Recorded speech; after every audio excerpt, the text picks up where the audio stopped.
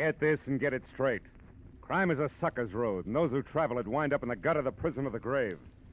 This time, a friend with millions, a myopic chemist, and a long-haired piano player were thrown into panic because a brilliant young lady with a gun was taking a big step in the wrong direction. It happened like this. From the pen of Raymond Chandler, outstanding author of crime fiction, comes his most famous character in The Adventures of Philip Marlowe.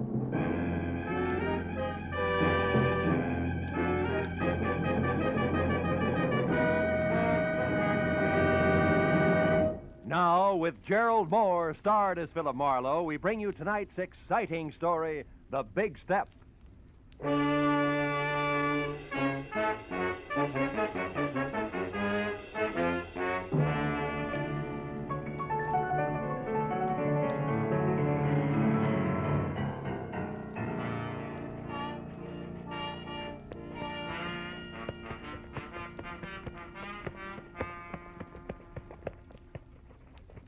Yes, sir, Mr. Marlowe. I always figure shoes are just like faces. How's that, champ? Well, they make it old and they make it wrinkled, but they're still okay as long as they got a shine on them. Yeah, it keeps that right in condition, huh, champ? Yes, sir. Hey, let me just spank up this one again, huh? Sure. Oh, come in. Mr. Marlowe? Yeah? Oh, excuse me. I didn't know you was busy. That's all right. Okay, champ. I guess that does it. Here you are. Oh, thank you, Mr. Marlowe. I'll see you tomorrow. Right. Well, now that my shoes have a new lease on life, won't you sit down? Miss, Cantor. Mrs. Betty Cantor. Oh. I'm a waitress at the Shelton Cafe. I need your help, Mr. Marlowe. There's something you could do for me. You free to take a case? Well, I'm free, depending on the case. What is it? Well, today, this friend of mine, Shirley Vitello, comes into the restaurant where I work. Yeah. She takes her usual table, and while she's waiting for her order, she starts reading the paper. Well, it's all quiet so far, Betty. Yeah, but just when I'm bringing in the tomato juice, it happens. She sees something in the paper that scares her. Scares her bad. What was it, Betty? Do you know? I don't know. She mutters something, and then she runs out of the place. Her face was gray like ashes. Later, I got to worrying. I called her at home, then at the lab where she works, even her husband's studio. No luck. Now, wait a minute, Betty. I don't quite get the connection. You and Shirley Vitello, I mean. Oh, I don't know we're social. We're only chummy at the restaurant. She's been eating there for years. Well, that's a basis for friendship. Well, about 6 months ago, I was in bad trouble. And Shirley came through with $200 when it seemed like more money than I'd ever seen. Yeah. It kept me and my husband together. So, you see, she means a lot to me. Yeah, I see what you mean. Well, look, Bet, what was this about a lab? Well, Shirley's a technician. She works as an assistant to a chemist named Softman. Abraham Softman, out on Melrose someplace. Mm-hmm. What about Shirley's husband? Do you know him? Gilbert? Oh, yeah. He comes in with her a lot. He's a piano composer and a real nice guy. Mm. He lives for his work. He's unknown now, but he's a real genius, Oh, Shirley sure, says. sure. She'd do anything to keep him and his music going. Yeah, well, tell me, this friend of yours saw something in a paper you said that scared her. Now, that's all you know, huh? Yeah. And I want you to find out why and help her. Here's $50, Mr. Marlowe. That's what you charge, ain't it? More or less, yeah. By the way, Mrs. Cantor, where's your ring? I sometimes take it off when I'm working. You do, huh? Yeah. Or perhaps when you hock it to raise $50? Look, Betty, I'm a careless guy. You better hold the money, huh? Oh, but Mr. Marlowe... Where do the Vitellos live? But Mr. We're Marlowe... in a hurry, Betty, remember? Where's the address? Well, it's 3140 Veteran Avenue. Mm-hmm. And in case you want it, Gilbert's studio is Benedict Canyon, 510. Thanks, Mr. Marlowe. And you call me at Empire 17087, huh?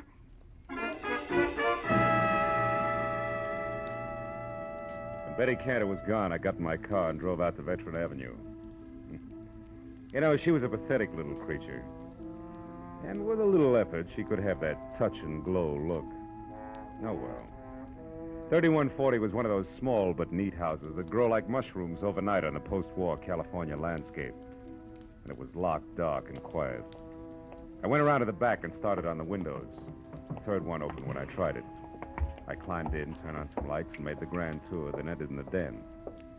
The only indication that anyone had been there all day was a current issue of the L.A. Star crumpled in the wastebasket. I pulled it out and started through it. On page 5, I found the hole where a 2-column story had been clipped out. And then somebody was at the front door. I started toward it, but changed my mind at the sound of the key in the lock. And instead moved back into the den and watched. A head that belonged on a gopher wearing a battered fedora and inch-thick glasses above a fur-collared coat peeked in. Gave the place a myopic once-over and headed straight for the den. So I stepped out where he could see me. I have never seen you before. What are you doing here? You tell me first, Pop. I'm bigger than you are. I'm Dr. Abraham Softman. Softman? Oh, the chemist Shirley Vitello works for. Is that why you have a key? Yes, she leaves unfinished. She leaves work here for me to pick up. It's a convenience for both of us. But now you can also explain, maybe? Well, a friend thinks your assistant's in trouble. I'm trying to find out. The name's Marlowe. Aha. I suspected now I'm right. What? Shirley came to the laboratory late from lunch today and very much upset. She left again soon, right in the middle of our most important crimson test. Your what? Our crimson test. Oh, yeah. Without one word to me, she left. Never does this happen before. In all the 5 years, she has been my loyal right hand.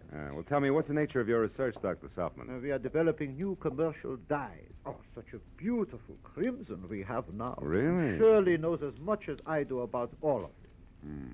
Mr. Marlowe. Was it you who opened the desk drawer there? No. I didn't notice it till now. 2 boxes of .32 caliber ammunition.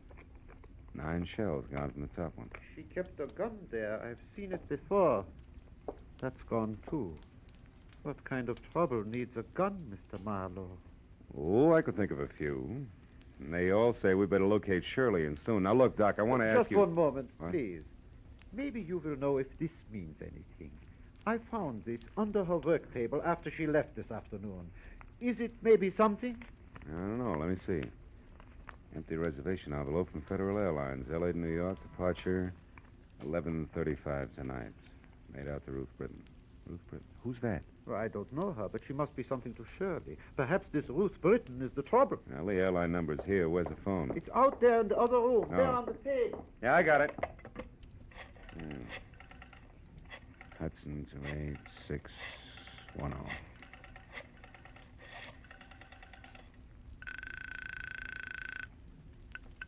Good evening, Federal Airlines. Agent Frederick Stowe speaking. Frederick, do you have a Ruth Britton listed on your 11:35 flight to New York? Oh, just one moment now, sir. I'll check. Oh, no. Yes, we do. Yeah, well, I've got to locate her. Do you have an address or a phone number there? Oh, no, sir, I do not. And even if I did, I'm Look, afraid Freddie I couldn't. boy, Freddie boy, this is important. I need that information. Now, describe it to me. What does she look like? Oh, dear, I'm afraid I can't. I must have sold the ticket. I'm the only agent on duty, but I just can't seem to think where Try, will you think? I am. How do you expect Oh, me to isn't that remember awful? 75 or 80 faces every day? Now, listen, Good heavens, don't you think I get confused? Yes, I every do. Every time Now, 9 or 10 jerks come in here at once, all wanting tickets at the Never same time. mind. Don't you think I have the Skip right it. to do it? Frederickson. Now, look, Doc. Now, look, do me a favor, will you? What is it? Stay right here and wait for Shirley. If she comes back, hold her. I'm going to look up her husband, Gilbert.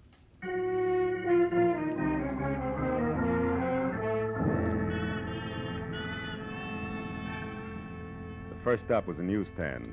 I bought an L.A. Star, turned to page 5, and found that the missing story was on a man identified only as Denneker, who'd been hit by a taxi on Temple Street at 8 a.m. The only reason it rated 2 columns was that before he lapsed into unconsciousness, he told the ambulance crew from the Citizens Emergency Hospital that he knew he was going to die and wanted to clear his conscience by confessing a crime he'd committed. It ended with police standing by. I drove on into Benedict Canyon, wondering what kind of a bridge it was going to take to span the gap between a female chemist and a downtown traffic accident. I was still wondering when I got to number 510. All I could see of Gilbert Vitello's studio over the brush around it was something pseudo-Spanish that had been stuck onto a piece of vertical real estate by an optimist in the early 20s. A path had been opened from the driveway to the house, and as I walked to the door, the piano music from inside got louder, but not better. Even in the long-haired circle, that stuff needed a haircut. Hey! Hey! Vitello, break it up a minute, will you? What's the meaning of this outburst? I'm working and I won't be interrupted. Who are you? What do you want anyway? Take it easy, Mr. Vitello. My name Easy? is Marlowe. Betty Cantor sent me here because she's worried about your wife. The waitress worried about Shirley. Why? Well, she's in some kind of trouble. Have you seen her tonight? No, not since this morning, but that's not unusual. I often work late. My music is very demanding. Now, what gives that waitress the idea that Shirley's in trouble? Your wife's reaction to a newspaper story. It scared the wits out of her. About a taxi hitting a man named Denica. Mean anything to you? Denica? Shirley worked with a fellow by that name once, I believe, but why would that story frighten her? Well, I was hoping you'd tell me. Do you have a gun? A little .32 pistol is at home. Why? It's gone. See here, what's this all about? Tell me the truth and be quick about it. Oh, shut up. Answer my question. All right. My wife was shocked by that item on Denica.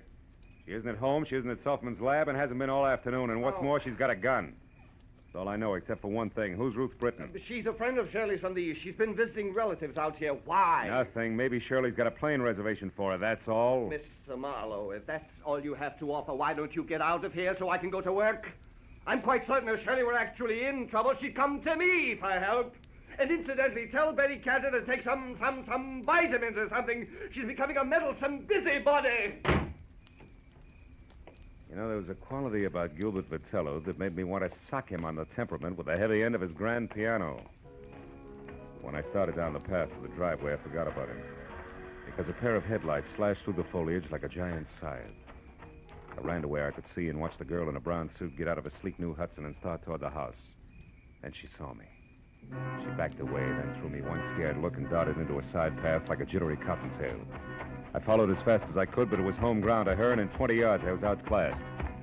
I lost her at the corner of a sagging shed and stopped to listen for her footsteps. I heard something else, but not in time to duck. Oh!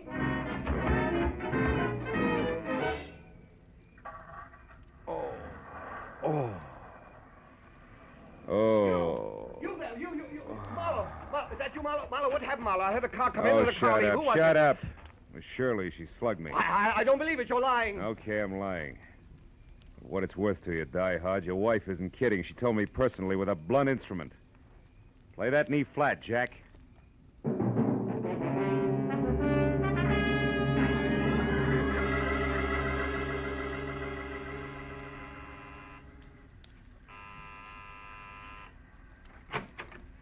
Mr. Marlowe, did you get something? Lumps. Oh, look at... How about you, Dr. Softman? No, nothing. Come in. Oh. No one has come here. You found out something? Ever hear of a guy named Denica, Doc? Me, here of Morris Denica? 5 times in the past 3 years, Morris Denica in Chicago has beaten me by introducing a new dye substance or a new process just days ahead of me. 5 times this happened. He's a dye chemist, too, huh? A brilliant one. I admire him. But why do you Listen, this me? is beginning to fit like a rubber glove. Denica's in a hospital right here in L.A. He may not live, and he wants to confess to a crime. Here, look. What's Now, read it this? yourself. When Shirley saw that story, it threw her into a panic, and now it only figures one way. Your assistant has been selling your new developments to Denica before you released them. No, it is not true. Shirley would not do this thing, not to me. Okay, Doc, we'll see. Now, look, why don't you go back to your lab and wait? I'm going to the hospital now and do some more fast addition. If it comes right, just don't forget you're a scientist, will you? Oh, I would not forget. Now, you remember something, Mr. Marlowe. 2 plus 2 does not always make 4, especially when you are adding up human halves.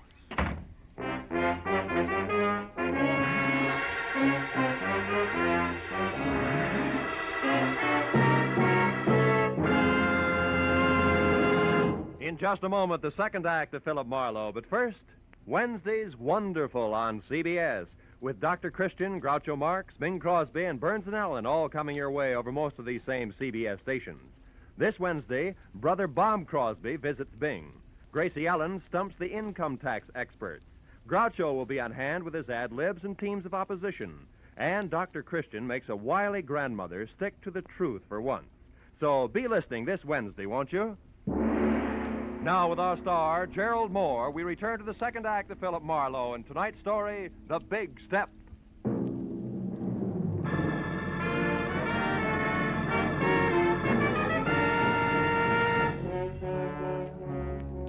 It was 20 stop-and-go minutes through the snarled early evening traffic over to the Citizens Emergency Hospital.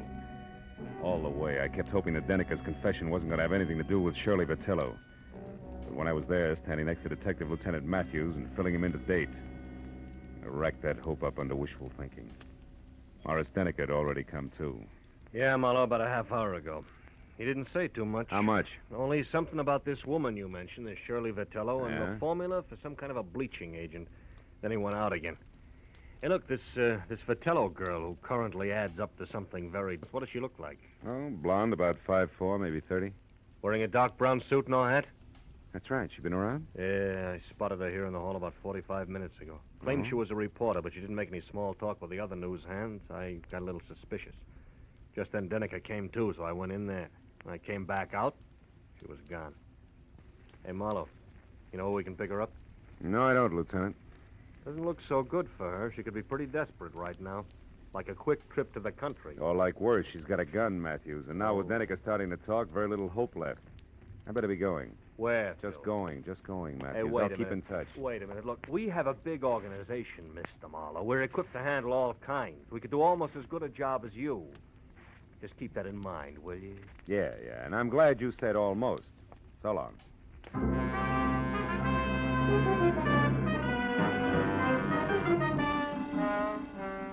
I got back into my car and pointed it toward the Vitello place on Veteran Avenue again. Because I didn't know where else I could possibly pick up Shirley's trail. I felt like an uncomfortable emptiness was in the pit of my stomach. You know, like the guy who stands on a street corner and watches an ambulance intern scrape up a traffic victim. He knows he didn't have anything to do with it, but that knowledge doesn't make him feel any better. Shirley Vitello was headed for trouble, bad trouble. And the pathetic little kid, Betty Cantor, who came into my office and started the whole thing, could get hurt in the process.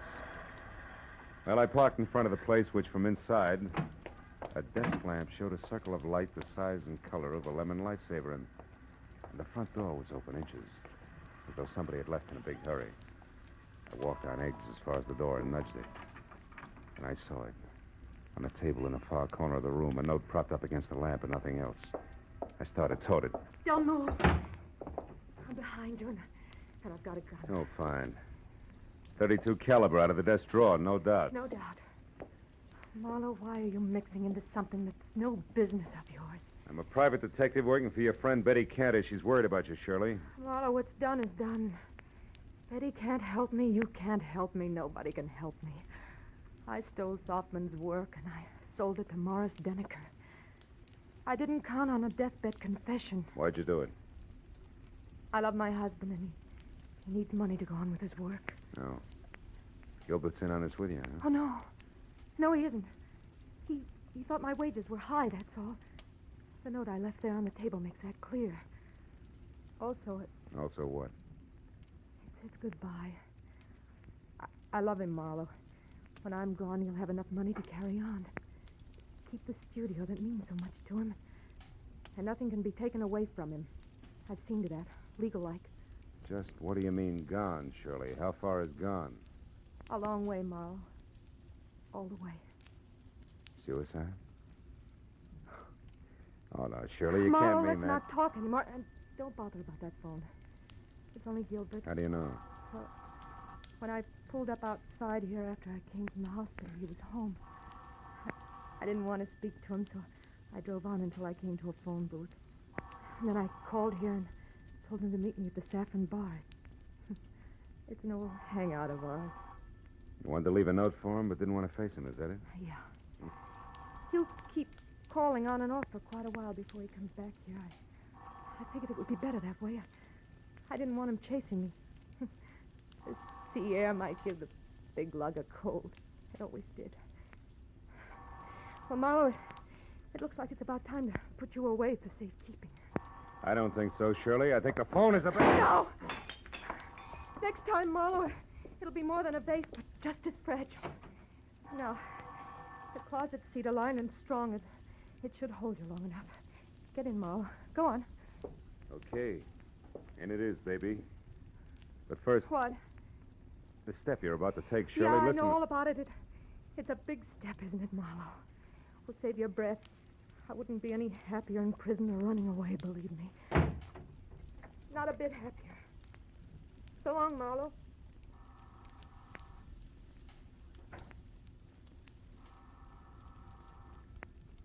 Nobody's home.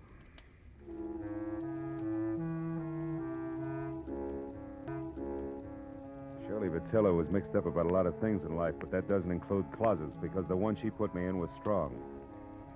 The lining she called cedar must have been hand-me-down armor plate from a retired battle wagon. So all in all, I was 45 minutes alternately kicking and resting while the insistent telephone marked the 5-minute intervals for me. But finally, it was the wood around the lock that gave way. I was out. Hello? Hello, who's this? Marlowe Vitello, and save your questions till you hear what I have to say. Marlowe, where's my wife? She was supposed to meet me here at the Saffron Bar. I said save it. Now listen. Your wife's out to kill herself. No, Marlowe, no! Yes, tell me, did you two have a favorite spot out near the ocean? I don't see what I don't care whether you see or not. Did you or didn't you? Yes, the Redondo fishing pier below Santa Monica. Good. Now keep listening, Vitello, and do as I say. Come straight home. But, Marlowe, it's surely... Do as I say, Vitello. I'm back here and sit tight with fingers crossed. I'll worry about the pier. Goodbye. Second connection was broken. I picked up the phone again, dialed 116, got through to police emergency operator, and from there to Matthews, who was still at the Citizens Hospital. I told him to pick me up in a squad car and get ready for a fast 10-mile drive to the Redondo fishing pier, where Shirley Vitello was going to kill herself. Then I got outside and waited the 4 longest minutes of my life, until finally Matthews screeched up to a halt. When I piled in, we took off, siren wide open.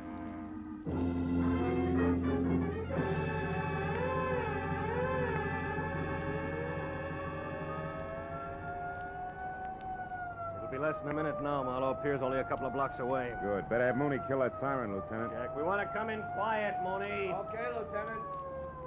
Well, there she is. That tower's out on the pier. Yeah, Mooney, pull up here, will you? We don't want to scare her into something. Matthews. What? That crowd there, halfway out on the pier. There's a cop with her. Yes, so there is. You better drive right up, Mooney.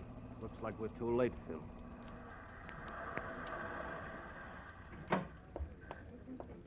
We were too late.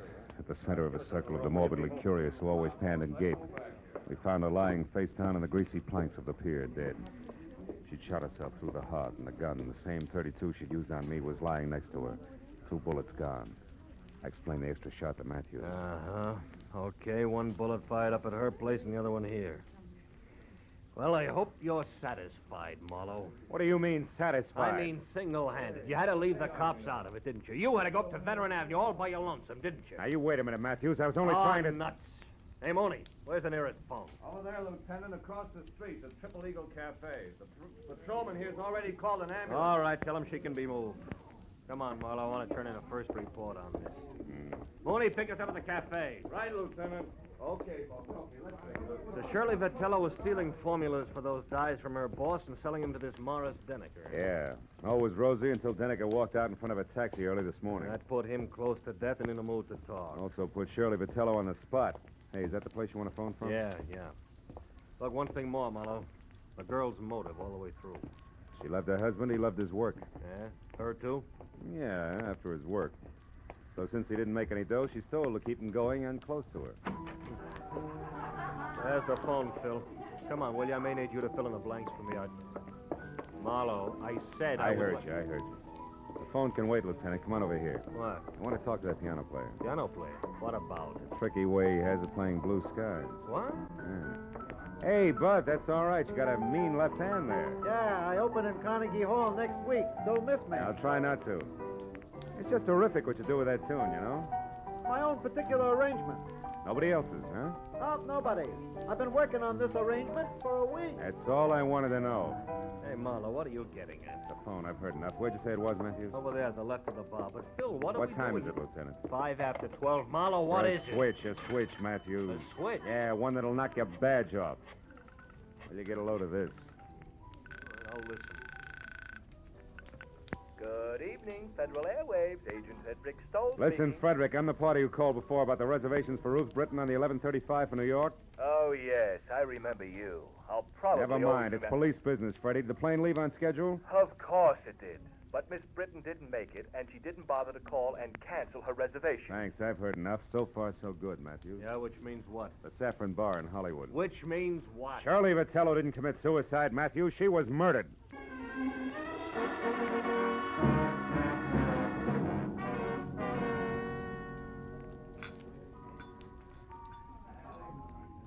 Okay, Phil. Where's your man? Right there. That table against the wall. Oh. Come on, Matthews. Hawaiian music. Sentimental rock. Degradation. Abomination. Oh, I don't think it's as bad as all that, Gilbert, old boy. Marlowe, you a cop, the most insensitive of all people. What would you know about music? Just for the record, he's not a cop. My question still stands. What do you know about music? As a matter of fact, not much. But you know, I'm fascinated by what they're doing with instruments these days. Really? Mm-hmm. What are they doing that might fascinate you? Well, for example, take that picture where the score is done by only one instrument, a zither. What's more, it doesn't sound like a zither. To a trained ear, a zither is a zither. You mean you can't make one instrument sound like another? Well, for example, a guitar like a piano? Don't be ridiculous. Now, wait a minute. It's not so ridiculous. Why, only tonight I heard a guitar that sounded just like a piano. Real tricky arrangement it was, too. Sounded... You're joking. Oh, no. Oh, you must have heard it, too. It was while we were talking on the telephone. The telephone? I talked to you? Sure you did. You remember? You said you were calling from here, the Saffron Bar, but the conversation was being scored by the pianist at the Triple Eagle Cafe at Redondo Beach. A real tricky arrangement in more ways than one. I didn't mean it. I didn't really want to. All right, what's the rest of it, Phil? He didn't want to quit his work and spend the rest of his life hiding in some forgotten corner of the globe. Which was her plan? Yeah. As I figure it, once Shirley knew she was finished, she decided they should both run for it. He was in on what she was doing all along. And the suicide note? It was part of a plan. Oh. Leave Puppy here and innocent with the money she got for her shenanigans. Then frame her own suicide, a trail that would lead us to the Redondo Pier, her hat and coat floating in the drink. Uh-huh. And after a couple of days of searching, we say the tide probably carried the body out to sea. Closed case. That's right. In the meantime, she's flown to New York as Ruth Britton and is heading on from there. Hubby here to join her at a later date. Yeah, fine. Only hubby double-crossed her and shot her so he can sit tight with the money right here. That's it, Matthews. Please, give me another chance. Oh, shut up. Wipe them dry, Matthews, and take them away.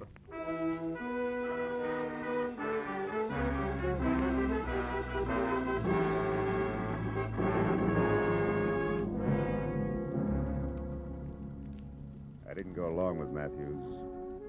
I didn't even bother about my car, which I'd left in front of the Vitello place. I'd had enough for one night. Not the kind of person who'd hitch his wagon to a star, only if the twinkle he saw on the horizon was the reflection of a dollar sign. Oh, yeah, they were a pair, all right, the Vitellos. A pair who finally canceled each other out. You know what? I'm glad of it.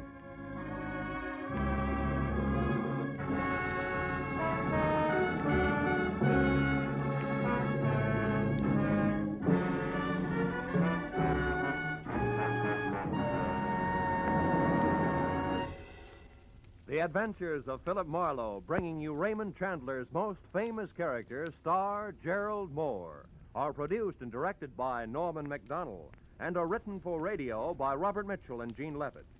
Featured in the cast were Gene Bates, Paul Dubov, Vivi Janis, Edgar Barrier, and Peter Lead. Detective Lieutenant Matthews is played by Larry Dobkin. The special music is composed and conducted by Richard Orant. Be sure and be with us again next week when Philip Marlowe says... This time I tangled with a mad Scotchman, a phony English lord, and a beautiful blonde corpse in a freight house. All because of a butler who walked on his knuckles.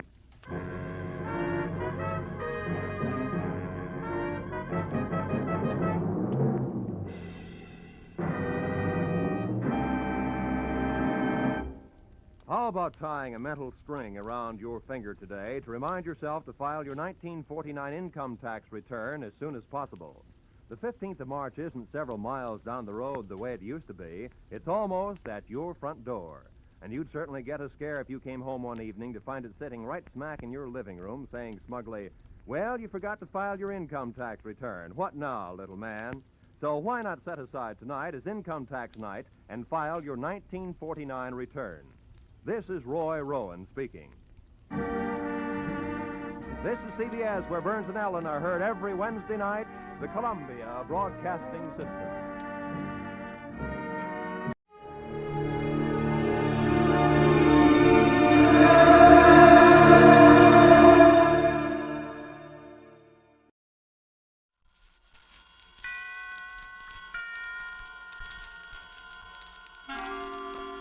Suspense.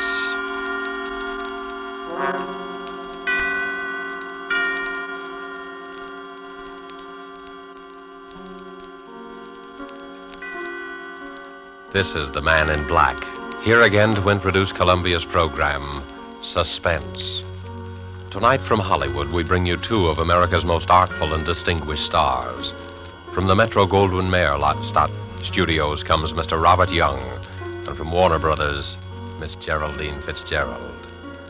Mr. Young and Miss Fitzgerald are with us to play in an unusual tale by the unusual James Thurber.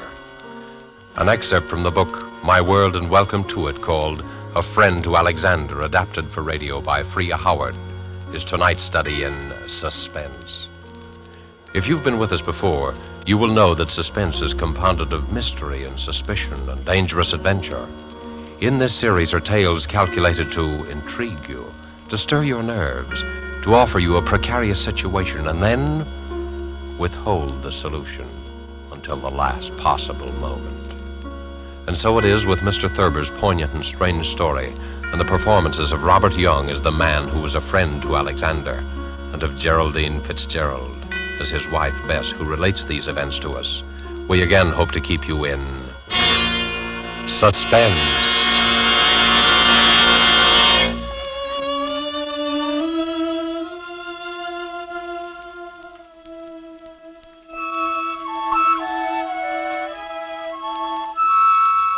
Harry was a laughing, happy-go-lucky fellow before he began to have those dreams.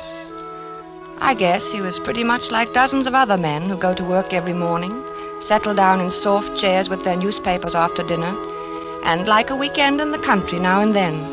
He was fond of easy living and good times. Like everyone else, he talked of the war, rationing, tires, and his golf scores. Until those nightmares began to plague him. At first, I was amused. You know, I've been dreaming about Aaron Burr every night. What for? Well, how do I know what for? Aaron Burr is a funny person to be dreaming about nowadays. Why? I mean, with all the countries in the world at war with each other. What's so funny about dreaming? Maybe you're upset. Well, everybody dreams, don't they? I don't see why you'd see Aaron Burr in your dreams. Well, I do. Where do you see him? Oh, places. In Washington Square, or Bowling Green, or on Broadway. Even here on 55th Street? Mostly downtown. I'll be talking to a woman in a Victoria, a woman holding a white lace parasol. Oh. And suddenly there will be Aaron Burr, bowing and smiling and smelling like a carnation, telling his stories about France and getting off his insults. Who is the woman in the Victoria? What? The woman. Who is she? Well, how do I know? You know about people in dreams, don't you? They're nobody at all. Or everybody. Ah, but you see Aaron Burr plainly enough, though. I mean, he isn't anybody or nobody. Or everybody. All right. You have me there, but I don't know who the woman is. Are you sure? What's more, I don't care.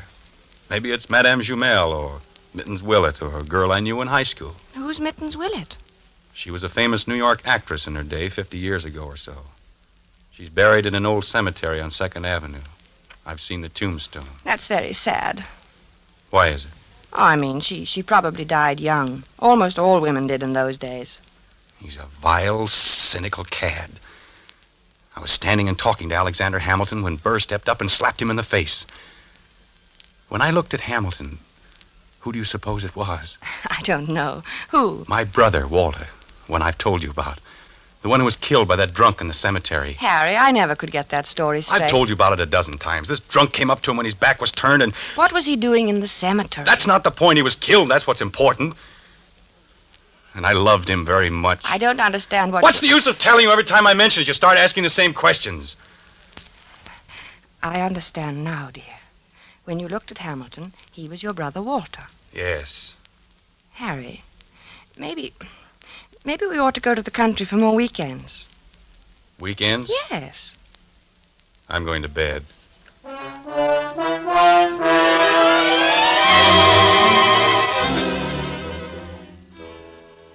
For a time that evening, I worried about Harry. Not about his dream. Why shouldn't he dream? But I wondered about his health. He looked so So worried somehow, so unlike himself. I was glad when he went to bed. A good night's sleep was just what he needed, I thought. How could I know? The next morning, we were quietly eating our grapefruit when Harry flung down his spoon. I wish he'd go back to France and stay there, him and his la-la. Who, dear? Oh, you mean Aaron Burr. Did you dream about him again? Yes, he said la-la to me. Why should he say la-la? I was at the tavern and we were drinking ale, and I said something funny. I don't remember what it was. Something amusing about what Ben Franklin had said to Washington once. It was one of those things, you know. No, I don't. Have some more coffee, dear. I don't want any coffee. I made this remark and everyone laughed. Everyone but Burr, that is. He sort of sniffed, and then he said, la-la. Well, why not? I mean, is there anything wrong about him saying la-la? It was the way he said it. He was sneering at me. They all noticed it. Who, dear? Who noticed? The others, all of them. And Hamilton. I was there with Hamilton. It was swell until Burr came in. Aaron Burr. I don't see why you dream about him all the time. Don't you think you should take some luminol? I'm not sick, I tell you. I know what I'm dreaming. I just thought, well, it's always Burr, and that seems odd. Well, why? Why shouldn't I dream about Burr if I want to? But you don't want to. No, but I can't help it. Everywhere I go with Alexander, sooner or later Burr shows up and makes those nasty remarks. Last night he elbowed Alexander out of his way. Did it deliberately. Alexander? Hamilton. Oh, Alexander Hamilton. Yes, goodness knows I'm familiar enough with him by this time to call him by his first name. Harry, you know, we might go to the old Drovers Inn this weekend. You like it there. Hamilton has become not only my brother Walter, but practically every other guy I've ever liked. Don't you like the old Drovers Inn anymore? Isn't it natural that Hamilton should represent my brother and guys I like? That's natural, isn't it?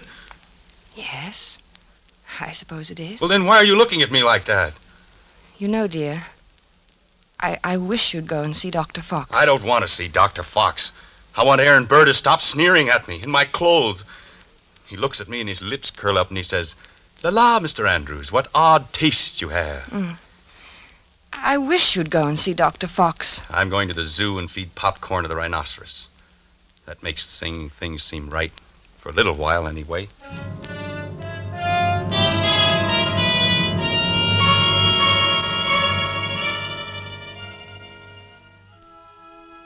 I thought he'd forgotten all about that ancient pistol duel, because for 2 days after that, he lost his haggard, tired look and actually seemed cheerful.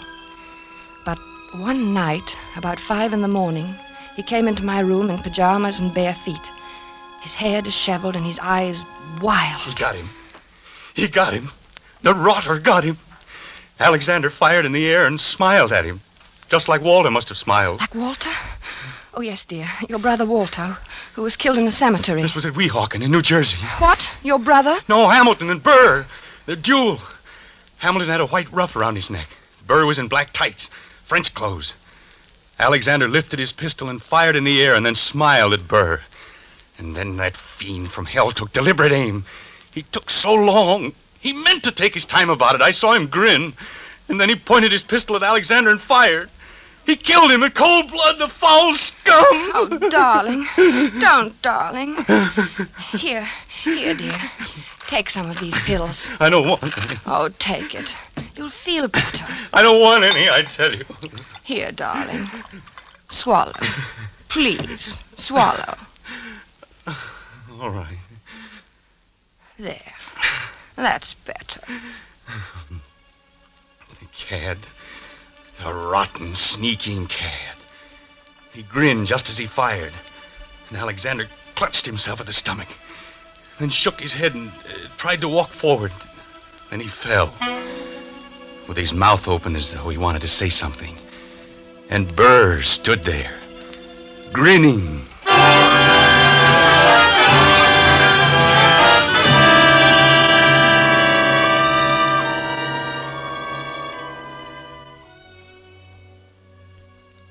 He was better after that, but I kept urging him to see Dr. Fox. At first he refused, but later he decided to humor me. He was humoring me by this time, and Dr. Fox, too. How you been feeling, Doc? Oh, fairly well, Mr. Andrews. My pulse has been Now, just what seems to be the trouble? Nothing. Nothing wrong with me. He has nightmares. You look a little underweight. Perhaps your diet. Oh, I'm not underweight. Overweight, maybe, but not underweight. Getting enough exercise? Same as usual. He's worried about something. He always has this same dream. Aha, a dream, eh? What kind of a dream? Just a plain old dream. Aha. No, it isn't. It's about his brother Walter, who was killed in a cemetery by a drunken man. Only it isn't really about him. Really? Why, very few people are actually killed in cemeteries. It's an interesting coincidence, if I may say so. You mean you know somebody who was killed in a cemetery, too? Is that the coincidence? No, I meant your brother being killed in a cemetery. You know, dead in a cemetery. A sort of, do you follow me? No. I think you should go see Dr. Fox, Dr. Fox. Interesting. Yes, very interesting. I wonder if you would mind stepping into the next room, Mr. Andrews. I want to give you a thorough examination. Right in here, sir, and we'll just have a look at you.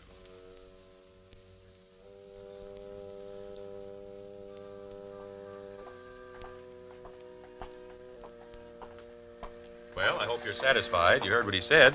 There's nothing the matter with me at all. I'm glad your heart is so fine.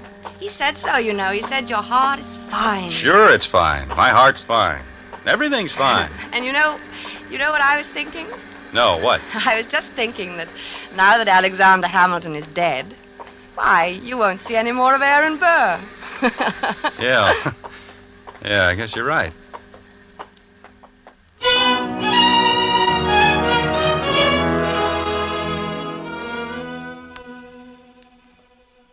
But I was wrong. Aaron Burr did not leave my husband to sweeter or more peaceful dreams.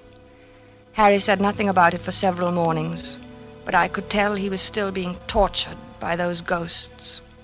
He brooded over his breakfast. He didn't answer me when I spoke to him.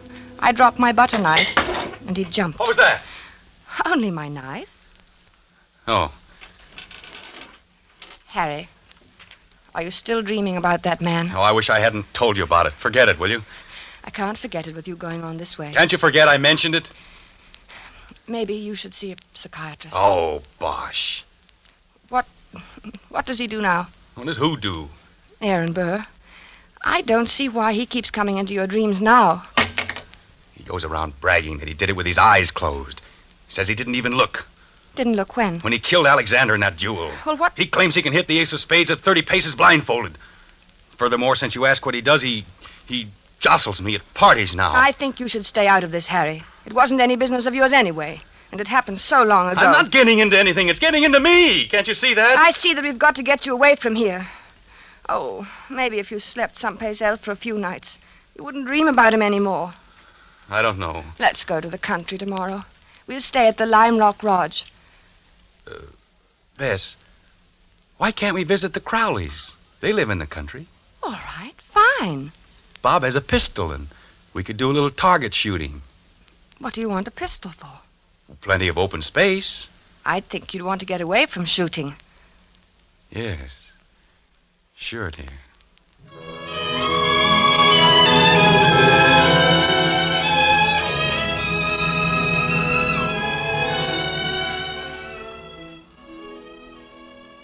The vacation seemed a success at first.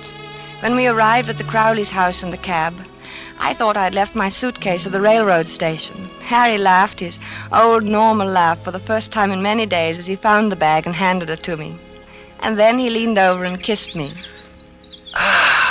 Good old Connecticut. Oh, Harry, this is wonderful. Oh, we'll have a grand time, Bess. Yes, dear. Hello, Miss. Hi, Harry. Here they come. Good old Bob. Remind me to tell him that rabbit joke. Hello, Madison. I'll take your bags, Mr. Andrews. Thank you, Madison. Good to see you. Thank you, sir. Hello there. Biz, what a wonderful Well, day. Bob, Like how's that? the old country squire? Oh, fine. How have you been? Never better. Boy, it's good to be here. Hello, Alice. Well, you too. I'm so glad you've come.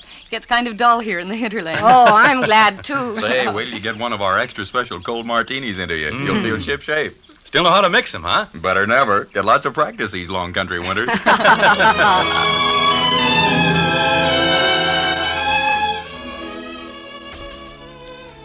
Oh, it was grand, seeing Harry's face relaxed and smiling over his cocktail glass. When I went to bed that night, I felt that at last that nasty old business of the dream was over, and I was happy. But when I woke the next morning, I saw my husband lying rigid on his back, staring at the ceiling. One Henry Andrews, an architect. What's the matter, dear? Nothing. Oh, why don't you go back to sleep, Harry? It's only 8 o'clock, and this is the country. One Henry Andrews, an architect. What are you talking That's about? what he calls me. Calls you who? One Henry Andrews, an architect. He keeps saying in his nasty little sneering voice, One Henry Andrews! Harry, please don't yell. You'll wake the whole house. It's early. People want to sleep. I'm beneath him. I'm just anybody. I'm a man in a gray suit. Be on your good behavior, my good man, he says to me. Or I shall have one of my lackeys give you a taste of the riding crop. Why should he say that to you? You ask me why. He wasn't such a great man, was he? I mean, didn't he try to sell Louisiana to the French or something behind Washington's back? He was a traitor. Then why worry what he says? He was a scoundrel, but a very brilliant mind. I was in hopes you weren't going to dream about him anymore. I thought if we came up here... It's him or me. I can't stand this forever. Neither can I.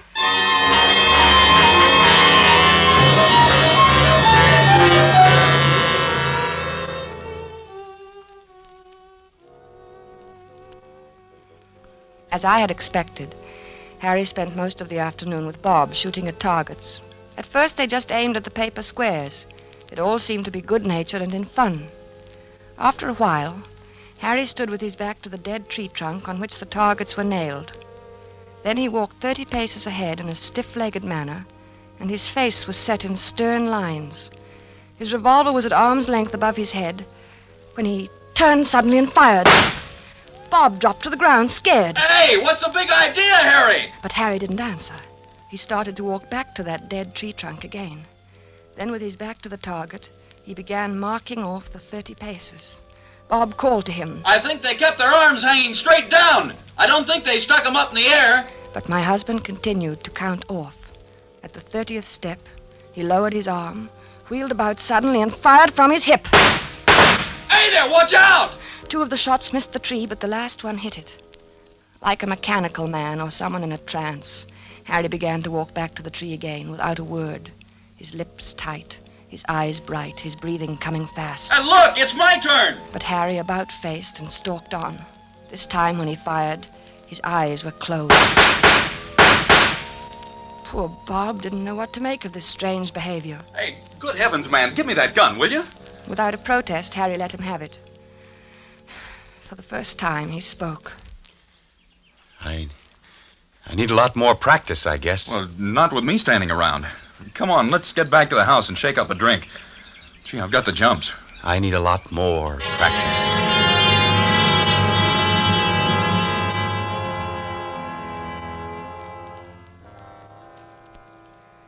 I guess I must have slept soundly that night, because I didn't hear him leave the room.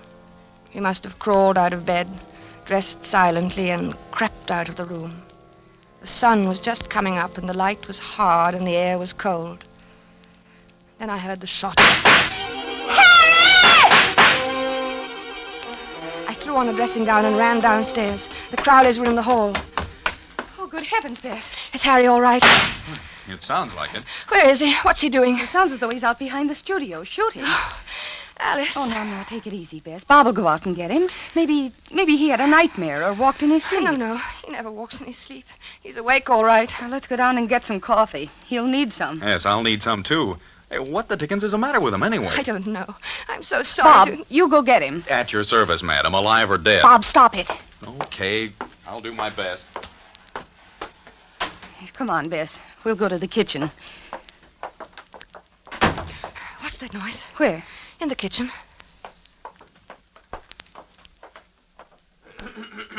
Oh, it's you, Madison. Yes, ma'am. Well, you're shaking. I was just wondering, ma'am. No, it's all right, Madison. You go on back to bed. Clothita was scared, ma'am, and I thought... Well, you tell Clothita that it's all right. Mr. Andrews is shooting a little. He couldn't sleep. Yes, ma'am. Yes.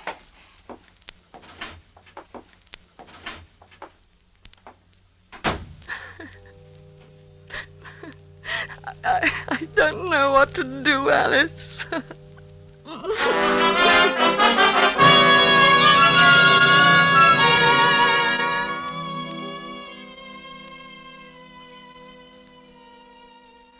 I guess the Crowleys were relieved when the cab came to drive us to the station early that day. Their maid had threatened to leave. The neighbors were complaining about the early morning disturbance, and their own nerves were ragged. Boy, I'll need a drink after that. Yes, and make mine a stiff one. Gee, I'm sure glad he's gone. Well, it was either he or Clothita. You can't afford to lose a good cook these days. Say, what do you think's the matter with him? I don't know. It's what Clothita would call the shoots, I guess. You know, he said a funny thing when I went out and got him this morning. Well, let's have it. I could stand a funny thing. I asked him what the deuce he was doing out there in that freezing air with only his pants and shirt and shoes on, and you know what he said? What? I'll get him one of these nights. That's just what he said.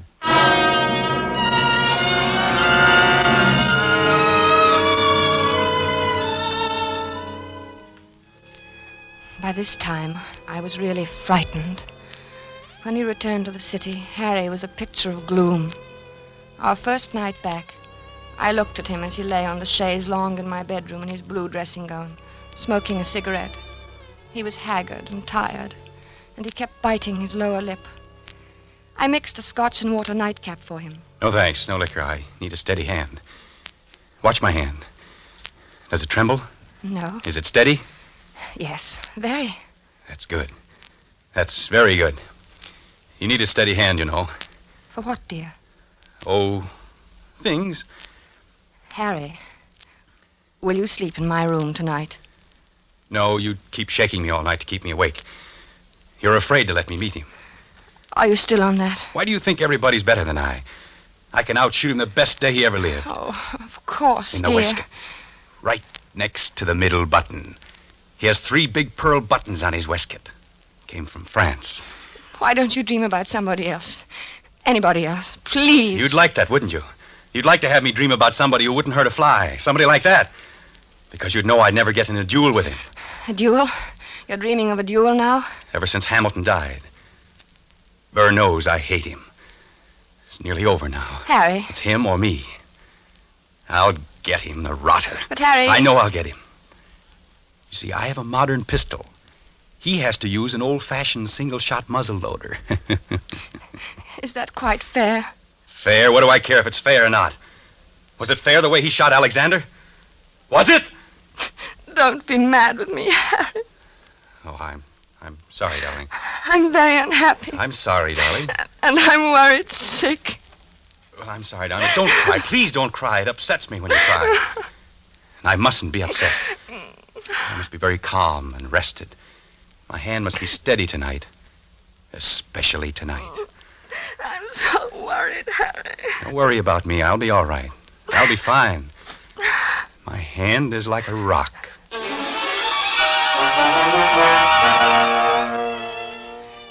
Later, when I kissed him goodnight, I knew it was really goodbye. He didn't say anything, and neither did I.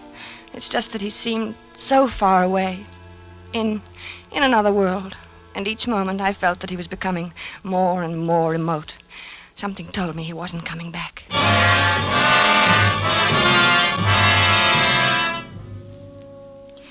couldn't sleep. After an hour of tossing and turning, I went to Harry's room. He was sleeping peacefully. I sat down in his chair and watched over him for a long while. Then, finally, I must have fallen asleep. A beautiful morning. It was about 5 in the morning when I awoke. Harry was talking in his sleep. Ah, yes, the doctor. Good of you to come, Doctor. Yes, often misty at this hour. Harry. Are they loaded? Splendid. Harry, wake up. Yes, I'm perfectly ready. Is Mr. Burr? He is? Good. Shall we proceed? No, I do not care to make a statement. Very well. Yes, I understand perfectly. 10 paces. Turn and fire at the dropping of the handkerchief. Yes, 10 paces. Harry. Thank Harry. you for acting as my second, Mr. J. Of course, extremely good of you. Very well, then I'm quite ready. 1, 2, 3, Harry. 4, Harry, please. 5, Don't, Harry. 6, 7, 8, 9, 10. Harry. Harry, dear.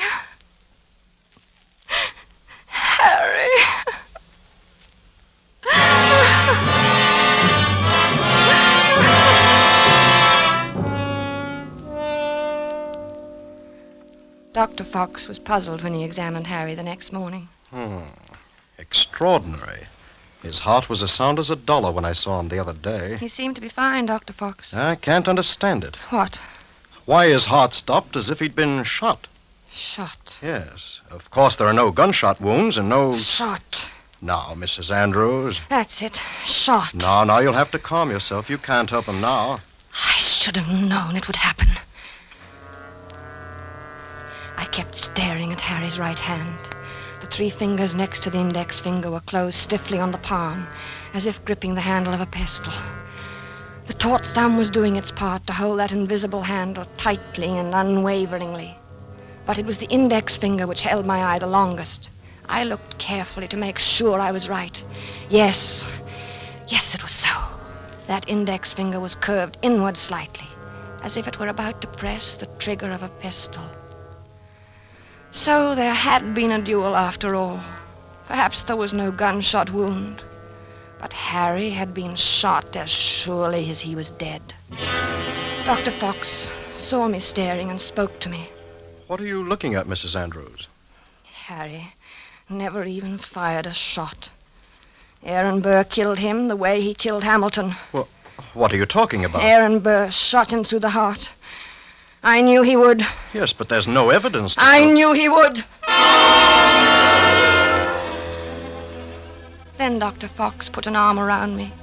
He looked at me gently and a bit frightened, the way I used to look at Harry when he told me about his dreams. He led me to his assistant and whispered something. He thought I didn't hear him, but I did. She's crazy. Stark, raving crazy. I let the assistant take me away. Maybe he thought I was crazy, too. But now I knew. Aaron Burr got Harry, just as he had killed Hamilton in that old quarrel long ago.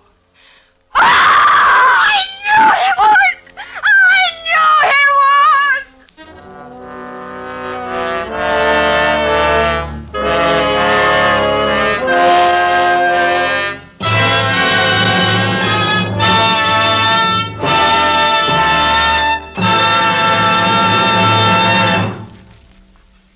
And so closes A Friend to Alexander, starring Robert Young and Geraldine Fitzgerald.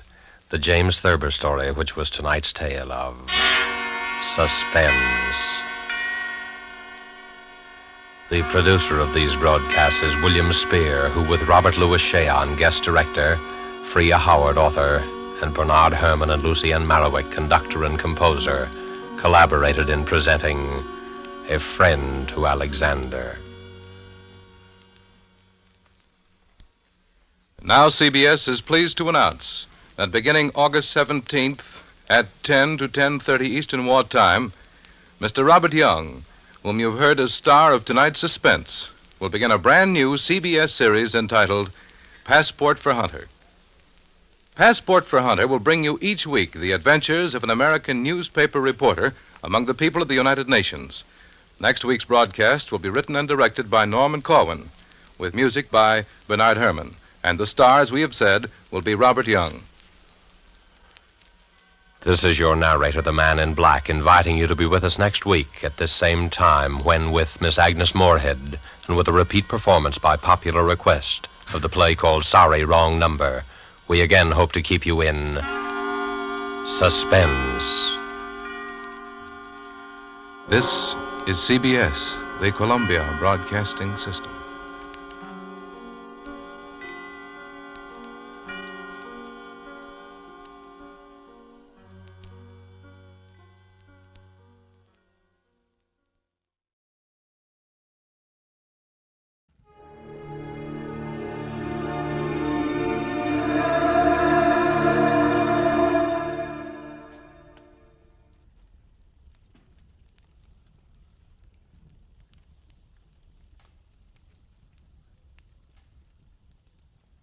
Get this and get it straight. Crime is a sucker's road. Those who travel it wind up in the gut of the prison of the grave. This time, a twisted mind, a hole cut in a wire fence, and a corpse in a storeroom. All added up to freedom. But only for the one who had it coming. From the pen of Raymond Chandler, outstanding author of crime fiction, comes his most famous character in The Adventures of Philip Marlowe.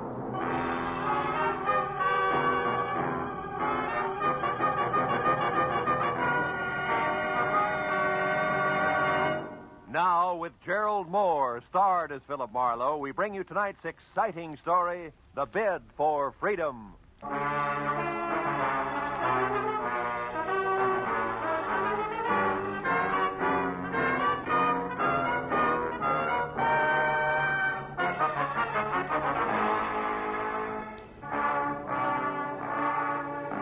Never fails. When you worry over your bank statement, then hug your office phone from 9 to 5, anxious for business, nothing happens.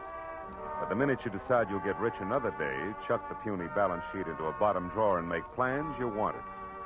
And that was exactly the way it played when at 3 o'clock on the kind of slate-gray afternoon that makes the beckoning Santa Fe Railroad vacation billboards look a little more so. I left a note on my office door and headed outside and across the street for some real Hungarian goulash. Very good today, too. A second after a waiter disappeared into the kitchen with my order, she was standing at my elbow. Not quite young, not quite pretty, not quite blonde.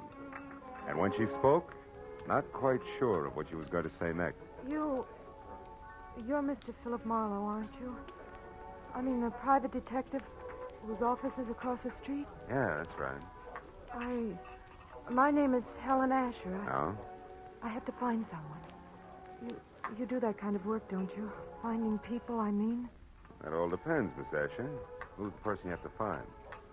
Leon Rodell, a friend. Uh-huh. You see, I just got into town. I had his address in my handbag, but I lost it. The handbag, that is. And I don't exactly know which way to turn. Well, just a minute, Miss Asher. Let's take it a step at a time, huh? Here, now sit down. Oh, no. No, thank you. I'm in a hurry, Mr. Marlowe. Leon Rodell isn't listed in the phone book. I've tried that, and I don't know the name of his firm, his business name. He deals in ceramics. Is that all you can tell me? Oh, no. I have something else. It's a name and an address here in Los Angeles. Fortunately, that wasn't in my handbag, but here in my coat. No. No what, Miss Asher? Outside there, on the street. What's on the street? Nothing. Nothing at all. Hey, Excuse me, Miss Asher. Wait a minute.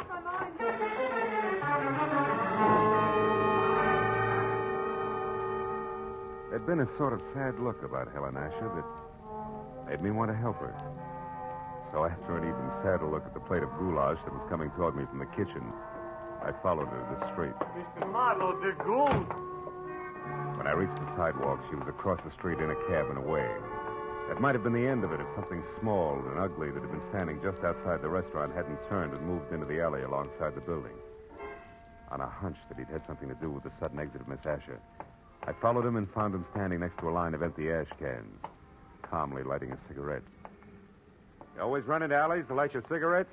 You always concerned? What do you know about Helen Asher? Helen Asher?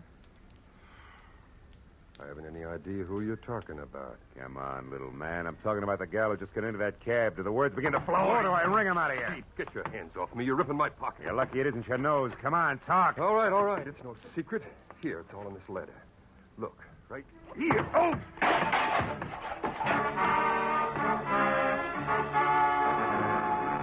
Toe of his sharp-pointed shoes and caught my shin where it really hurt. By the time I was out of the ash cans, back on my feet, I knew the damage had been more to my dignity than anything else. I knew also that the little man was gone, and I had no idea where. I was halfway out toward the street before I realized that I still had the little man's letter clenched in my hand. It was from an Omaha life insurance company and addressed to one Eldon Hook, 31 Marlboro Drive, Sunnydale, California. Sunnydale wasn't just around the corner, but the fear I'd seen in Helen Asher's face, plus a score to settle with Eldon Hook, said the 20-mile drive into the San Fernando Valley was a minor point.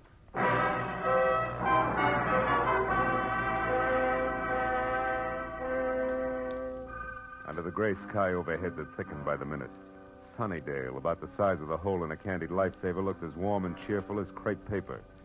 And number 31 Marlboro Drive, also gray, was no improvement from the ponderous, bleak stone buildings which said Queen Victoria should have slept there. Past the high, thick wire fence that surrounded it to the wrought iron gate in front of me labeled Hillcrest Sanitarium. Keep out. It took 10 minutes of softly phrased questions and answers to get the boss man, a Dr. Cianetti, to the gate. I told him who I was and what brought me to him, including a description of Eldon Hook. I don't understand. Come in, Mr. Marlowe, please. Eldon Hook has been with us as an attendant for more than a year now, and his behavior has always been satisfactory. Nothing would surprise me anymore today. By the way, sir, what did you say that woman's name was? The one who approached you in the restaurant? Oh, Helen Asher. Is it possible that she was once a patient here, Doctor? No. Oh. What about Leon Rodell? Leon Rodell? How do you know that name? From Helen Asher. She was looking for him. That's why she wanted to hire me. She knew he was here in Los Angeles. Mr. Marlowe, this woman, was she young? About 30, blonde? Yeah, that's right. Why? Why? Because this morning, earlier, about 6 o'clock, one of our patients escaped. A woman you know as Helen Asher, and we know as Charlotte Rodell, Leon Rodell's wife. Oh. She's insane, huh? Temporarily, yes. Come over here, near the fence. Oh. I'll show you how she got away. But how she managed to cut through enough of this thick wire link fence to make a hole large enough to crawl through is beyond me. Here, look, behind this ivy. Uh-huh. Even with a good wire snipper, it would take hours to get through all these strands, huh? Wasn't she missed inside? Yes, but she was only gone minutes. Apparently, she had been doing a little at a time during her recreation period, at night, whenever she could. Be careful of the burrs and those bushes there, Mr. Marlowe. Yeah, I see what you mean. Tell me, Doctor, have the police been notified? Of course, at once. The law compels us to. And frankly, Mr. Marlowe, I'm terribly worried. Oh? You see, it was her husband, Leon Rodell, who had her confined here a year ago. 6 months after their marriage, she began to act strangely. He felt it would be only with our help that she could ever regain her mental equilibrium. I thought that we were accomplishing that. Apparently no, huh? Obviously no. But, Mr. Marlowe, we must call the Los Angeles police right away and tell them that Leon Rodell now lives here, not in San Francisco. He must be protected. Yeah, I see your point. Yeah, she did break out. She is trying hard to find Leo, and 3 she ran from Eldon Hook, who was very close on a trail. That's right, Mr. Marlowe. That's why I suggest that Leon Rodell discontinue seeing his wife as of last month. He always left Charlotte very upset. But now I'd better call the police. Yeah, it's a good idea. Although Charlotte didn't know where her husband was staying or what the name of his ceramics business was, she... Say, Doc. Doc, she claimed that she lost her handbag. Have you found it by any chance? Yes, we did. We found it in the brush near a hole in the fence. I've got it right here in my desk. Oh, good. There was an address on a card in it. 3840 something. Yes, here it is. 3840 Lookout Terrace. Lookout Terrace. Lookout Terrace. That's right here in the valley, up in the hills, south of Ventura Boulevard. Mr. Marlowe, if possible, I'd like to avoid having the papers get hold of this story. This is a rather exclusive nursing home. So? Well, in a sense, you're already in this case. Could you try to find Charlotte Rodell and bring her back here before the police do? Well, Dr. Cianetti, It would be doing a great service for the woman and her husband. I'll pay you your fee. All right, Dr. Cianetti, I'll try. I'll call you as soon as I have something.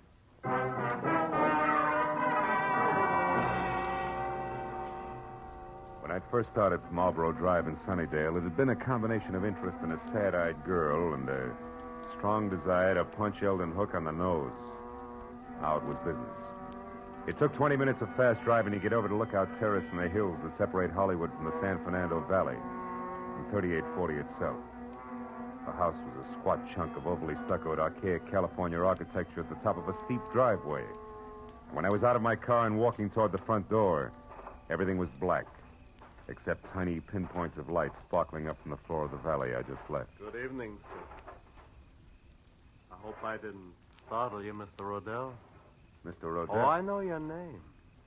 Yes, sir. And I know some other things as well. Like what? Oh, incidental facts. Like, well, it's cold in there. so you haven't been home in hours. And? And the refrigerator's empty, so you're only staying here off and on. Also, the old mail inside, phone bills, etc. They don't have your name with this address. So this is probably a friend's house. Which totals to what? To zero, maybe. Zero, Mr. Rodell, like you're going to total if you don't pay the money you owe to my good friend in San Francisco.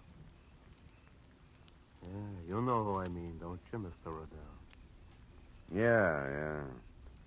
What I don't know is how good friend thinks I'm going to raise that kind of dough. I made it funny? Oh, you're kidding. What's 15,000 to you? You, shall I say, an intimate friend of Ordine Blackburn? Oh, Ordine Blackburn. Yeah, Ordine Blackburn. Come off it, boy. I'm thorough. An eager sort. I know that the lady from Bel Air's loaded and that she's nuts about you. No fooling. Now, before I leave, a word of advice, Rodell. One can't run away from his obligations forever. And you won't be able to walk away after 24 hours. Unless, of course, you pay. Good night. Good night, Eager. Till we meet again.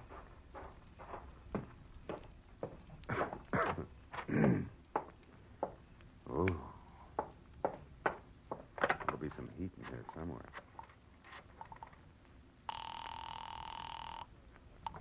Information. Oh, operator, I'd like the telephone number of a Miss Ordine Blackburn in Bel Air. I don't have the address.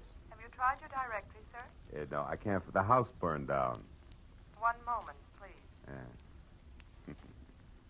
We have an Ordine Blackbird at 2321 Bel Air Road. Yeah, that's it. What's the number, please? Nevins 31121. 31121. Thank you. House burned down.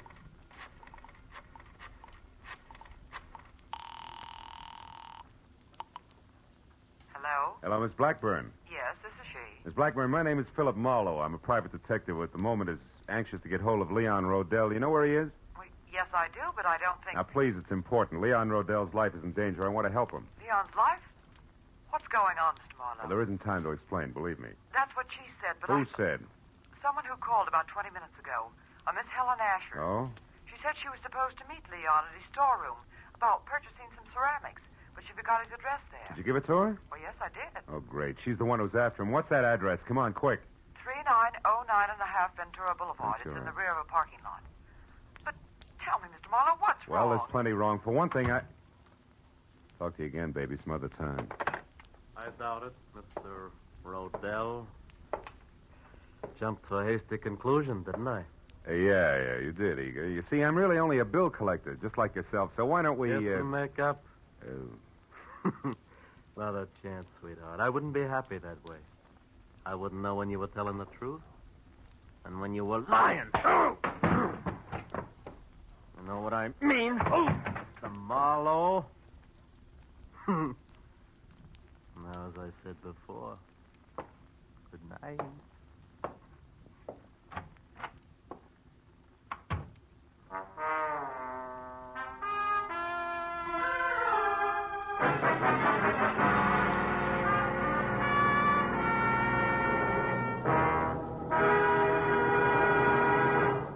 In just a moment, the second act of Philip Marlowe. But first, CBS will bring you the earth-shaking premiere of a new opera tomorrow night. An opera written by Alec Templeton with Charlie McCarthy as a lovelorn singing Bengal lancer. Templeton himself as a Maharaja and Ursel Twing as a flying carpet salesman. You can hear it on the CBS Charlie McCarthy Edgar Bergen show tomorrow night. And don't forget, Red Skelton, Amos and Andy, Eve Arden, Horace Hyde, and all the other CBS Sunday night stars will also be on hand on most of these same CBS stations. Jack Benny, of course, is heard in them all on Sundays. Now, with our star, Gerald Moore, we return to the second act of Philip Marlowe and tonight's story, The Bid for Freedom.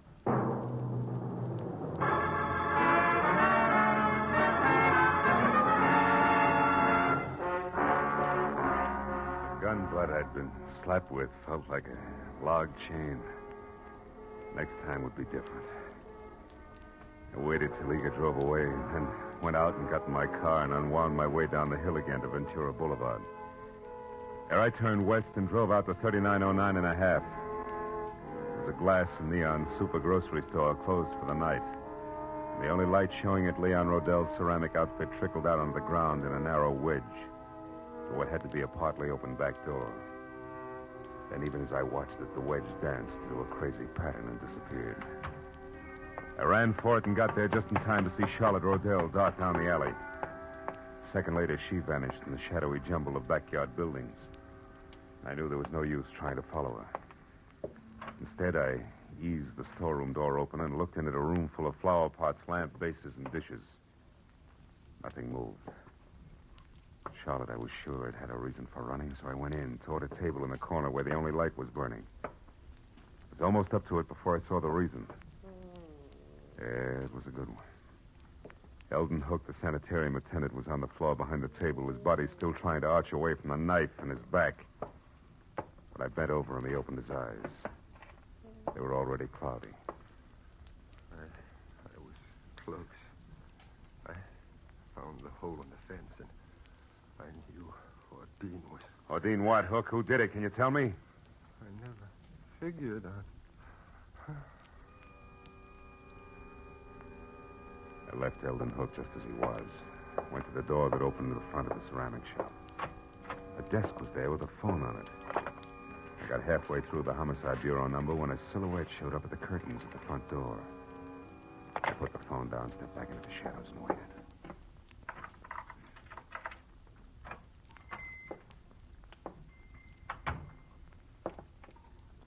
Oh, that's funny. Must have left the work light on. Not necessarily, Mr. Rodell. Who are you?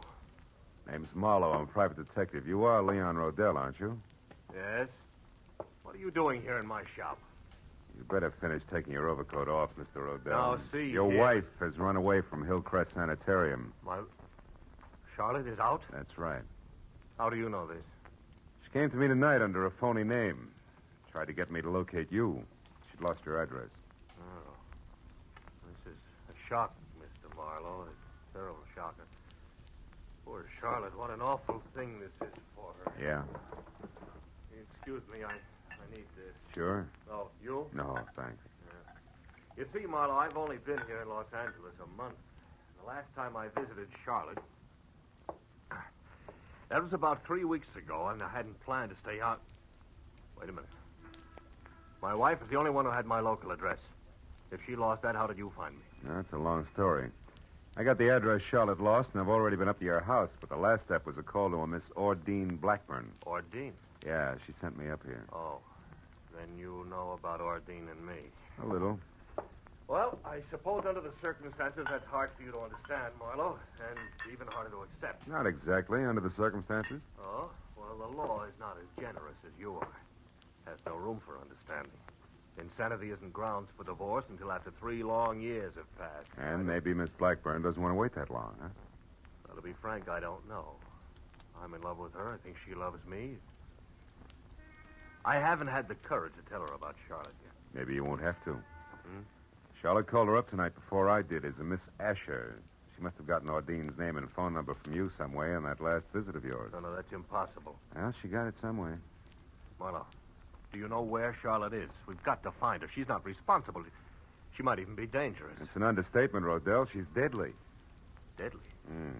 I don't understand. Come here. Over behind that table there where the light is. What? Go ahead and look. Oh, what's over there? When I showed up here tonight, I saw Charlotte running away. I came in and found that. Oh, my goodness. The attendant at the sanitarium.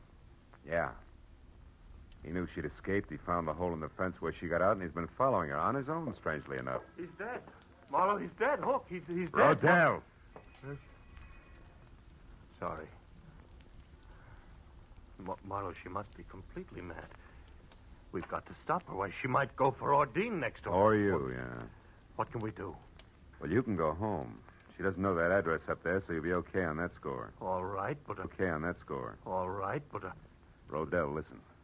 Keep your doors locked up there, will you? Well, sure. You said Charlotte... I know. I'm not thinking about Charlotte now. There's something else. The guy in San Francisco that you owe all that money to. What about him? Sent a mug down here who intends to collect it. I've tangled with him already. He means business. So be careful, Rodell, and I'll see you as soon as I can.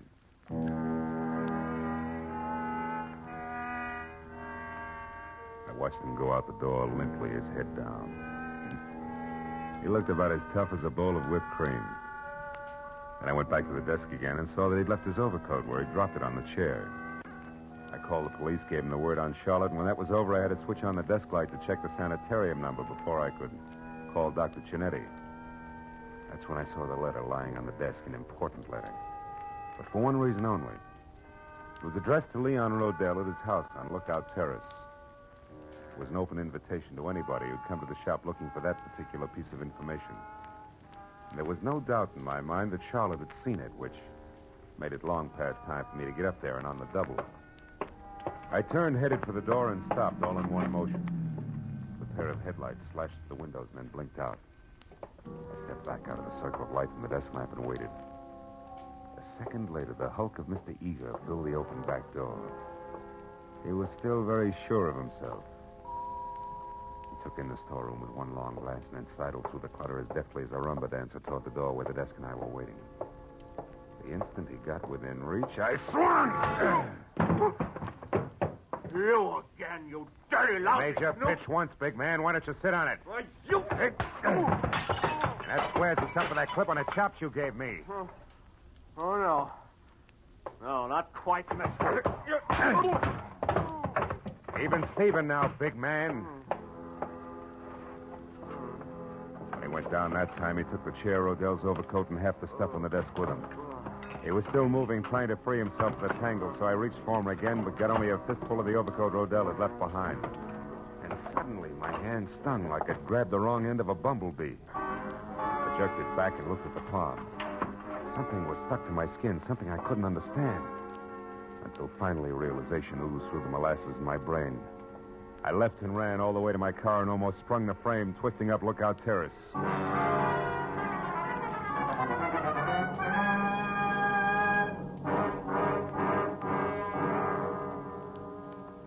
I parked down the hill from 3840 and ran as far as the house next door, where I got to the back, hopped the fence, and got my gun in hand.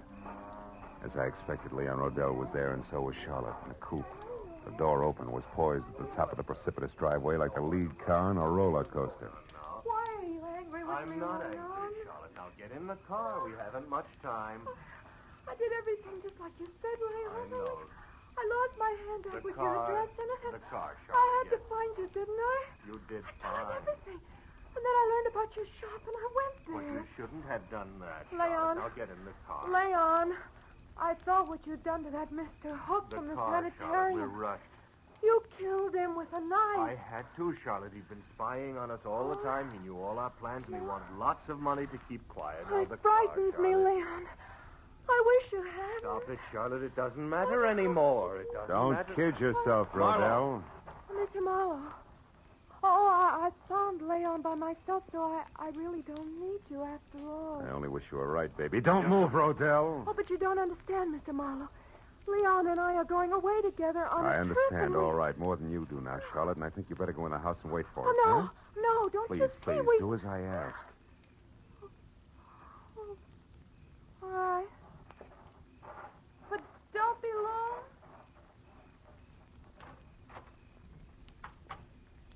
Some trip you had in mind, Rodell. Your wife in this coupe and straight down over the bank, strictly solo. She didn't even suspect. Keep your hands off me. Sure, I'd never get him clean again. But it'll give me great satisfaction to drop you with a bullet. And I'll do just that if you take one step before the police get here. So stand still, Rodell.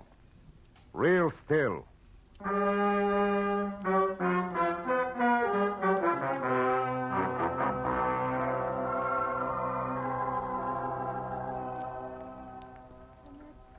Really all that happened, Dr. Chinetti. I'm sorry you were worried, and I'm awfully glad I'm back. So am I, my dear. And we'll talk more about it in the morning. What you need right now is a good night's rest in your own bed. Oh, you're right, Doctor. I'm very tired. Good night, Mr. Marlowe. And thank you. Good night, Charlotte. She still doesn't realize, does she? No, and it's a good thing. Plenty of time for that later when it can come gradually. At this point, she could tear herself to pieces over a thing like this. Yeah. Her husband who urges her to run away and helps her do it for the sole purpose of getting her out where he can kill her. Not much security in that setup, huh? No. You mentioned another woman, Mr. Marlowe.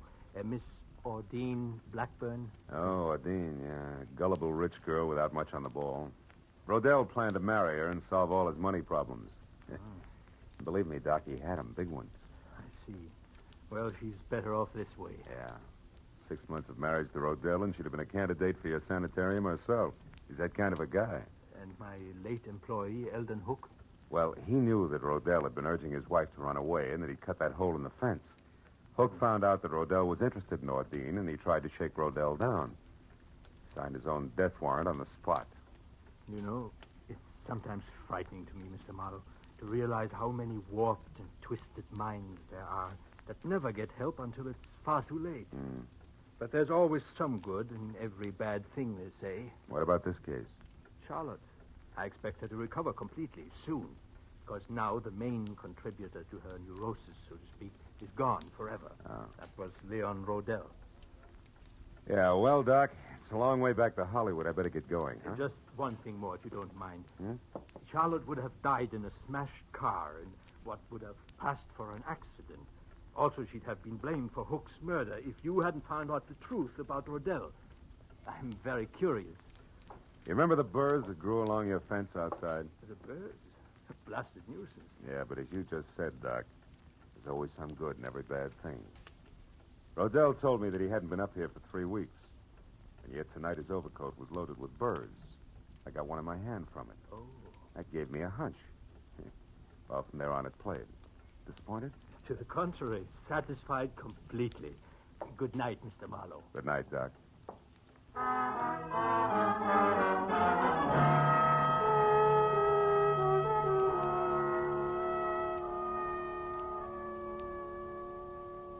As I left Hillcrest Sanitarium and drove back across the wide, flat San Fernando Valley, dark and quiet in the hour just before dawn, I found myself being grateful for a lot of little, orderly things.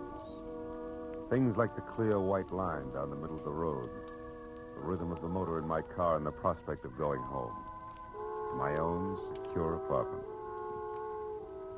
Then I wondered about Charlotte and the sort of nightmare jungle the world must be to a mind twisted suddenly, out of focus, where there is no symmetry or logic. But nightmares can be banished, huh? Fears driven away. And in time, with Dr. Cinetti's help, she'd come out of it all right. But the others like Hook and Rodell, to them, the jungle is home. No nightmare, that. They live in it by choice. Until, one way or another, they're destroyed. Choked to death by the very tangle they hide in. Well, that's fair enough.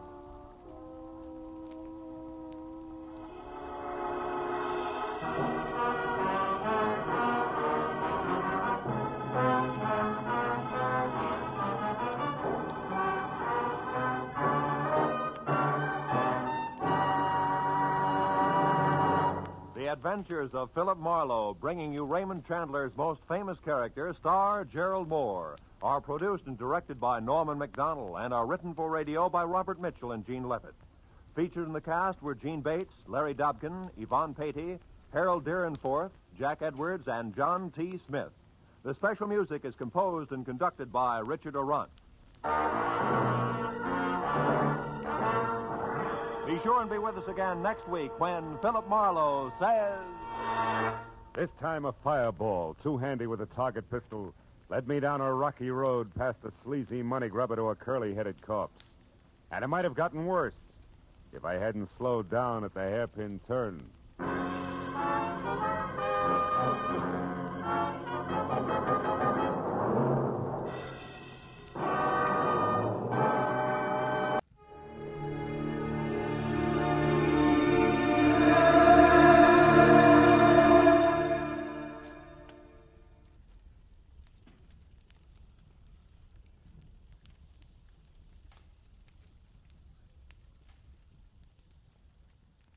When the will was read, everybody figured she'd been crazy when she wrote it. And that included me. But I changed my mind after spending a night on an island with a pig, a cat, and an ape. Because in reality, they were people.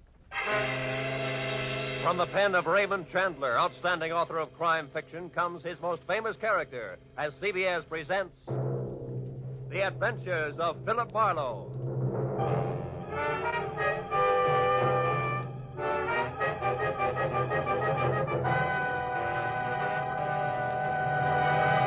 And now, with Gerald Moore starred as Philip Marlowe, we bring you tonight's unusual story, Where There's a Will.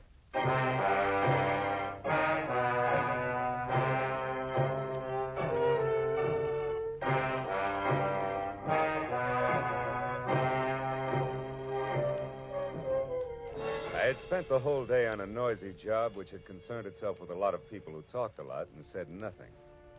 When I finally locked up my office for the night, I was worn out. As I drove slowly along the street, I was glad to be heading for home in a little peace and quiet. At least that's what I thought. But when I pulled up for a full stop sign, only a half a block from my apartment, something happened which brought my little dream of peace and quiet to an end. The car door opposite me flew open, and something mighty excited jumped in. I'm being followed. Drive on, please. The law? No, please drive on. Okay, lady, get a good grip on the upholstery.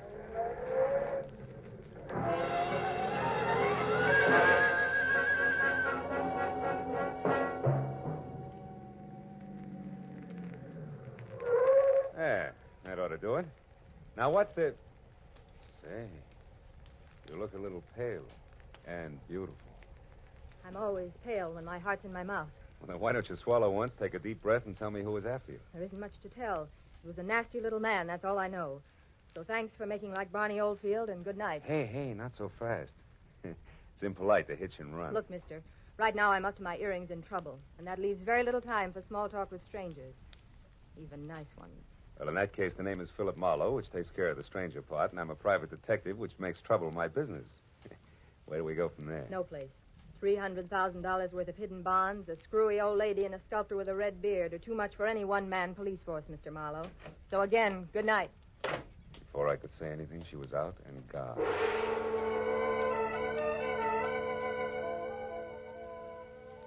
There was only the heady scent of taboo in the air, and the memory of a gorgeous profile with jet black hair and pale blue eyes. I sighed like a schoolboy and decided to put her under the heading of things that pass in the night. But I couldn't.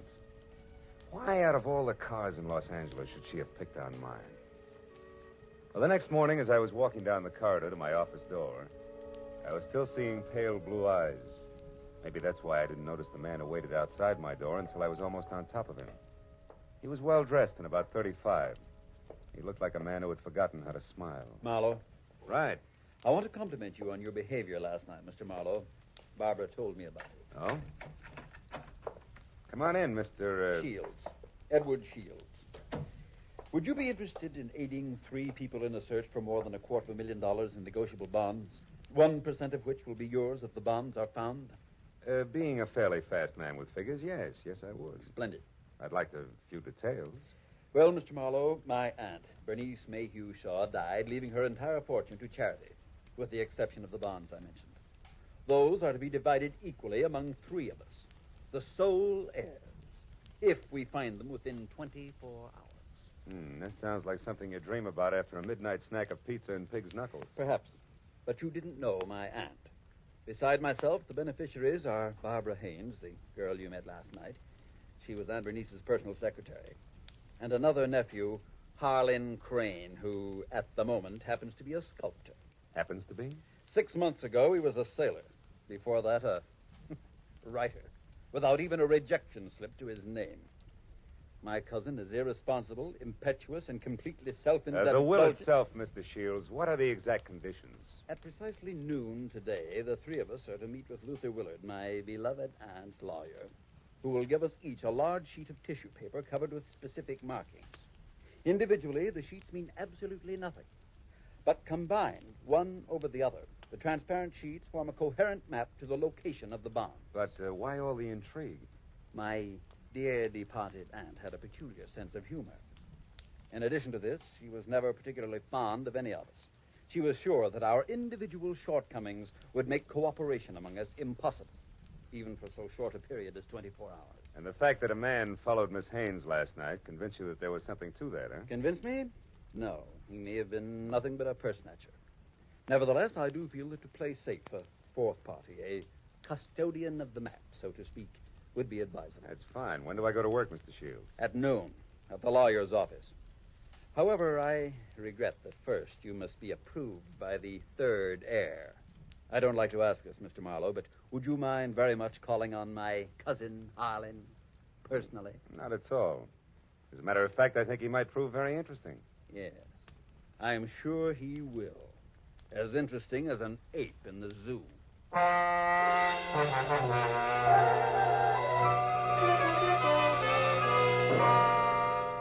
I felt like saying, look, Shields, I'm not as gullible as I look. But then I thought a client's a client, and I decided to play along. Harlan Crane, 6 foot, red-bearded giant, talked as he worked, wielding a 10-pound sculptor's mallet like it was an 18th century quill. I'll be frank with you, Marlowe. Money isn't everything to me and never has been. Over $100,000 will buy a lot of marble. Half the state of Vermont, I'd say. But coming to the point, Mr. Crane, do I get your seal of approval? Oh, I imagine you'll be all right. Anyone who can get by Shields, the all-American Scrooge, ought to do. Thanks, a million. I'm not being personal where you're concerned. It's just a matter of facing a fact bluntly. Edward Shields is conniving, avaricious, and dull. I heartily recommend him to nobody. And the girl, Barbara, you feel the same way about her? No, I don't. And the truth of the matter, Marlowe, is that I know very little about Barbara Haynes. What I do know, I like very much. Yeah, that I can understand. Marlowe, do you realize that once you have the whole map in your possession, you're worth an awful lot of money? Of course I do. The whole map, I have a market value of exactly $300,000. That's right, fellow. $300,000, dead or alive.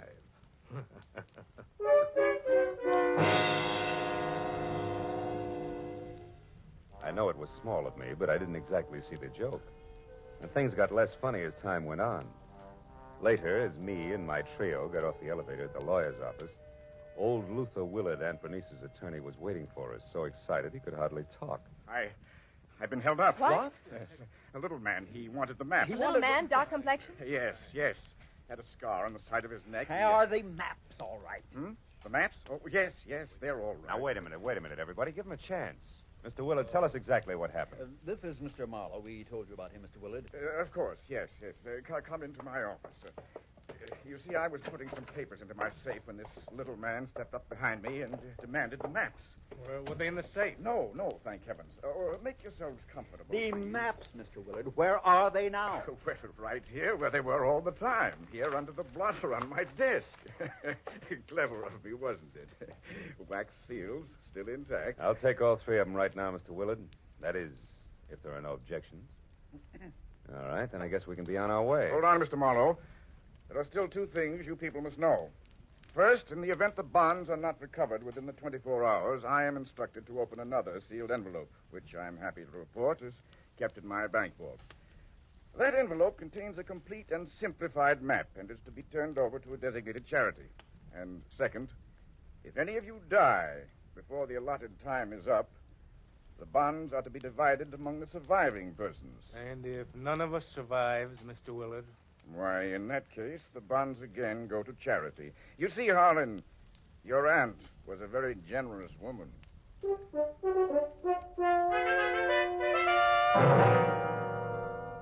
After arranging to meet with the 3 heirs at Shields' place later that afternoon, I headed for the nice and public library, where I figured I'd be able to examine the maps in safety.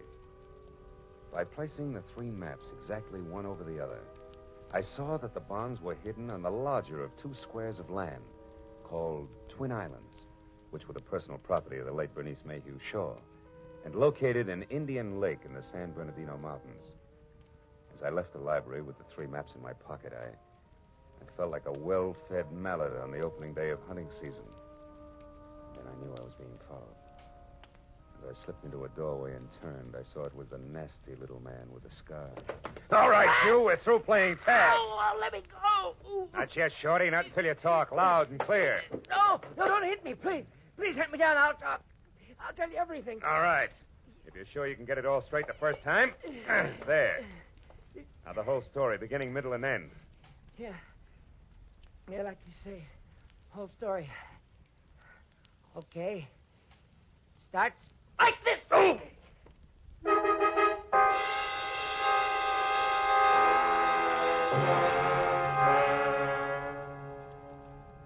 By the time I figured out that it had been the sawed-off end of a broomstick that had slammed my stomach up against my backbone, the little man was out of sight. Another 5 minutes went by before I quit calling myself sucker and I started to think straight. Nearest public locker was in the Santa Fe Trailways bus depot on Cahuenga. I went up there and deposited 2/3 of the map for safekeeping until we were ready to leave for Indian Lake. And I found a telephone, and a half a dozen calls later I knew that a caretaker named Jumbo was the sole inhabitant of Twin Islands. And my last call was to him. I wanted some kind of a welcoming committee ready for us. When I left the phone booth, it was only 1 o'clock. So I returned to my apartment where I figured I'd rest until 3, when we were all to meet at Shields' place. But that was my second mistake. Because the moment I closed my apartment door, I was positive I wasn't going to get much rest. I had an unannounced visitor. Yeah, you look surprised, Mr. Marlowe. I am. I didn't recognize you at first without your broomstick. Yeah, I traded that in on this 22 target pistol here. It's more expensive, but it's better. Makes me as big as you are. Maybe bigger. Yeah, but how much does it do for your personality? Quite a bit. Gives me poise. And poise gives me manners. So in asking for that nap in your pocket, I'll even say please. Come on, Marlowe. I won't say please twice. No, I don't think you would. Here. Thank you. Now, before I go, one more thing. The hall outside here is straight and narrow, right to the stairs, and that makes it fine for shooting. So after I step out, don't do anything rash. For a while.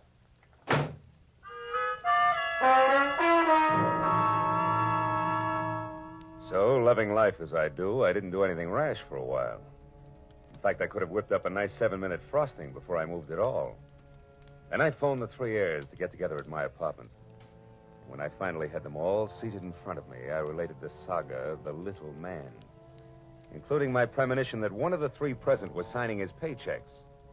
Of course, I got nothing but Cupid doll innocence out of any of them. So after adding that we'd get underway just as soon as the missing 1/3 of the map was returned to me, I threw my trench coat over my arm and told them I was going for a walk. But before leaving them, I reminded them that whoever was behind the little man could fire him, because I would never have kept all 3 maps in one place anyway, unless all of the heirs were on hand to watch one another. And then I left.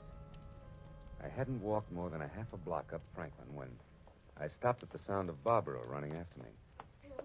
Phil, I'm scared. Harlan and Shields are acting like a couple of wild men, calling each other every name under the sun. What'd you expect? Chit-chat about the weather? I quit acting like a bobby soxer within squealing distance of Sinatra and try a cigarette. It'll calm your... What is it, Phil? Why are you smiling like that? What's wrong? Nothing's wrong, Barbara, nothing. It's just that I found this in the pocket of my trench coat when I went for my cigarettes. It's the map. That's right. The missing 3rd. It's back already.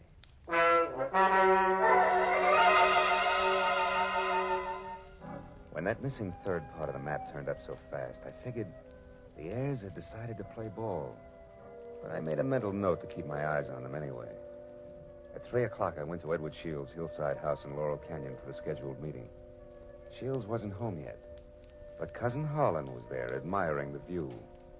Barbara showed up a few minutes later in a convertible, and Shields arrived last by cab. It finally began to look as though we might actually start out all together.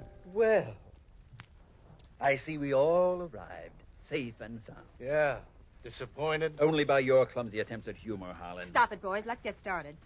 Phil, have you looked at the map? Where are we going? To Indian Lake. It's a 4-hour drive, so if you're all ready, I suggest we get started. Very well. I'll go up to the garage and get the car. So Aunt Bernice hid the bonds in a roost at Twin Islands, eh?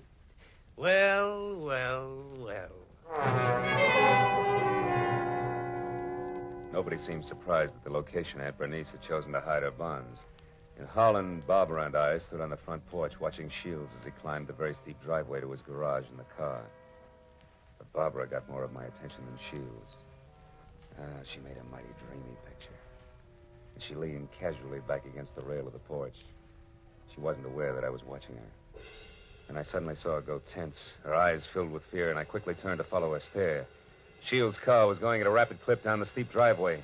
I still couldn't figure out Barbara's concern, and then she started screaming. The car's out of control. The car was headed for the edge of a cliff. His brakes are out. You go over. The tree stopped him. Shields, are you hurt? No, I'm all right. The brakes. I tried to stop You them. hadn't hit that tree. You've gone over the edge. Let's have a look at those brakes, Shields. Well, no wonder. What is it? Brake line's broken. Every drop of fluid drained out. I might have been killed. No might about it, Shields. We stood there for a while, all looking at one another, but nothing was said. Brake lines rarely snap accidentally. And I remembered that Harlan had been at Shields' house early, and the car had been in the garage, and Barbara... Well, I had to admit that she actually had anticipated the car going out of control. Well, the 24 hours for finding the bonds were slipping by, and I knew we had to get to Indian Lake. We held a short powwow without passing the peace pipe, and we decided to take Barbara's car. We picked up the rest of the map, which I'd checked at the bus station, and we shoved off. After a 4-hour drive that was about as relaxing as the thought of an overdue time bomb in a day nursery, we finally pulled up to the shores of Indian Lake. Jumbo, the caretaker, was waiting at the dock. He knew how to handle a boat, and a few minutes later we could see Twin Islands. We headed for the smaller of the two, where I could make out a rambling lodge. The other island, a quarter of a mile away, seemed deserted. Shields was the first one ashore. Here, Barbara, let me help you. Run along, boy. I'll help Barbara. Thanks, Harlan. Well, Marlowe, what now? Well, first we go up to the house. Oh, Jumbo, you got everything ready for us? Hey, Jumbo. Huh? Oh, sure, everything's ready, Mr. Marlowe. Just like you said, I opened 4 of the upstairs rooms. Open the rooms? We're not going to sleep out here, are we? I'm going to try. But this isn't a vacation. We're here to find the bonds and get out. You realize it's almost 9 already? That leaves us just 15 hours, Marlowe. Yeah, I know. I got a good watch, and I count to 24, and I'm also giving orders to you 3. Don't get high-handed, Marlowe. You're an employee of ours, and that's all. Let's get the map together and start looking for those bonds right now. Take it easy, big man. The bonds are hidden on the other island. The map is as tangled as a second-hand spider web. We wouldn't get anything at all down in the dark. That's your opinion. Look, you people hired me to help you find those bonds. If I have to get nasty to make you take orders, I can do that, too. Now, let's play like we're smart and go up to the lodge and relax. All right, Marlowe. But remember, we'd better have those bonds by tomorrow, or someone else will be nasty. Very nasty. And I mean me. What? You too?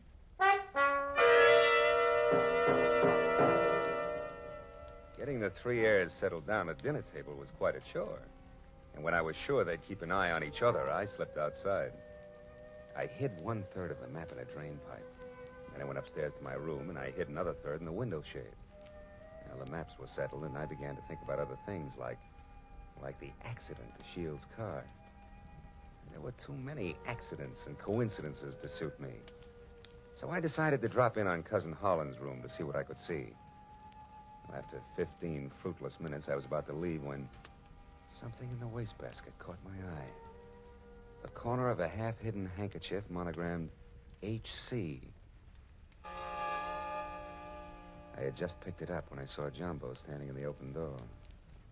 That handkerchief there in your hand. That blood on it? No. No, it looks more like brake fluid. And in this case, it's practically the same thing, huh? I think we'll leave it right here in the wastebasket, Jumbo. Oh, did you want something? Just wanted to say I'll be in my own place out back if you want me. Okay. You know where Mr. Shields is? He's out in the veranda. Alone?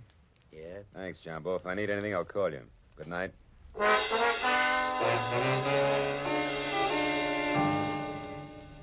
Shields. Oh, it's you, Marlowe. What's wrong? You sound like a man expecting trouble. I was nearly killed in my car this afternoon, and I don't think that was the end of it. Yeah, and don't stand too close. The end of it. Yeah, and don't stand too close to high windows. Thank you. It's comforting to know that I am not alone in my suspicions. Maybe, How are you betting? On the beauty or the beast? Don't be absurd. I hope someday to marry Barbara. Yeah? Well, a guy might be beating your time right now with a sculptor's mallet. You may be naive, Mr. Marlowe, but Barbara isn't. I saw them just a moment ago walking down to the boathouse. Harlan's galloping after her like a half-baked idiot, as usual. But if Miss Haynes prefers me, what can he do about it? There was an answer for that, but it seemed a little obvious under the circumstances. Well, a few minutes later, Shields went inside, and I made a beeline for the boathouse to water down a certain hot-headed sculptor named Harlan. When I got within earshot, I knew I'd be as welcome as whooping cough at a glassblowers convention. So I stopped and listened. Barbara, darling, I'm falling in love with you. You know that, don't you? Let me hold you close. Harlan, Oh, Harlan. This is real, Barbara. For the first time in my life, I'm truly in love. I want to do things for you, make you happy. Please wait. I'm not completely free. There are still ties with Edward, you know. Shields. That fat, stingy Babbitt. He's no man for you. Why, if he so much as touches you from now on up... Wait a minute, Barbara. Marlowe, you cheap snooping eavesdropper. He's dropping some minor vice compared to some of the shenanigans going on around here. Just what do you mean by that? A word to the wise is sufficient. You, I'll give a few more. Now, somebody's trying to cut our little triangle down to two sides before noon tomorrow. What I've seen so far I don't like, so I'm warning everybody. Just what are you accusing me of? Why, Harlan, stop it. Don't be a fool. Will you cavemen control yourselves until those bonds are found? Come on, Harlan, let's go in. Good night, Marlowe. Don't get your head caught in any transoms.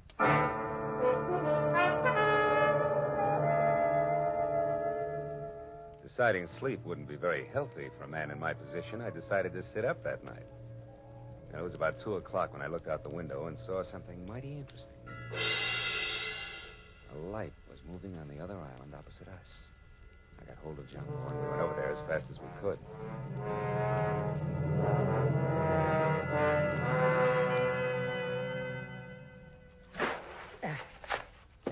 There we're beach. That light's dead ahead, Mr. Marlowe. Looks to me like it's up on the picnic shelter. Yeah, I'll see you later, Jumbo.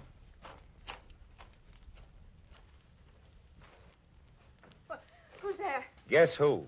Oh, Marlowe. I didn't hear you come up. The wind's too strong, I guess. I'm glad to see you. Spooky here all alone. Oh, sure. What's the idea? Decide to do a little freelance prospecting? No, that's right. Bernice Mayhew loved this spot, and I had a hunch she hid the bonds here in the base of this table.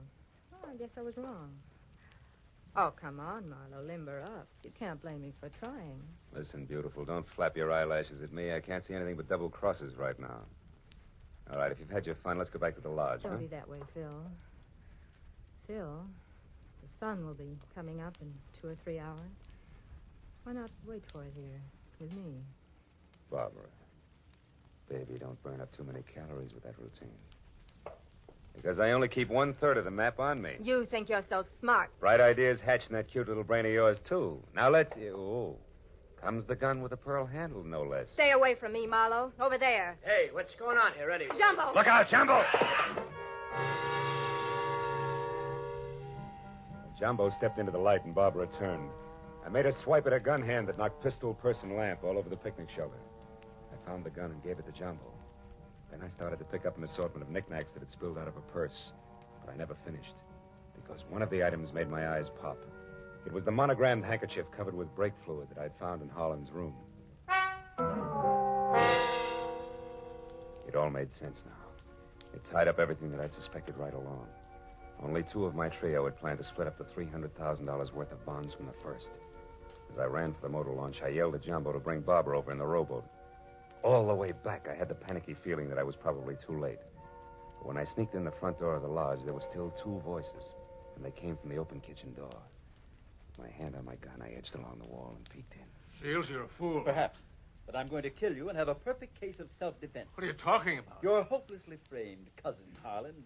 I ruined the brakes on my own car. I planted your handkerchief, stained with brake fluid, in your room. Marlowe found it. He's convinced that you tried to kill me. He's also convinced that he was brought into this whole thing by coincidence. He doesn't know that he was deliberately involved in our search for the bonds, just so he'd make a reputable witness. You're out of your mind. Not at all. I'm going to kill you and say it was self-defense. Marlowe will testify that you tried to kill me before. What Marlowe's going to do is blow your head off if you don't drop that gun, Shields. Marlowe? Yeah, Marlowe. Who knows he wasn't brought into this thing by coincidence, but has stuck around to see the fireworks and who almost saw them just now. Phil, what's happened? Barbara, couldn't you hold Marlowe on the other island? You Shut up, Shields. Barbara's little mistake was that she should have gotten rid of Holland's handkerchief after she took it out of his room so he wouldn't see it. Barbara, I don't understand. You planned all this with Shields against me? Well, I did in the beginning, Harlan, but I changed my mind when I fell in love with you. I let Marlowe find the handkerchief in my purse. I wanted him to stop Edward. Oh, darling, don't you see... Come on, Miss Bankhead. Cut the dramatics. The show's over. Let's have it straight, huh? All right.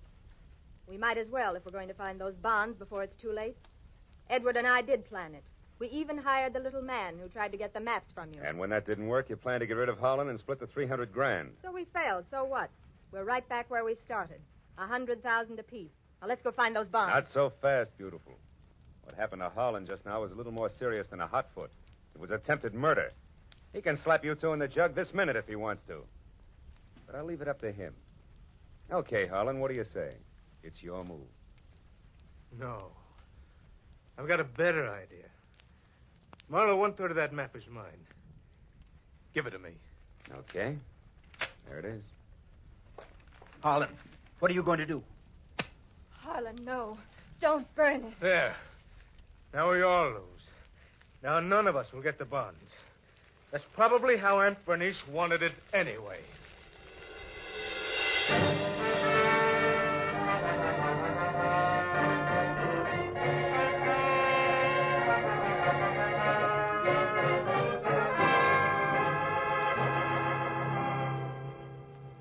It was almost noon. I was standing on the veranda of the lodge, and a scrawny old crow was perched up on the roof. I saw Barbara and Shields quietly pull away in a boat with Jumbo. And I saw Holland lumbering off to the far end of the island to sulk. And as I watched the three of them, I couldn't help thinking. A pig in a pinstripe suit, an ape with a red beard, and an alley cat in nylon. Yeah. Keep laughing, Aunt Bernice. You were right. Greed, treachery, and rashness don't mix, even for 24 hours. And the 1% of the bonds I was to get? Well, that's my contribution to charity. Who knows? Maybe I can take it off my income tax.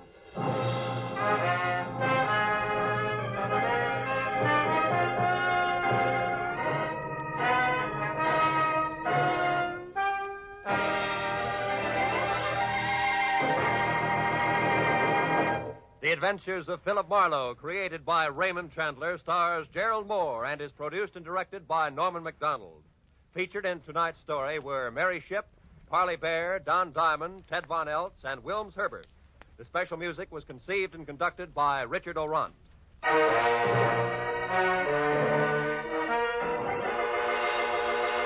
Be sure to be with us again next week when Philip Marlowe says... When I got the crisp $50 bill in advance, I figured my client had a heart of gold. But after I was beat up, double-crossed, and shot at, I realized just how hard a heart of gold could be.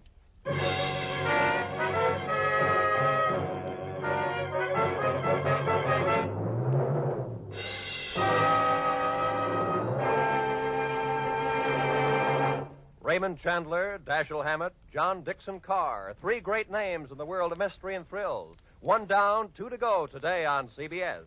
Now that you've heard Raymond Chandler's Philip Marlowe in action, CBS invites you to hear Dashiell Hammett's Sam Spade in action tonight, followed by John Dixon Carr's personally written radio series, Cabin B-13. Chandler, Hammett, Carr, today and every Sunday, over most of these CBS stations. It's a mystery if you miss them.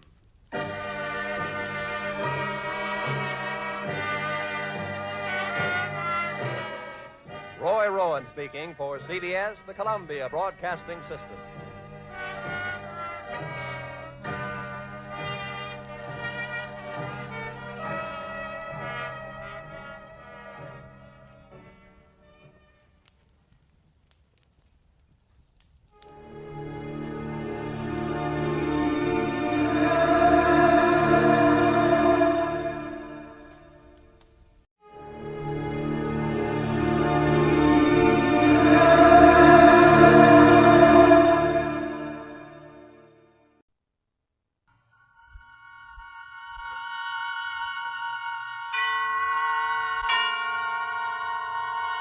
And now, tonight's presentation of radio's outstanding theater of thrills, Suspense.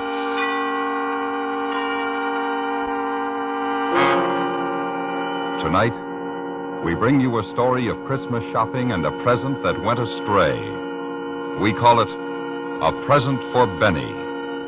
So now, starring Jack Crucian, here is tonight's suspense play, A Present for Benny.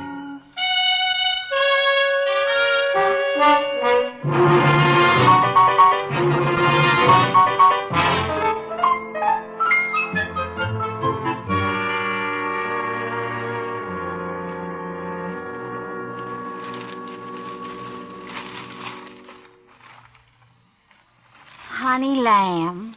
They got a gorgeous ermine on sale at Halgrim's.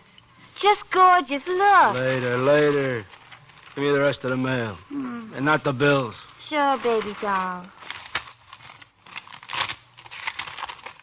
Oh, honey pot, it's gorgeous. Like the stuff you got in that big job last month. I got Something wrong, lover? Shut up. You call me, boss? Who called you? You want to get thrown out the window? He's all upset, Swifty, on account of a letter. Sure, I'm upset. You listen to this. Dear Ricky, I'm sending you this letter like kind of a Xmas greeting. I got a holiday feeling in me, so I'm going to give you the news straight. Me and my boys is the ones who hijacked that load of furs from you last month. Because you were a dirty, no-good fink, I'm stating to you that there ain't no room for the two of us in this town. So me and the boys is moving you out. You were a big chiseler, and if you don't drop dead when you read this, me and the boys will pump you full of lead next time we see you. Yours truly, and a Merry Xmas, Machine Gun Benny.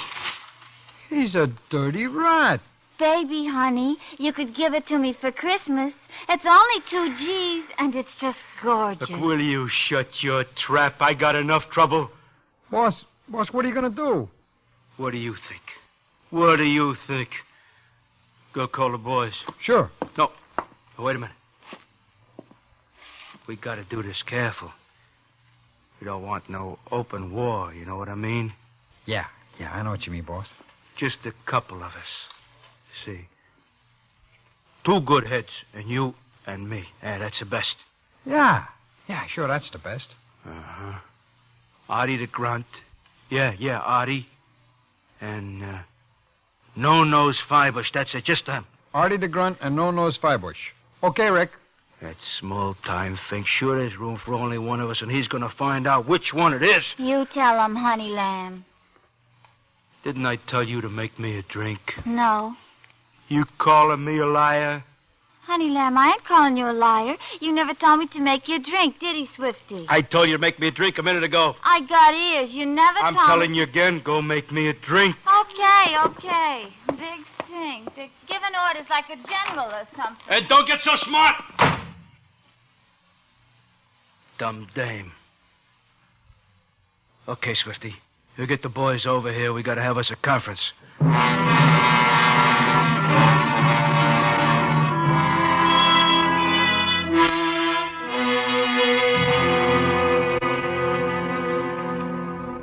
All right, now, the way I see it, it's Machine Gun Benny or me, see? And it's gonna be me. Yeah, right. Yeah, sure, He boss. wants trouble. He found the right party. You want we should go over and rub him out, boss? What's the matter with you, no-nose? He may be stupid, but he ain't dumb. Yeah, that's what he figures. We'll go gunning on him. That's what he figures, see? Yeah. So we ain't gonna. We're gonna play it smart. Artie.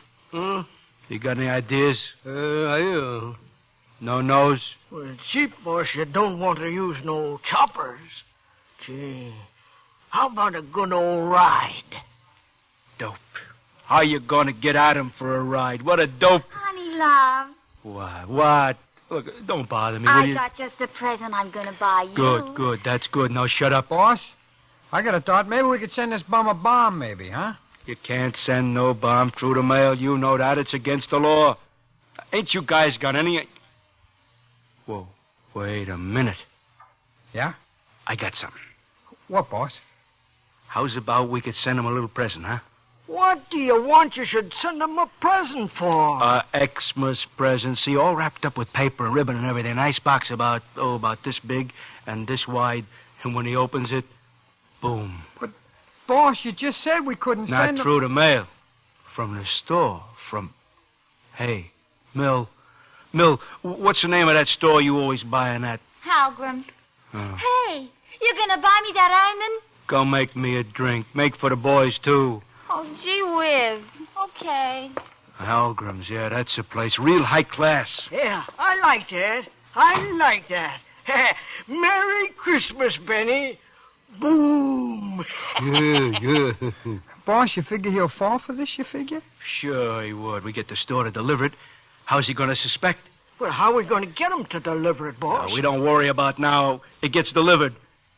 Artie. Mm-hmm. You got the makers for a bomb? Sure. The old-fashioned kind. You know, a lot of broken glass and nails. Sure. What'd he say? Yeah, he says you can make it. Oh, okay. Now you take care of that, and I want it day after tomorrow. All right. And you make it a ticker, see, but don't set nothing till we're ready. Yeah. Rick, I gotta hand it to you. You're a genius. Yeah. You are a genius. Boys, ain't he a genius? Yeah, he's got the Christmas spirit, too. It's better to give than to receive. Okay, now shut up. We gotta figure out a plan for the store to deliver it. Yeah, we gotta figure.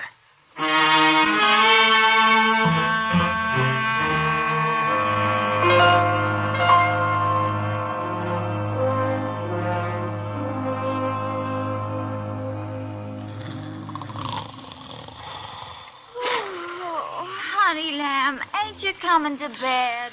No, I ain't coming to bed. But it's 2:00 a.m. I'm tired. Go make some coffee. Honey. Sandwiches, too. I'm hungry. Why don't you finish thinking tomorrow so I can get some sleep? Don't you never think about nothing else but sleeping? Sure. I've been thinking all day about that ermine and Halgrim's I was telling you of. Baby, oh, baby. I love you, baby. I love you. I love you too, honey lamb. So why don't we just Hey, go snap out of it, boys. All right, come on, wake up swiftly. Hey, wake up. Oh, my God. Fellas, I got it. What, boss? Mill is going to get an ermine from Halgrim's. Oh, baby doll. Oh, lover. Will you get your claws off of me and make some coffee? Now, listen, boys. Here's how we do it.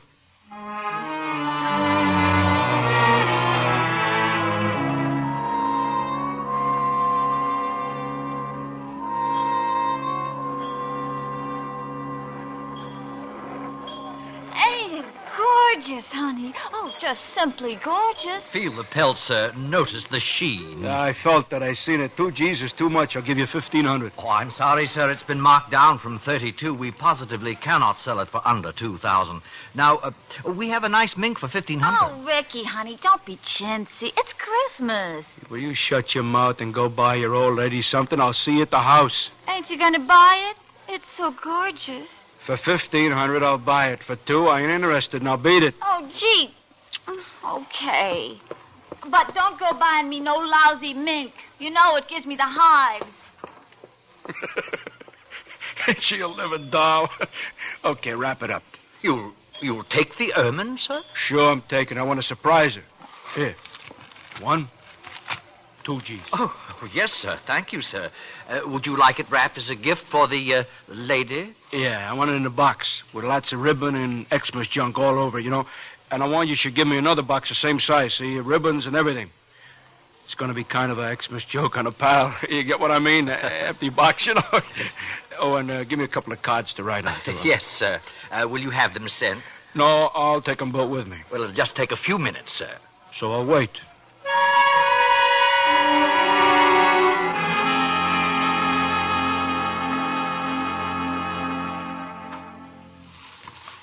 Hey, Artie, when you got the timer set for it to go off? What'd he say? He says he got it set for 23 hours. It'll go off at 4 o'clock tomorrow afternoon. Yeah, what happens if he opens it before? What'd he say? He says it'll go off anyway. Oh, that's good. Nice work, Artie. Nice work. Hey, I bet you he opens it. Don't worry. I bet he ain't got no patience.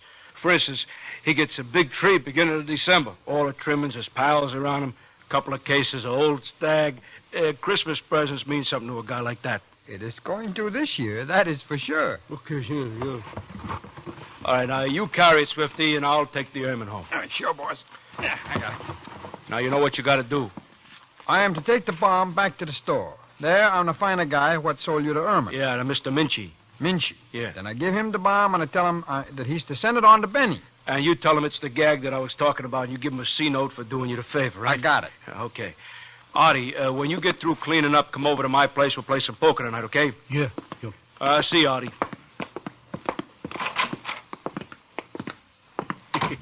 He's a good boy, that Artie. You know, I'm going to get him one of them new 45s for Xmas. Hey, that'd be nice, boss. He sure likes them. Me, I like a 38 better. It don't make as big a hole, but it don't weigh you down so much. You know what I mean? Yeah, I know what you mean.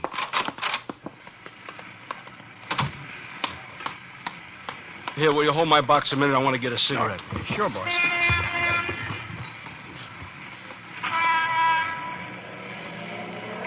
Boss, look out! It's Benny! Get down!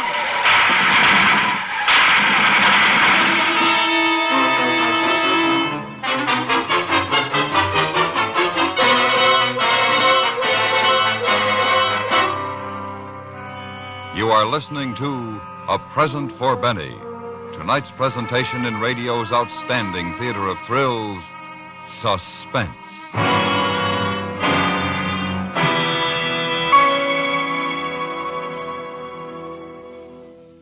Let's look ahead to 1966, and there you are in your beautiful new home. You've got automatic gadgets everywhere. There's a sparkling new dream car in your garage. The youngsters are in a fine college. All's right with the world. Is this just an idle dream? No, this is a real future that you can start building right now. A secure, carefree, prosperous future built with United States savings bonds. In 10 years, you'll get back $4 for every $3 you've invested. Join the payroll savings plan where you work or buy bonds where you bank. Start in 1956 to make 1966 the beginning of the golden years. And now we bring back to our Hollywood soundstage Jack Crucian, starring in tonight's production, A Present for Benny, a tale well calculated to keep you in suspense.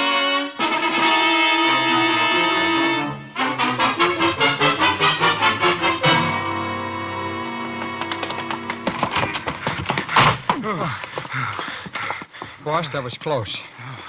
Oh, that's no good, dirty, no good. Benny, he was not kidding about his getting. And me, I wasn't kidding about getting him. I wait 5 minutes, and you take the bomb down the store like I said. Boss? Which one of you got? You got the bomb or Mills Erman? Oh, should I know? You were holding him when we hit the dirt. I just picked one up. We come back in here. They sure do look alike. Listen, you stupid dope. You got him mixed up the packages? But boss, what with that chopper going? I just didn't notice. Oh, I ought to give you such a hit. What are we going to do now? You got me, boss. I guess they weigh about the same, so we cannot tell that way. Boss, maybe we should have put different colored ribbons on them, so as we could tell. Yeah, now you're getting smart. Now he thinks of it. Oh, come on. We're going back up to Artie's? Yeah, he'll open them up, find them on with the bomb, and then we'll wrap them up again. Oh, sure, Rick. Sure. That's Benny. You know, I should have rubbed him out a long time ago. You know, boss, I sure wish I could be there and see his face when he opens up the bomb. Yeah. You know, it's too bad he will not get time to read the card as to who it is from. Artie, open up. It's Rick.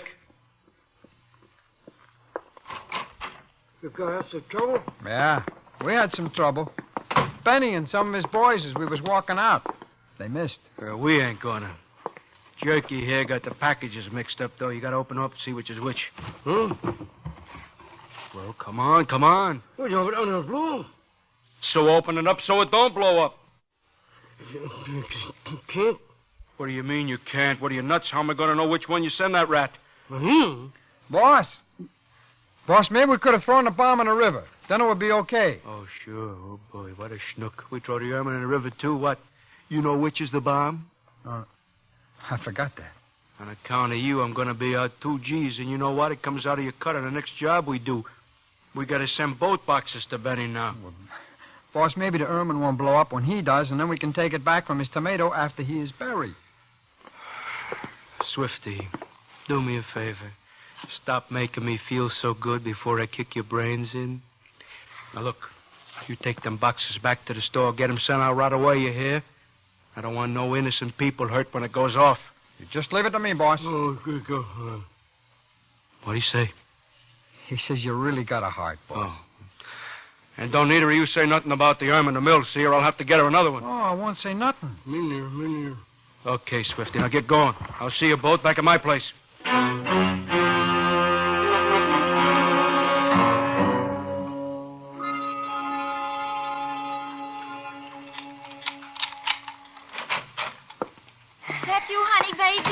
Yeah. Oh, me and Nonos was having a game of gin. I couldn't wait for you to get back. Gee, I love you. Did you get it? What? The Iman. No. Go make me a drink. Oh, baby lamb. You didn't really? Oh, you're kidding. You're going to make it a surprise. It ain't going to be no surprise on account of I didn't get it. Now go make me a drink. Hey, No-Nos. Yeah, boss. Gee, I bought you a pretty... Oh, well, you're sure going to look like something in it. Oh, wait till you see. Okay. Guess what I got you. Guess. Look, I don't feel like no games. It's been a tough day. I'm tired. Do me a favor. Make me a drink, then go to a movie or something, will you? Gee. Yeah, Rick? Where was I? Oh, yeah. Look, you better call the rest of the boys and tell them that Benny's out gunning for us.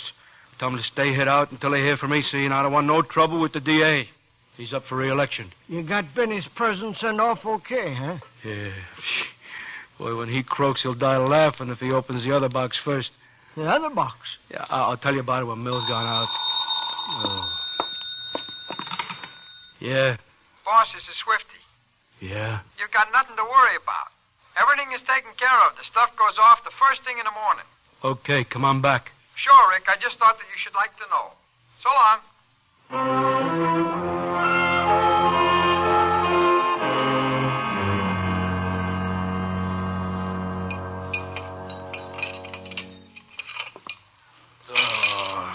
Artie, what do you call these? Well, like what? I asked for 3-minute boiled. These ain't even born yet. Cook us, huh? Ain't you never going to learn how to boil an egg? I'll fix you some more. I ain't hungry. Forget it. Artie, what time is it? Look, huh? No, it ain't, Artie. It's 1:30, boss. Benny should have got the bomb by now. Boss, you want I should call him and kind of ask after his help? No. If he ain't got it yet, he might get suspicious. Oh, boy, this waiting. You know, it's making a nervous wretch out of me. Boss, take it easy. It'll go off. If you don't want eggs, honey, how about some nice hot coffee, lover? Okay. You'll feel better when you see what I've got for you. They're sending it today. Yeah, okay. Should I open it, boss? Yeah, I'll cover you. Oh, you're so nervous all of a sudden this morning, honey. All right, I'm nervous. So who is it? No nose. Let him in.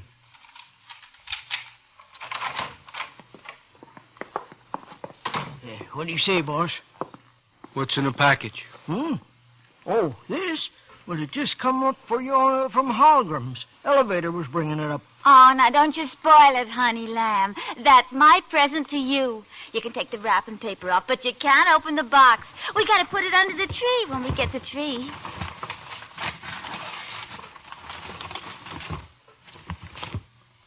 Hey, boss. Huh? That box looks awful familiar. Yeah. Mill, you sure you bought this yesterday? Sure, I'm sure. Looks just like the ones we sent to Benny, don't it? Same size, same ribbon, same everything. It kind of makes you wonder. Don't be silly. They got millions of boxes like this. Oh, it happens there's something very special in there for my sweetie lamb. What's in it? Go ahead and open it. Go ahead. No, I'll wait. I ain't like Benny. I can wait. Oh, honey, you open it. It's okay. I'll get you something else to open on Christmas. Oh, sure. Why not, boss? You need something to make you feel good. I feel good now. I don't want to feel no better. Oh, and I thought you'd like it so much, you'd go with me and maybe buy a chinchilla they got on sale at Holgram's. It's only $1,500, just what you wanted to pay for the ointment. I like chinchilla. Come on, boss, open it up. Open. All right, I'll open it. Hey, Swifty, go get it. Sure, boss. Oh, I can't wait for the lid to come off. Who? Yeah. Oh, yeah. Yeah? Yeah, well, wait a minute. Wait a minute. Boss? It's that guy at the store, Hogram's. Minchie? Yeah. You want me to open it for you, honey? No. Yeah? Mr. McQueen? Yeah. This is Mr. Minchie in the fur department at Halgram's. So? Mr. McQueen, I'm terribly sorry, but I think there's been a mistake. What kind of mistake? What do you mean? A little confusion, but I'm sure it can be easily rectified. Your wife bought something for you yesterday, which was to be delivered this morning. Yeah, it's already come. Yes, well, there seems to have been an error made in the shipping department, a matter of mislaid address slips. Now, I wonder if you'd mind opening the package which you just received. Or perhaps since it's a Christmas parcel and a surprise for you, no doubt, your wife would rather do it. Well, why? What's wrong with it? Well, you see, those 2 boxes which your man brought in yesterday afternoon haven't gone out yet. They were to be sent to Mr. Benjamin Mollusk, I believe it is. Yeah? I think the gift which you have is one of those, and, well, yours is his. That is, if you follow me. Now, if you'd open it, I'm sure...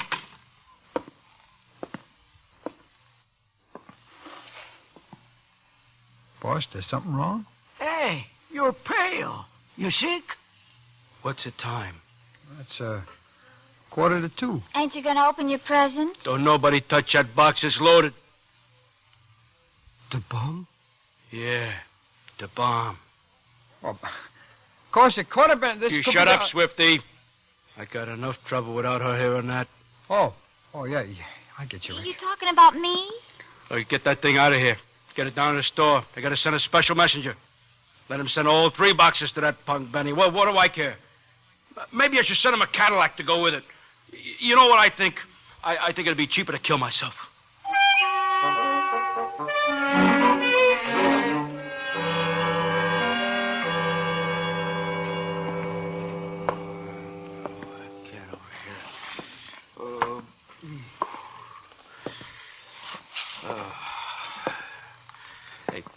What's the time? 10:04, baby.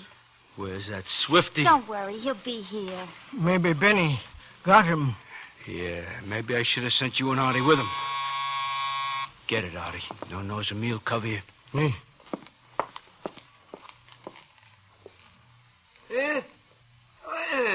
It's me, Artie. Swifty. Open up. Boss, I have got it all straightened out. Everything is okay. Boy, some dopes those guys down at the store. What's that? This? Oh, this is your present that Mill got for you. I told you they have got it all straightened out okay now. You know how there's a Christmas rush, everybody's meshuggah, you know? So now they have found the right slips, wrapped up the boxes again, and Benny's presents have been delivered right now, and this is yours. You're sure this time, are you sure? Boss, would I make a lie out of myself? This box you can open, I guarantee it. Yeah, 'cause you might not like the color I got you. So I wish you would open it. And if it ain't right, we can take it back this afternoon and you can change it and maybe take a look at chinchillas I was telling you about. Yeah, this time I'm going to wait. When Benny blows up, I open it. What's the time? That's, 2 minutes to 4. You sure? Is your watch right? Well, boss, I just called a tomato on the telephone that gives you the time. Honey Pot, you're too nervous. This ain't like you. Here, I'll open it for you. Mill, you quit that. Oh, boss. Oh, sure, take it easy, boss. You're all right. Oh, I bet you're just going to love it. I just bet. It's about Benny. He opened it. What do you bet? Blam! Right through the wall. Yeah? Rick, this is Machine Gun Benny. Benny. Listen, pal, I feel like a dirty rat. That's what I feel like, a dirty rat. When I think what I tried to do to you yesterday, and all the time you was making never minds with the presents, which I and my girl are right now wearing. I tell you, I could eat mud. Yeah. She says she never seen such a ointment. And the robe, oh, it's the greatest. Oh, pal, I am a heel. But it ain't too late to change. Hey, what do you say we bury the hatchet, eh? Yeah. I'll split with you on them furs I hijacked from you. And we're partners, you and me. Run the town together. What do you say, eh? Yeah. All right. So, you and Mill and your boys come on over and partake of some Xmas cheer. You hear me, boy? You're a great guy, Rick. The greatest. So long, pal. Merry Xmas. So long.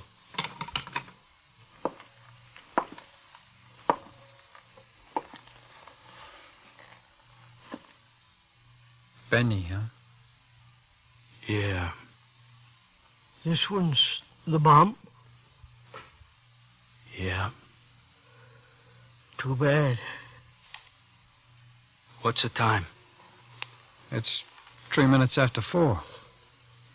3 after. Artie, the time has come and gone. How come it didn't go off?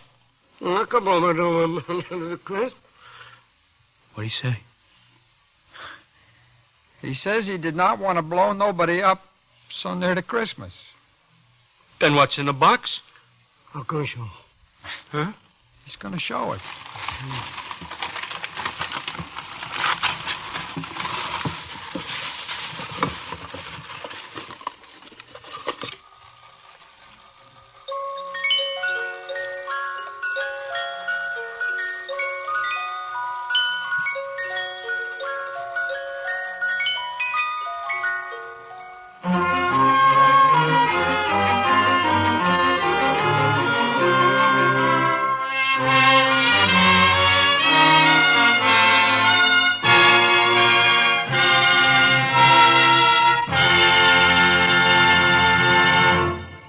Suspense, in which Jack Crucian starred in tonight's presentation of A Present for Benny. Next week, a charming fantasy about a small boy who discovered a new world and lived forever after in its enchantment. We call it The Cave. That's next week on Suspense.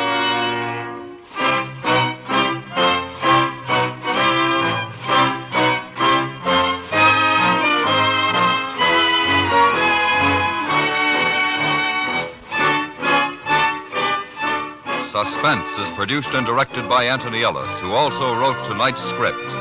The music was composed by Rene Garrigan and conducted by Wilbur Hatch. Featured in the cast were Stacey Harris, Eve McVeigh, Benny Rubin, Junius Matthews, and Joseph Kearns. Time's growing short for the youngsters to write to Bing Crosby. The deadline for postmarked letters is Thursday, December 15th, midnight. All your youngster has to do is write a letter to Bing telling what Christmas means to me. Then mail it to Bing Crosby, CBS Radio, Hollywood 28, California. The winner will read his letter in person when America Sings with Bing Christmas Eve on CBS Radio. All youngsters 12 years of age and under are eligible. That address once again, Bing Crosby, CBS Radio, Hollywood 28, California. Be sure the young letter writer puts his name and address on the letter. Stay tuned now for 5 minutes of CBS Radio News to be followed on most of these same stations by The Jack Carson Show.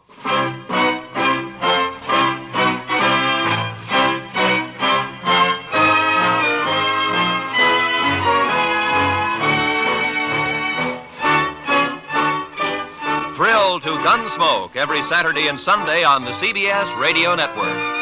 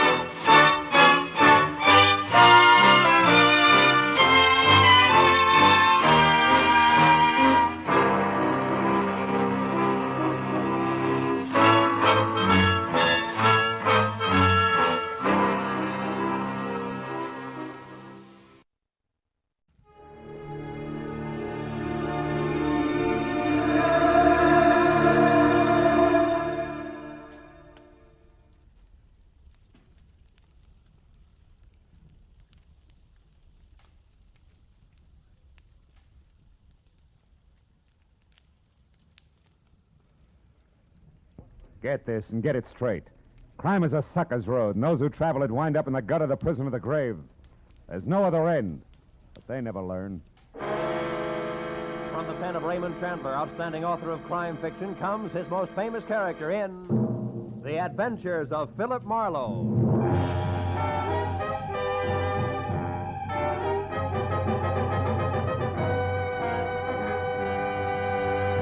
Now, with Gerald Moore starred as Philip Marlowe, we bring you tonight's exciting story, The Collector's Item.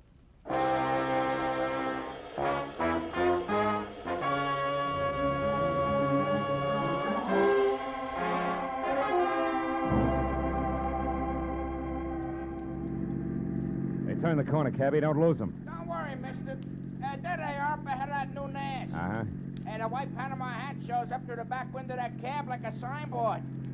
Besides, I've been doing okay so far, ain't I? We stayed in this tail for 20 minutes now. Yeah, but I've been tagging the guy under that hat for 6 hours. 6 hours? For a movie, a Turkish bath, 3 bars, a restaurant, and 2 museums.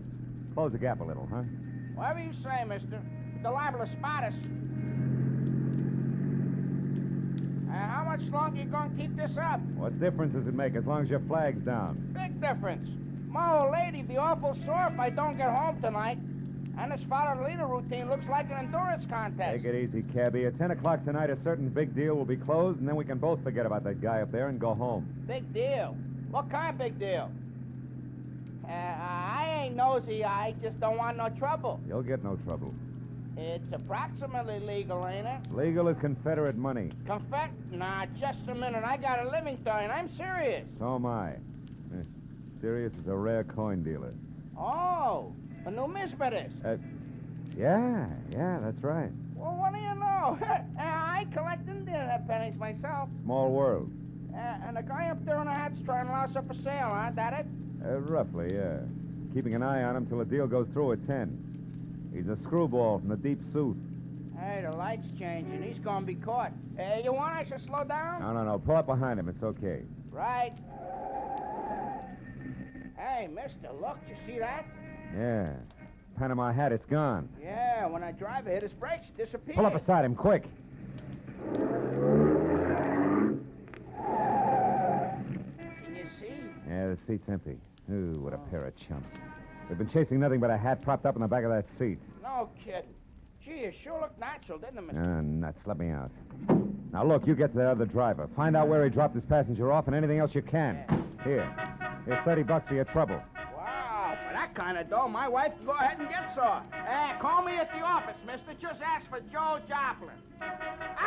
Keep your sights on, you get there!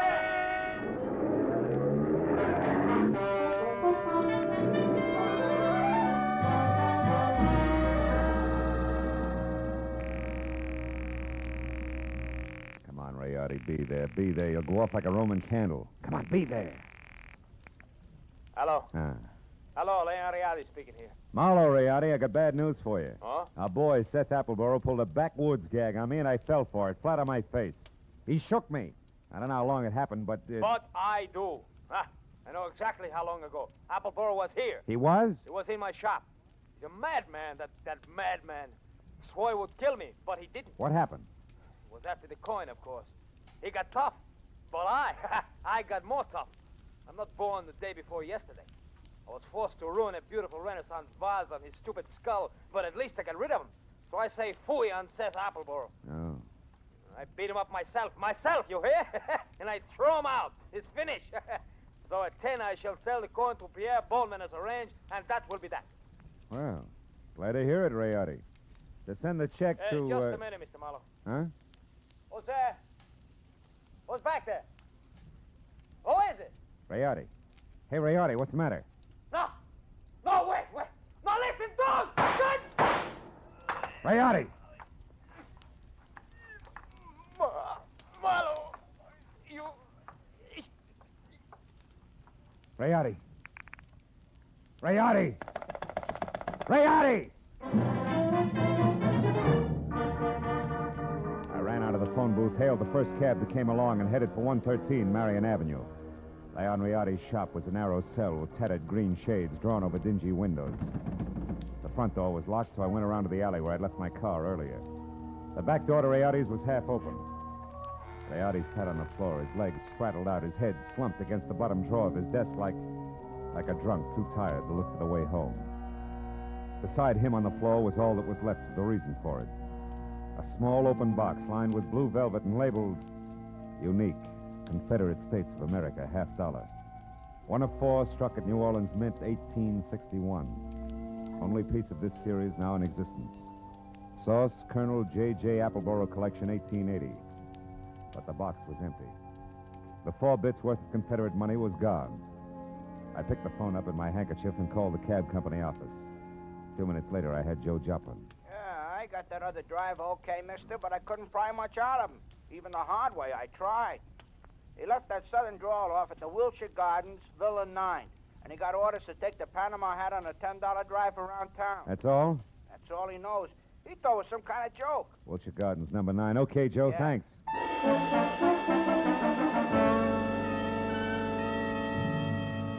I called Homicide, told Lieutenant Matthews where he could pick up the body, and before he could order me to stick around, promised to fill in the details later and hung up. After that, I got in my own car and drove to the Wilshire Gardens Hotel, Villa 9. What finally came to the door and eased it open a cautious 2 inches. Had a mop of renegade hair the color and shape of tumbleweed, a body as gaunt as a piece of barbed wire, and 2 sick gray eyes that tried hard to hide under a pair of scrub brush eyebrows. Seth Appleboro wasn't glad to see me. Ain't your business, sir. What's more, I'm a busy man. I'm not well, so be brief. Okay, we'll start off with murder. Murder? Now, see here, We'll sir. follow that with a missing Confederate $50. Now, do I come in peaceful like, or do I knock the door down? Don't go riling me up, Yankee, or you won't get in at all. What's your name? Philip Marlowe. My business at the moment is trying to square things with a client I let down very badly. Client? Then you must be referring to that low-down, unscrupulous carpetbagger, Leon Riotti. You're a little confused, aren't you? Rayotti's from Italy. From northern Italy, sir. And a crooked, unprincipled carpetbagger. You said that. The kind who strips the South of her treasures, who pillages and loots and... What? A gun? Well, what's the meaning of that firearm in your hand, sir? I haven't got time for another civil war. How Now dare get away from that door. I'm coming in. You carpetbagger. Now, let's knock off the nonsense, Appleboro. Where's the $50? Where, indeed. My poor old fool of a grandpappy, the colonel, sold it. Sold it for practically face value, sir. Just to keep body and soul together on the plantation back in 1880. And what he was give for it wasn't worth dirt compared to what that fine old piece of Confederate money's really worth. All right. Where is it? Come on, hand it over. Oh, I don't have it, sir. Oh. Not yet. But by ginger, I'm going to get it. And when I do, it's going home where it belongs, you hear? To the South. Oh. You better go to the couch and take another pull on your mint julep, Buster. You look bad. My head. And then I want that coin. I'm not kidding. That Riotti crowned me with an iron pot. Oh. But that won't stop me, sir. I'm not going to stand by and let that rare old $50 be desecrated any farther. I'll prevent it being sold to any rich, dawdling oaf of a collector who has the audacity to live in Sherman Oaks, if it's the last thing I do. And you, sir, you won't stop me either. Sit down, I told you. Oh. That crackpot. Oh, my head. I should have known. Win, lose, or draw, I'm turning you over to the police right now, Appleboro. Charges murder and larceny, and it's too bad, but you're a cinch to beat both raps on a goofball plea. You, big boy, put down the phone, drop your gun. Oh, rebel reinforcements. Drop it, I said. Oh, friend indeed. Providence is still smiling, sir. Yeah, sure. She's hilarious, Mr. Appleboro. Right, big boy? Or don't you see the humor of the situation? Oh!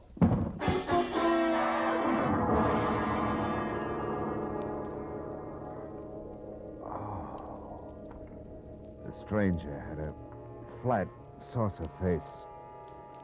A sour grin in the left hand like a trip hammer. I'd done my best to roll with a punch, but I'd still caught enough of it to jar my brains loose. When I finally got up again, Villa 9 was empty. It took a while for that to soak in, along with another fact. I was up against a team. Appleboro and Saucerface.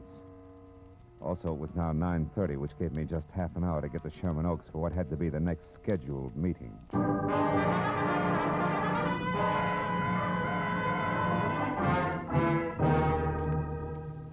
The Boneman Mansion on Clooney Drive, from giant iron gate out front through overgrown grounds and up to the entrance, looked a lot more like the prop room at the Metropolitan Opera than anybody's residence. When I lifted the brass ring in the brass lion's mouth and let it fall, got another surprise.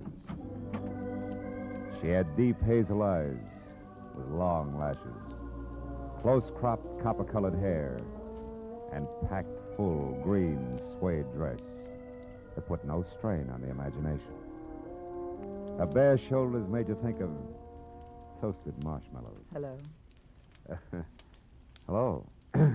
You wouldn't be Pierpont Bowman, huh? And you must have had some reason for knocking, other than window shopping. Yeah. My name's Marlowe. I used to work for Leon Rayardi before he was murdered tonight.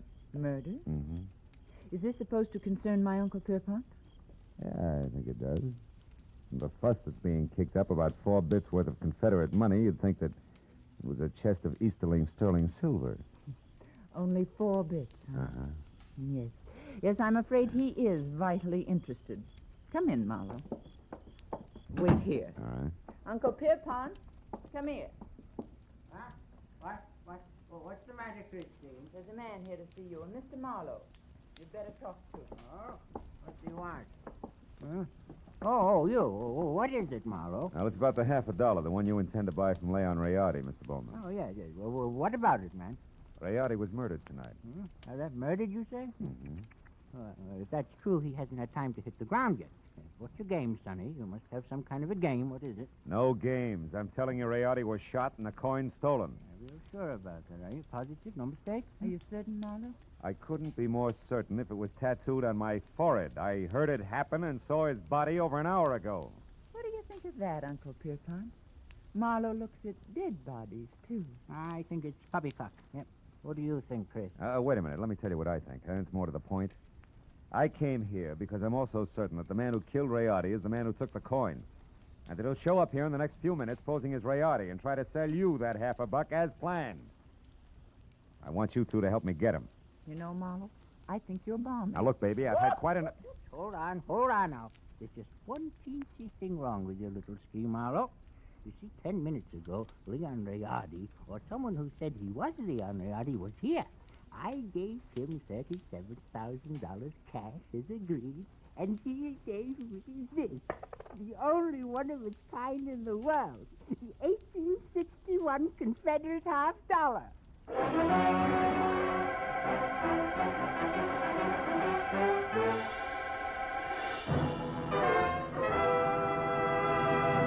In just a moment, we will return to the second act of Philip Marlowe. But first, there are songs for sale, and one of them may turn into the nation's newest hit as you listen in to CBS on Friday night. This hour-long program of melody is called Songs for Sale, and during the hour, you hear 4 songwriters with unpublished music as they present their tunes to a panel of veteran, top-flight songwriters. At the end, the panel picks out one song to be published and plugged, and you'll hear the reasons they give for their choice. Be listening to Songs for Sale tonight on most of these same CBS stations. Now with our star, Gerald Moore, the second act of Philip Marlowe, and tonight's story, The Collector's Item.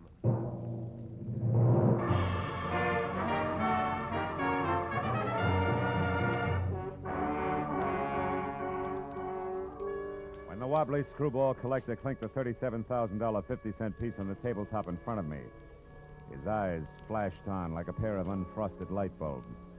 And something close to frost started to collect in the upturned corners of his mouth that smiled like the cat that had just eaten the canary, cage, birdseed, and all.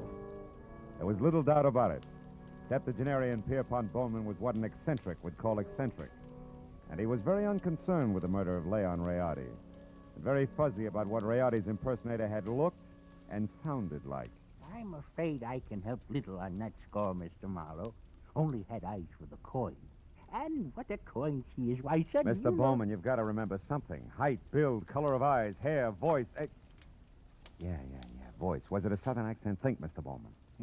Southern accent? Yeah. Mm-hmm. No, Mr. Marlowe can't say if it was or not. My hearing isn't all it used to be, you know. But Christine here, now maybe she could... No. Christine wasn't in the room. Answered the door myself. But I did see him come up the walk, Mr. Marlowe, from my room upstairs. He was tall, about your height. Oh, no, perhaps a mite shorter. And he wore a gray suit. No, darker than gray. Sort of light blue shade. Oh, that's I think, great. like Yeah, thanks a lot.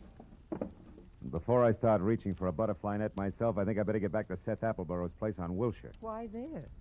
Surely if he's the guilty one, Mr. Marlowe, he won't wait to be apprehended. Not on purpose, no. But when I last ran into him and his buddy saucer face, he was fighting an acute case of vertigo.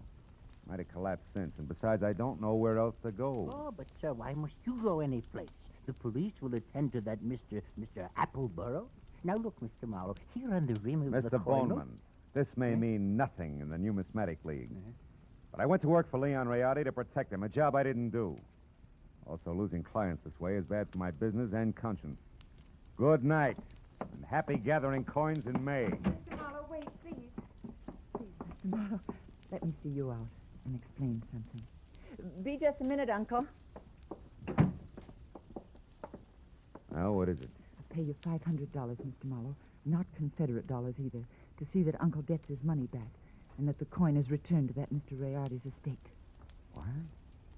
You're against the deal? Why? Because it's the 100th one in the past 2 years. You hate to see the money you'll one day inherit go to a bunch of screwballs, huh? Why, you foul-minded, no good... I've got news for you, Mr. Marlowe. It's not my inheritance I'm concerned with, it's my uncle. In spite of this mansion and all the junk in it, that $37,000 was every cent he had left. Okay, kid. In that case, 2 points. 1? I had the slap coming. 2, I'll do my best to back up everything to where I came in. Good night. Good night. And Mr. Marlowe? Yeah? I didn't enjoy slapping you.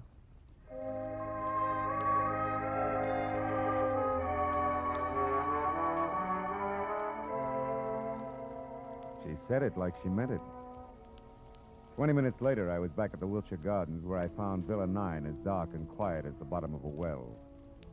I had just about decided to quit playing long shots labeled I Hope He passed out on his front doorstep when, from a nearby clump of pepper trays, I caught a glimpse of a shadowed figure moving toward me, one slow step at a time. I knew that I was spotted and strictly sitting duck, so I tried the only possible out. General nonchalance, my back to the pepper trees long enough for the not-so-stealthy hunter to get within hunting distance. And a good evening to you, Brother Appleborough. Now, sir, get up and start talking. What? Well, saucer face. Thought I had your partner. Hey, not wrong, Hasty. You're still doing it. Appleborow's my partner like you look good in tights. The name is Locke, Fred Locke, Treasury Department. Treasure. You mean you're after Appleborough? Uh-huh. I sapped you because from the gab I overheard, I figured you were nothing but a lone wolf shooting with a coin. Oh. Appleborough, friend, is big game. He's wanted on half a dozen counts, a lot more important than this Confederate $50. Yeah, but he must have gotten away from you because He did. Jumped out of my car a couple of blocks from here. But how do you know about that? Who are you? Oh. Well, name's Marlowe. I'm a private detective, license included. Wait a minute. Here. I know that Appleborough got away because he's already been up to the Boneman place where he posed as my client, Leon Rayardi, who, incidentally, he killed so he could sell the Confederate lucky piece up there for $37,000. Quite a hunk of change. Mm-hmm. Well, sorry we crossed our wires, Marlowe, and thanks for the word. Oh. But don't worry, he won't get far. Us T-men will see to that. Keep in touch with the department if you find out anything, will you? Sure. Oh, say, Locke. Yeah? Just a hunch. Oh, like what?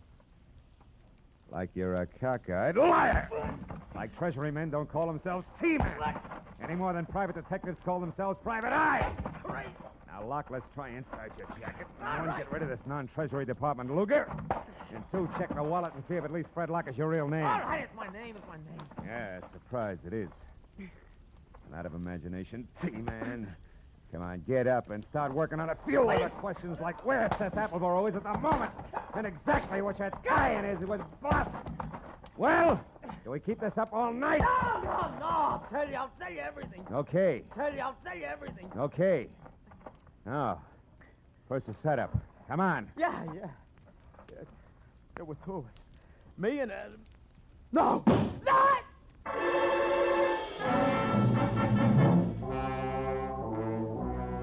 Come from the street that was just beyond the pepper trees and slammed into Locke front and center, folded him up like it was built on hinges.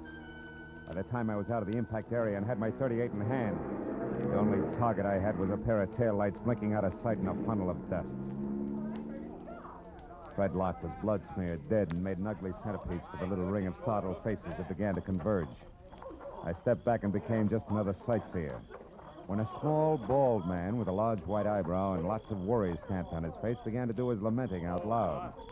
He was the Wilshire Gardens hotel manager and didn't care much for public spectacles on the home grounds. Oh, my goodness.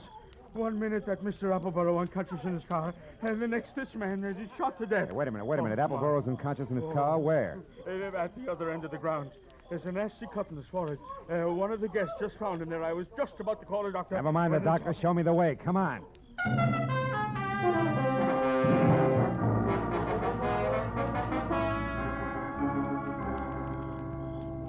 Come on, Dixie boy. Breathe deep. Who? Oh, you again? Yeah, me again. And you're up to your drawl in a couple of untidy murders. Now snap out of it. Oh, my. It's no use. He doesn't even hear you. That's all right. While it's this peaceful, I think I'll check on this drooping flower of the old South. His wallet should do it. Do what? Prove whether or not he gave me a straight pitch. Yeah. What do you know? Membership card, Sons of the Confederacy, New Orleans chapter. Here, let me see. Uh-huh. Oh, that's his picture, all right. Sure is. Well, when the police get here, they, Hey, look. Yeah, what is it? His wristwatch was smashed against the dashboard. So it is. He must have held his hand up to protect his head when he fell forward. Yeah, now look, friend, the name's Marlowe. When the law gets here, tell them they can find me at Sherman Oaks, the Pierpont Bowman residence. Oh, now, wait a minute. You can't leave me here with all this on my hands. The police are going to want to know what this is all about. I'll try and have an answer for them. But first, I got to ask a crazy collector a not-so-crazy question.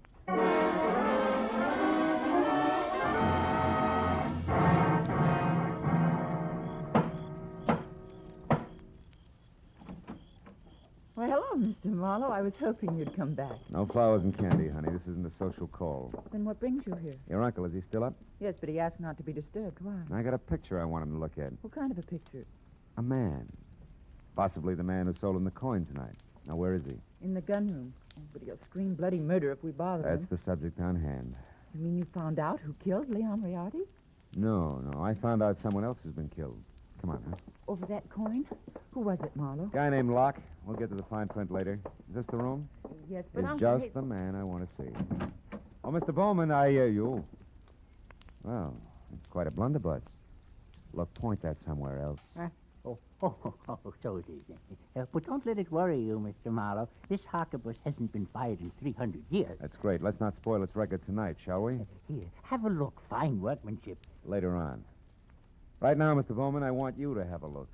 This picture, it's Seth Appleboro. Is this the man who sold you the coin, the one you couldn't remember? No, not the party. Now, on this gun, Mr. Marlowe... Uncle, we've had another murder. Huh? Oh, my, that's too bad. But what's all that got to do with me? I'm not sure. But, Mr. Bowman, if Appleboro wasn't the one who sold you that hot half a buck, it must have been an item named Locke. Huh? The saucer-faced buddy I told you about before. Oh. The one who sapped me at Wilshire Gardens. Oh, very interesting. And perhaps tomorrow, Uncle, please. Go on, Mr. Marlowe. Well, there isn't much more. When I left here and I went back for Appleboro, I ran into Locke. We mixed it up, and I was just about to get him to talk when he was shot out from under me. What? Appleboro did it? He shot Locke? No. He couldn't have. Oh, why not? Because Appleboro was out cold in his car at the time. Then all you really know is that Appleboro didn't kill his Locke. Oh, I know a little more. I also know now that there's a third interested party mixed in. Who? You, maybe. Uncle? What? Me? Sure. You could have killed Moriarty via a hired flunky like Locke. Sold yourself the coin. After all, you're broke. It's been done before. You're mad. It's insane, Marlowe. The idea. To think that Uncle would hire the likes of Fred Locke. Why, it... Slips, Christine? You shouldn't have known Locke's front name was Fred, should you? I never mentioned it. What? Christine, you mean that... I mean that nobody moves. Christine. Oh, fine. This is one gun in here that's no relic. It's been fired something less than 300 years ago. Yeah, to be exact, less than an hour ago at the Wilshire Gardens when you used it to keep Locke quiet, huh?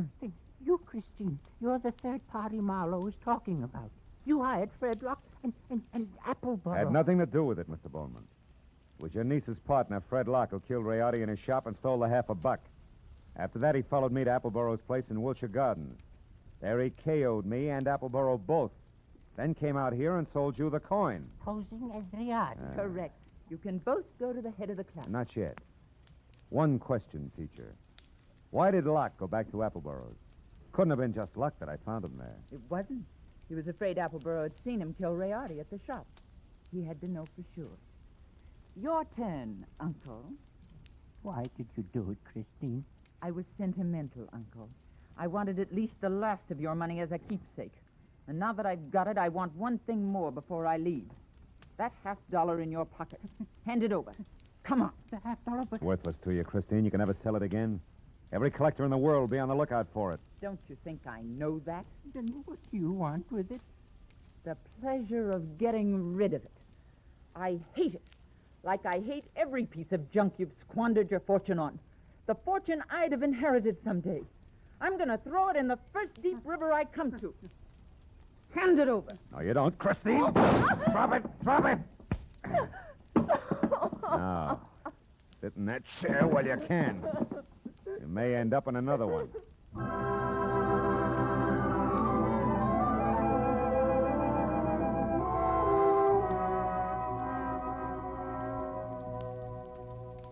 The police arrived. They always do. And after a long hour of questions and answers, there were only two of us left. Pierpont Bowman, standing close to a window, tears crowding his eyes. The fingers of his right hand nervously toying with a Confederate coin. And me, thinking about Leon Rayardi and Fred Locke and Christine. It was the old man who finally broke it up. A rotten thing. I left after that. So I don't know if Appleboro got the coin or not. You might check if you're ever running through the New Orleans Museum.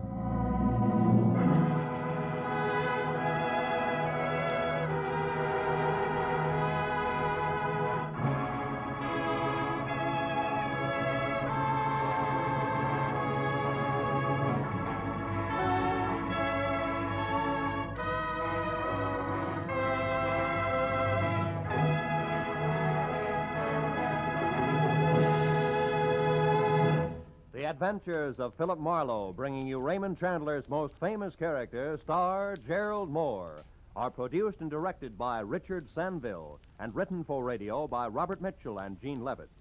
Featured in the cast were D.J. Thompson, Anthony Barrett, Shepard Menken, Tom Tully, and Jack Crucian.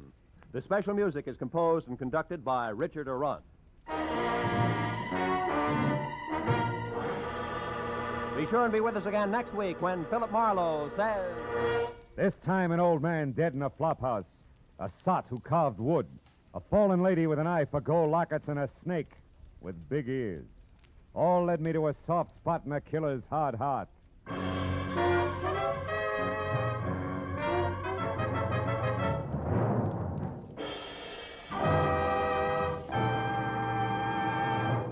Every Friday night, CBS brings you stories taken from the files of parole boards of the 48 states.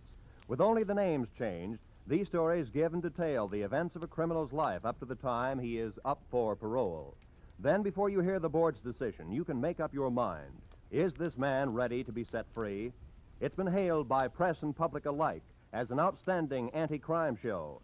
And you can hear it now by staying tuned, because Up for Parole follows immediately on most of these same CBS stations. Roy Rowan speaking. This is CBS, where you play Sing It Again every Saturday night, the Columbia Broadcasting System.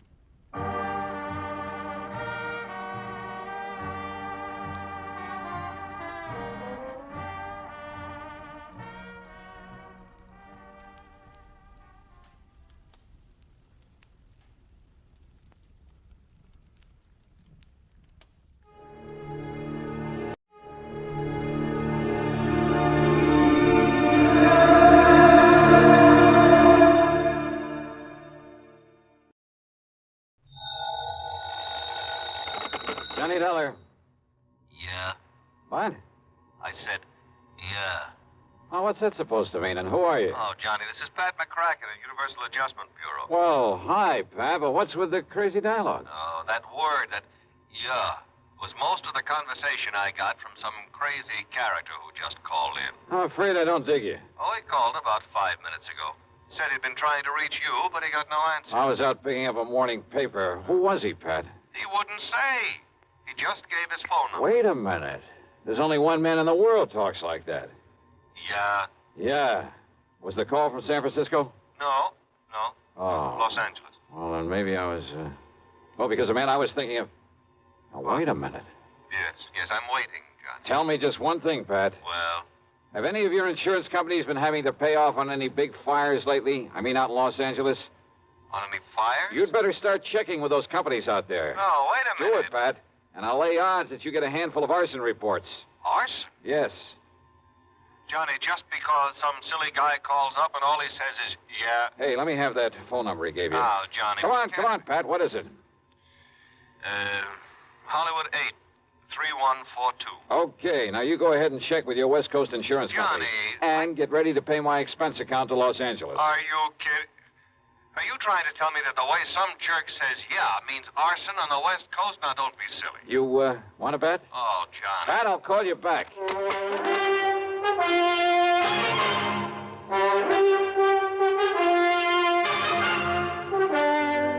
CBS Radio brings you Bob Bailey in the exciting adventures of the man with the action-packed expense account, America's fabulous freelance insurance investigator. Yours truly, Johnny Dollar.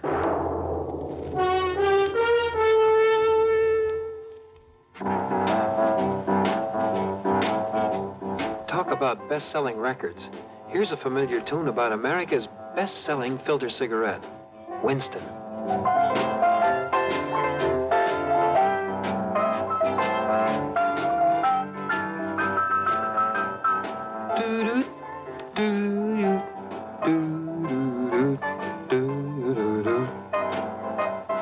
Winston gives you real flavor, full, rich tobacco flavor.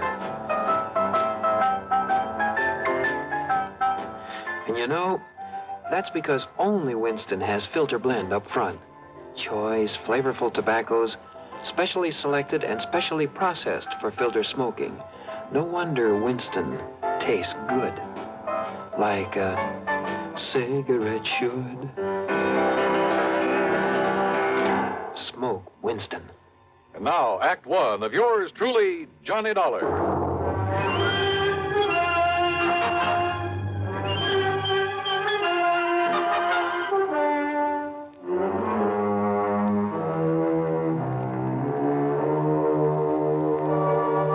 Expense account submitted by Special Investigator Johnny Dollar to the Universal Adjustment Bureau, Home Office, Hartford, Connecticut. Following is an account of expenses incurred during my investigation of the Burning Desire matter.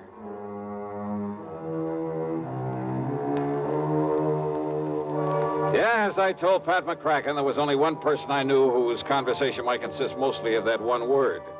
So, expense account item 1, $250 for a phone call to Hollywood 8, 3142.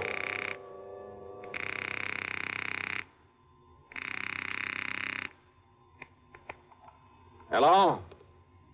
Hello? Yeah? Yeah, I thought so. Yeah? Smokey Sullivan. Well? Smokey, this is Johnny Dollar. Yeah? Hey, you tried to call me here in Hartford. I was out. You called Universal Adjustment Bureau. I got the message. Here I am. Yeah, Johnny. Only what are you doing in L.A.? Last time I saw you was in San Francisco. Got a job here, Johnny. Legit. Hey, that's the stuff. Pays off, too, doesn't it? Yeah. You're my friend, Johnny. You've done a lot for me. So, when I got a chance to help you... Well, is something doing out there, Smokey, that I ought to know about? A bunch of fires, Johnny. Arson, huh? Yeah. Is there insurance involved? Why else anybody use a torch? Yeah, you got a point there. But do you have any lead on whoever is behind the fires? Yeah. So you better come out here, Johnny. Okay, the first plane I can get. Where'll I find you? 322 South Equity Avenue. South Equity. Okay, Smokey, I'll be there. Yeah. Uh-huh. Now I'll call to Pat McCracken, pack my bag, and... Johnny Dollar. Oh, Johnny, thank goodness. Pat? Yes. I was just about to pack up and No, call don't you ever get off that phone of yours? I was talking to the guy who Listen to me. Johnny, you were right. Only reason that nobody smelled a rat is because a different insurance company was stuck with each of those fires out there. So until I called them to give me a report. Oh, and listen. I'm listening, Pat. According to the L.A. police, every one of them could have been arson. Okay, I'll grab the first 7 one. of them in a row, Johnny, that we know about so far. I mean, I haven't got the reports in yet from all the companies, and I'm also waiting for another report from the police. Now, Johnny, your best contact out there. That I've already got. What? Yeah. Oh, you mean that character who called us up? Yeah. Look, will you please tell me, who is he? What does he know about this? Universal Adjustment putting the old expense account on this? Yes, of course. Then I'll give it all to you in the usual report. See ya. Oh, now, Johnny, listen. Sorry, Pat, I gotta catch a plane. Expense account item 2, $162.85 plane ticket from Hartford to Los Angeles. Thanks to the time differential, it was only shortly after dark when the big mainliner set down at the L.A. International Airport. Item 3, $7.50 for a cab to Smokey's address. It was hardly Beverly Hills or Bel Air, believe me. 322 South Equity was in a beat-up part of a downtown industrial section. A weather-beaten 3-story house with a sign out front that said Boarders by the week or month.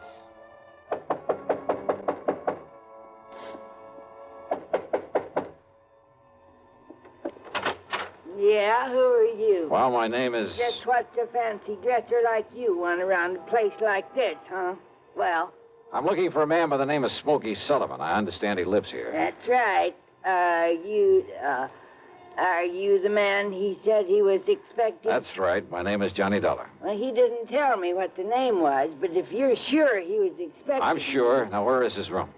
Now, I don't know. Where is his room, please? Well, it's up on the second floor. It's just to the right after you get up the stairs. Okay, But now, thank look, you very much. Well, now, maybe you'd better... It's all right. I'll find it. Thanks a lot. No, what I mean is, I thought you'd already come. I mean, what I mean is...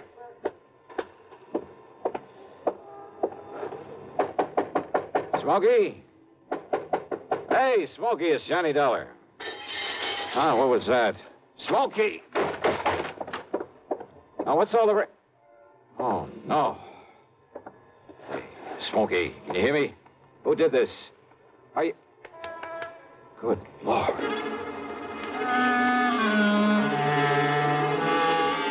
Smokey had really had it. Whoever had beaten him up probably would have killed him if I hadn't come along and scared him away. I looked out of the broken window, but of course it was too late to see who'd done this. Meantime, the landlady appeared, and I had to get me some towels and a basin of cold water. Here you are, Mr. Oh, good. Thanks a lot. Oh, somebody sure laid into him, I'll say that. You ask me, it's a wonder if he stays alive. He'll be all right. He'd better be. You're lucky you come along to see him, is all I got to say. Yeah, you better get me a couple more towels and maybe another basin of water. No, wait. What? You won't need him, mister. I got a much better idea. If I can find it. Hey, Smokey. Give me a minute to find that bottle. Well, here it is. Yes, sir. This here'll fix him up. Smokey, can you hear me? Fix him up quicker than a wink. It's Johnny Dollar. Here now, mister. You just pour a slug of this down his gullet and see if it don't bring him to. Huh? Oh, yeah, good idea. Let me have that. Oh, sure. It's real genuine California cognac, it is. And soak up another towel for me, will you, I please? sure will, mister. All right, here now, Smokey, here. See if you can get down some of this. Easy now, huh? That's it. Attaboy. Really? Yeah. A little more of this. Here. You know, before you come up here, mister, I tried to tell you. Easy now, Smokey. Yeah, I tried to tell you. I thought that other man that come up here to see him was the one he was expecting. Here, now, here's your fresh towel. Thanks. Did you say other man? That's right. Come in just before you did. You know him, who he was? The chimp. What? What, Smokey? The chimp. Yeah, that's who it was. The chimp? Yeah. Strong arm for Mickey Fortina. Who's Mickey Fortina? He's the one that... Oh, now, look, Smokey, maybe you'd better wait until you feel better. You and I should get a doctor. No. Now, listen, Johnny. Yeah? Unless you stop him, there's going to be a lot more fires around here. Fires? That's what he said. Just don't worry about it, Mrs. Miss Fletcher. Bertha Fletcher. That's my name. Johnny, listen. Oh, okay, Mrs. Fletcher. You go along. I'll take care of him. Oh, well, now, I don't know. You sure I hadn't better get a doctor? No. I'll take him to a hotel. In his condition, I'll look after him. Now, you go downstairs and give me a cab. Well, I don't know. Here's a 10 spot for your trouble and this bottle of brandy. Oh, well, thanks. You're a gent. Go ahead, please. Oh, yes, sir. Anything you say. Charlie. Yeah? You gotta listen to me. Yeah, go ahead. You had come up the stairs, scared him off. The chip might have killed me. Well, he won't get to you again. I'm going to take you out of this place. Somebody must have tipped off Mickey Fortina. Must have known I'd put in that call to you. So listen, Johnny. Later, Smokey, after I get you out of here.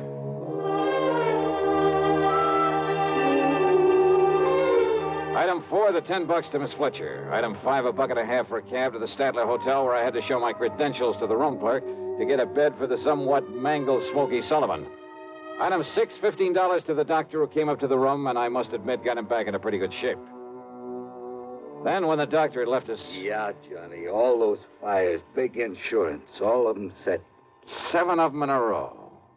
So that means by one firebug, this Mickey Fortina you mentioned, huh? No, Johnny, Mickey's too smart for that. What? All set by different guys. I don't know who they are, but I see no remains.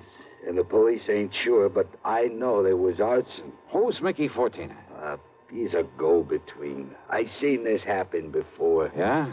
Frisco, Seattle, and Denver, a lot of places.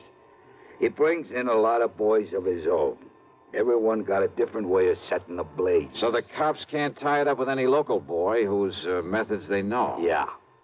Fortina's a go-between? He makes the deal with whoever wants a fire.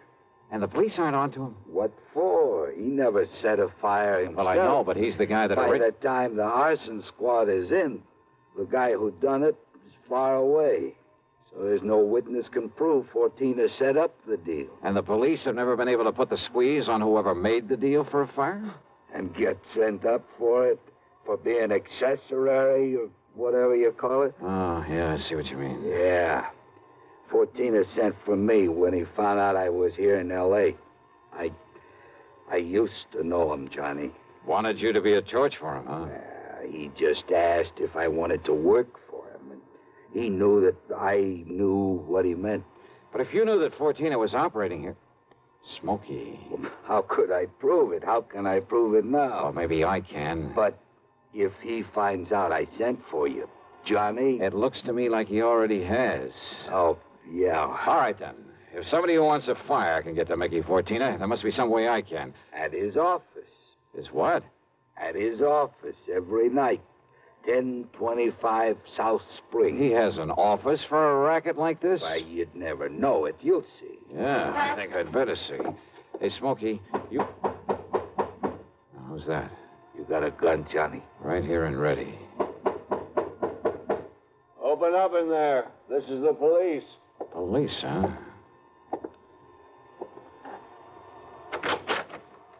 Well, surprise. It is the police.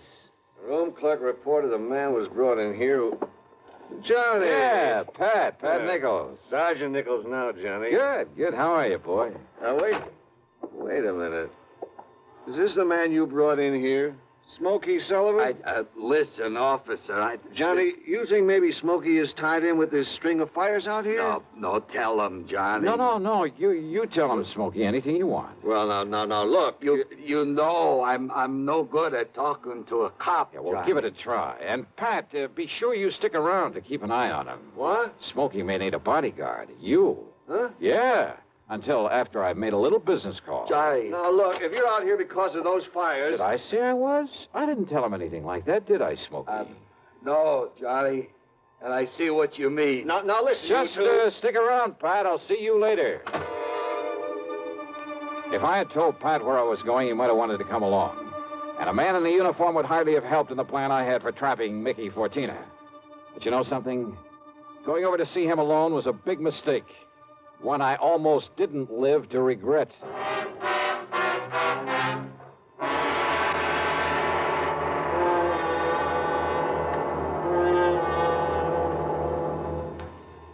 will bring you Act Two of yours truly, Johnny Dollar, in exactly 1 minute. Here's Hollywood star Mona Freeman. Who feels like acting with a miserable cold? I relieve cold distress the fast way with 4-way cold tablets. Yes, tests of all the leading cold tablets proved 4-way fastest acting. Amazing 4-way starts in minutes to relieve muscular pains and headache, reduce fever, calm upset stomach, also overcomes irregularity. When a cold strikes, do what I do. Take 4-way cold tablets. It's the fast way to relieve nasty cold distress and feel better quickly. 4-way, only 29 cents. Now, here's a word about another fine product of Grove Laboratories. Had dandruff for years? Now get rid of it in 3 minutes with Fitch Dandruff Remover Shampoo. 3 minutes with Fitch regularly is guaranteed to keep unsightly dandruff away forever. Apply Fitch before wetting hair, rub in 1 minute. Add water, lather 1 minute, then rinse 1 minute. Every trace of dandruff goes down the drain. 3 minutes with Fitch, embarrassing dandruff's gone. Fitch can also leave hair up to 35% brighter. Get Fitch Dandruff Remover Shampoo today. And now, Act Two of yours truly, Johnny Dollar and the Burning Desire Matter.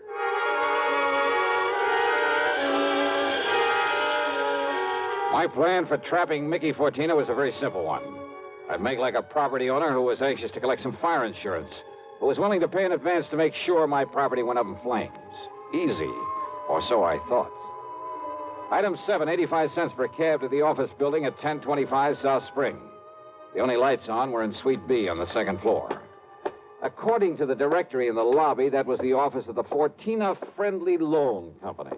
Loan office, huh? Yes, sir. Can I help you? Yeah, I'd like to see Mr. Fortina. You got an appointment? No, but I'd like to make a little deal with him. Oh, can I have your name, mister? It's Morris, Theodore Morris. Just a minute, huh?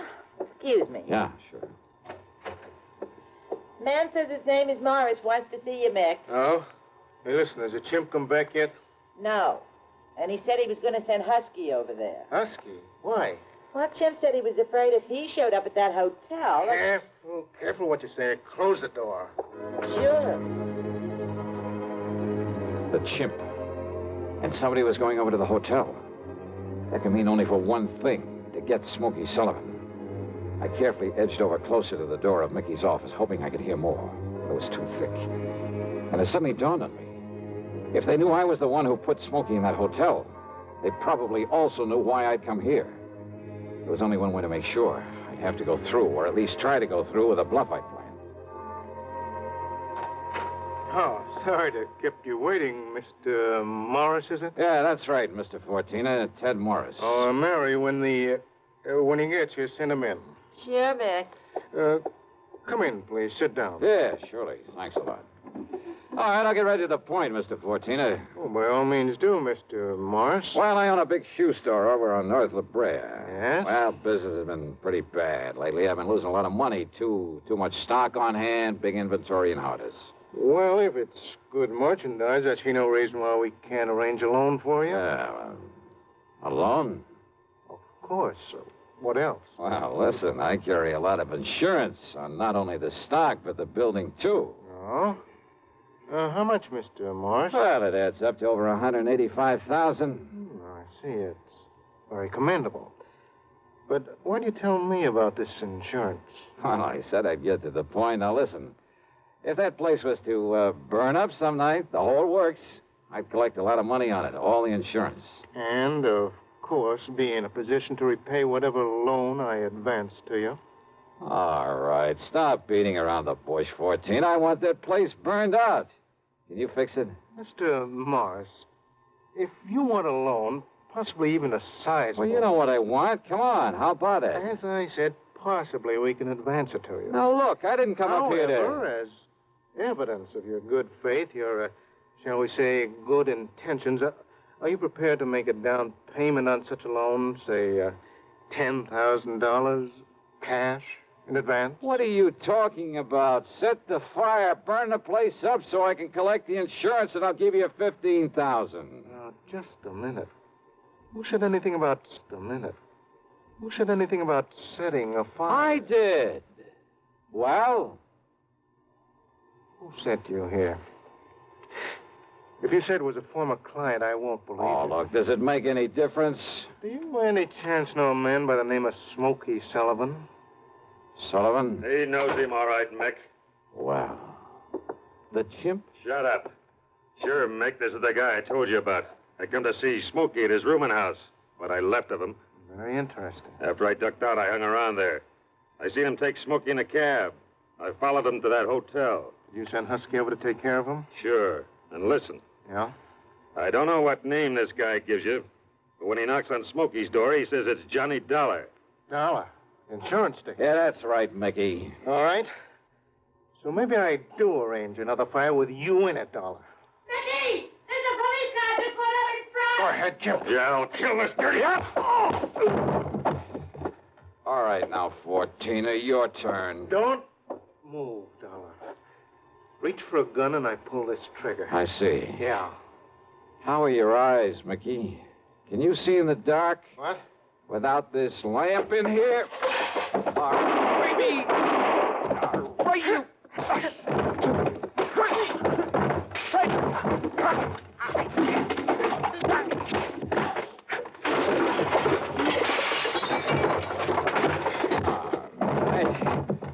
Yeah. Wow. I guess Smokey was right at that, Johnny. Hi, Pat. He seemed to think you wouldn't need any help around here. You all right, Johnny? Yeah. When that strong arm, that husky Castellini, came up to the hotel room after him, well... I had to tell him, Johnny. I had to tell him what it was all about. Yeah, it's okay, Smokey. It's okay. So we threw Husky in the clink and came over here. Well, I got an admission out of him, Pat, but unless you can get these goons of his to talk, I don't know what you're going to hold him on. After what just happened in here, Johnny, we'll hold him and his goons just as long as we need to. And unless they want to take the whole rap for him, I think they'll talk. Yeah, they talked all right. And as a result, the police in a couple of nearby states should have no trouble at all in picking up some of the other of Fortina's boys, his hired torches. Funny, isn't it? These stupid jerks just never seem to learn. Expense account total, including hotel bill, plane ticket back to Hartford, and the sizable bit of folding money for Smokey Sullivan. $874.20. Yours truly, Johnny Dollar.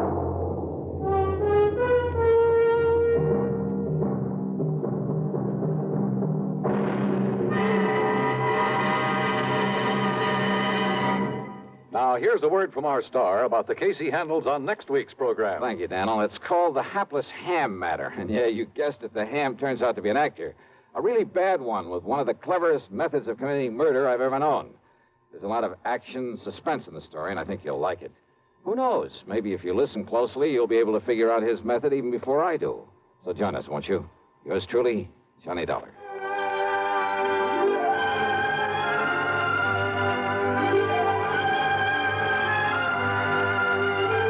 Yours truly, Johnny Dollar, starring Bob Bailey, originates in Hollywood and is written, produced, and directed by Jack Johnstone. Heard in our cast were Virginia Gregg, Gene Tatum, Lawrence Dobkin, Vic Perrin, Paul Duboff, Don Diamond, and Frank Gerstle. Be sure to join us next week, same time and station, for another exciting story of yours truly, Johnny Dollar.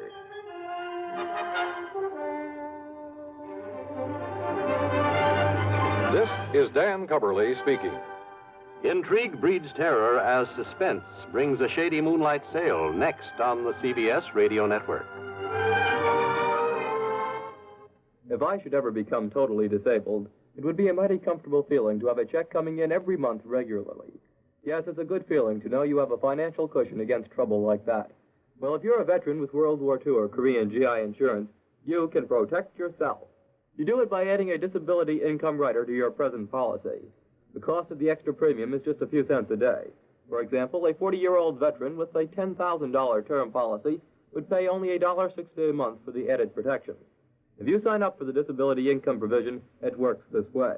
After you have been totally disabled for 6 consecutive months, VA will pay you every month as long as this condition persists. $10 for each $1,000 of your GI insurance policy. That adds up to $100 a month if you hold a $10,000 policy. Full details about total disability income at any VA office. Radio 59 WROW, first on the dial in Albany, Schenectady, and Troy.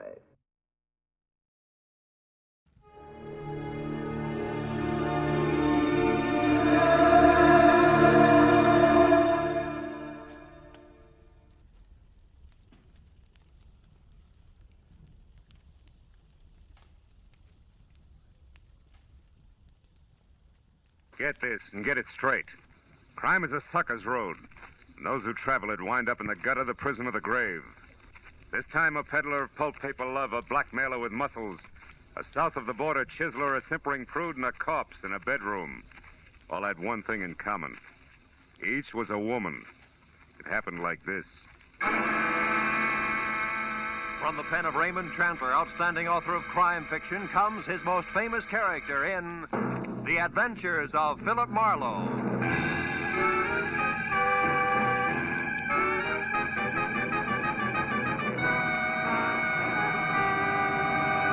Now, with Gerald Moore starred as Philip Marlowe, we bring you tonight's exciting story, The Ladies' Night. And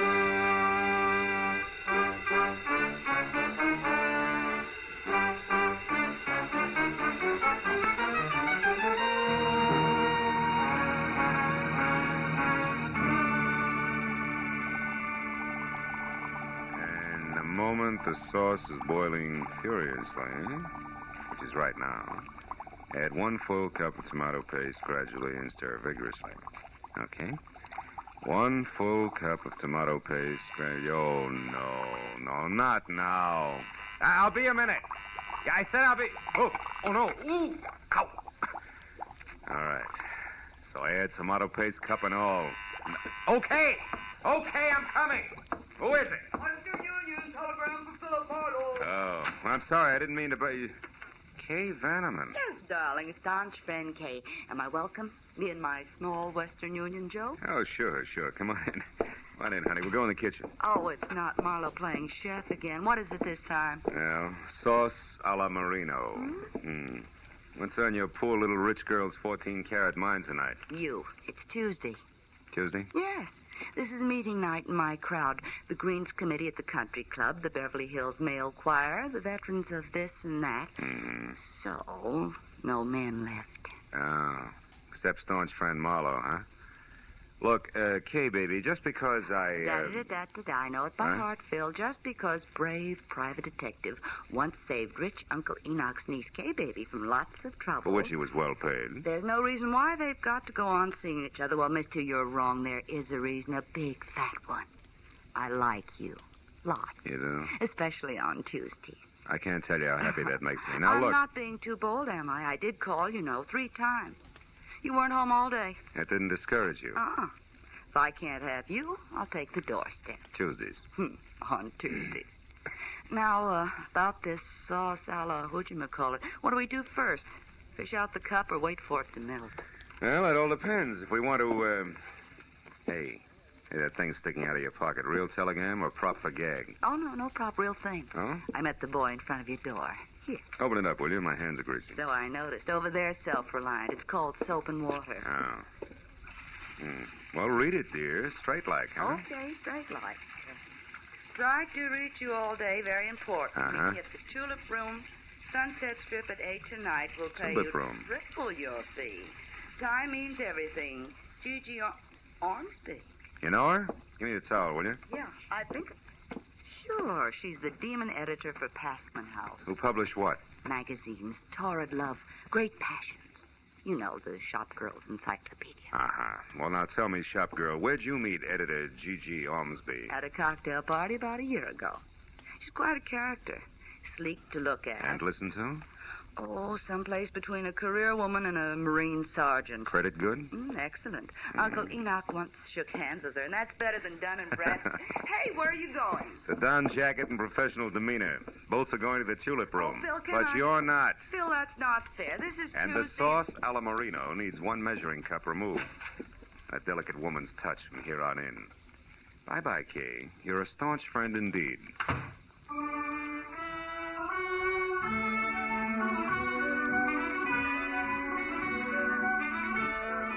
The Tulip Room was one of those extra chic spots, curled up at the foot of the Hollywood Hills, where the velvet and the maitre d's tone of voice made you sure you had egg on your vest.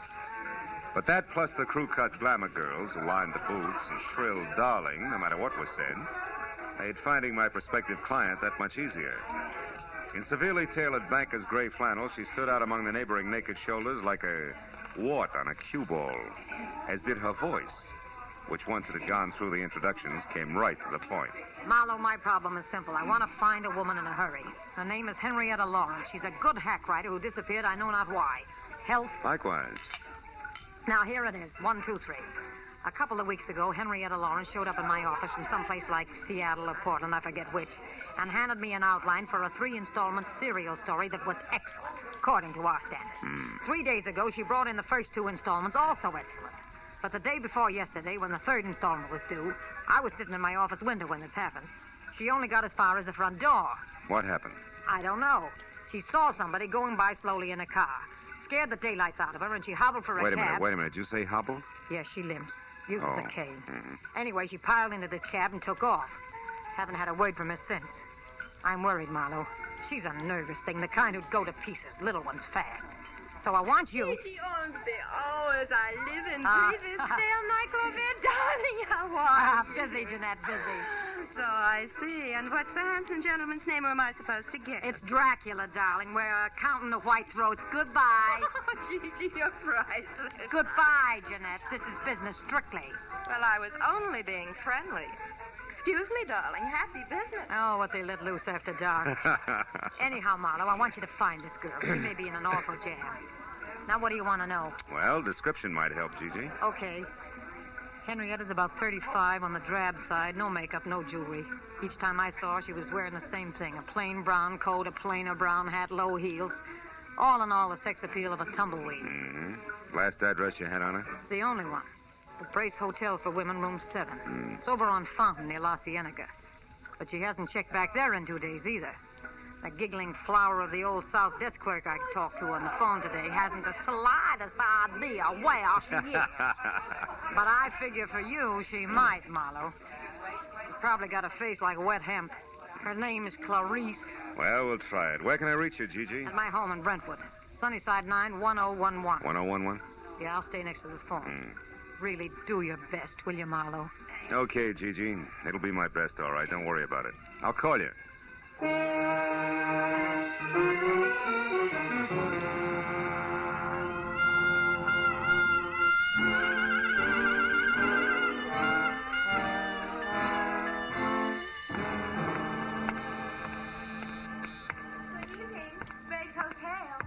Miss Violet Moore? One moment, please.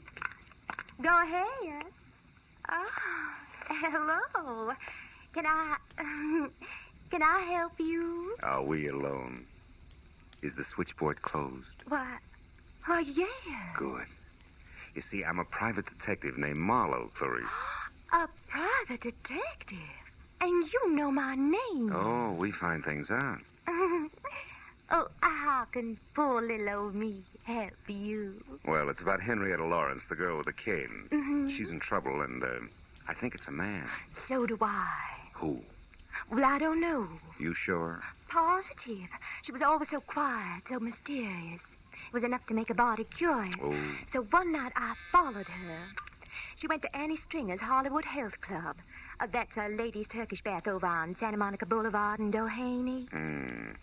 Well, maybe she ducked in there because she knew you were following her. Oh, no, I was very careful. Besides, she had something to say to a woman there. I know I saw him talking in the doorway when I went by. Couldn't see who it was, though. No man, huh? No. But I keep my eyes open when she comes back. Oh, you do just that. Keep 'em wide open, Clarice. They're lovely eyes. Oh. Good night, honey.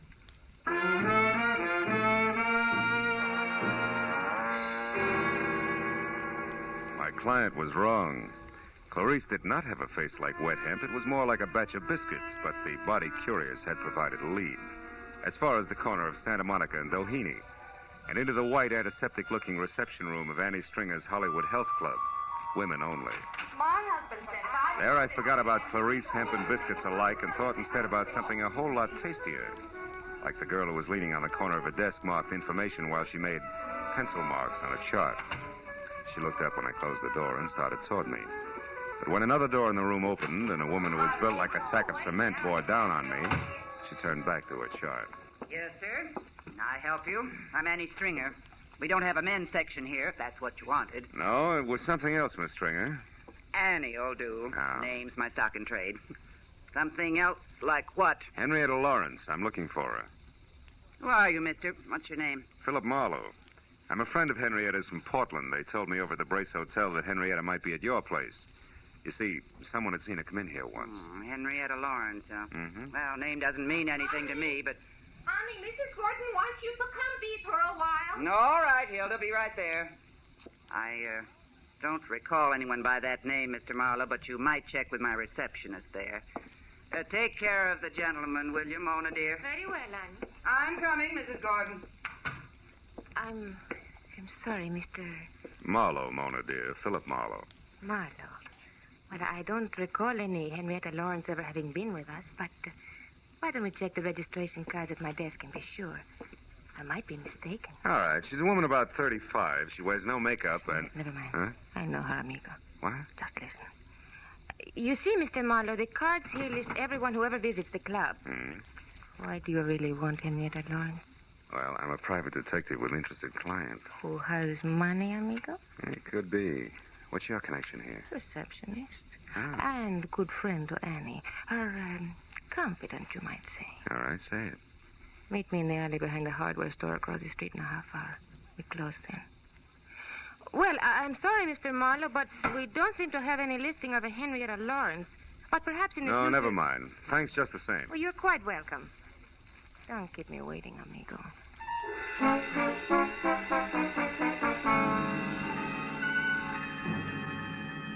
I killed most of the 30-minute wait at an all-night beanery a block away where I drank bad coffee and listened to a special monologue from a waitress, which was worse.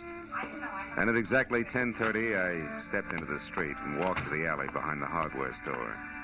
Moved cautiously toward the dark shadow of the building until a hand that gripped like a bear trap snapped shut on my upper arm, while another locked my wrist high into my back. 1 inch, Mr. Marlowe, and I'll break it off and hand it to you. I was a lady wrestler, understand? Oh, do I still call you Annie? Never mind the wisecracks. It's been a long day, and I haven't got patience. Now, what's your angle, Flatfoot? Slip, baby, in more ways than one. Start talking. All right. Henrietta came from Seattle, not Portland. So now some advice. Forget Henrietta Lawrence, Shamus. You can't do her any good. You're a liar, Annie, and you know it. Wasting your breath, Shamus. That's bluff, Annie. Hot air. Yeah? I suppose that goes for the letter, too, I suppose. Letter? You slipped again, kid. What about it? You don't know what letter I'm talking about. But Mr. Marlowe, Henrietta Lawrence does. So tell her to call off the bloodhound, or that letter will go right to the cops. They'll know exactly what to do with it. Get going, sweetie. Oh, Hey. What? Blow the top of your head off. Go on, feed it while you can still walk. Go. All right. But I'll be around, Marlowe. So don't forget the message I gave you for Miss Lawrence.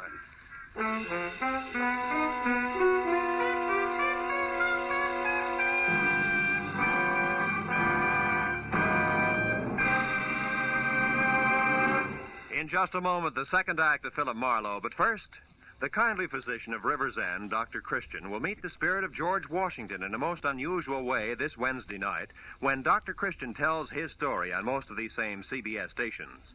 An elderly patient who claims to have a personal message from George Washington comes to Dr. Christian's office and presents him with one of his most perplexing cases. Dr. Christian, starring Gene Hersholt, is a regular Wednesday night feature. Now, with our star, Gerald Moore, we return to the second act of Philip Marlowe and tonight's story, The Ladies' Night.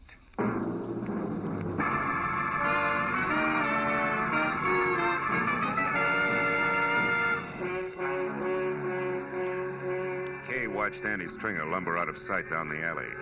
And she turned, tossed me an I told you so smile, and lit a cigarette for me. Here. Well, I guess it's a good thing I chucked that scullery maid routine and followed you after all, wasn't it? Look, I've already said thanks, so go ahead. Get real corny. Rub it in. Marlowe pinned by a woman.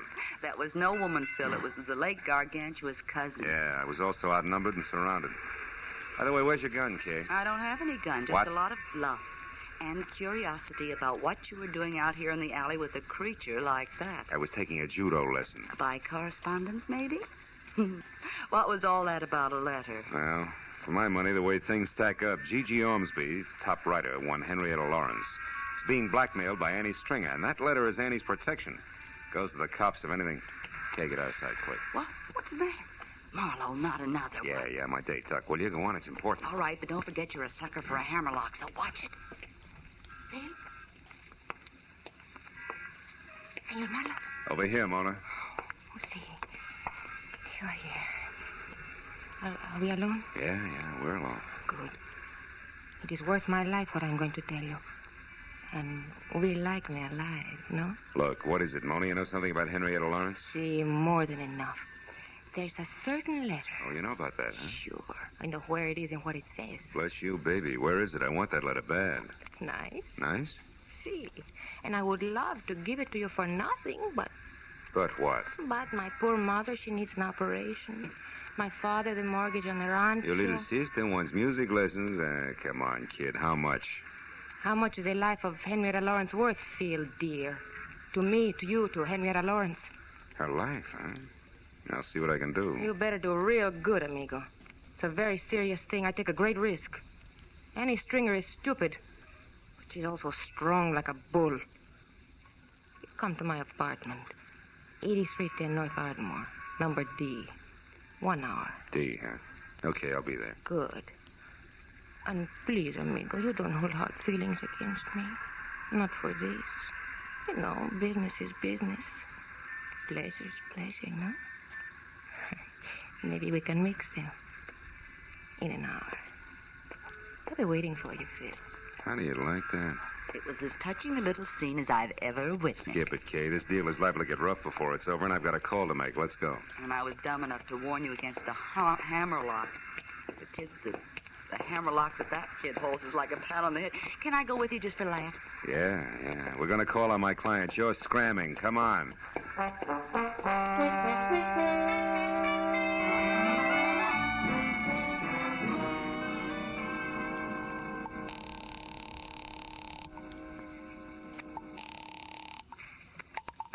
Hello. Marlowe, Gigi, got a line on Henrietta, but you're not going to like it much. What do you mean? How does it go, Marlowe? Trouble is, she's got blackmail. I don't know what the hook is, but I have word of one of the bargainers is plenty serious. Who's doing it, Phil? A female mastodon named Annie Stringer's the big wheel. I got onto it through a letter. A letter? Yeah. Annie wrote her protection letter. It's got all the dirt in it and goes to the cops if anything happens to Annie. It's a standard routine. Where is this letter? Who has it? There's a double-crossing little Spanish number named Mona. I'm supposed to meet her again in an hour at her place. Phil, we must get that letter. It's no cinch, Gigi. Mona's not bright, but she's sly. It's liable to be expensive. That doesn't matter. Okay. Anything I can do to help Henrietta, I want to do now more than ever. What does that mean? I've heard from her, Marlowe. She called me just a few minutes ago. Where was she? That's the tough part. She was crying. Said was the end of everything. She tried to tell me about the last installments of the story, then she was interrupted. She gasped out something that sounded like American Airlines ticket office. Then the line went dead. There are 3 of those offices in town. Yeah. Well, we better check them. Look, can you take the one out in Beverly Hills? I'll get the others. All right. And Marlowe, where does this Spanish dame live? North Ardmore, 8310, apartment D. I'll meet you there in an hour.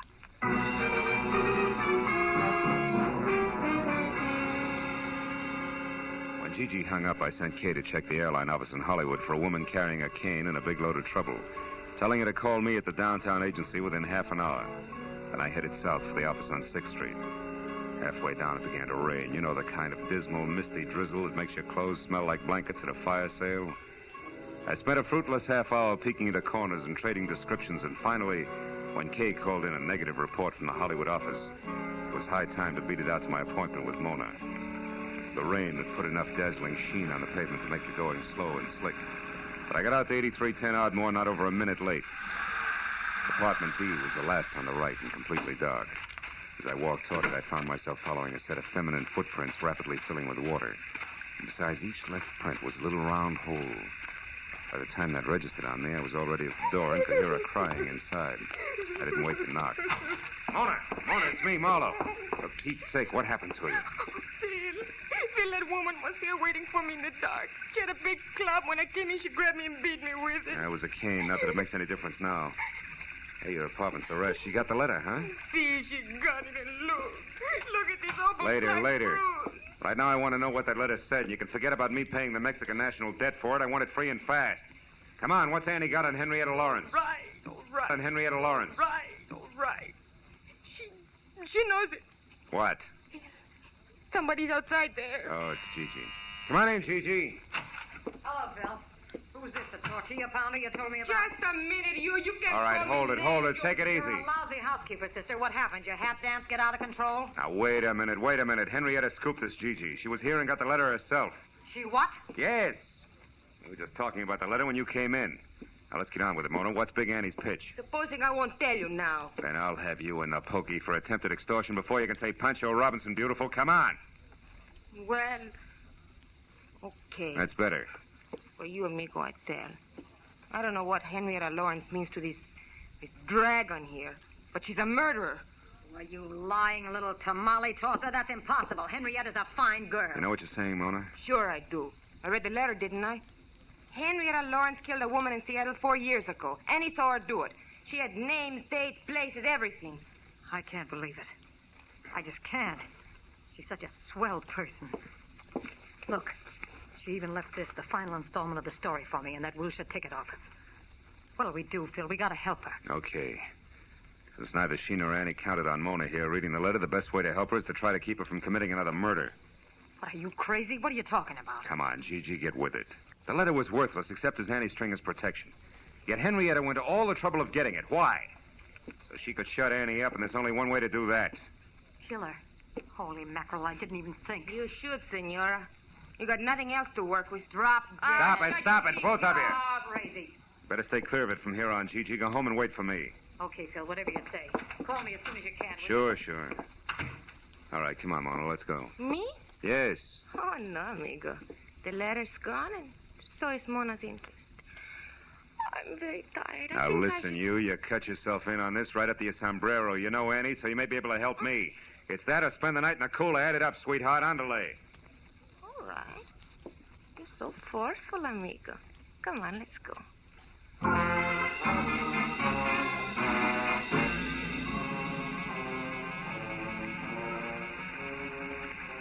Well, Annie's not in her apartment, and she's not around the health club. What's next, Mona? Where else would she be?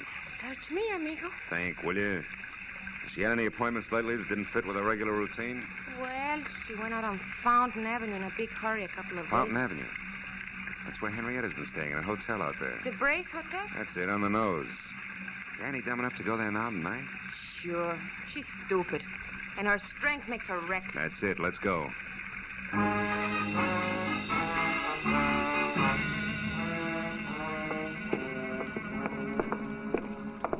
Come on, Mona. It's here on the first floor. Hey there. Now, just a moment there. Where do you think you're...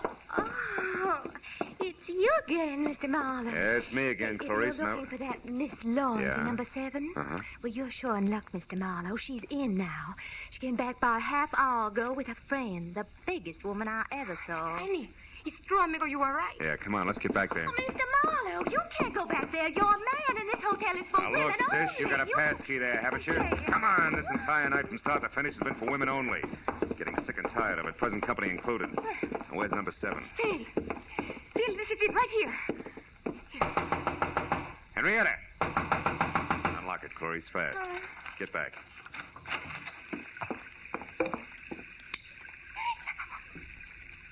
Annie. Dead. With a knife. Yeah. Go ahead and scream, Clarice. Get it over with. Well, where's Miss Lawrence? She no doubt left by the window here. Yeah, it's still open. Only 5 feet to the ground and a clear set of footprints in the wet dirt, cane marks and all, just like... Just like what, Mr. Marlowe? I started to say like the ones I saw earlier. Sure, the last installment of the story, the letter at Mona's, the airline ticket. Now she's out of it, slick as a whistle. Clarice, call the cops. Here, give them my card. I'll get in touch. Well, where are you going, Mr. Marlowe? To break the unpleasant news as gently as possible to my client. Phil, what about me? What will I do now? Just keep looking at Annie, you beautiful, chiseling, double-crossing jerk. Maybe you'll learn something, but I'm not going to count on it. Phil.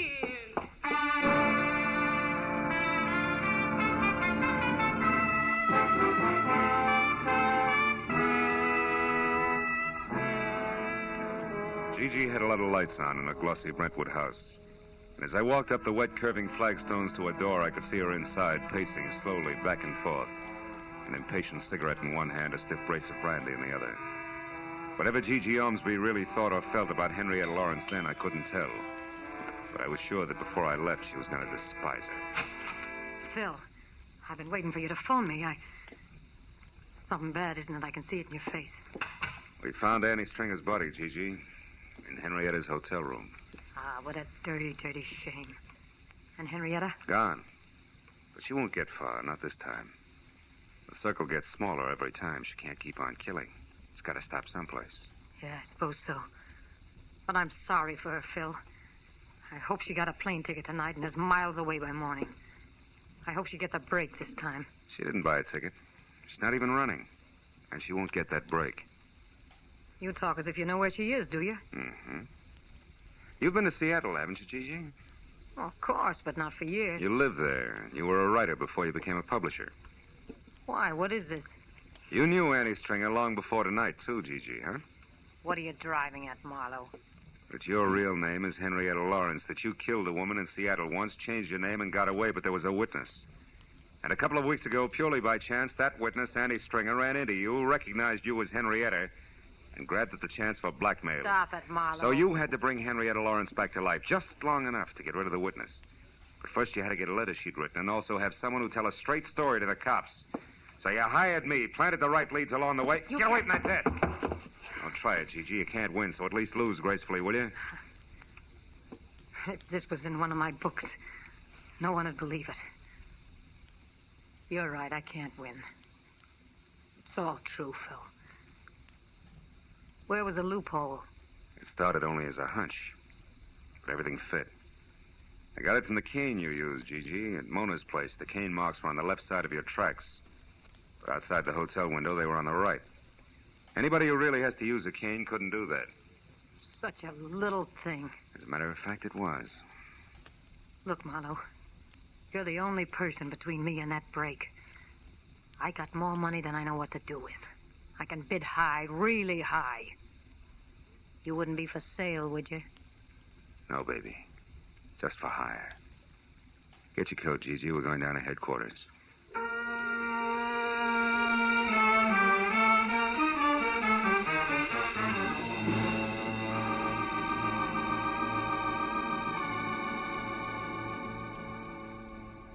Getting the whole business down on police stationery, one orderly step at a time, is a process as full of, well, as full as the fiscal report of the First National Bank.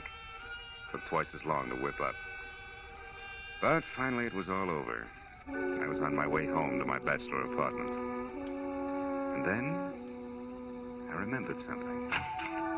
Never mind explaining what took you so long, darling. You're here now. Dinner is ready and waiting, and the martinis are ice cold. Just come on in and close the door. Yeah.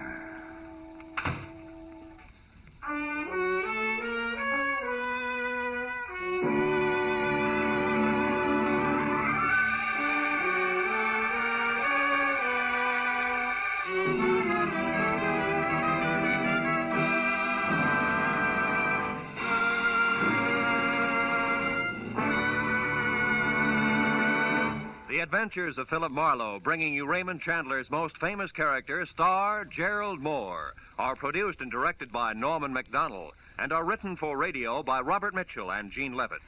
Featured in the cast were Jeanette Nolan, G.B. Hunter, Constance Crowder, Lillian Bayef, Gene Bates, and Michael Ann Barrett.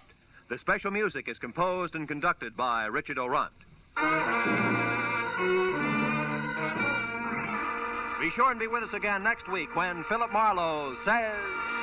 This time a friend with millions, a myopic chemist and a long-haired piano player were thrown into a panic because a brilliant young lady with a gun was taking a big step in the wrong direction.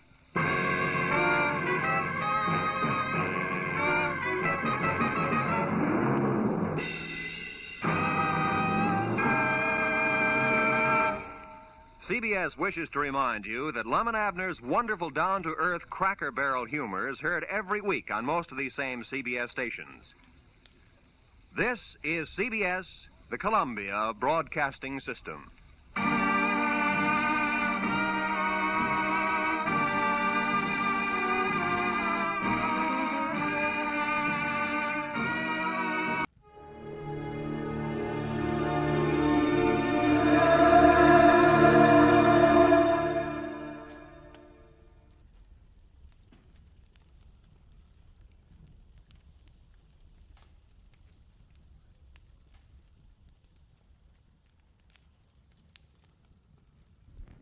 Get this and get it straight. Crime is a sucker's road, and those who travel it wind up in the gut of the grave. This time it was a fishy horseplay from a red-headed beauty past a black-bearded sailor to a neck-and-neck finish over a wandering seahorse worth $50,000. I was the jockey. It happened like this. From the pen of Raymond Chandler, outstanding author of crime fiction, comes his most famous character in The Adventures of Philip Marlowe.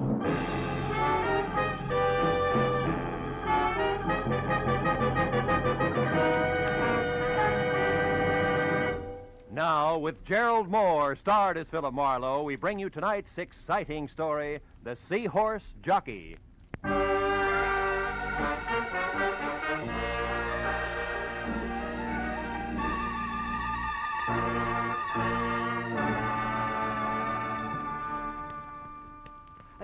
You know, Mr. Marlowe, when you came in today, I said to myself, it's a funny thing. You've been getting your haircuts here now for 6-7 years. But I never found out how you vote, Republican or Democrat. Well, I like to think that's my business. And another thing. Never did you tell me if you're for the Marshall Plan or against the Marshall Plan. Well, the Marshall Plan And for the California's governor next fall?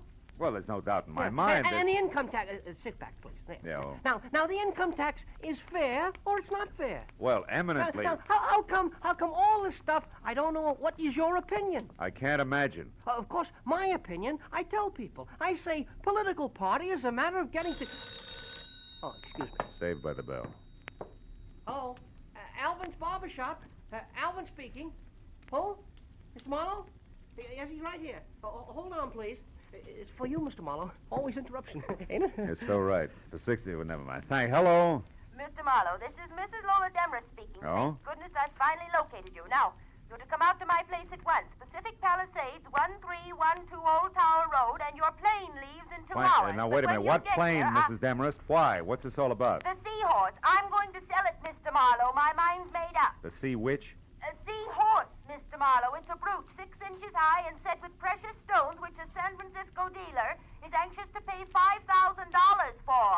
Well, look, Mrs. Demarest, The dealer's flying to New York tomorrow, Mr. Marlowe, and also my doctors say I'm living by sheer willpower alone. Hence, can my hear it. decisions must be made quickly. Now, the terms of the deal are cash, so please be sure that you're armed. And the money will be returned here to my stepdaughter, Jillian Demarest, unfortunately. Oh, you don't approve, huh? No. However, I'll abide by my late husband's wishes. Jillian is to be provided for. Now, no more questions, sir. Just hurry.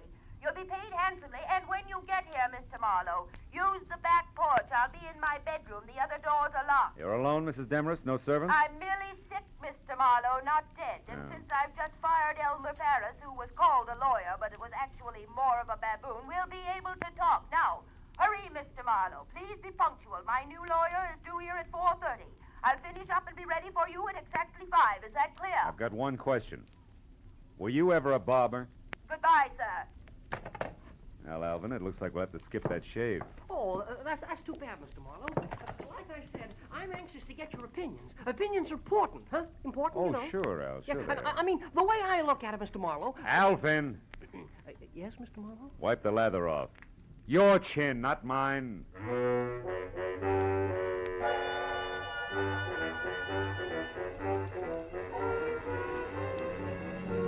Pacific Palisades and my new client's home at 1312 Old Town Road was 40 minutes from L.A. The house was Victorian-style, solid, made of wood, 2 stories high, and squatted close to the edge of a sun-baked cliff, 200 feet above the ocean. I parked behind what must have been the first Pierce Arrow ever made, then started slowly along a gravel path that led to the rear, until I heard it.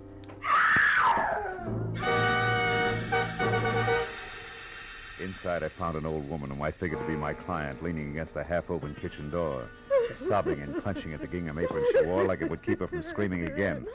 Mrs. Demarest, get hold of yourself. What happened? I'm not Mrs. Demarest. Oh, the poor darling. Her heart. She's dead. She's dead? In there, the bedroom. Oh. But who are you? My name's Philip Marlowe. Mrs. Demarest hired me an hour ago. She was a handsome woman. A beautiful woman and a good woman. You're the detective, aren't you, about the brooch? Yeah. How'd this happen, Mrs. Lockfield. Oh. Miss Bertie Lockfield. Miss Lockfield, were you with her? No, I came over a bit ago. I'm Lola's best friend, you know, her only friend. I came over in my car to cook her some dinner, like I do all the time. I live right by the little cottage at the foot of Old Tower Road, the one with the tall The hedges. dinner, Miss Lockfield, you were saying? Oh, yes. Well, Mr. Marlowe, can we go back to the living Oh, room? sure. Now, Miss Lockfield, you came over to cook dinner, then what? Well, I looked in on her first, like I do all the time. And since she was asleep, I went to the kitchen and set things going. And then? Oh, here, you better sit down, huh? Thank you. Then I went back to my place, fussed around for 10, maybe 20 minutes. Then I came here again and found what we just saw. That pillow clenched in one hand like she'd wanted All to right. hold Take it easy, something. Miss Lockfield. Try to hold on, huh? Now, tell me, you didn't happen to see anything of the new lawyer around, did you? New lawyer? Why, Lola didn't mention a new lawyer. He was due here today? Yeah, a half hour ago. Might help if we knew his name. Why, Mr. Marlowe? Mr. Marlowe? Surely you don't think there was, well, foul play? I don't know, Miss Lockfield. But for one thing, the position of the pillow seems kind of cockeyed to me. Yes, but who on earth would want to... Oh, no, not Jillian. It couldn't be. Mrs. Demarest was quite clear about Jillian. Jillian hated Lola, Mr. Marlowe, but Jillian isn't a killer. Yeah, well, maybe nobody's been killed. But tell me, Miss Lockfield, did this stepdaughter, this Jillian, know that she was getting the money from the brooch? Oh, no, I doubt it very much. Although she did know that Lola had it, of course, And what? and that Lola's money was dwindling, Mr. Marlowe, and that she was selling her possessions one by one. Uh-huh. And therefore, Jillian might think that the seahorse brooch was hers by right of inheritance, huh? Yes. Yeah.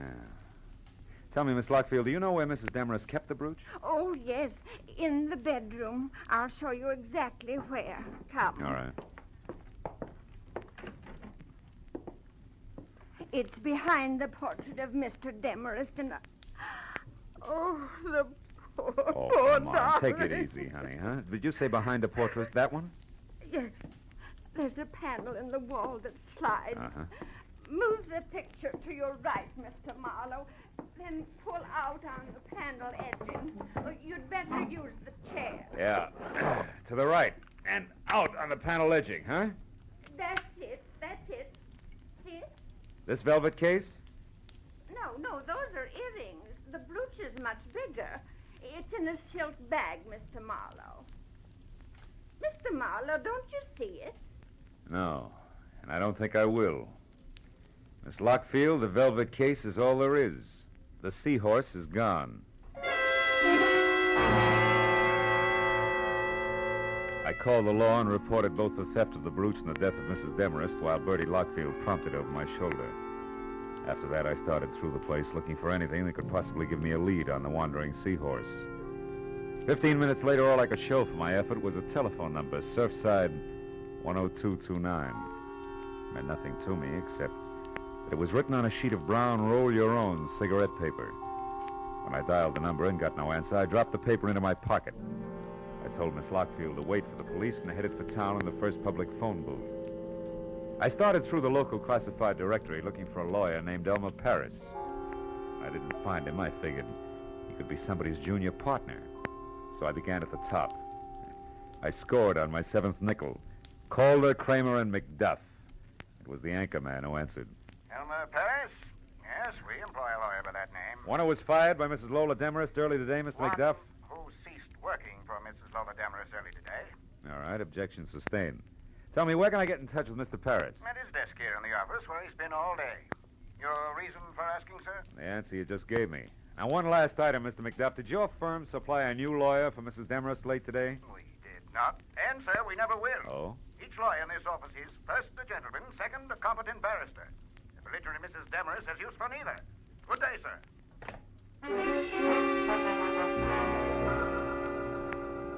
With that, I checked Elmer Paris off my list and went back to the phone book.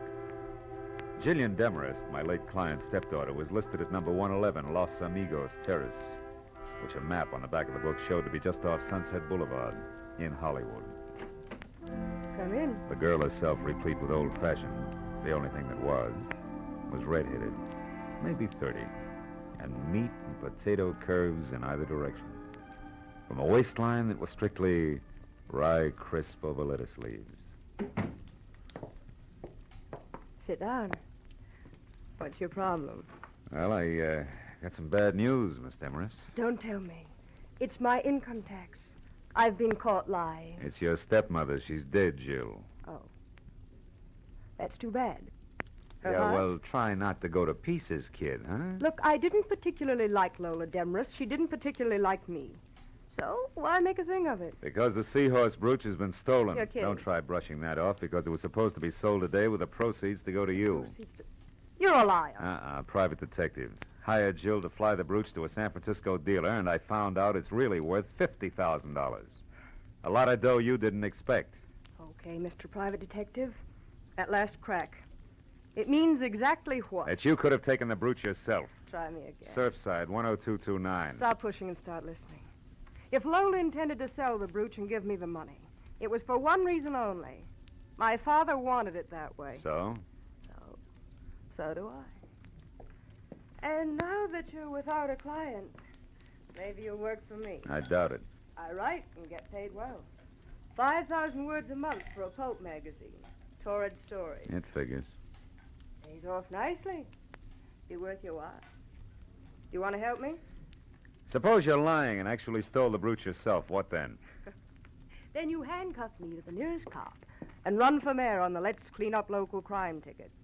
Now, is it a deal for, say, 1% of the 50,000 if I get it? 0 if I don't. 500 of fun, huh? Mm-hmm. Okay, Jill, it's a deal. Good. And for a starter, do you happen to know who Mrs. Demarest's new lawyer was? New lawyer? I didn't know the old one had been I fired. didn't say he had. Could have quit, you know.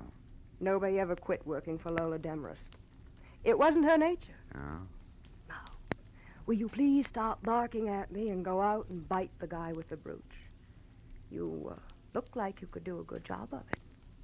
For $500. Yeah. But just think of the opposition, Jill. It's snapping at 50 grand.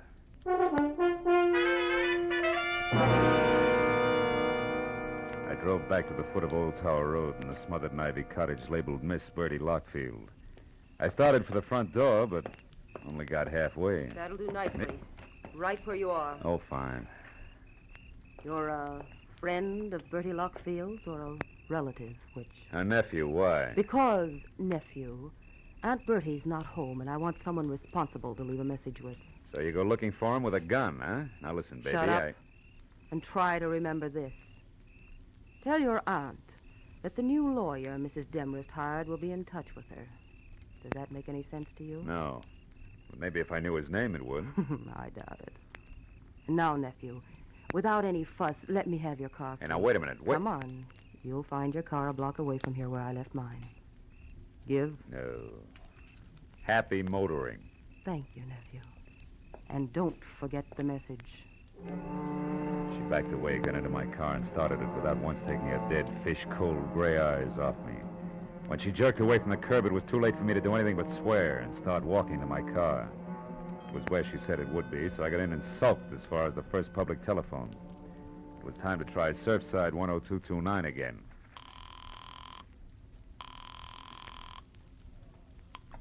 Hello. Hello, I'd like to talk to... To who? Wait a minute, is that you, Lieutenant Matthews? Yeah. Marlowe? Yeah, that's right. Oh, that Demarest case, huh? Well, Phil, the coroner thinks it was murder, all right. Suffocated her with a pillow, but they won't be sure till the autopsy report is in. Yeah, wait a minute, Matthews. Hey, wait a minute. Will you? You're at Surfside 10229, right? Yeah. You got this number from Homicide, didn't you? No, I didn't. I got it from a brown cigarette paper I found at Mrs. Demarest. Huh? Now, look, tell me, Matthews, what have you got and where are you? 51 South Monroe Place. 51 It's South. a dead one, Phil. A guy who sported a beard. The name was Paul Crater. Oh, occupation lawyer, right? No, Phil, wrong. The occupation was able-bodied seaman.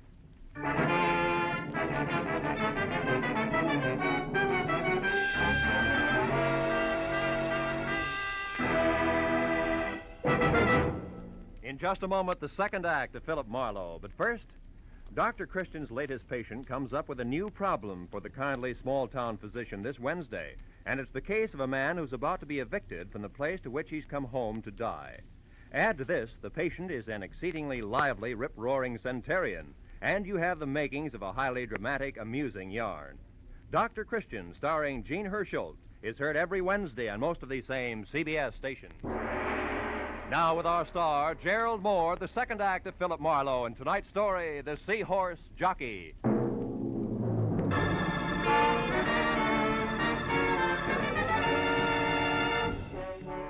I was 30 minutes getting out to the address Matthews had given me. The neighborhood around Surfside looked like it had been pushed together from scraps that had washed in from the sea. And number 51 Monroe Place was no improvement. Corroded little frame house surrounded by a picket fence with most of its front teeth missing. I parked in the red glare from the squad car's spotlight, and as I walked past the sagging gate, I could hear Matthews inside. Oh, hello, Marlowe. Come on in. But don't fall over the late Mr. Paul Crater there. Oh, that's him, huh? Doesn't look much like a sailor to me, Matthews, in spite of his whiskers. What do you expect, bell-bottom trousers? All right. Those guys wear suits when they're ashore like anyone else.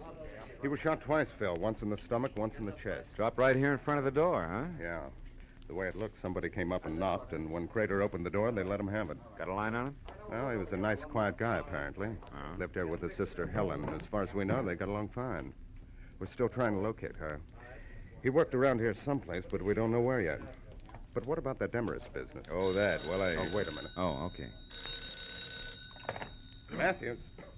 Yeah, Mooney. I see. Jug Nolan. As in J-U-G? Yeah. Uh-huh. He is? No, you come on back. I'll check him later, personally.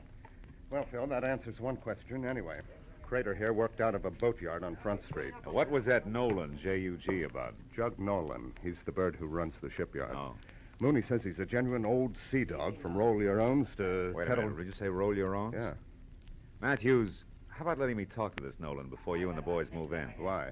I'd like to check the color of his cigarette papers, and I'll let you know. Well, okay, Marlowe. Only keep your chin in. Maybe Nolan doesn't know anything about what happened to Crater here. Unless he pulled the trigger, huh? I drove through the thick smell of seaweed and dead fish that was Front Street for 10 blocks before I found a battered sign that read Nolan's, dangled over the door to a shanty of an office behind which a tangle of crooked masts stuck up like jackstraws out of a jam of crusty hulks. I pulled into the curb across the street from the place and started to get out when the office door opened, and a man who looked something left over from Moby Dick stepped out, headed across in my direction. As he passed in front of my car, I got a good look at the butt of the homemade cigarette, drooping over a jaw as heavy as the end of an anchor. It was rolled with brown paper. Odds on it had to be Jug Nolan. When he swung on down the street and finally went into a bar, I followed. Hey, Swede, do it again, huh? Be right with you, Jug. Snap to it. I gotta get... Well, what do you make of it, mate? Something biting you? Not exactly, Jug. I was just wondering how well you're acquainted with Lola Demarest. Demarest? Yeah. Well enough to know she's got vinegar in her veins instead of blood. Why? Is the old crackpot something to you? No, not now. She was my client earlier tonight. I'm a private detective. Name's Marlowe. Now, keep it. You were up to see her today. I'd like to know why. Go ask her. That's a little tough now. She's dead. Yeah? Well, better late than never, mate. Miss her, do you? I can stand the strain. What was your business with her? Boats. Sure it wasn't seahorses? Don't talk bills to me, mate. I said boats. 2 rusty, rotten scows covered with barnacles enough to sink 'em in another week. But to hear that old gal talk, you think each one was the Queen Mary. Hey, Swede! Yeah? Pour me that drink. Okay, Jug. Here, what's yours, mister? Scotch, Johnny Walker. Take them both out of this. No, you don't. I'll buy my own. And I'm tired of your questions, mate, so haul out. Here, Swede. Suit yourself. Maybe you can bear up on one more question, Nolan. For you, maybe it's easy. Who killed Paul Crater? What was that? Somebody put 2 bullets in Paul Crater in front door of his house. I just came from there. Paul, dead. If you're lying to me, mate, I'll tear you in two. Get your hands off, Jug. Why would I lie? The cops know who did it. Not yet, but they will. I'll find out about this and in a hurry. Slow down, Nolan. There's no rush. Brady's going to be dead a long time. I want to ask you... Get out of my way! Now, look, Nolan, I said I wanted to... Never mind. Okay, Commodore, help yourself. Nolan's ponderous right fist was cocked when I changed my mind, but that wasn't what did it. Over his shoulder, I'd spotted a familiar face. Detective Lieutenant Matthews leaning at the end of the bar and studying his thumbnail intently. As Jug stamped past him and out the door, Matthews jerked the intriguing thumb at a thin, sandy man working a pinball machine, who suddenly lost all interest in the game and left abruptly. Then Matthews sidled down the bar toward me. Sorry to step on your heels there, Bill, but we found out that Nolan has 2 judgments against him for assault. Got a very dangerous temper, it seems. Well, you saved me a split lip. Did you hear all of it? Enough to convince me that Jug Nolan didn't do it, but we'll tag him just to play safe. Oh. Chances are he's heading for Crater's house now, which should just give me a good chance to go to his place and look around. Uh-huh. I'll see you, Marlowe. Yeah, so long, Matthew. Something else for you, mister? No, thanks, Swede. Unless you can tell me why so many Surfside sailors grow Van Dykes. Ha, I wondered myself.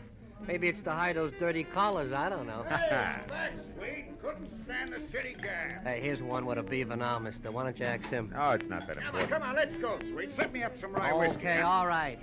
Say, Dusik, this fella here wants to know why you sailors grow those chin whiskers. Yeah? Skipper, I'll tell you. A sailor's got to have something to do while he's away to spare time at sea that don't take up too much space. Yeah, well, I guess it beats bike racing. I'll see you, Dusik. Hey, wait, I want to tell you. I went to town today looking for nothing but a change of scene in a chubby blondie shirt with, see? And what happened? Yeah, well, that's fine. Some gal takes a look at my beard and thinks I'm a college professor doing research. I couldn't throw her out with a blowtorch. Yes, the well, next one runs for her life because she takes me for a judge. And after that, I'm just getting around... Hey, wait a minute. Hold it, Dusik. Huh? You say judge? What's up, Skipper? You losing your rudder? Just the opposite. You've given me an idea that'll work. Yeah, and what? 2 murders, a beautiful sneer, and a missing seahorse. It's wild, but it's beginning to make some sense. So long, sailor. I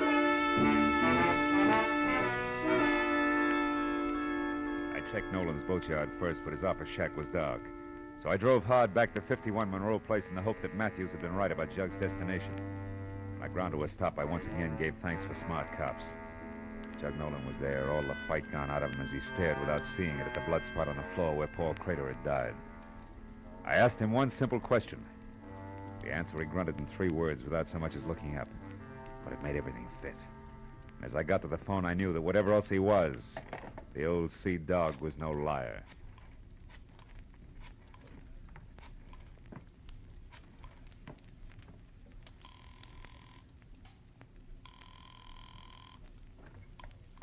Hello?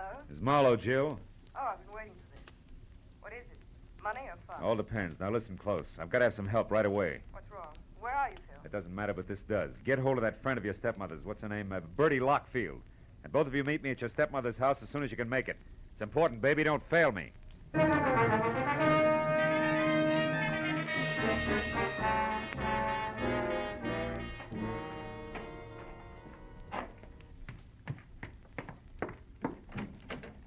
What took you so long? Well, yes, I understand you wanted our help in a big hurry. We rushed madly over I'm here. sorry it took longer to get here than I figured. What do you want us to do, Phil? Catch a thief and a killer? You see, I'm positive now that whoever got away with that jeweled seahorse also held that pillar over Mrs. Demerest's face until she died, then went on to kill Paul Crater in Surfside. 2 murders? Killers have that advantage, baby. For 1 murder or a dozen, the price is the same. Oh, I don't understand, Marlowe. Does the second murder have something to do with my stepmother's death? They follow like links in a chain, Jill. Lola Demarest called me at 4. She was expecting a new lorry at 4:30. When I got here at 5, she was dead and the jeweled seahorse was gone. However, the circumstances indicated that somebody who knew her had done the work. Then you don't think the new lawyer was the one No, who... but I do think the new lawyer came in, just as I did later, through the open back door. Stood right over there and overheard the entire business. Can you prove all this, Marlowe? Not yet. But if you found that new lawyer, you could. Right. That new lawyer's going to turn up soon, and when she does, we'll have something She? more. Yeah, she, Bertie. Lola Demarest's new lawyer is a woman. A woman? The distinguished man in suit and Van Dyke that you shot and killed in Surfside was the lady lawyer's brother, a seaman. You mean Bertie here? Yeah, Jill. The new lawyer who witnessed the whole thing decided to move in on it. Right, Bertie? But it was blackmail. I got a note in my mailbox from a lawyer named Crater accusing me and demanding money. And since you were already in so deep, you figured another murder wouldn't matter. You got the lawyer's Surfside address some way and went there. And that's where you stumbled, Bertie, over a suit of clothes and a beard. Bertie, well, you were Lola's best friend. You'll never understand, you fool. So don't try. Bertie!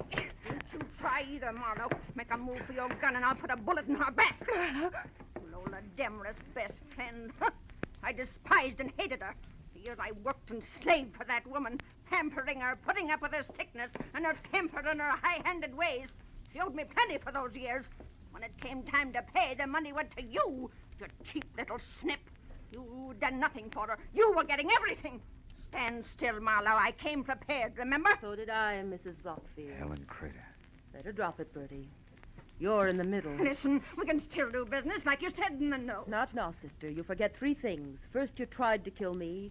Second, you did kill my brother. Helen, you don't know what you're doing. And third, the female of the species is always deadlier than the male.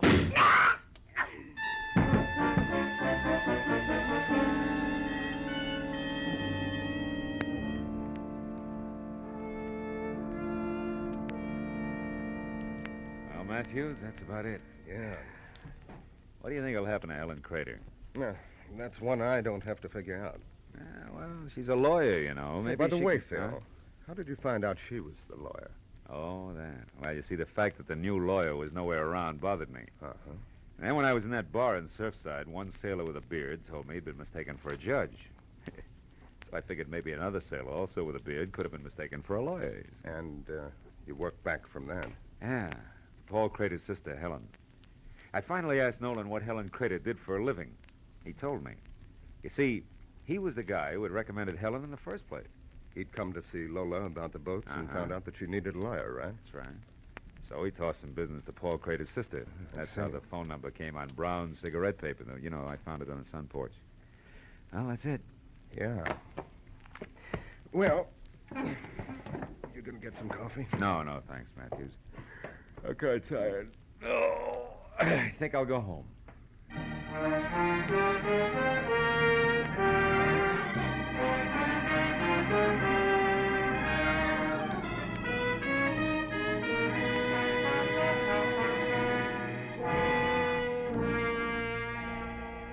It was almost 3 in the morning. A silent, sterile hour at the short end of a long, long night. Everything that happened had been because of a jeweled seahorse, an ugly little replica of an ugly little fish. But then, as I thought about it, I realized that the trouble wasn't because of the seahorse. It was because of the people. Bertie Lockfield, Helen Crater, Lola Demarest. That's always the trouble. People. Yeah. To coin a cliche, it takes all kinds of people to louse up the world.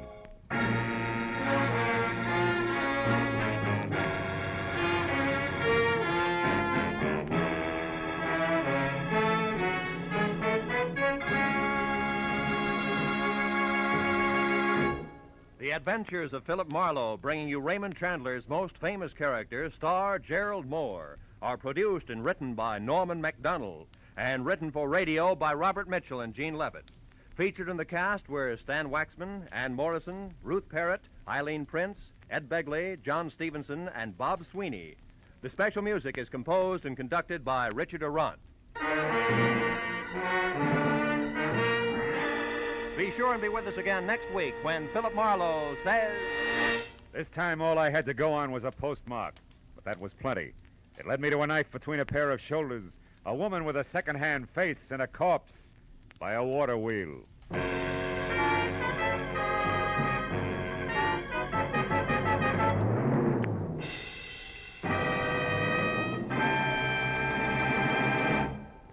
There'll be some grand singing on CBS this Wednesday night. Bing Crosby will play host to Al Jolson and Ella Fitzgerald, and Burns and Allen will entertain lovely Dinah Shore. Also, Groucho Marx will be around with more of his wonderful wit on his quiz, You Bet Your Life. And, of course, Dr. Christian will be on hand with another famous story. They'll all be heard on most of these same CBS stations, so be listening. This is Roy Rowan speaking. Now, stay tuned for Pursuit, which follows immediately over many of these same CBS stations. This is CBS, where Wednesday night is Bing Crosby night, the Columbia Broadcasting System.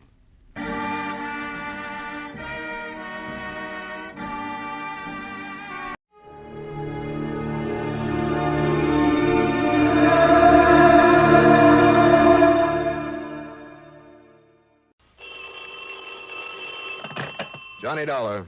Mr. Dollar, this is Barton H.B. Hollister at Greater Southwest Insurance Company. Oh, not Hollister in Phoenix, Arizona. That's right. Oh, here we go again. What was that, sir? Nothing at all. Just go right ahead. Yes. Now, Mr. Dollar, I want you to arrange airplane transportation for yourself out here immediately. Oh, you do, huh? What's your problem? You are to protect the life of one of our clients. Now, Mr. Hollister. His name is Henry Kirkham, and I shall expect you out here in Arizona without delay. Now, wait just a minute. Let me be perfectly honest about this. Please do. I have never liked, do not now like, and never will like these bodyguard assignments. As far as I'm concerned, they're for the birds. I beg your pardon. What's more, you have a whale of a good police department out there in Phoenix, and if somebody needs protection, why not call on them? Mr. Dollar. Yes? Did I say that Mr. Kirkham lives here in Phoenix? No, I guess you didn't. And did I, in any way, imply that you wouldn't be paid most handsomely for this service? Oh? Like maybe how much? A sizable extra consideration if you can turn whoever is threatening our client's life over to the proper authorities. Is that so? Yes. Well, Mr. Hollister, you have just struck a very responsive chord. Yes, I thought I would. So I'll expect you here immediately. Well, it's pretty late in the day, but if I can get a night flight, maybe I'll see you first thing in the morning. Not before? I'll look into the plane schedules. Yes, I suggest that you do. But first, why don't we discuss just how much this extra fee Goodbye, is? Mr. Dollar. What? I said goodbye, Now, sir. wait a minute, I'll Mr. be expecting you. But unless we can agree... hello? Hello? Okay, friend. Just wait till you see my expense account.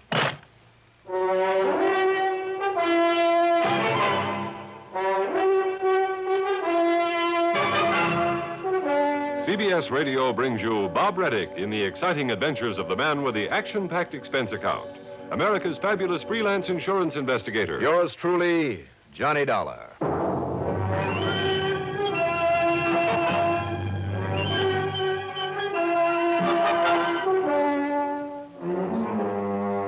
Expense account submitted by Special Investigator Johnny Dollar to the Greater Southwest Insurance Company in Phoenix, Arizona. Following is an account of expenses incurred during my investigation of the captain's table matter. Up till now, I had always managed to avoid any assignments from Barton H.B. Hollister. He was an egotistical, finicky, penny-pinching stuffed shirt who always demanded rather than asked, had no patience for anybody else's opinion. Still, I had no other assignment at the moment, and he had promised an extra fat fee. So, expense account item 1, $4 and... No, let's get this thing started right. Call it $6 even for a cab to Bradley Field. Item 2, $150.70 plane fare, plus $10 for incidentals. As promised, it was early next morning by the time we circled for a landing at the Phoenix Sky Harbor Airport. Item 3, well, let's say $5 for a cab into the office on Adams Street. The day was young, the weather clear, people along the way were bright and cheerful, and I felt pretty good myself. But Mr. Barton H.B. Hollister, wow. All right now, Dollar, where have you been? Sit down. Where have I been? I might have known this would happen. Sit down, I said. Do you mind telling me what you had for breakfast? What I had for breakfast? Well, it's obvious that something has got you all upset. Quite true, you have. I phoned Mr. Kirkham last night and told him you'd be here right away. I took the first plane I could get. Well, you're too late. Too late for what? A few hours after I told him you were on your way, Henry Kirkham was found dead. No kidding.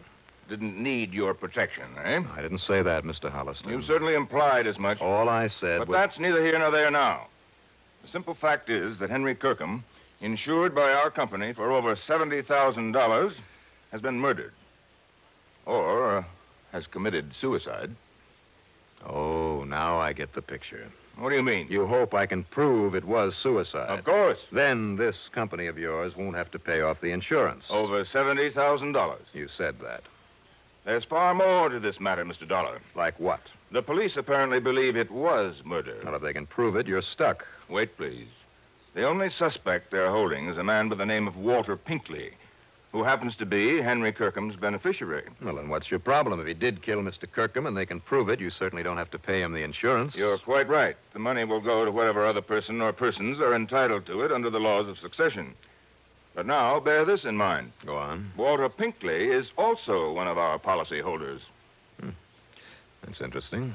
So if he did commit this murder, as the police suspect, and he goes to the gas chamber... You're stuck with the payment on his policy, too. Exactly. If it was suicide, you pay nobody. Right. But if it was murder, you stand to pay off on both of them. Correct. Well, the police must have some reason for thinking it was murder. Oh, yes, they have. Well, then, if you don't mind, I'll pack up and head on back to Hartford. No, Mr. Dollar, you won't. Well, give me one good reason why I should get into a hassle with the police. I have assigned you to this investigation, and I have agreed to pay your expenses out here. Plus a nice fat bonus, remember? I remember. But that doesn't mean I have to accept the job. You'd rather absorb the cost of your trip out here yourself and the return fare? Oh, now, just a minute. Very well. Now, rent yourself a car at our company's expense and get over to Tuttle immediately. Okay. All right. You win. Who is Tuttle? Tuttle is not a who, it's a where. It's a small town, 30 or 35 miles north and east of here, where this murder, or this suicide, occurred. I suggest you contact the police first. His name is Alfred Appleby. His name? Then see the people at the Yucca Flower Rest Home. That's where both Kirkham and Pinkley lived. Rest home? Yes, it's a small, exclusive place on the outskirts of that little town, mostly for people with lung trouble. Okay. Good. Now, Mr. Hollister. Yes, my boy. Now that you've roped me into this thing... Well, hardly roped. That extra fee that we were talking about. If you can show that Kirkham was a suicide, thus saving us from having to pay out all that insurance, and I understand you're very good at this sort of thing. When it's justified. Well, of course. And I'm sure we understand each other. How much, Mr. Hollister? Prove it was suicide. $1,000. Only $2,000 for saving you all that money. All right. $1,500. And what if I find that Pinkley did it? And we have to pay on both policies? Well, there'll be no extra fee then, of course not. But as I say, if it was suicide, and you can convince the police of it... $2,000. Now, dollar. Or shall I hitchhike my way on back to Hartford? Very well, $2,000. In either case. Yes, in either case. Now get to work. You know, Hollister, a little urging, and you're not such a tight-fisted old coot at that. I beg your pardon. Granted. Item 4, $50 deposit on a rental car. I drove north through Glendale and Cave Creek, and then east and a bit south of the town of Tuttle. There were a couple of general stores, one of them closed, a gas station, and a rickety old one-story building marked City Hall. That's where I stopped. And believe it or not, its only occupant in a small corner room with bars on the door. That's right, young man. My name is Walter Pinkley. The police chief, who was also the mayor, has gone out to the rest home again. Well, I'm Johnny Dollar, Mr. Pinkley. I represent the company that insured the life of Mr. Henry Kirkham. Oh, poor Henry. Oh, it's a terrible thing. Terrible thing. Pretty terrible for you, sir, if you killed him. Now, isn't that the most absurd idea, Mr. Dollar, putting me in jail this way? Is it? But I suppose that policeman, that Chief Appleby, feels he has to point to someone as a suspect. Why did he pick on you, sir? Well, after all, Mr. Dollar, I was the only one to have visited with him there at his cottage at the rest home last night. And I'd told everybody I was going to spend the evening with him. I mean, everybody at the captain's table. Why did you call on Mr. Kirkham? Because he was my friend. Henry was the only one who appreciated my ability as a composer. A composer of what, Mr. Pinkley? Why, here. Let me show you. Here now. Do you see? This is the new concerto I'm working on. This will be my finest musical composition. Concerto.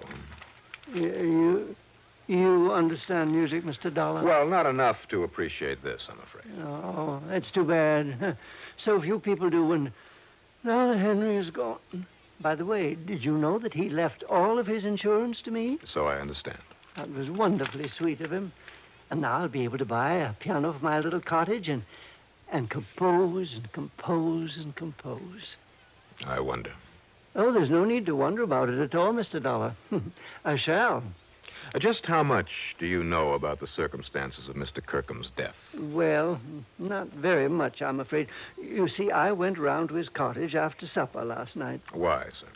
Well, Henry'd been worried about something of late. I don't know exactly what. He never told me, in spite of our friendship. Had he any other good friends there at the rest home? With all the petty jealousies and the people just sitting round getting annoyed at each other over nothing at all? No, Henry and I were the only real friends. I see. All the rest of them, well, I don't want to use the word hate, but, well, if it weren't for the almost magical curative properties of the air and the climate. Touch of lung trouble, you know. Now, Mr. Pinkley. As long as I stay here, I feel just fine. And so do the others. Yeah, well, now... It's added at least 10 years to my life. I'm sure it has. But, as I started to say, it was about 8 o'clock when I dropped in to visit Henry, and we looked over some of my music and talked and had a gay old time. Sounds like a ball. Now, tell me, at what time did you... But even so, he was, well, depressed and worried. Mr. Pinkley. Yes. What time did you leave Mr. Kirkham? Well, I guess about 10 o'clock. He said he had to write a very important letter in case... In case of what, Mr. Pinkley? Well, I'm not quite sure, but during supper he had mentioned that someone was coming to see him. He'd had a phone call that someone was coming to see him to help him, I think. And in case that someone didn't arrive in time... Well, I'm not quite sure just what he meant. I think I have a pretty good idea. Then this morning, when they found him lying there in his cottage with that horrible pistol beside him, Mr. Dollar, I never dreamed that Henry would commit suicide. Suicide? Surely you don't think that anyone would have killed him? Not even you? Good heavens, no. When he was always so nice to me and changing his insurance to me and all. Well, apparently somebody thinks you did it. Oh, they'll find out. They'll find out, don't you worry. And meantime, it's so nice and peaceful here in this jail, and I can work all undisturbed on my concerto. I've been working 4 years on it, Mr. Dollar. And in another 4 or 5 years, Mr. Pinkley, I sincerely hope you'll be around long enough to finish it. What? What did you say? Nothing. I'll see you later.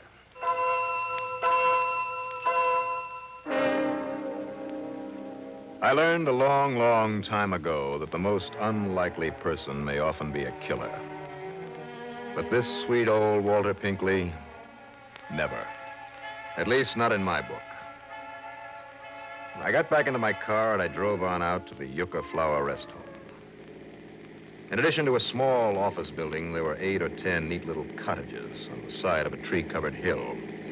The car in front of the office had the word police badly printed across the side in nearly foot-high letters. And as I pulled up to a stop, a heavy-set man of about 50, wearing boots, jeans, a blue cotton shirt with a string tie, and a beat-up officer's cap with a badge on the front of it, came out to meet me. You must be Johnny Dollar, right? That's right. Chief Appleby? Howdy. But you got here too late, Dollar. How do you mean too late, Chief? Well, I mean, I got it all sewed up. Have you? Yes, sir. I suspected this so-called pal of his right in the beginning, right from the time I found out he'd just been named the new beneficiary of the dead man's insurance. Walter Pinkley? Yes, sir. He just couldn't wait to see Nile, old crackpot. Didn't realize that trying to make it look like suicide might cancel out that insurance. Why do you think it was Pinkley? Think, Doc. Think. Well, that was only beginning. Now I know. You see, now I got what you'd call uncontroversial proof. You see, Mr. Dollar, it was all made up to look like suicide. I mean, in there all by himself, just laying there in the middle of the floor, shot right through the right temple, real close up, like as if he'd done it himself. Well, now, Chief. Yeah, and the old-fashioned 32 H&R there beside him, like as if it fell out of his hand. Did you check that gun for fingerprints? Not a sign of any prints on it anywheres. Now, you know he'd have to have his own prints on it if he'd done it himself. Yeah, I guess it would. Only one note to have been in to see him last night was that old Walter Pinkley, right? But, Chief, that still doesn't prove that But Mr. what Pinkley didn't figure on was that Kirkham was already scared of him and he'd sent for you. And Pinkley also didn't know that sometime last night Kirkham wrote you a letter just in case. Chief, I have reason to believe he wrote that after Mr. Pinkley... Now, wait now. Just let me finish, huh? Go ahead. This letter was there on his desk, and, well, I got to admit I didn't take a look at it until a few minutes ago, but here, look at it for yourself. See? Pins the murder on Pinkley and nobody else. Read it. I mean, if you can, that handwriting's kind of old-fashioned. Mr. Johnny Dollar, honored sir. So is the salutation, Chief. Huh? A bit old-fashioned. Honored sir. Yeah, real formal. There is within this place one who would avenge himself upon my life. How do you like that language? Sounds like an old Shakespearean actor. Well, that's exactly what he was, an old ham actor. Now, let's see now. Nor have I been remiss in my endeavor to assuage the passion that manifestly has provoked his wish for my demise. It means he tried to talk this other one out of trying to kill him. Yeah, fine. Thanks, Chief. But, alas, I had made it only too clear I could no longer abide his ridiculous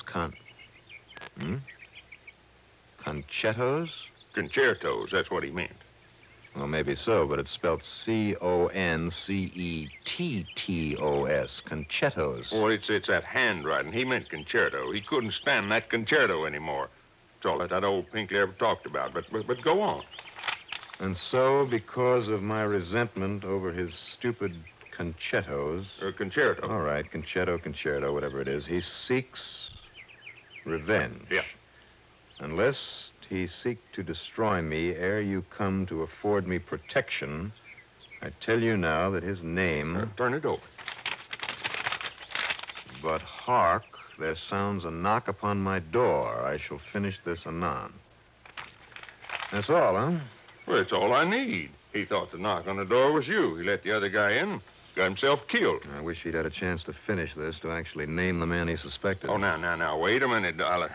You want anything more clear than that? Nobody else had a concerto. Pinkley's guilty, and that's that. Maybe. Well, sure he is. The others at the captain's table, Pinkley said. What's that? They all knew I was coming here, so if one of them wanted to kill him, he knew he'd have to do it right away. Sure, and one of them was Pinkley. Same group of 5 at that same table. 3 meals a day, week after week, year after year. 5, huh? Who are the others? Did you check on that? Oh, I sure did. They were the only ones that would know the most about not only Kirkham, but Walter Pinkley, too. Well, who are they, those 5, the other 3 besides Kirkham and Pinkley? An old lady named Ms. Sarah Sanderson, man who calls himself Captain Howard, another old fella named David Hesher. Well, get them together, Chief. I want to talk to them. What for? As long as we know who did it. Just as a favor. All right. Anything you say. Something had suddenly rung a bell. I picked up a dictionary in the office. I looked up a word in it, and then took it along to meet the group, one at a time, in one of the little cottages. Mrs. Sanderson, in her late 70s, was a sweet little soul who was so unnerved that all she did was cry during the interview. Old David Hesher, his mind failing, well, he was no help at all. But Captain Eustace Howard... Well, I certainly don't find anything mysterious about this case, Mr. Dollar.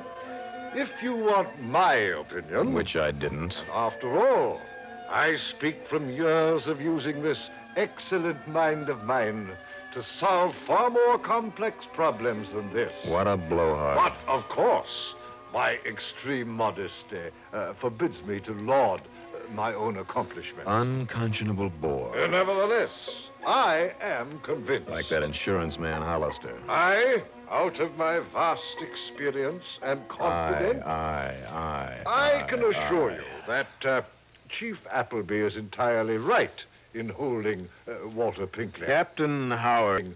Walter Pinkley. Captain Howard. Pinkley and his ridiculous concerto. Now, Captain... I could have composed that for him in a month, in a week. I told him as much. I'm sure you did. But would he avail himself of my superlative musical knowledge? Now, wait a minute, will you? Will you wait just a minute? You don't want my opinion. I don't think I need it anymore. Really? Chief? Yeah, Dollar? You and Pinkley both told me that Kirkham changed his beneficiary recently. Sure, to name Pinkley. Which I maintain explains why Walter Pinkley killed him. Just hold it, Captain, please. Very well, very well. Chief, who was the beneficiary before? It was this very group of people, Dollar. Mrs. Sanderson, David Hesher, and the captain here. And, of course, Pinkley, too. It was to be split up equal. Well, and that's it. Well, what is? These other people were cut off by the chain. And I assure you, Mr. Dollar, to me that made no difference. Oh, be quiet, will you? Really? Tie that fact in with the letter, Chief. So that letter pins it on Pinkley, and that's that. Didn't you wonder why the killer left the letter on Kirkham's desk? He must have seen it. I am convinced that Pinkley overlooked it in his excitement over what he'd done. Well, I am convinced that the killer misread that letter the same as we did, that he left it there because he felt sure it would convict old Pinkley. And you, Captain, and this dictionary prove it. Well, I don't get you, Dollar. I am certain that I don't. That word, concetto. Only what he meant was concerto. No, that's just the point. Because do you know what concetto means? It's an old-fashioned Italian word that means conceit. Huh? Unusual term, but so are a lot of others in that letter. Well, sure. Concetto means conceit. So add them up. When the beneficiary was changed, this silly, conceited old Captain Howard here was cut off. I beg your pardon. Along with a couple of others. But I doubt if they cared. Only the captain did. Now, see here. He didn't like the snub that it implied. Any more than he liked being turned down by Pinkley over that music, so he had to get even. Mr. Dollar. If he could make it look like suicide, he not only would get even, but nobody would get that insurance. So he knocked off Kirkham and set it up that way, and I'll bet he made sure that Kirkham's prints were on the gun. Keep talking, Dollar. But then he found the letter, that unfinished letter, and he thought that it put the finger on Pinkley. Now he could get even with both of them. I will not listen to such drivel. Take it easy, Captain. That's when he wiped the prints off the gun. Dollar! So only Pinkley would be suspect because of the letter, he thought. But the letter, talking about his stupid, ridiculous concetto, his conceit, gave him away. You thought the letter would clear you, Captain, but that was one big, fat mistake. Yeah. Very well. I killed Kirkham. That's all I wanted to hear. Just put on these cuffs. Oh, come now. Would you take me off, make me suffer, maybe die, like a common person, for the one very small mistake? Me, Captain Eustace Langhorne Avery Hard, me. Yeah, Captain. You.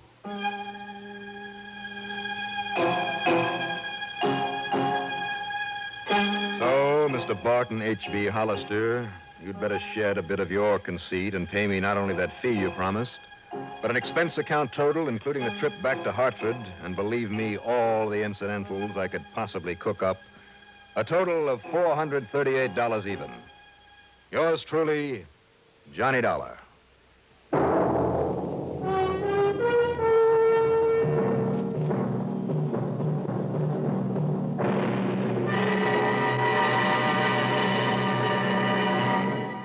Now, here is our star to tell you about next week's story. Next week, the fog, closing in over a dark, abandoned pier in San Diego. A killer on the loose. Join us, won't you? Yours truly, Johnny Dollar.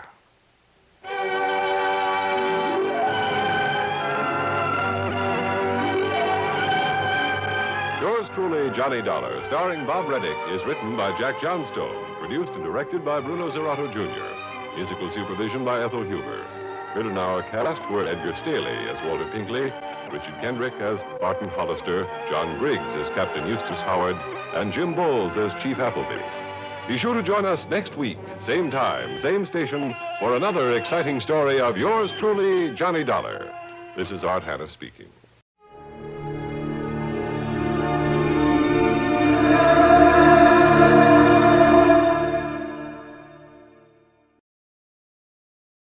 Dragnet.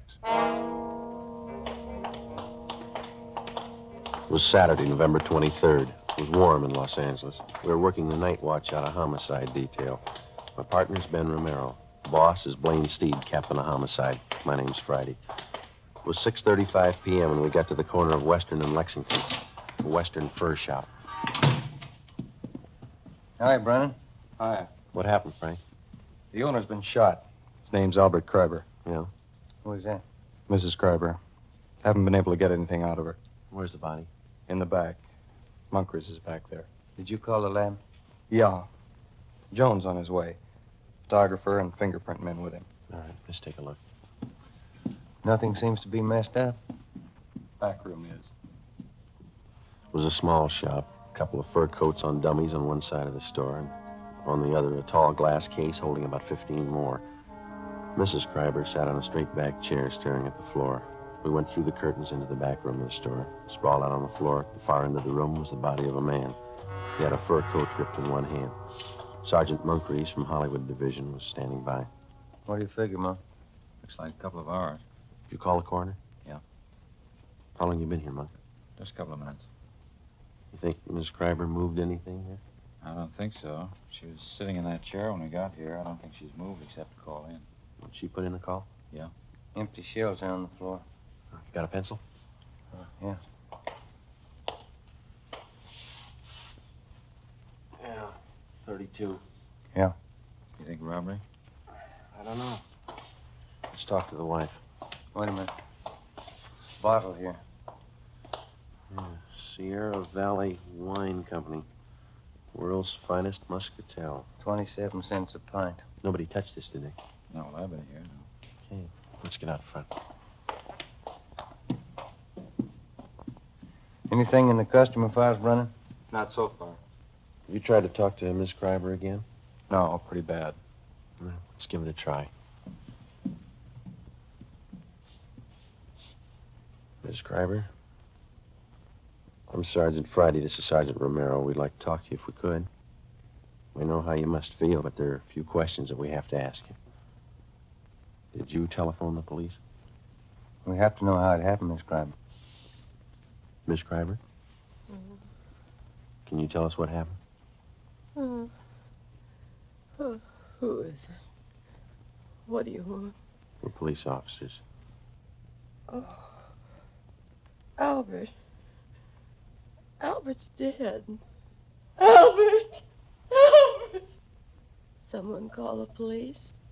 Miss Kreiber, we are the police. My husband's been murdered. He's dead. Albert. We better leave her.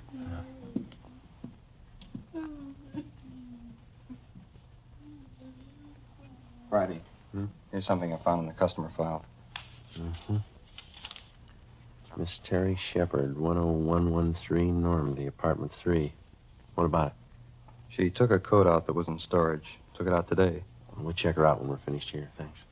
Looks like the only hot receipt in the file. Hi, Lee. Joe, again?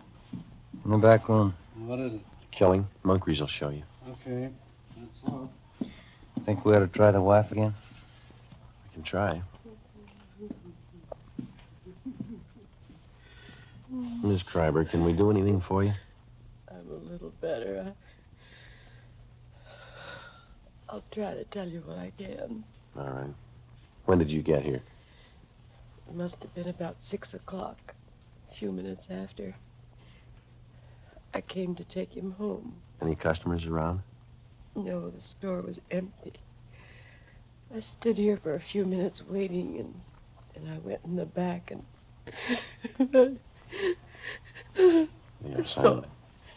Is the front door open? No. Yes, the front door? Yes, ma'am, the front. Yes, open. Did you telephone the police? I think I did. Did you come here to pick him up? No. No, usually he drives home himself. I came down on the streetcar to ride home with him. What kind of a car do you have? An Oldsmobile. 1939 or 40, I guess it is. Where does he usually park? In the rear of the store. This little place back I'll take a look. All right. Where is your home? 3412 Northwestern. I thought there was something wrong when I got a telegram from him. He said not to come down tonight.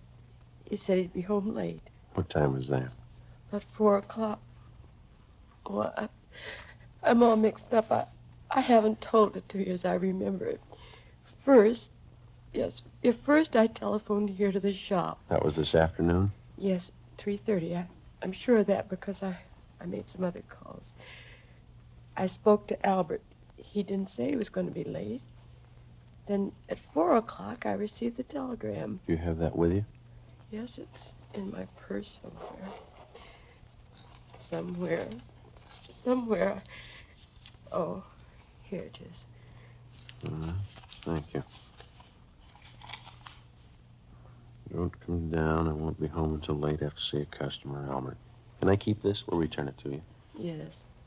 What'd you do after you got this wire, Miss Schreiber? Well, nothing. I thought it was strange, but I didn't think too much about it.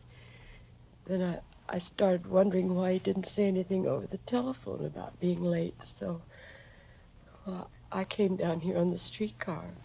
Did you phone the store just before you left your house? Yes, but there was no answer. Parking lot's empty. Better get out an APB on the car, huh? Miss Schreiber, you said your car was a 1939 or 40 Oldsmobile, didn't you? 1940. I remember now. What model is that? Oh, it's sedan, light blue. Do you remember the license number? Well, I have it on this chain with the extra keys. Here it is, on this little tag. The veterans make these. Thank you. Joe, can I see you, man? Sure. Excuse me, Miss Schreiber. Do you want me to wait? I'd like to go home. We'd like you to wait for a little while, yes. Do you have any relatives living here? A niece and a nephew in Beverly Hills. Jerome Reed. They live on Cannon Drive. All right, we'll call them for you. Thank you. Lee, is this phone out here all right to handle? Yeah, it's been dusted. Okay. Joe, you coming in? Yeah, right away. Pretty clear, easy to trace. Mm-hmm. I'd say he was standing over here by the curtains when he was shot.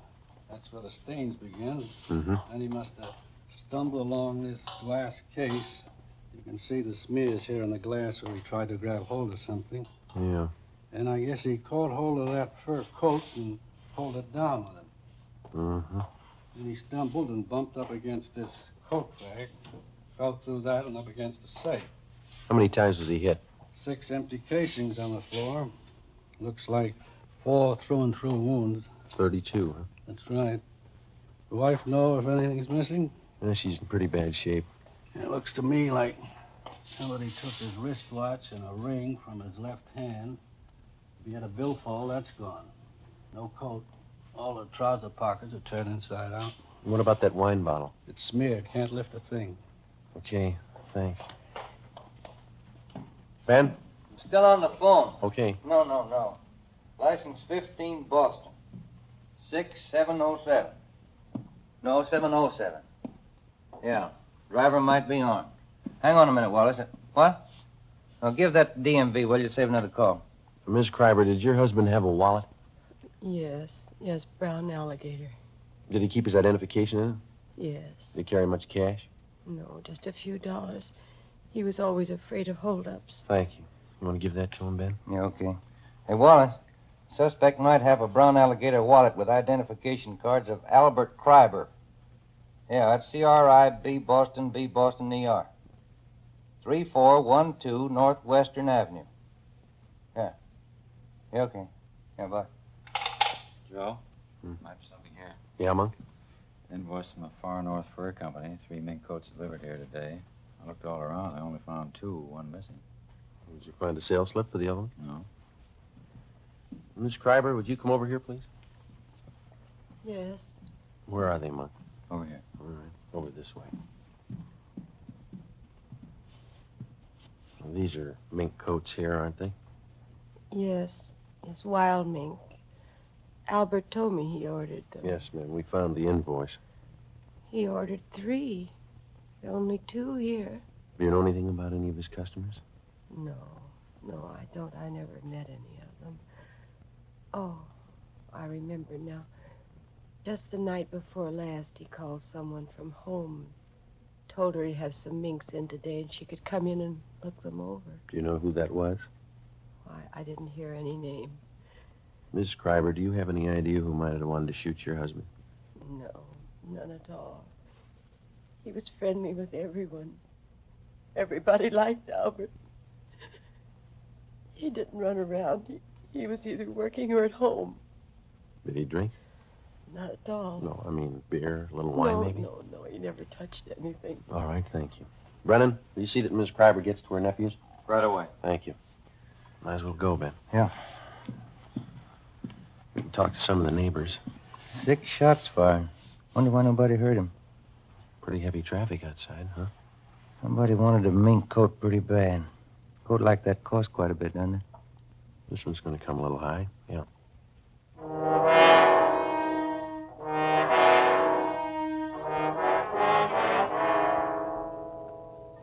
"7:05 p.m. Most of the stores along the street were closed, but a small shoe repair shop across the street was open, so we went over there. On the window was one word, Pete's, and a picture of a shoe.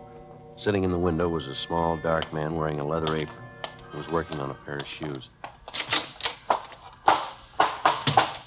Hello. We're police officers. I see you drive up across the street. Are you Pete? Sure. What happens to Mr. Kreiber? He's robbed? No, he was killed. No. Shot? I do not hear anything. Have you been sitting in your window all afternoon? Oh, most all the time. You see, I have machinery here. I advertise that way. People watch me. Mm-hmm. Do you remember seeing anybody going into Mr. Kreiber's this afternoon? 2, 3 long black cars. Uh-huh. Anybody else? Some. Were they women? Officer, they are all women. I see. Did any of them walk out with a new fur coat? There, all done. I do not see all of them, I guess, but I see 2. Can you describe them? One beautiful young girl, tall, red hair. She walk out with big package. What time was that? 3, 4 o'clock. The second woman is about the same time. Funny thing. I do not see the bottle, but Benny from liquor store on corner tell me the second one, the blonde. She buys bottle wine. Did he tell you what kind? No. Reason I remember, I laugh when he tell me. I go over to Benny's for a can of beer. He tells me she buys cheap wine, walks out of Kreiber's with new fur coat. Me, I spend $5 for good wine, and my wife has no fur coat. How old was this blonde? How was she dressed? She's maybe 25. Young, you know, not too young, but young. She has on slacks, gray. Mm-hmm. What kind of a fur coat was she wearing when she came out? Mink. Look from here like Mink. I see. Did you notice where she went? The blonde, the gray slacks, mink coat. Yes, it turned the corner onto Lexington and she went up the street. Did you see Mr. Kreiber's car drive away? No, he parked in back. I don't see him come in. I don't see him come out. All right. Thanks a lot, Pete. Mm-hmm. You know, officer, that blonde, something wrong there. How do you mean? Well, she has got fur coat, but she drinks wrong wine. I don't understand. Why do you say that? $5,000 coat, 27-cent wine. 7:45 p.m. Ben and I questioned Benny Davis at the Safety Liquor Store. He remembered the blonde and said she bought a bottle of Sierra Valley Muscatel from him between 2:30 and 3 o'clock that afternoon. He'd never seen her before. We contacted communications and gave a description of the blonde to supplement the All Points Bulletin. Then we started checking Western Union offices to find out where Mrs. Kreiber's telegram had been sent from. We finally traced it to the office at Normandy and Hollywood Boulevard. The operator who sent the telegram to Mrs. Kreiber also remembered receiving the call. She told us that the person who phoned in the message was a woman. The time, 3:22 p.m. We asked her to put a tracer on it and told her we'd check back. 8:24 p.m. Ben and I went to 10113 Normandy to talk to Miss Terry Shepard, whose name had appeared in the customer files at the fur store. The receipt showed she'd taken a coat out of storage that afternoon. This is something like the place the wife and I used to live in. Yeah? Same people must have built it. Apartment 3. Miss Terry Shepard. All right, come in. The door's open. Find yourself a seat, Fred. I'll be with you in a minute. Police officers, Miss Shepard. Oh? What's wrong? We'd like to talk to you. What about? Wonder if you could come out here, please. Well, I just got out of the shower. You'll have to wait a Yeah? Yeah, this place has got the same floor plan as mine. Yeah. Kind of small, isn't it? Oh, not too bad. Wonder what rent she pays. You don't mind if I wear this tubing, do you? My hair's wet. It's all right. We're sorry to bother you. What can I do for you? You got a fur coat, Miss Shepard? Yeah, sure. Wonder if we could see it, please. Sure, but I don't think it'll thrill you. It's only muskrat. I bought it in Pittsburgh. Where is it, in the closet? Yeah. I'll get it. It's down the hallway, first door on the right. I think I know where it is. What's this all about, Lieutenant? What time were you at the Western Fur Shop today? Oh, I'd say 3 o'clock. Why? What'd you do while you were down there? I got my coat out of hock. I had it there during the warm weather. Paid the man, signed something, and he put the coat in a box, and I took it. Mm-hmm. Do you know Mr. Kreiber down there, the man that owns the store? You got me. The man was about 50. His hair was a little gray. I hardly even looked at him. This is the only fur coat, Joe. Could have passed for Mink when I first bought it. It's pretty sad now, isn't it? Not Mink. I'll give that closet the last check. All right. What happened? Did somebody steal a coat? Was anybody else in the store while you were there? Yeah. Yeah, there was another girl there. What was she doing? Nothing, just sitting. Do you remember how she was dressed? Oh, she was wearing a gray suit. Slacks. Blonde. Her face wasn't much, but she had a neat little figure. Do you remember anything else about her? Well, I didn't pay that much attention. Anything else in there, Ben? Not a thing, Joe. Maybe I'd better take this towel off my head. It doesn't look so hot when it's wet, but it's natural. It's natural red. Yeah. Is there anything else that you might be able to tell us? I think that's about all. I gave the man my claim check and the money, and he got the coat and put it in a box and gave me a receipt. Mm-hmm. Nothing else? No. Well, when I got the receipt, I saw the blonde walk over and pick up the telephone. I was just leaving then. Did you hear any of the conversation? She asked for Western Union.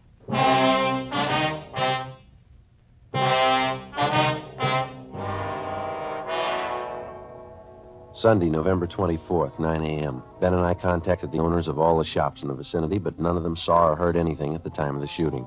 Officers Brennan and Munkrees interviewed all the regular customers of Albert Kreiber's fur shop. Only 3 had been in the store on Saturday, but none of them had noticed anything wrong. 11:35 a.m. We spoke to Mrs. Kreiber again, but she could add nothing to her story. Her niece and nephew had been to a football game at the Coliseum in the afternoon and knew nothing had happened until they were telephoned by Officer Brennan.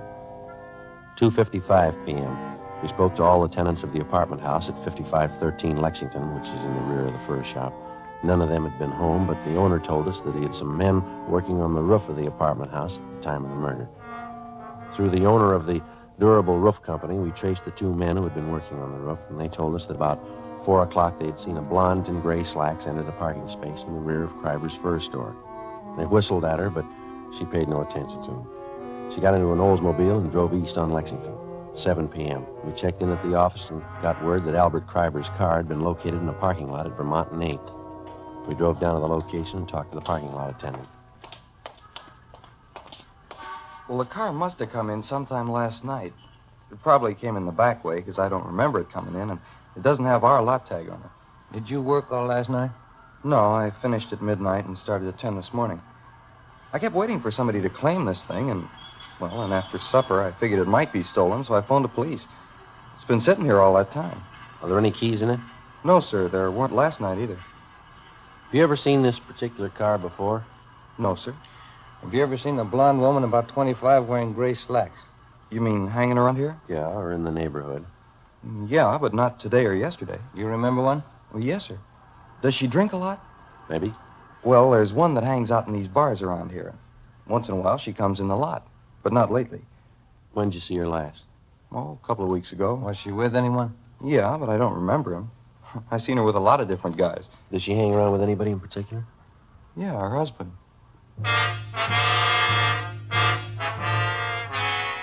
Before leaving the parking lot, we pulled the rotor out of the distributor so that nobody could drive the car away. 8:12 p.m. We called homicide and asked for more men to canvass the bars in the neighborhood. Ben and I staked out on the car. We sat in our car across the bars in the neighborhood. Ben and I staked out on the car. We sat in our car across the street from the parking lot until midnight. Nobody showed up to claim the car. The streets were almost empty. Our only chance was that the blonde lived in the neighborhood or was in a bar and would sooner or later try to claim the car. 1:53 a.m. What rent do you suppose that Shepherd girl pays? You got me. $75? I don't know. I bet I pay more than she does. Is that Munkry's? Yeah. Hi, Monk. Hi. Take a look up the street. See that couple? Where? Coming this way. Blonde, gray slacks, fur coat. She's pretty drunk. Where'd you spot her? Turned the corner from Olympic. They've been looking in parking lots. Monk, there's a rear entrance to this lot off the alley. Do you want to cover that? Yeah. Thank you. You see him all right? That's it. Where'd they walk under that light? Yeah. Pretty drunk. Looks like the same kind of coat, isn't it? Yeah. Mm-hmm. Stopping. Looking for another parking lot, I guess. Sierra Valley Wine, world's finest muscatel. And going into the parking lot. She's not carrying a purse. Those coats don't have pockets big enough for a .32 automatic. That stuff sure gets people. All right, let's go. We're getting in Kreiber's car. Look, you can't even find the door. She's helping us. You take the other side of the car, will you? Yeah. Stop pushing me.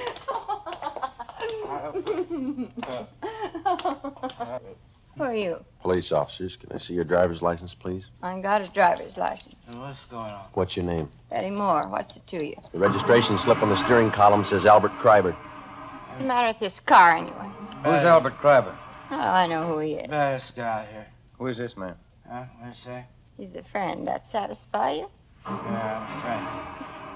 What's the matter with this thing? Take a look in the glove compartment, Ben. Okay. Come on, honey. Let's get going, huh? Yeah. It's locked. What do you want in there for? Let me have those keys.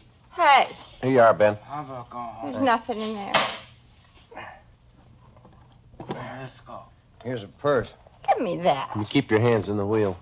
It's a gun, .32. It's his. It's empty anyway. What do they There's want? nothing wrong in that. Do you have a permit to carry it? Yeah, I got a permit. Can I see it? I lost it. Give me those You keys. keep your hands on that wheel. Here's a wallet, identification cards, Albert Kreiber. Where'd you get these? I don't know. A man's watch, Albert Kreiber engraved on the back. Who's Albert I Kreiber? don't know, I told you. All right, let's get out of the car. Hey, let me push it. Why didn't that car start? All right, come on. Stand up. You get over there. Where'd you get the fur coat? I bought it. Where? I don't know. Joe, look at her slacks.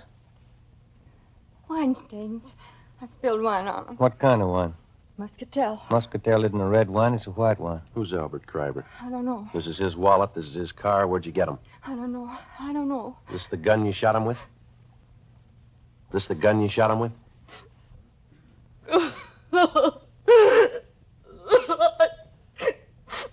I was going out with him. He said he'd give me a fur coat. He promised me a watch, and he never gave me one. And then we sent a telegram to his wife and everything. Said he'd give me a fur coat and take me out. He backed out on me. So you shot him. Sure I did. He promised me the coat. He said I could have any coat in the shop. He promised me. What are you crying for? You got the coat. This is the United States Armed Forces Radio Service, the voice of information and education.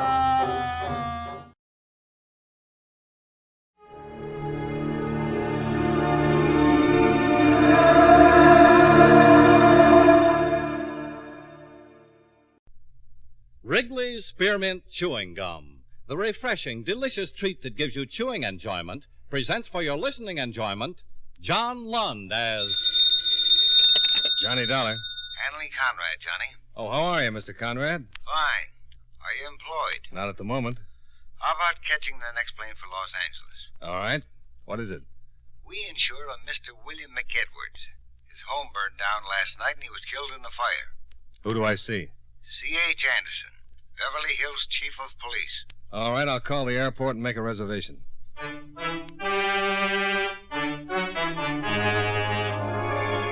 the makers of Wrigley's Spearmint Chewing Gum bring you John Lund in another adventure of the man with the action-packed expense account, America's fabulous freelance insurance investigator. Yours truly, Johnny Dollar.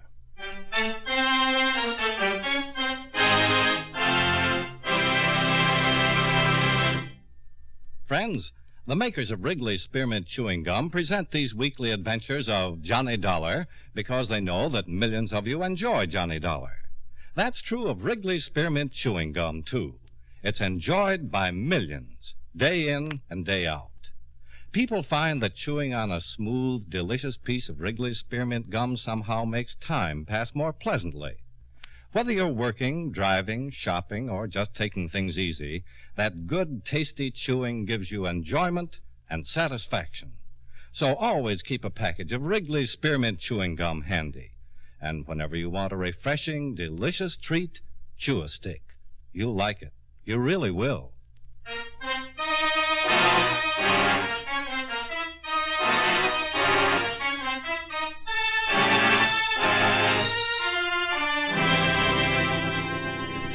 Expense account submitted by Special Investigator Johnny Dollar to Home Office, World Insurance and Indemnity Company, Hartford, Connecticut. The following is an accounting of expenditures during my investigation of the Amita Buddha matter. Expense account item 1, $193.55, plane fare and incidentals between Hartford and Los Angeles. I arrived at the Los Angeles airport the next morning, rented a car, and drove it to the hotel, where I registered and put in a call to Chief Anderson at the Beverly Hills Police Department. An hour later, we were sitting in his City Hall office. Lieutenant Hankins got the call at 7 minutes after 6 in the evening, placed by a neighbor. The house was almost completely gutted by the time the fire department got it under control. Hankins found McEdwards' body in the bedroom. He'd been alone in the house? Yeah. His wife returned about an hour later, found her husband dead. Swell homecoming. How'd the fire start? We're not sure. Started in the bedroom. One thing's pretty certain. It wasn't an accident. What do you mean? The first cursory examination by the coroner's deputy indicated the victim had burned to death. This morning, we got another report. Further examination at the morgue showed McEdwards had been stabbed. What? Mm-hmm. Also hit over the head, severe skull fracture. So you think McEdwards was killed first and the fire started to cover the crime? Yeah. That's how I came into it. Ordinarily, Lieutenant Hankins would handle the whole thing. This murder angle is confidential, Dollar, until the coroner files an official report. Sure. Any suspects? No, not yet. Well, thank you, Chief Anderson. I think I'll go out and talk to the widow. If that's all right with you. Sure. But don't mention the murder angle. I won't. Where's she staying? With her mother in Encino.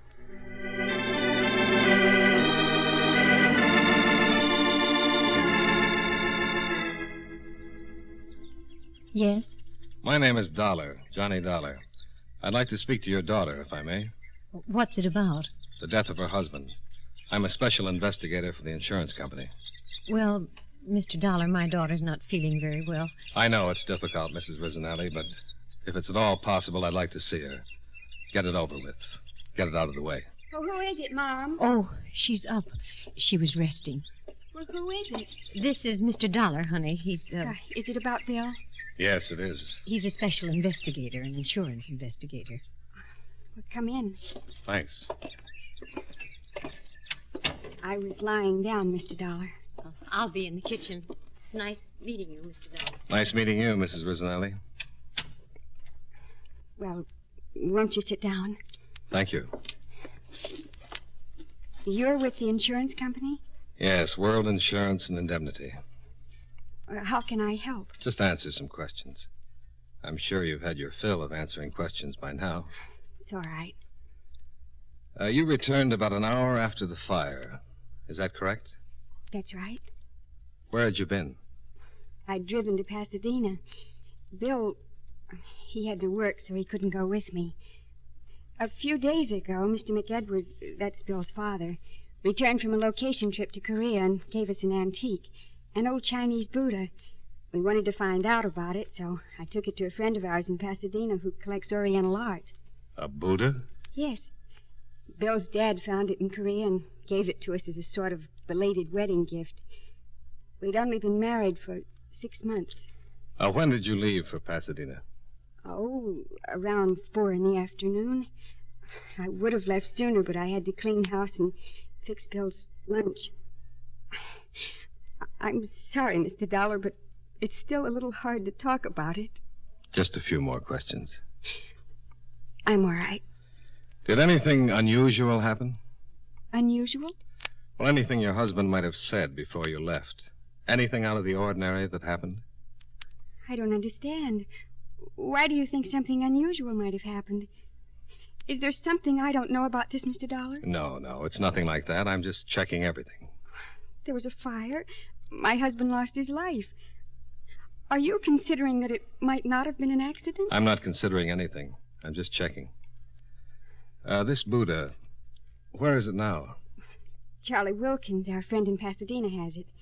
He wasn't sure, but he thought that it might be very rare, and he asked me to leave it for a few days. Charles Wilkins. Yes. And your husband's father brought the Buddha back from Korea. Yes? Is Mr. McEdwards Sr. in the service? No, he's a production man for International Pictures. He was making a documentary film in Korea. I'd like to talk to him. I think he's at the studio now. He lives on Beverly Glen. Well, I'll try to reach him at the studio. Thank you very much for your time and patience. Certainly. Goodbye, Mr. Dollar.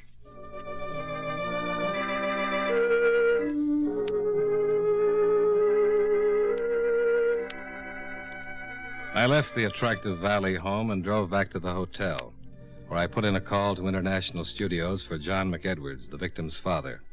His secretary told me he was at home, but that she'd deliver my message and have him call me. In about 5 minutes, McEdwards called, and I made an appointment to see him. I drove out Sunset toward Westwood Village and turned north on Beverly Glen. John McEdwards lived in a small house in the middle of a lot of acreage. The reason for the acreage met me at the high closed gate. 4 giant Great Danes faced me behind the steel fence. Their owner, a tall, wiry, middle-aged man, bounded down the steps of the house and ordered his animals to be silent. Easy. Come on, Simpson. You, Mr. Dollar? Yeah. I'll be with you in a minute. Come on. Get over there. Come on, boy. Come on.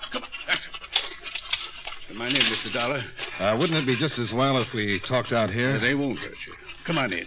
Now, easy, Sammy, easy. Well. Easy. Nice doggy. They're all right. Just as friendly as they can be. Well, by gosh, they are. I'm McEdwards. Glad to know you, Mr. McEdwards. Oh, easy, boy. Sammy, quiet. I'm just shaking his hand. Come on into the house. Fine. Sure hate to run into that pack if you weren't around. They wouldn't do anything unless maybe you tried to break in the house or something. There's an article in the paper not too long ago about some guy trying to break in a house. The owner's Great Dane spotted him going in the window and broke his neck. Broke his neck? Yeah. No, Samson, you stay out. That's all. Samson? Yeah. Samson, Delilah, Cleopatra. I call her Patty. And the Duchess. Sit down. Thanks. The Duchess is the mother. She threw 12 her first litter. I kept 3. Well, you didn't come here to talk about dogs. Can I get you a beer? No, thanks.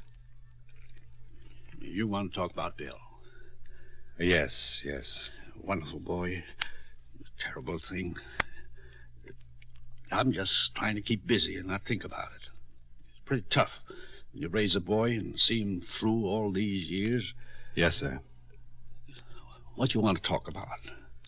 How long were you in Korea, Mr. McEdwards? About 3 months. I understand you brought back an old Buddha. Yeah. Why? I saw your daughter-in-law, she told me. How's she taking it? Pretty well, I'd say. Yeah, what a wonderful girl. Never thought Bill would get married, but he sure picked the right one when he did. Tough, isn't it? Only been married 6 months. Tough on Pat. Tell me something about this Buddha. Well, it was funny how I found it. I was helping build a dam. We had to block up a small stream and get the water to rise for a shot we needed. I was digging up some rocks a few yards away from the road, and I uncovered the old Buddha. It was in a box. Nice, neat hole. Your daughter-in-law said she took it to Charles Wilkins, that he thought it was very rare. Yeah. Why are you so interested in the Buddha, Mr. Dollar? Oh, just a casual interest. My company sent me out to investigate the fire, and when your daughter-in-law mentioned the Buddha, I got interested. Your company insured my son's life. That's right. You didn't know Bill, did you? No. Nice boy. Easygoing. Never thought about insurance or things like that until he met Pat. Then he settled down. Best thing that ever happened to him. Sure you won't have a beer, Mr. Dollar? Oh, no, really. Thanks, it's the same. Those darn dogs. There must be someone at the gate. Oh, it's Pat. Hi. Hi. Oh, now get back. Come on. Shove him back. Hello, honey. Hi, Dad. Oh. Hello, Mr. Dollar. Hello?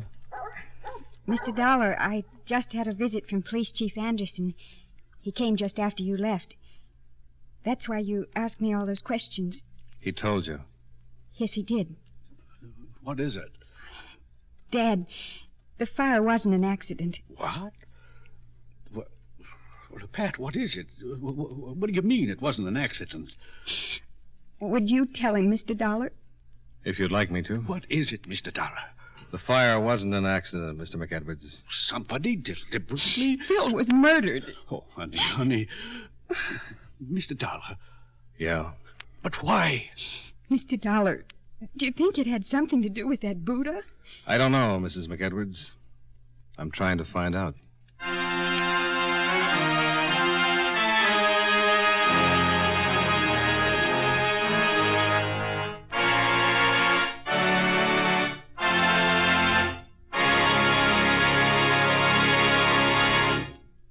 Friends, Wrigley's Spearmint Chewing Gum is a refreshing, delicious treat you can enjoy just about any time.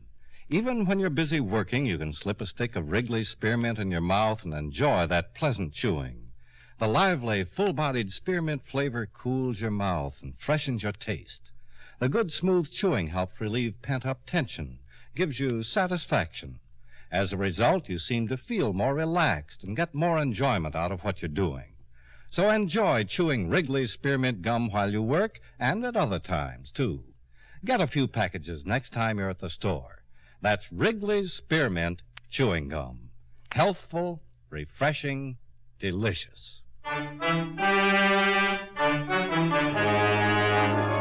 now, with our star, John Lund, we bring you the second act of Yours Truly, Johnny Dollar.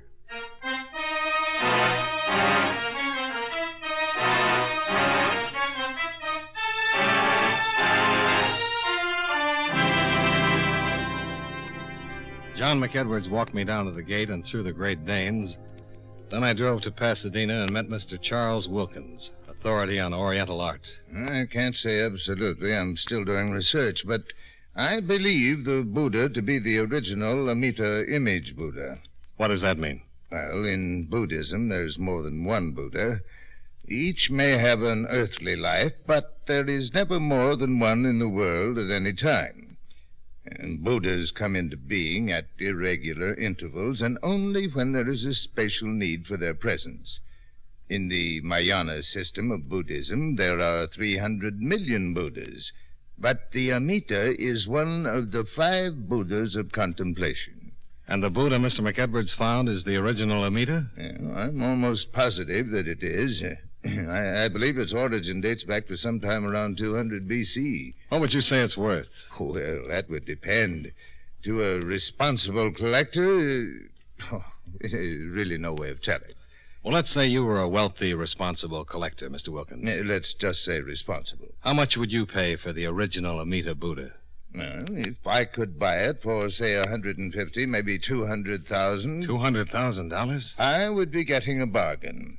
I would go as high as $500,000 if I had the money. Well, Mr. Wilkins, thank you.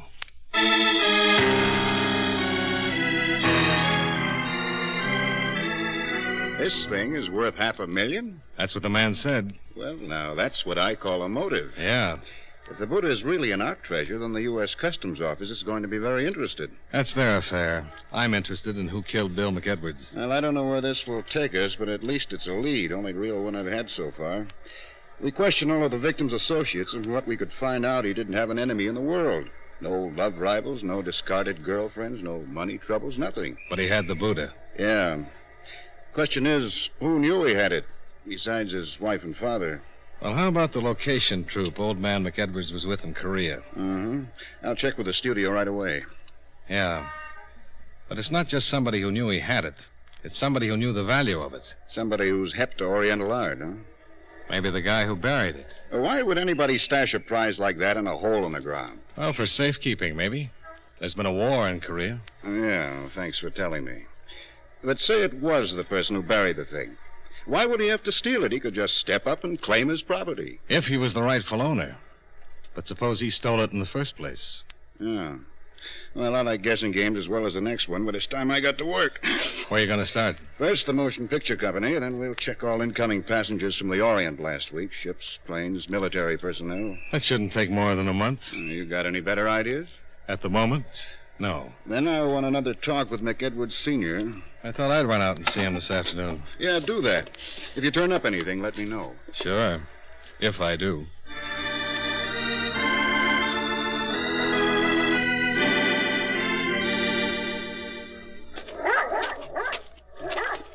Come in, Miss Dollar.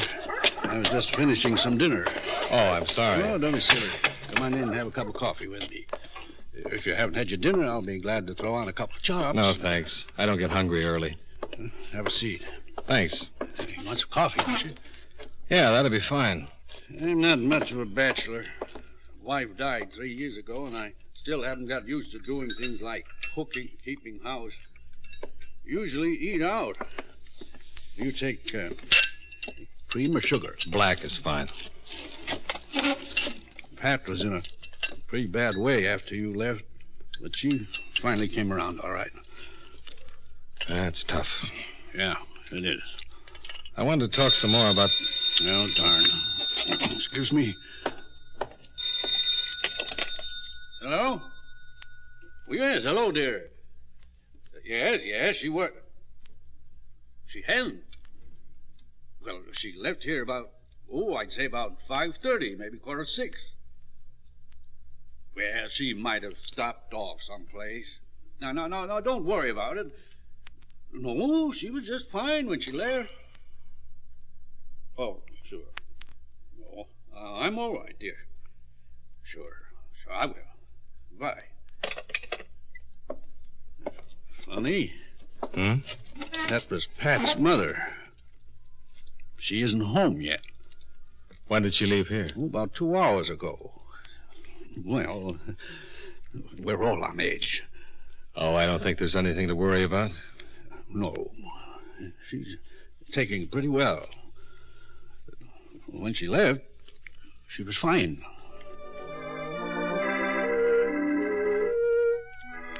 I talked with Mr. McEdwards for about another hour. He told me everything he could about the Buddha and his trip to Korea. He looked dead tired. His eyes were beginning to show the strain. I decided to say goodnight and forget the rest of the interrogation until the next morning, when the phone rang again. Hello? What? I'm sorry, I didn't... Yes, that's right. Yes. But wait. Hello.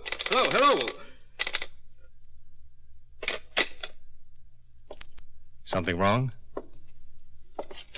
I'm not supposed to say anything. What was it? I think you're a nice guy, Johnny. Can I trust you? Certainly. Can I trust you? Certainly. They said not to tell anyone, but I've got to trust someone. I can't think for myself. Too much has happened. You won't take this to the police? I can't promise that. Well, I don't think you will after I tell you. I don't know who that was on the phone, but it was some guy, and he said they've got Pat. What do you mean they've got Pat? Kidnapped. Now, look, exactly what was said. Good gosh, you read about things like this, but you never think they're going to happen. Now, take it easy. Oh, I'm all right. I just haven't had much sleep. I can't think straight. Now, the man that called.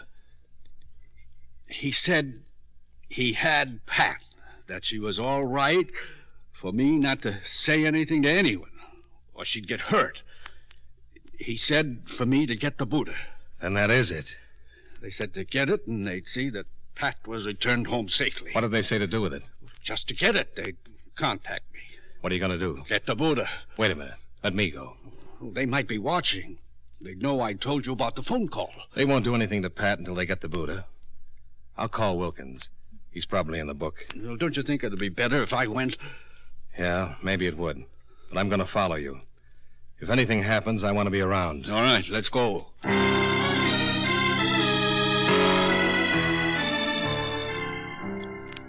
Wilkins turned over the Buddha while I waited outside his house, watching for anyone who might have followed. The drive back to McEdwards' home was uneventful. No single car stayed with us for any length of time from the freeway to Beverly Glen. While McEdwards opened the gates and drove his car into the garage, I parked in a secluded spot some 50 yards away from the house and walked back, where I met McEdwards at the foot of the front steps. You think we were followed? No, I don't think so. Well, I've got the Buddha. What do I do with it? Wait till you hear from them. They said they'd contact you. Yeah? Think I should call Pat's mother and tell her what's happened? No, not yet. No sense in worrying her until we find out what's going to happen. But, Dad... Pat! Good evening, Mr. McEdwards. John McEdwards had visitors, 2 men. One rather slight, fairly young. The other an enormous man, a good 6.5 feet that must have weighed well over 300 pounds. The slight one held a .38 pointed in our direction. Pat started across to McEdwards, but the big man stopped her. Sit down. What is this? Allow me to introduce myself. Alan Sutka. And this is my friend, Don Roach. We've come for the Buddha. I let him in with my key, Dad. I had to. Sure. It's okay. Who's your friend, Mr. McEdwards? Yes, I warned you not to confide in anyone. This is Mr. Dollar. He's just an old friend. How unfortunate for Mr. Dollar. You've gone to a lot of trouble to get this Buddha. Indeed, I have. Nearly 5 years, to be exact. Now, what is your interest in this matter, Mr. Dollar? Purely professional. Are you a policeman? Not quite. I see. Mr. McEdwards isn't responsible for my getting mixed up in this. I was here when you called and forced him into telling me. As I said before, most unfortunate. Now, Mr. McEdwards, I'll take the Buddha. Not yet, you won't. Oh? Perhaps you don't understand. Yeah, that's it exactly. Which one of you bums killed my son? Killed your son? He was killed, Sutka. The fire didn't work. The police know all about it. Indeed. Come on, Mr. Sutka. Let's get this over with and get out of here. Patience, patience. You'll have to forgive my young friend. How did you know Mr. McEdwards had the Buddha? Its discovery made the Tokyo papers. I did some checking, found out when Mr. McEdwards was returning to the States, flew here to meet him. Why'd you kill my son? I don't mind telling you. Under the circumstances, I cannot afford to let any of you live. Your son discovered Roach here in the act of burglarizing his home.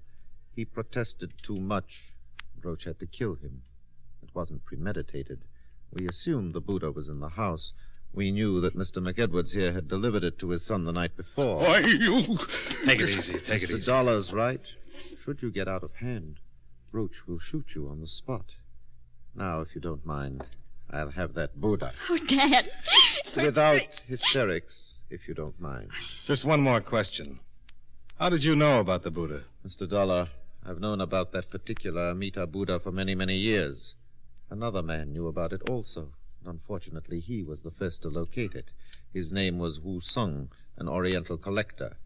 He discovered the Amita Buddha in a Tibetan temple shortly after World War II and stole it, then smuggled it out of Tibet and into Korea. I followed him, made him a handsome offer, but he refused to sell. He died under rather mysterious circumstances, but I didn't have the chance to leave Korea with the Buddha. The war. Very astute, yes. The communists suddenly attacked, and there was absolutely no way I could get the Buddha out of the country without someone discovering it. So you buried it? A few hundred yards from Wu Sung's home. I imagine the house has long since vanished from the face of the earth. I bided my time in Tokyo, waiting for hostilities to cease, but as fate will have it, Mr. McEdwards uncovered my prize. Mr. Sutka, you talk too much. I enjoy it, Roach. And after all, what good will the information be to our friends? Come on, let's get the Buddha. Yes. Now, Mr. McEdwards, you will either turn over the Buddha, or Roach will kill you immediately. Give it to him. Here. Thank you. Now, if you'll all lead the way down into the yard, we'll proceed to my car and take a short trip. Oh, Dad. It's all right, honey. Now, if you please. Beautiful animals, Mr. McEdwards. I'm glad they were penned up when we arrived. They could have caused no end of trouble. They still can! McEdwards had belted the big boy right in his enormous middle, and Roach stepped in and swung his gun. As McEdwards dropped, the dogs, penned in behind the tall fences, went crazy. Samson, the big male, went over the 10-foot fence like it wasn't even there. Before I knew it, I was up to my elbows in Great Dane. Sammy, let him alone! Sammy, son! Get back! Sammy, Delilah, get back there! Are you all right? Yes, I'm all right. Mr. Dollar? Yeah. Why didn't they go after me? I knew you were helping. My face. Get a doctor. This one's pretty bad. How's the big one? Huh. You were right about Danes. What do you mean? The one you were telling me about that broke the man's neck. The fat man ran into the same sort of situation. He's dead? He sure is. Well, that's the way it should be. Samson was my son's talk.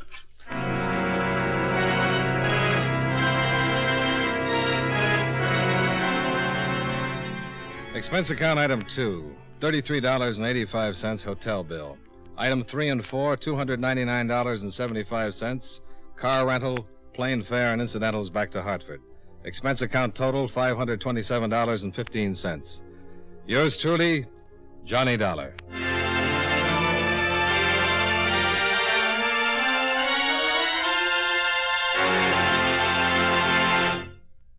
Remember, friends, Wrigley's Spearmint Chewing Gum is a refreshing, delicious treat you can enjoy just about any time. Chew a few sticks of Wrigley's Spearmint during the day and see how the good chewing helps you keep feeling fresh and alert.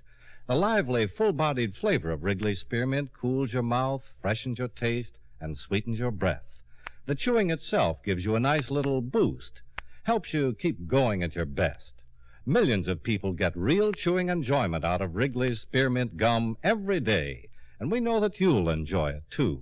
Get a few packages and always keep some handy. That's Wrigley's Spearmint Chewing Gum. Healthful, refreshing, delicious.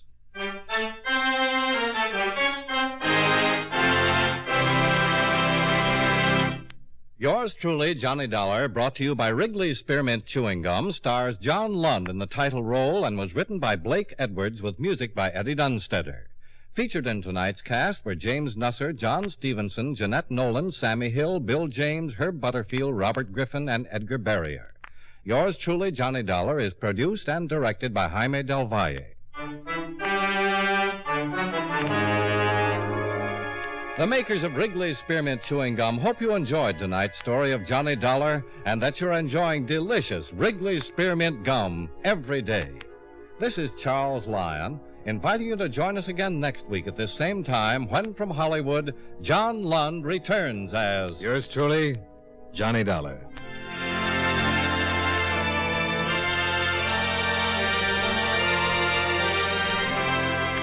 This is the CBS Radio Network.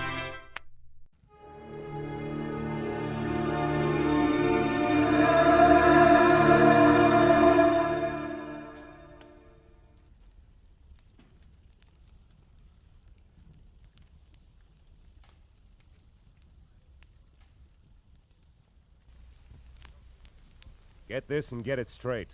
Crime is a sucker's road, and those who travel it wind up in the gutter, the prison, or the grave. This time it started with a kid hawking papers on Hollywood Boulevard, and moved from there to a house full of hate on a quiet street, a blonde liar on ice skates, and a corpse in a burned-out shack. And it all wound up right where it really began, in the heart of the kid on the corner. From the pen of Raymond Chandler, outstanding author of crime fiction, comes his most famous character in The Adventures of Philip Marlowe.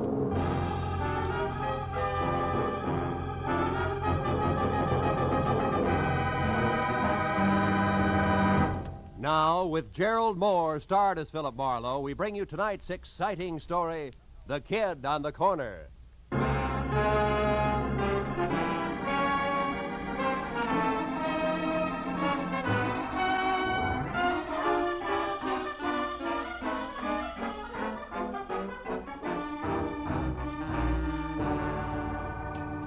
After a day jam full of heat waves in December, actresses who passed mascara and long A's off as talent, and producers with glossy convertibles and holes in their shoes, the world looked as phony as a $7 bill. And when I finally closed my office, stepped out onto Hollywood Boulevard into the glare from miles of sheet iron Christmas trees on lamppost trunks, and watched a loudspeaker Santa Claus with neon reindeer trundle by in a cloud of artificial snow, I'd have gladly traded all of Hollywood, California for one quiet Vermont hillside and thrown my license in to boot. All of which convinced me that what Marlowe needed most was a martini in his own apartment, a good book, and a night's sleep in that order. So I started home after them, but only got as far as the middle of the street. Hey, Mr. Marlowe, wait up! It was the kid who sold papers on the corner. Mr. Marlowe, can you spare a minute? I've got to talk to you. Okay, Tommy, let's get out of the street first, huh? I'm not so good at dodging fenders. Oh, yeah, sure. What's on your mind, kid? It's about my Uncle Bert. Bert Larson. He's gone, Mr. Marlowe. What about your family, Tommy? Don't they know where he is? Oh, I don't have no family. I've been living with Uncle Bert in a flat down in Van Ness. Hey, if you haven't had your dinner yet, maybe you'd eat with me in the cafeteria, huh? It's real important to me, Mr. Marlowe. Anything that's important to you, kid, is important to me. Let's go in. Oh, swell. I should have known something was wrong when I heard him walking around. Late last night, you know?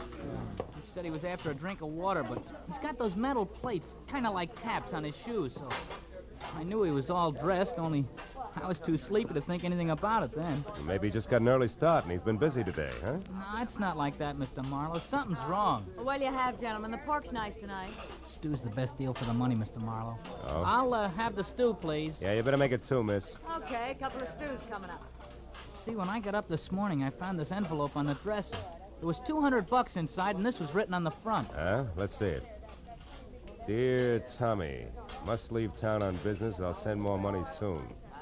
Be a good kid and take care of yourself, Uncle Bert. Yeah, I see what you mean. Yeah. I spent all day trying to find out where he went. I checked everything but the airport. I know he wouldn't take a plane. He gets dizzy just standing on a curb. No luck, though. Milk, Mr. Marlowe? No, I'll have coffee, Tommy. I feel rugged. Hey, there's a table over in the corner. Come on, huh? Okay. What really makes it fishy is that Uncle Bert's got no out-of-town business. Besides, he's never been out in front more than $20 in his life. I can't figure it. Now, look, Tommy, if you're really worried, you don't want me. You ought to go to the police right away. Cops? Yeah. No, I can't. Why not? Well, Uncle Bert's been awful good to me, but, well, I guess he's really kind of a bum. You see, he's a gambler, Mr. Marlowe, a bookie. Uh-huh. Just a harmless small-timer, sure, but I'd get him in an awful jam if I called the cops. Will you try to find him for me? I got dough. I'll pay you whatever you charge. Don't worry about the money, Tommy. I got one lead for you. This name here in the back of the envelope, see? Yeah. Lester Carney. And the number 3004.5. Does that mean anything to you, kid? No. Oh. I'd have looked that guy up myself, only you know how far a kid could get. Sure. Gee, Mr. Marlowe, I'm sure my uncle didn't leave town. It's something else. It's gotta be. He's in some kind of trouble. Now, Tommy, you know that he might be on the wrong end of it, don't you? Yeah. Well, if that's right, I want to find it out fast, Mr. Marlowe. Here's a picture of him. Mm-hmm. Scared, son? Me scared? Nah. Not for myself, anyway. Yeah, I guess I am, kinda. Well, okay, Tommy, eat your dinner, and then get back to work. I'll see what I can find out, huh?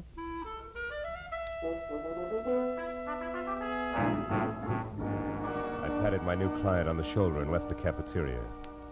But I was sure of one thing. The dry rot that gets to most people in Hollywood wouldn't touch a hard-working kid named Tommy Larson, who was already smarter at 15 than a lot of citizens get at 50.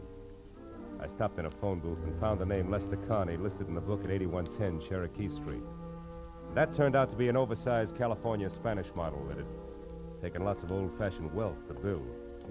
Halfway up the curving walk to the already open front door, I heard the voices. All right, Susan, if that's the way you feel, I don't want you in this house another night. Well, I'm sorry, Mom, but I don't think that spying and telling lies are a part of the maid's duties, so I'm leaving. But I would like to know about my back salary first, You'll Mrs. Carney. get your back salary, my girl. Don't worry about that. Now get out. Very well, Mom. Excuse me, sir. Oh, yeah, sure. Well, what do you want? I'm looking for Mr. Lester Carney. Is he in? He is not. Oh, would you mind telling me where I can locate him? I don't know. And I don't care anymore. Just a minute. Is he with Bert Larson, maybe? I don't know what you're talking about. Now get out of here. And good night to you, too, Mrs. Carney. Hey! Hey, Susan! Just a minute, baby. And who are you calling baby? Well, I call anybody baby when they're as cute as you are. You're not so bad yourself. Well, now that that's established, let's get friendly. I'm always friendly. But they're not, huh? Oh, there's going to be trouble in that house. Oh? Well, good night, Mr. Now, wait a minute. I'll give you a lift in the car. Let me have your bag. Well, all right. Thank you. Ah. Say, what about that trouble you spoke of, Susan? What did you mean? It's Mrs. Carney. Julia. Oh. She isn't as pretty as she used to be. She's turned rancid. She's driven that poor husband of hers out of his mind. He almost never comes home nowadays. Practically lives in his studio. Studio, huh? What kind? Photography. Oh. It's way up in the Hollywood Hills someplace. Susan, did you ever hear either of them mention a Bert Lawson? No. Why, who's he? A gambler. I gather from Julia that Connie's blowing the family fortune, huh? Sure he is. And that's not all she's driven him to. No. What else? What do you think? Another woman, of course. Oh. An ice skater named Carol King at the Igloo. That's that nightclub with the skating show. Yeah, I've been there. Does Mrs. Connie know? Oh, she suspects. That's why she wanted me to spy on him. But I wouldn't because I don't blame him one bit. Not with Julia being like she is. Yeah, maybe you're right, Susan. But then again, maybe you've got your cause and effect backward, huh? Yes? Well, I don't know anything about that. But that poor man's been driven so crazy, he's threatened to kill her. Well, here's what I get out. And stay out.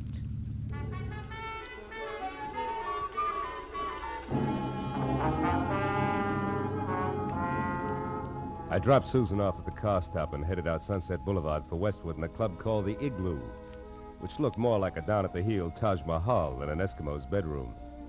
Inside, a line of fast-moving ostrich plumes with wry, crisp waistlines and imitation sable zipped over a short sheet of tinted ice toward the climax of chorus numbers, while I bluffed my way backstage and intimidated the call boy into sending over one Carol King. She turned out to be left end in the lineup out front, so I sat down on a cold trunk and waited until the curtain fell. And I got up to greet an athletic blonde with more than healthy face, who sidled dubiously toward me, ice skates and all, and I introduced myself and told her I was looking for Bert Lawson. Why are you looking for Bert Lawson, Marlowe? Well, because people say he's disappeared. Now, I know he's a bookie. You don't have to protect him on that score, and I'm no cop. Just want to know where he's gone. Okay. I hear he made a real killing yesterday, the first one in his life. Oh? I understand he's leaving town to retire. Who's going to make book for you from now on? Nobody. I never play the horses. My friends do. Oh, friends like Lester Connie? Lester? Well, now we get down to business. You smell like you're working for a wife, Shamus. Guess again, sugar. I'm after Bert Lawson, nothing else. That's why I want to talk to your friend. Where is he? Lester Carney is no friend of mine. You know, you should be smart enough to know you're just wasting your time with that pitch. Look, Bud, he was my friend, sure, but that's all off as of an hour ago. We're all through, washed up. I gave him the boot. Why, did he run out of blank checks? I ought to bust your shin wide open keep those for skates that. on the floor, honey. Then skip the cracks. I threw him out because I got sick and tired of waiting. He's kept me on the string for months with nothing but promises. Said he hated his wife, but when it comes down to cases, he refused to leave her. Why? I don't know. He's got some hold over him he hasn't nerve enough to break. So I wrapped him up in a neat little bundle and sent him home. It was a mess. I'll bet. Between you and Julia, he must be in a great frame of mind tonight. That's his problem now, brother, not mine. What is yours? How to keep your life on ice? No, wise guy. For your information, I'm quitting this show. I'm gonna make a clean break all around. Happy landings. But look, what's the connection, if any, between Lawson and Carney? Why, Mr. Marlowe, I have No idea. Isn't that wonderful? Okay, sugar, that's where we'll leave it for now. But in making that clean break, be sure it's not your neck. I'll see you around.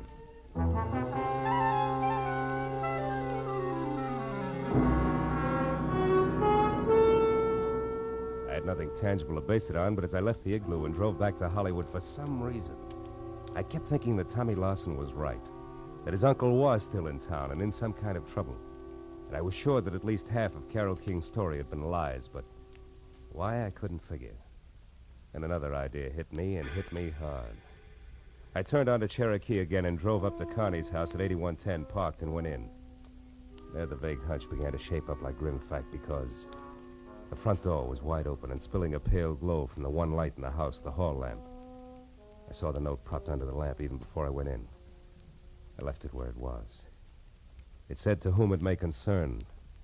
I have paid all my just debts, my affairs are in order, and since life has been made intolerable for me, I have destroyed that which made it so, my wife, Julia. Now there's nothing left. I shall dispose of myself, nor am I sorry. Lester Connie." And I looked up beyond the note and saw her lying at the edge of the circle of light from the lamp.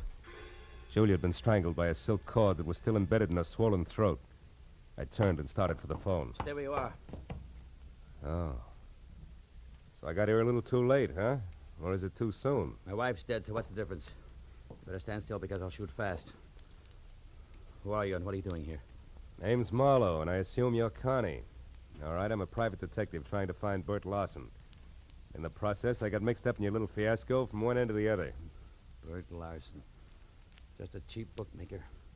He's one of the very few people who ever gave me a fair break. Where is he, Connie? Do you know? No. Does it matter? Too bad you bunted in here just now. The man's going to do what I've decided to do. It's a most personal, private affair. It's your party. But maybe you better think it all over again, huh? I've already thought it over. Thoroughly. Turn around and walk through that door to the kitchen. Go on. Sure. All right. Stop there. Now, open that door on your right. This one? Yes. Years ago, that cellar was filled with the best wines the world had to offer. What happened? You pulled too many corks? Find out for yourself, Marlowe. Oh!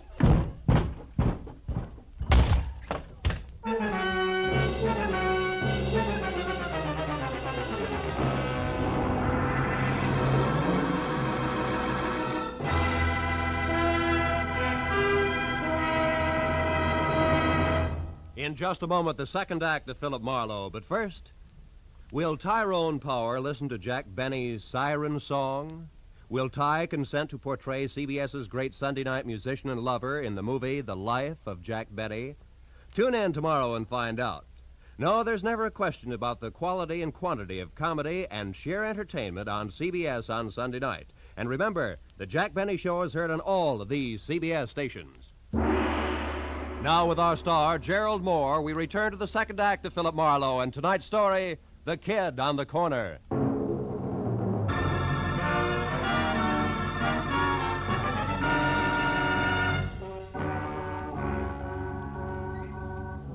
Lester Connie, bouncing the private detective down the cellar stairs, had been rough on both the inner and outer man, and my jaw was bleeding where his heavy signet ring had connected.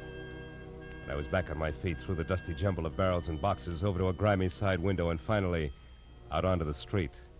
I found neither confessed killer nor car any place in sight, which made my next step a return trip into the house and a call to Lieutenant Matthews. All right, Marlowe. From your client to Julia Connie to that ice skater and back to Julia Connie, now dead, I follow. But the why, I don't.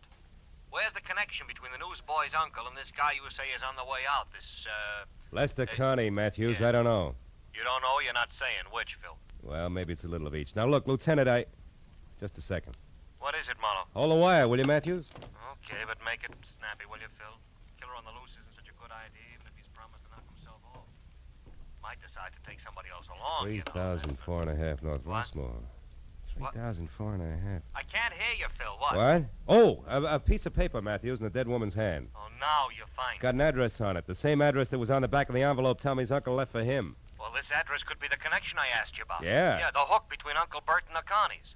Well, we'll get right over there and we'll Matthews, wait a minute. Let me try it alone first, will you? I think it'll play better that way. And keep the kid's uncle out of the police lineup that way. Yeah. Marlowe, I can't. Oh, now, wait a minute, Matthews, please. I'm thinking of the kid. Yeah, well, Okay. Attaboy. Just don't make it too long till I hear from you again. Goodbye. I knew that the 3000 block on North Rossmore wasn't even close to the Hollywood Hills, which meant that the address couldn't be the dilettante photographer studio that the Connie's ex-maid had described.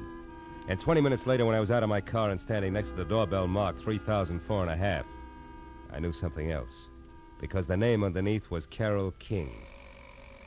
A light showed from someplace deep inside, and my leaning on the doorbell only proved that it worked. There was no answer at 3004.5, but 3004, the other twin to the duplex, was different. It featured a sweet old lady who shattered the illusion the second she opened her mouth. I suppose suppose you're just another one of that King girl's friends, eh? Why, do I look the type, Granny? There is no type, young man. Miss Carol King entertains all sorts. Oh, which might include a recent someone who's gray at the temples, short, and maybe talks a lot about the ponies? What? How would I know what a guest talk about? Oh, you gotta be kidding. Look, honey, a woman's been murdered tonight. And Murdered? I knew it. I knew it. No, She wait a had minute. to come to a bad Wait a minute, end. Why, Granny. only yesterday Whoa, I told Henry hold that it, if that hold it, girl- Granny. Carol is not the one who's dead. Oh, Yeah, well, I'm glad. sticks out all over you. Now, look, what about that man? Well, he was here about 30 minutes ago, just the two of them, drinking that hard liquor like it was water and making enough noise to raise the devil himself. A farewell party, they called it. Oh, did you see him leave? No. Henry made me come in then, and I... Well, I mean... Yeah, I know what you mean. You missed it. Okay, Granny, now look, how do we get in here without kicking the door down? Come on, sweetheart, it's important. There may be a body inside. Body? Oh, well, how awful. Here. Over here, behind this ledge. That's better. She always kept a spare key. Yes, here it is. But, you do it. I'm too shaky. You shouldn't be. Just think of tomorrow, Granny, and the news you'll have for one and all. The light switches is on your right there. Uh-huh. See anything? No. How many rooms here? Bedroom, kitchen, and bath aside from this. Anything in there? No. You suspect foul play, all right, don't you? The foulest. Don't let it worry you, because... Hey, those photos there on the wall. They're taken from Mulholland Drive, aren't they? One by day, one by night, both in the same spot, the Hollywood Hills? Sure. That's where he has a studio, that Lester fella. Yeah, that Lester fella. Granny, do you know where it is? I mean, Mulholland Drive and where? You know, that street runs for miles along the top of the mountain. Well, of course I do. Was born and raised here in Los Angeles. Granny, where? Mulholland and where? Mulholland, Laurel Canyon Boulevard, just Ah. south of the intersection. Thank you, sweetheart, and goodbye. Oh, wait, one moment now, if you please. What's the matter? What's your name, officer? I know my rights. Your name and your division. Granny, dear, I'm no cop. Huh? I said I'm no cop. Oh, not a police officer. Well, then who are you? Just a passerby. A stranger in the night. Good night, Granny.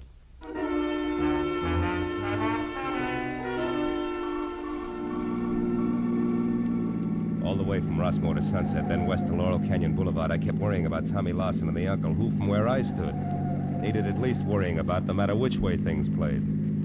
But when I was on the strip of macadam that twists its way upward toward Mulholland Drive like a snake writhing from a long, long bellyache, I forgot about both client and relatives alike.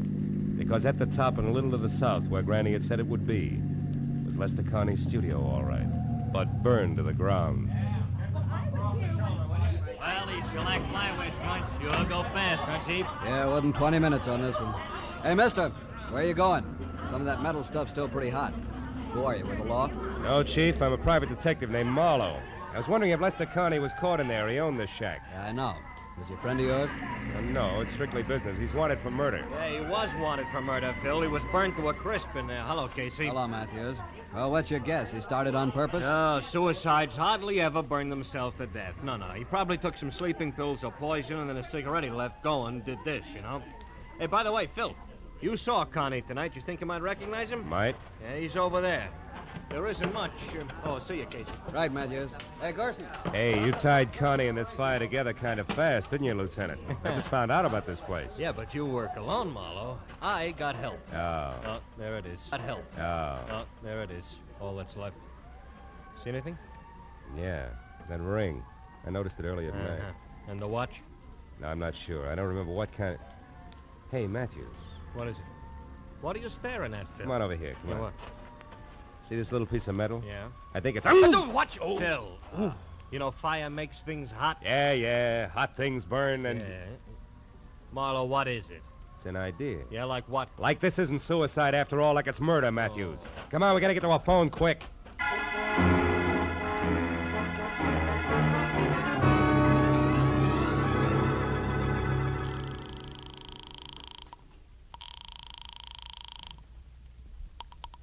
Los Angeles International Airport, Central Dispatcher's Office. Look, miss, this is important. I'm calling for Detective Lieutenant Matthews at police headquarters.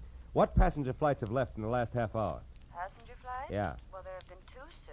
One to Dallas, Texas, the other to Chicago. Both American Airlines. Nothing out of the country? Marlowe, what are you getting? Will you wait a minute, No, Matthews? sir. However, there is a flight scheduled to leave at 10:10. Uh-huh. But that's just 5 minutes from now. That's going to Manila. Mercury Airways. Shall I connect you? Yeah, hurry, will you please? Yes, Hey, Matthews, sir. this may be it. I'm glad for you. Mercury Airways. Central Dispatcher's Office, Mercury. There's a call from the police here for you. Go ahead, sir. Look, your 10:10 flight from Manila, is it going out on schedule? Yes, sir. The plane's standing by for the tower signal now. Oh, then tell me this. Is there a passenger aboard named Bert Larson? Larson? One He's the moment, killer, please, Philip? sir. Hurry, will you? This Larson killed Lester Connie. Then he's Will you the hold one it, who- Matthews? Yes, sir. We have a Bert Larson aboard. Oh, good. Keep him there and don't let that plane get up in the air. Do you hear? The man's wanted for murder. But don't do anything else either. Just let him sit and wait for us. You got that? Yes, sir. I understand. Fine. We'll be there as soon as we can. Goodbye. Come on, Matthews. It's your show from here on in. Sirens included.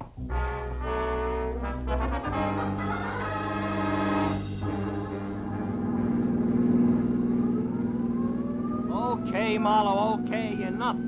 So we're on our way to the airport. We're going to catch her killer. Everything is great. But first, how do things add up? Mooney, take it easy. 5 seconds more or less, never yet turn the trick. Okay, Lieutenant. Were you saying something, Matthews? Yeah, I'm saying I don't know which end is up, Phil. Look, Lester Connie killed his wife, right? Right. Why? Because he wanted her out of the way so that he and a cheap little monster named Carol King can live happily ever after. Oh, divorce wouldn't do that for him, huh? No, Mooney! No, I don't think so. Probably because Julia Connie had a real tight grip on the purse strings. Oh. Maybe something more, like it's not very nice pass for a guest. Yeah, but the purse strings, the money, that's where Bert Larson figures in, huh? A bookie with a claim. No, blackmail. Now, I figure Bert Larson knew about Connie and Carol King. He must have stopped by once to pick up or pay off a bet at the right time. Yeah, and from there, what? And from there, the team of Carol and Lester killed Lester's wife. Yeah, which we've covered. But not in detail. Now, listen. You see, after the murder, Lester planned to kill himself. Yeah. Or at least make it look like that. Yeah. A suicide note, the Mulholland studio burned down, the works. Yeah, and the body we found. That's an added attraction. Bert Larson included in the last minute. What? The wife and then the blackmailer? Ah, you're getting it. Drugged while drinking at Carol's, where he thought that he was going to get paid off in money, then up to Mulholland Drive, ring watch, and flames added. Oh, and then out here at the airport, headed for Manila. Lester Connie. Uh-huh. Hey, Mooney, we're getting close. You better kill the siren. Okay, Marlowe. Now, Phil, how do you know all this? I mean, the switch, you know, what makes it so? That piece of metal I burned my fingers on, Matthews, it was a tap from a shoe.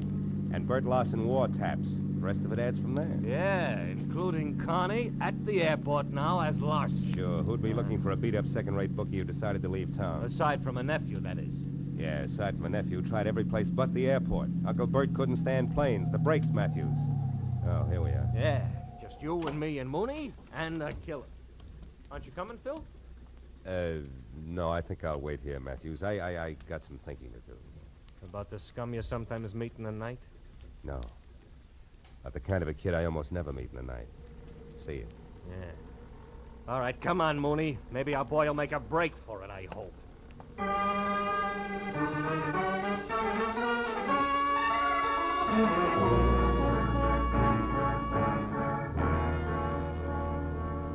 Lester Connie didn't make a break for it, and an hour later when they picked up Carol King, it was the same thing. Each of them was surly, ugly, but they talked.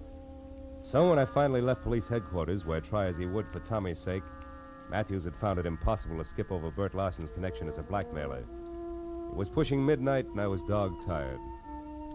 There was something worse than that when I was back on the corner near my office, walking toward Tommy Larson, who was untying a stack of fresh newspapers. Then the headline. Read all about it. Hollywood killer nabbed. Blackmailing bookie. Jealous wife slain. Hiya, kid. Hiya, Mr. Marlowe. Lieutenant Matthews tells me you had kind of a rough night. Kinda? When'd you talk to him, Tommy? After the first editions hit the street, I wanted to know if you were okay. The story didn't say. Publicity no good for your business, huh? Not much. Look, kid, did the lieutenant say anything about you? I mean... I'm gonna stay with a neighbor, a friend of Uncle Bert's. Oh. He had friends, you know. He wasn't really bad at heart, Mr. Marlowe. Not really. I believe that. So do I, Tommy. He was just mixed up. Yeah. Sure he was. And you know why? The way he thought the world owed him a living, that's why. And I couldn't tell him otherwise. Excuse me, Mr. Marlowe. I gotta get going. Thanks a lot. You were swell. Sure. Extra! Bookie and Babe slain in Hollywood Triangle. 2 dead in Hollywood slaying. Extra, extra, extra.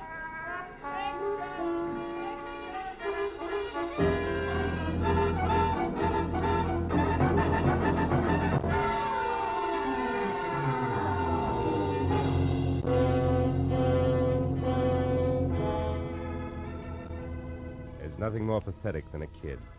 The first time he's really slapped down by life.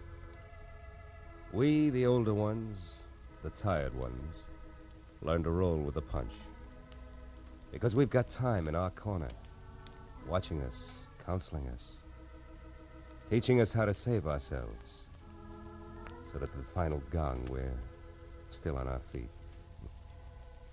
But a kid steps into life's arena expecting to find his opponents all he was taught to believe they would be.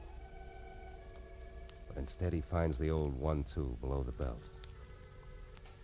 But if here he finds a good guy, and there a great girl, the going suddenly becomes not so rough. The fight becomes worth it, if only to help the next generation of Tommies find their ring a little cleaner, and the breaks not quite so tough.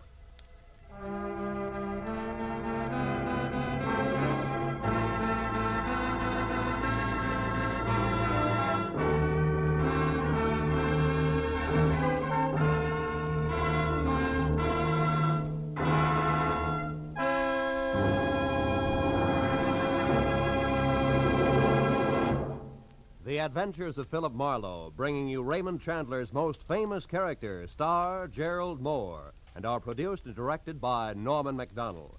Script is by Robert Mitchell and Gene Levitt. Featured in the cast were Gil Stratton Jr., Virginia Gregg, Wilms Herbert, Joan Banks, and Vivi Janis. Detective Lieutenant Matthews is played by Larry Dobkin. The special music is composed and conducted by Richard Orant. Be sure and be with us again next week when Philip Marlowe says... It started with laughter on a bright morning, in a battle over a chicken, and got better as it went along. It could have lasted a lifetime, but it didn't. It stopped on a gray morning, with a little wishbone broken.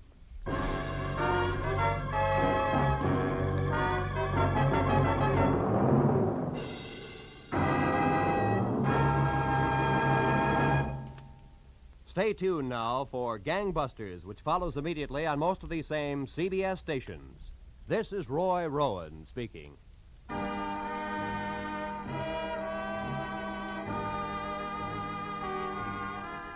This is CBS, the Columbia Broadcasting System.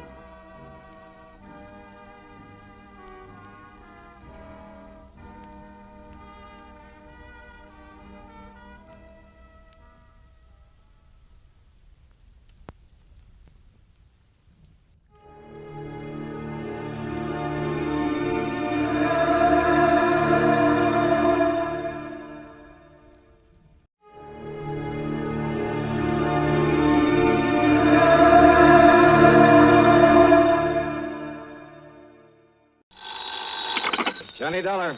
This is Jack Price, Johnny. Corpus Christi, Texas? That's right. Try Western Life Insurance Company. No. No? No, Johnny. I've just taken over the office of Providential Property Insurance down here. Oh, that's a good company, Jack. Only I'm beginning to wish I had. Oh, what's the matter? Less than a week heading up this operation, and I get presented with a claim for $465,000. Wowee. But maybe, I hope, you could keep us from having to pay it. Well, I don't know about So, that. Johnny, if you'd like to earn yourself a nice big commission in addition to your expense account, of course. Now, let me see. My commission on $465,000. Tell me all, Jackson. Well, you fly on down here, and I'll be glad to. Right. I'll grab the first plane I can.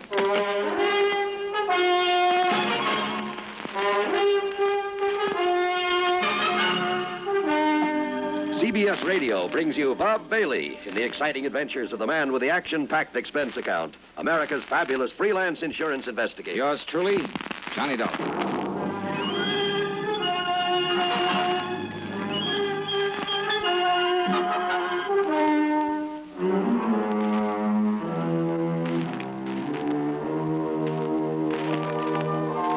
Expense account submitted by Special Investigator Johnny Dollar. to the Providential Property Insurance Company, Corpus Christi, Texas office. Following is an account of expenses incurred during my investigation of the Canary matter.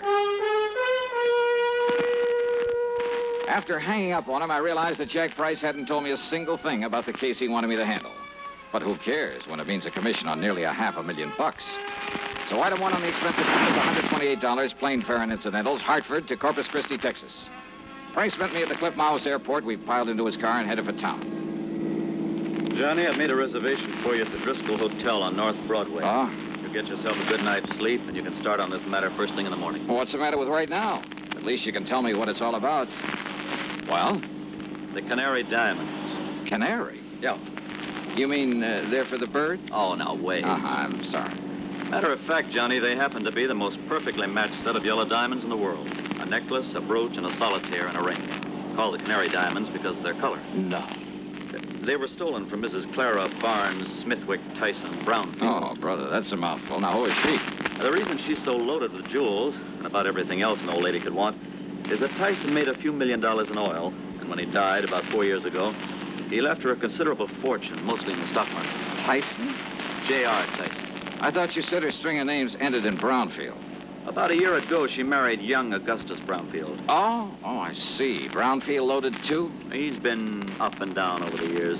Mostly down, I'm afraid. Until he married the rich widow Tyson. Well, yes. How old is he? 10 or 15 years younger than she is. About 45, I'd say. Uh-huh. So that's it. Now, Johnny, you and that suspicious mind of yours. What, Jackson? You'd make a suspect out of your own mother. Oh, look, where there's nearly $500,000 involved. But you're wrong if you think he had anything to do with the loss of these jewels. I'm sure of it, Johnny. Yeah, we'll see. Oh, I've known Gus Brownfield for years. I'm sure he's on the level. That's why, in spite of all his wife's money, he's trying so hard to make a go of his little cannery business. Cannery? It's just a small operation for the luxury trade. What do you mean? Oh, kumquats, guavas, lychee nuts, things like that. For the fancy restaurants. Real expensive stuff. Oh, I see. His customers are mostly places like Antoine's in New Orleans, Romanoff's in Beverly Hills, the Chambord in New York. Even some of the fancy cafes in London, Paris, and Rome. But now, how and when and where did these Canary diamonds disappear? Well, it was several weeks ago. They'd gone out for the evening. No servants? Only the deaf old cook in her little room in the basement. The others were all off duty out of the house. And? Well, when they got home, she went to the wall safe to put back a pair of earrings she'd worn. When she opened it, she found the Canary diamonds were gone. Anything else taken? No. In spite of the fact there were other valuable things in the safe. They called in the police, I hope. Oh, of course. Well, what did they find? Nothing. Fingerprints? Whatever prints may have been on the dial of the safe have been carefully wiped off. The only thing the police are sure of is that it was a professional job. Hey, Jack, who knows the combination of that wall safe? Only the two of them, Mr. and Mrs. Brownfield. You're sure of that? That's what she told me when she reported the loss. Oh, she reported it? Yes. And he was the only other person who knew that combination? Johnny, they were out together that evening. Where did they live? Let's go over and see him. At this hour? Sure, why not? Well, besides, I told them I'd bring you over in the morning. So what? And if they don't expect us, well, who knows? Maybe we'll learn more than when they do. Johnny, if this is because you suspect Gus Brownfield... Now, did I say that? It's what you mean, isn't it? Come on, Jackson, let's go see him. Well? All right, Johnny. Whatever you say. The Brownfield home was a mansion, a beautiful place, worth plenty of money. Mrs. Clara Barnes Smithwick Tyson Brownfield was about 60, I'd say. She was a lady in every sense of the word, with a sort of quiet dignity that goes with wealth and good breeding. Her husband, Gus, was at least 10 years younger, and, well, he seemed like just an ordinary, hard-working, nice, good-looking guy, sincerely devoted to his wife. Yeah, I must admit I liked him immediately, but then sometimes that's a danger sign. Anyhow, he pretty much repeated what Jack Price had told me, including the fact the police had gotten nowhere. So, if there's any way I can possibly be of help to you, Mr. Dollar? Not so much the money, Mr. Dollar. Though, heaven knows, the diamonds do have monetary value. That is the understatement of the week. Well, yes, I suppose it is. But when I think of some thief taking those beautiful stones out of their lovely mountings to dispose of them... Mr. Brownfield, you and your wife were together all the time the night they were stolen? Yes, we were attending a party at the home of... Oh, no, wait. Yeah? Why, yes, dear. You left us for a few minutes to go over to the Canary. Yes. Why? Well, when we'd passed it on the way to the party... Yes? Well, I'd noticed that someone had left the lights on. Probably someone who'd worked late. Who? Well, frankly, I don't know. Well, go on, please. Well, the party had been rather dull, so I used that as an excuse to leave for a while. Yeah? I drove on over to the Canary, took care of a few odds and ends at my desk, turned out the lights, and then drove back to the party. Then we came home and found that the diamonds... Mr. Dollar, Yes? if you're thinking what I think you are... That your husband had plenty of time to come here during his absence from the party? Well, now, look here, Plus the fact that he knows the combination to the safe? Young man. No. What? No, Mrs. Brownfield. I was thinking of something you said a minute ago. About the thief disposing of those jewels. But, Dollar, if you think for 1 minute... Just hold your horses, please, Mr. Brownfield. Young man, this is outrageous. I refuse to listen to anything more from you. Yeah? Yes. Well, I think you'd better, Mrs. Brownfield. If you want the Canary diamonds back.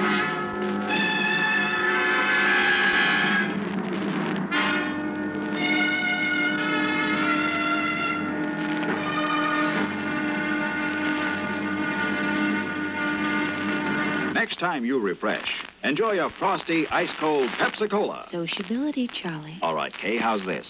Pepsi is light, refreshes without filling. You like to refresh? Have a Pepsi right now. Well, offer it to everybody, Charlie. I will.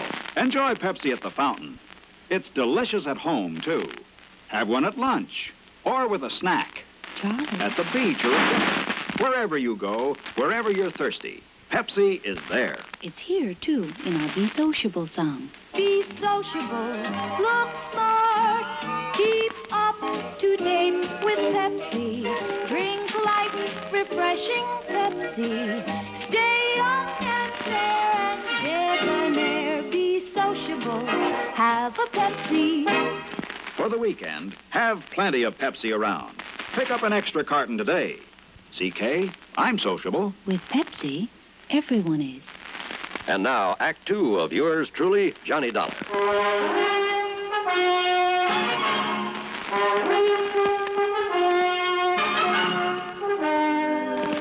Dollar, this is ridiculous. Is it, Mr. Brownfield? And I suppose the fact that my cannery business is not particularly profitable. Oh, I didn't know about that. I suppose you've decided that that's a motive for the theft of the diamonds. Well, I suppose it could be, couldn't it? Now, listen, Johnny, this is ridiculous. Take it easy, Jack. This is not only ridiculous, it's insulting. I must ask that you gentlemen leave this house immediately. Mr. Price? Of course, Mrs. Brown. Now, just a minute. No. I've had enough of this. Did I say I suspected your husband, Mrs. Brownfield? Did you need to? No, because I didn't mean to. What? That's right. But I did say that your talk about how a thief might dispose of the stones gave me an idea. You mean about how someone else might have taken them and will try to get rid of them? Something like that, Jackson. But who, Johnny? Yes, Dollar. Young man, I still resent your implication, deliberate or otherwise. On the other hand, Mrs. Brownfield, since your husband might seem to be the one logical suspect... Young man. Perhaps I'd better play a little hunch I have before talking any further with you folks. Young man. Come on, Jack. Take me over to my hotel. My snide suggestion that Gus Brownfield at least could have taken the stones had got a reaction, all right. But it only convinced me that he was in the clear. The police had decided the whole thing was a professional job, and it would have taken a pro to crack that wall safe. And a pro would have sense enough not to try disposing of such distinctive stones in this country, in or out of the original settings. A pro would have some way of getting them out of the United States. But to where? And heavens knows he'd had plenty of time to get them almost anywhere. So there in my hotel room, still acting on a hunch, I was about to make a transatlantic phone call, but I didn't. Not then. Yeah? Johnny? Who's that? Doug. Doug Johnstone? That's right. Well, Johnny. Come in, Doug. Come on in. Well, so you couldn't stay away from our fair city, huh? Yeah, how'd you know I was here? Hey, sit down. Oh, thanks. Well, I just happened to run into Jack. Jack Price. He told me he just dropped you off and told me why you'd come. Oh? I knew that if I didn't step in and give you a hand, why, that other Jack would never forgive me. The, other Jack? Yeah, Jack Johnstone, that wayward brother of mine out in L.A. Oh. Dramatizes all these wild cases of yours, puts them on the air. Hey, you know something, Doug? I've often wished I could drag that brother of yours into some of these cases to see what it's really like. You know, all he does is write them up and put them on tape. If he'd help me figure some of them out for a change. Won't I do? Huh? Matter of fact, I have figured this one out. Oh, so now I have competition. Hey, you're serious? That's right, Johnny. The man who stole the Canary diamonds is now resting comfortably in a local Who Scout. You're kidding. Then I'll keep this clean. Oh, sure. Look, Johnny Gus Brownfield's an old friend of mine. So when the stones were stolen and looked as though Brownie might be suspect, well, I decided to play detective. Yeah, well, keep talking, Doug. And I hope you haven't put me out of business. I've tried. Who knows? Maybe I have. Anyhow, I'm pretty familiar with Gus's cannery and the people who work in it. Yeah? And there was one man in his shipping department. Well, when I heard about the robbery, I started digging through old newspaper files down at the library. It took me weeks, Johnny, but I knew I'd seen that guy's face before. And sure enough, I found his picture alongside the story of a jewel heist that took place 15 years ago. Who is he? Les Murdoch. That means something to you, huh? Fingers Murdoch. Sure. Safe man for that International Gems gang back in 45. That's the guy. Yeah, but I thought he got 20 years. Well, good behavior got him off nearly 2 years ago. And he was working in Brownfield's cannery? In the shipping department. Oh. Well, I told the police about it. We descended on him a couple of hours ago, gave him a cock and bull story about having found some of his fingerprints around, and he confessed. Well, good. Good work. Well, now that I've solved the case for you, you can buy me a drink and be on your merry way back to Hartford. Sure. And the jewels? The jewels. Well? Well, Johnny, the police have tried every trick in the book on him. Now, he won't say what he's done with them. In other words, my end of this case is only beginning. What do you mean? Bring the dirty criminal to justice? That's for the police, not me. What I'm hired to do is get those diamonds back. Johnny, if Murdoch won't say what he's done with them, and believe me, there's nothing in the world that's going to make him. You got any bright ideas? What'll you do? Well, you want to know something, Doug? You got a good question.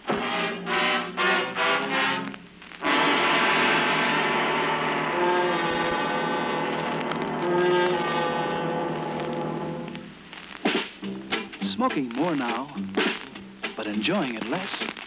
Have a real cigarette. Have a Camel. So good. Have a Camel cigarette. So rich. Have a real cigarette. Have a Camel. So mild. Have a Camel cigarette. And here's the reason why. Best tobacco makes the best smoke. Have a Camel cigarette. You can say that again. Best tobacco makes the best smoke. Have a Camel cigarette.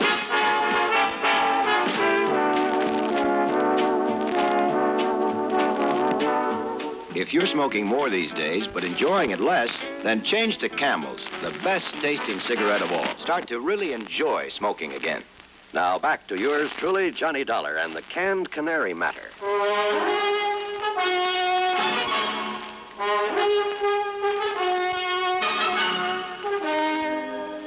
I went down to the Corpus Christi Central Jail and wasted an hour trying to get something out of Fingers Murdoch. Go on, Dollar. Get out of here and let me sleep. Murdoch. And don't give me this bull again about going easy with me if I tell you where the rocks are, because I know better. Look, listen to me, will you? Instead, I'll just serve another stretch, and then when I get out... If you live that long. Then I'll pick up the dough for him and live on Easy Street. Then you've passed them on to a fence, huh? Did I say that, Dollar? Now, go on. Get out of here. You bother me. Then I remembered about some of Murdoch's earlier activities, about his international connections, about the impossibility of successfully disposing of the Canary diamonds anywhere in the United States. Item 2, 10 cents for a phone call to Mr. Brownfield. Yes, there had been a shipment of canned goods the day after the robbery to an outfit in Paris called Imperial Import Company. The shipment was supposed to arrive there late today. Item 3, $12 for a transatlantic phone call to Paris to a wormy little character named Louis Dumassac, who had another name for himself. Oui, monsieur. This is your oldest, your dearest, your most devoted friend, Jockey, the Great Cat. Yeah, devoted friend, huh?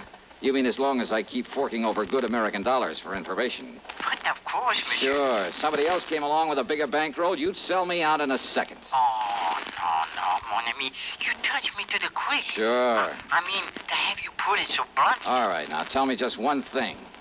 What do you know about canaries? Canaries? That's right. Uh-huh. Well? They are for the birds. Wait, well, monsieur, that's not a very funny thing I've just said. Oh, very funny. So what about the Canary diamonds? Well, alas, I've never heard of them. But I'm sure that for a slight consideration, if I can find out all about them for you, say for $500. Now listen, your old pal, Francois Dubuisson, the fence. Yeah, Dubuisson. What? Oh, that miserable, that no good, that double-crossing. I love him dearly. Now, what's that mean?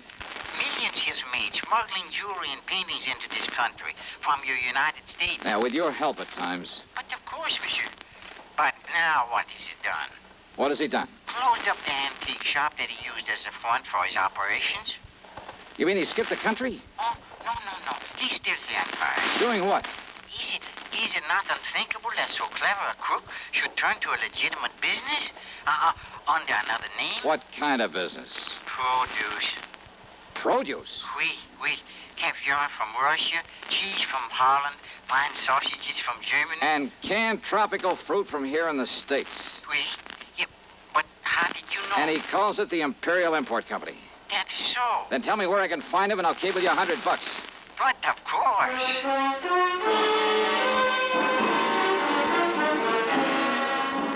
Item 4, a real wild one. $488, transportation to the airport, to Chicago, to Paris, France. Then a cab to the little warehouse called the Imperial Import Company. And somewhere along the way, I picked up a 39-cent kitchen item that just might help solve this case for me. Francois Dubuisson was more than a little surprised to see me. Monsieur Dolin? Yeah, surprise, huh? And what are you doing here in Paris, huh? Well, I want you to help me find some stolen jewels, Dubuisson. I help you? Mm-hmm. After the trouble you have made for me in the past, it is to laugh, monsieur. Yeah, well, you go right ahead and laugh, but maybe I can persuade you. By waving that pistol in my face, huh? I want to look at your latest shipment of canned goods from the United States. Canned goods? That's right, monsieur. Come on now. Where do you store the stuff for this phony import business you're using as a front now? If you will put down that gun... Maybe through this door, huh? Well, we'll see. Monsieur! Well, now, how about this? Will you kindly explain what you mean by this intrusion, huh? Yep. 10 cases of fancy tropical fruits from the Brownfield Canary in Corpus Christi, Texas. And why not, sir? Only one of these cans doesn't contain fruit. I beg your pardon. As if you didn't know. All right, here you are. Take this and we'll get to work. And just what is this, eh? Well, now, Dubuisson, that's a fine old American institution. It's called a can opener. Yeah, I'll pry open the cases and you open the can. Monsieur. Uh-huh. Until we find the Canary diamonds. All right, here now. We'll start with this case right here. Oh, I know nothing of the Canary diamonds. You are going to wield that can opener until you do. Monsieur Dolin. 24 cans to a case, 10 cases. That shouldn't take you too long, though you might raise a handful of blisters. There you are. Get started, brother. Have you forgotten? You have no authority here in Paris. Oh, have you forgotten this 38 might give me all I need? And, of course, I can always call in the police. Police? But I won't unless you make me, Dubuisson. I would not like the police. Oh, I know. And if you want the truth, when it happens, I'll kind of hate to see them catch up with you. Huh? Sure, with you in the clink, I wouldn't know where to turn when I'm over here looking for something smuggled in from the States. Then, but all I'm interested in at the moment is watching... But all I'm interested in at the moment is watching you get to work with that can opener. Well? Go ahead, Dubuisson. No. No? What do you mean by that? It will not be necessary. I shall show you the case, the very can that contains the Canary diamonds. That easy, huh? Oui, monsieur. Each of them bears a mark known only to me. And, of course, to the unfortunate fingers murder who stole them. Too bad, Dubuisson. Eh? Well, I'm really kind of sorry to hear that. You are sorry? Yeah. I'd kind of hoped to stand here and watch you sweat some of the rottenness out of your system.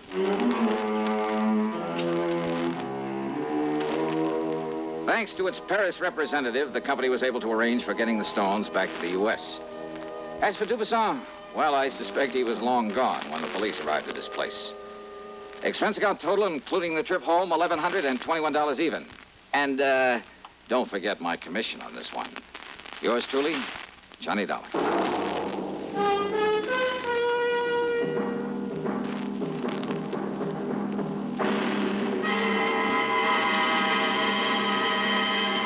Hi. Maybe you'll recall this tuneful reminder of times past.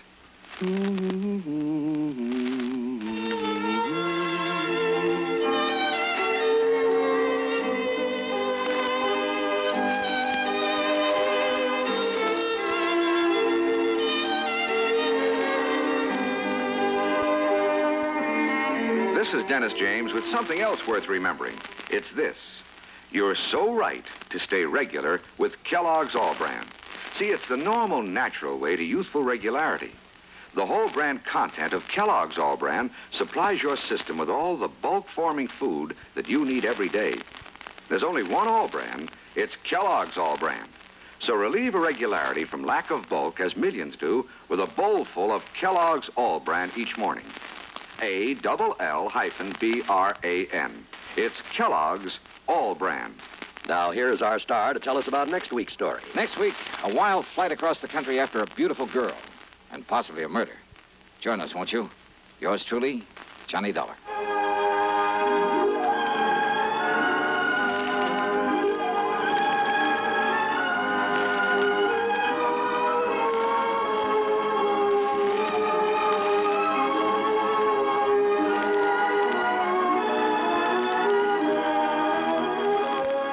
Truly, Johnny Dollar, starring Bob Bailey, originates in Hollywood and is written, produced, and directed by Jack Johnstone. Heard in our cast were Virginia Gregg, Jack Edwards, Russell Thorson, Stacey Harris, Jack Crucian, Forrest Lewis, and Tony Barrett. Be sure to join us next week, same time and station, for another exciting story of yours truly, Johnny Dollar.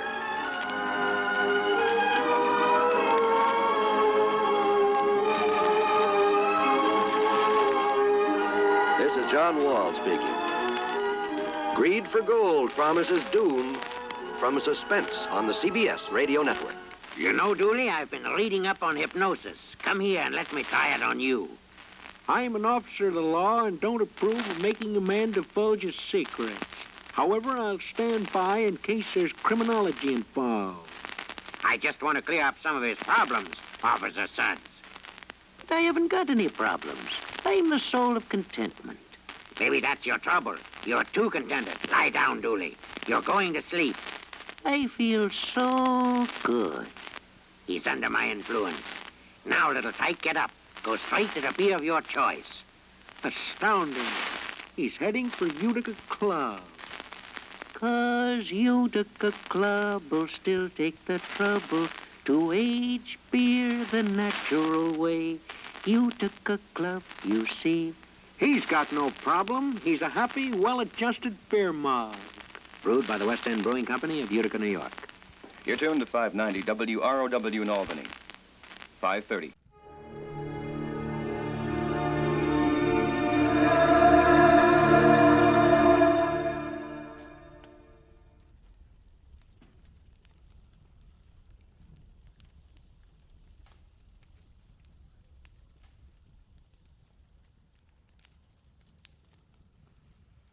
Get this and get it straight. Crime is a sucker's road, and those who travel it wind up in the gut of the prison of the grave.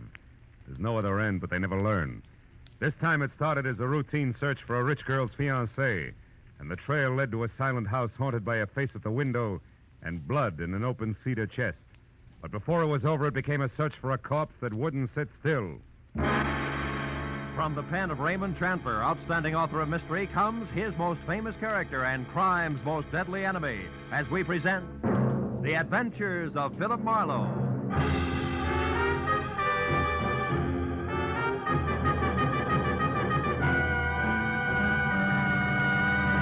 Now, with Gerald Moore, starred as Philip Marlowe, we bring you tonight's exciting story, The Busy Body.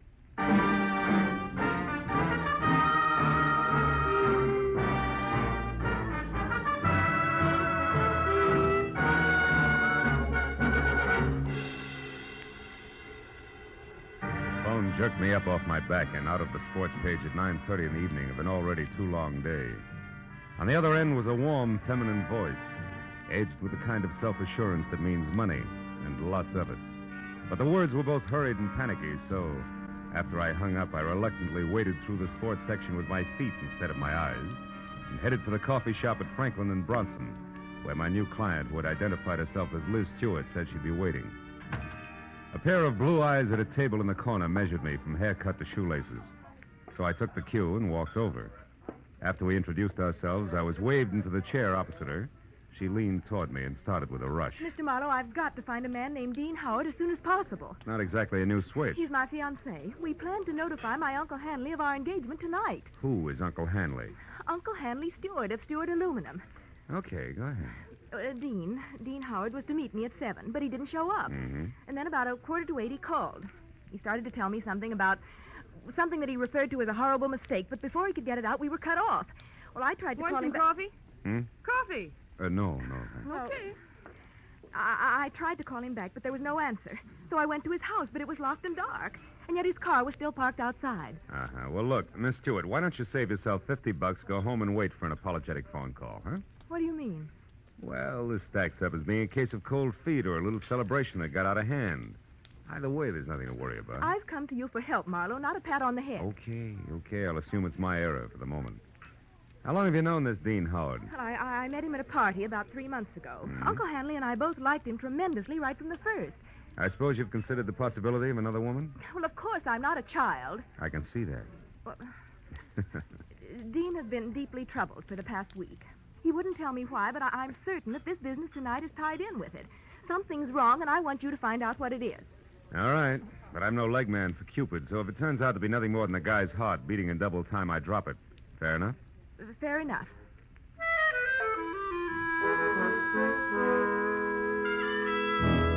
She gave me a short list of posh joints she and Dean Howard sometimes visited, and his address, which was 312 Normandy. She said I could reach her at home, which was 28 Roxbury Drive in Beverly Hills. Well, $50 is $50, so after she left, I spent a handful of nickels checking the list by phone and drew a complete blank. So I drove out Los Feliz to Normandy and found the number, 312. As I walked up to the door and leaned on the bell, I got the feeling that I was being watched. There was no answer, so I tried the door. It was locked. I threw a look over my shoulder as I walked around the side of the house and caught a glimpse of a face in a window next door, just before the curtain was dropped back into place. The back door of 312 was locked, too, I found out, as did the face next door, which was watching me again from one of the rear windows. There was one answer to that, so I went out in the street and up the steps of the house next door and knocked, good and loud. What do you want? My name's Marlowe, lady. I'm a detective. You may be able to help me. A detective? Mm-hmm. Well, come right in, Mr. Marlowe. It's about time's all I have to say. I'm Agatha Lambrigger. What's he been up to? Who? Well, you're investigating that bachelor next door, aren't you? Yes. Oh, how'd you know? Stands to reason. I've known all along he's a suspicious character. Yes? Lived there a year now. Comes and goes at all hours. Drives that fancy car out there. Wears fine clothes, but nobody seems to know what he does or where he gets all his money. Well, look, Mrs. And girls. Oh. Well, believe you me, they don't come to clean his house. Never gets cleaned. But they come just the same. Why, only tonight there was one. Some blonde in a white dress. I tell you, I've never Mrs. seen Lambrigger, did the girl go inside? Well, no. But she tried to. The door was locked. And it's Miss Lambrigger. Oh, how stupid of me. Yes. Well, tell me, did you notice Mr. Howard come home tonight? Well, I didn't exactly see him come home. But he was over there all right. And not alone either. Is that so? Another girl? No, it was only some man. Oh. But it still bears out what I've been saying. Because I just happened to glance out of my window at this one here across from that one of his, you see. Yes, sir. Well, a light was on over there. And I could look straight down a hallway. And do you know what? What? Those two grown men were roughhousing like a pair of hoodlums in that hall. Wrestling they were, like ordinary ruffians. I tell you, I never saw the like. I got a good look at him, and I'd certainly know him if I saw him again. Well, how'd the fight come out? Fight? Yeah. What the... Oh, the fight. Well, I can't say about that. My phone rang. It was Lenore Crowley. She simply talks her ear off you when she gets does. started. So when I finally got back to the window, when I happened to look out again, it was dark over there. So I never did find out what actually happened. But Yes, I well, think thanks that very much for your help. I really must run. Oh, and another thing. The noise and the drinking that's gone on in that house. Why, you wouldn't believe it. Oh, you're leaving? As soon as possible, yeah. But you still haven't told me what he's up to. Well, I'm not at liberty to do that.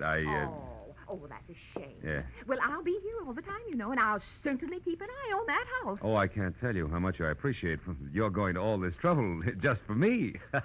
Bonsoir, Miss Lambrigger.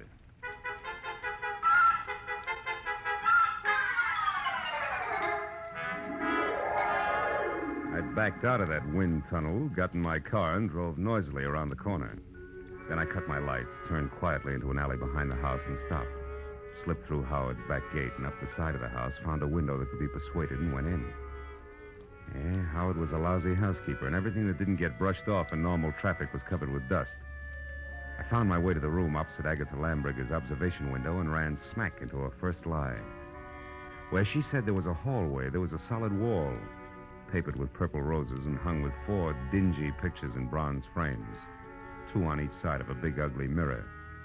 There were 2 hallways, but no angle at which either could be seen from her window. Furthermore, there was no sign of a struggle. One hall led to the study, the other to the bedroom, and I checked both. But still, there was no indication of a fight. On my way out, I blocked my shin on the nose of a lion carved on the corner of an oversized cedar chest, just as the abrupt sound of someone at the door brought me to a rigid halt. Whoever it was had the patience of an 8-year-old on circus day. So I set myself up as the type who might live in a joint like this and answered. What's the matter with the lights, Howard? Blow a fuse?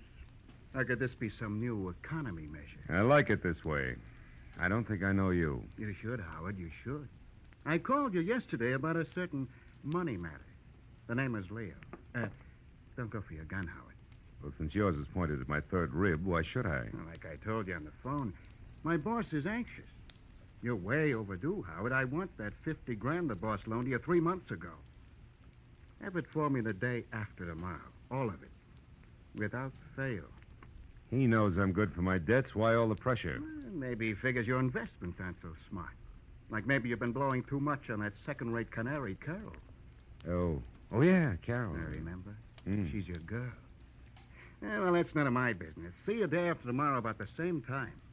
And if you get a headache from worrying about paying off, just think of the one you'll have if you don't pay.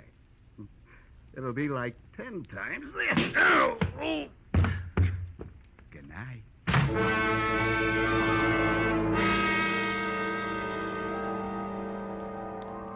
The .45 in his hand caught the side of my head, and I went out cold. When I opened my eyes, the room had shrunk until there wasn't enough space left to stretch out in. And the climb to my feet, was as easy as roller skating through a log jam. And it wasn't until I found a match and had a light that I knew why. Somebody had moved me from the front door and crammed me into a broom closet like a bag of wet wash. When I got out, I saw that my cubbyhole was off the hall of the bedroom. I listened, but there was no sound in the house, so I started moving. But stopped when I noticed something else.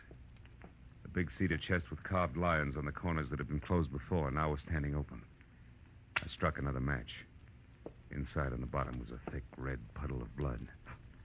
Blew out the match and was in the middle of a mental apology to Liz Stewart when it came. I ran for the front door in time to see Agatha charge out of the driveway and down the street. Stark terror twisting her face. Help! Help! Hey, Miss Lambrigger, hold it! Oh, Mr. Marlowe! Mr. Marlowe! What is it? What happened? I saw him, Mr. Marlowe. I saw him. Up at the alley near the hedge.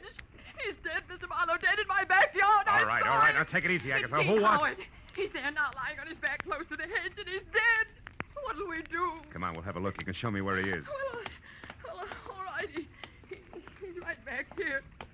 I happened to look out my rear window, and I saw something move. The dogs had been getting in my pansies lately, and I thought this was another. So I came out to chase him away. That's when I saw the body. It's right back here. It's gone. Mm-hmm. Now, look, Miss Lambrigger. I've got a headache. I'm getting a little tired of this. You saw a body here just like you saw a fight in a hallway from your window. You're so anxious to be in the middle of things, you'd make up any kind of a story. No, I'm not. No, I'm not. I saw that, Bryson. I saw Dean Howard's body, too. It was here, I tell you. Where? Show me exactly. Well, right about there, I'd Oh, say. sure. And I suppose it... Hey, wait a minute. Yeah. My apologies, baby. There is something here. Could be blood. Here's 2 dimes and a bar receipt from the tulip room on the strip. Oh, good heavens. What'll you do now? raid the place. You can use my phone. Thanks, but until we know where the body is, we better play it cagey. Now, let's keep this a secret between us. That'll take a lot of courage, I know, but I can trust you, can't I? I won't open my mouth to a soul, Mr. Well, Marlowe. that's great. That's splendid. Now, you better go inside and stay there until you hear from me. Who knows? You may yet be a heroine, Miss Lambrigger.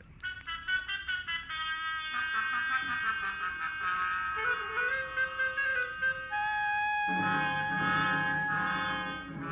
bar receipt was a long shot. When I was still 2 blocks away from the tulip room, I knew it had paid off because a fluorescent banner, 4 by 12, draped over the front of the squat square building, extolled the vocal virtues of one Carol Cody. I parked across the street, went in and found a dressing room door and knocked. She distinctly said, "Come in," but when I did, I thought the room was empty, until a small handful of spangled satin costume hopped up from behind a screen in the corner. I made a sight-unseen introduction. It was only a moment later that a tall brunette, filling a white silk blouse and snug, dark slacks, stepped out. Tossed a few pounds of glossy black hair away from her face and gestured me into a chair. Which paper did you say you were from, Marlowe? I didn't, honey. I'm a private detective. I can't use it. Don't give odds on it, baby. Not yet, anyway, huh? Let's talk first. For instance, what's with you and Dean Howard?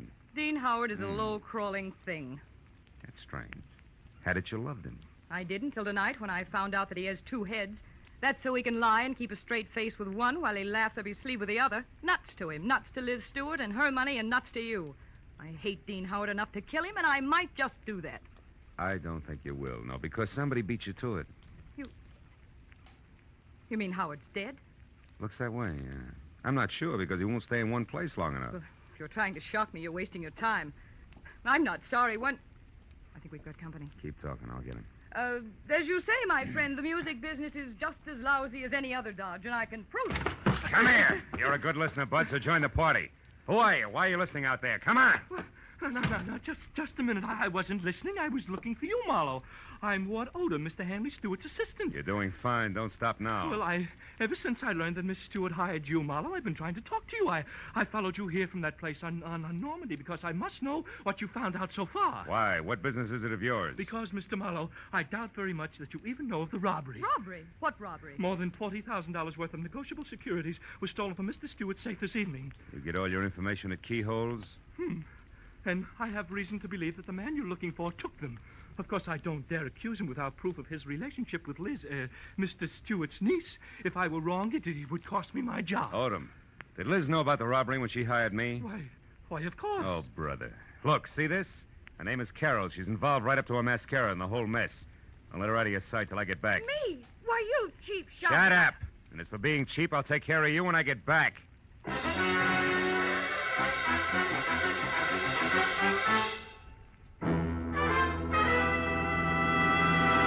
In just a moment, the second act of Philip Marlowe. But first, 3 gentlemen with highly varying but equally effective approaches to dealing with crime entertain you with their deeds of daring on CBS every Sunday.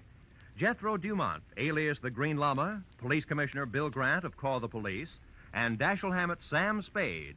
These 3 sterling gentlemen all make their appearances tomorrow on most of these same CBS network stations. And now with our star, Gerald Moore, we return to the second act of Philip Marlowe and tonight's story, The Busy Body.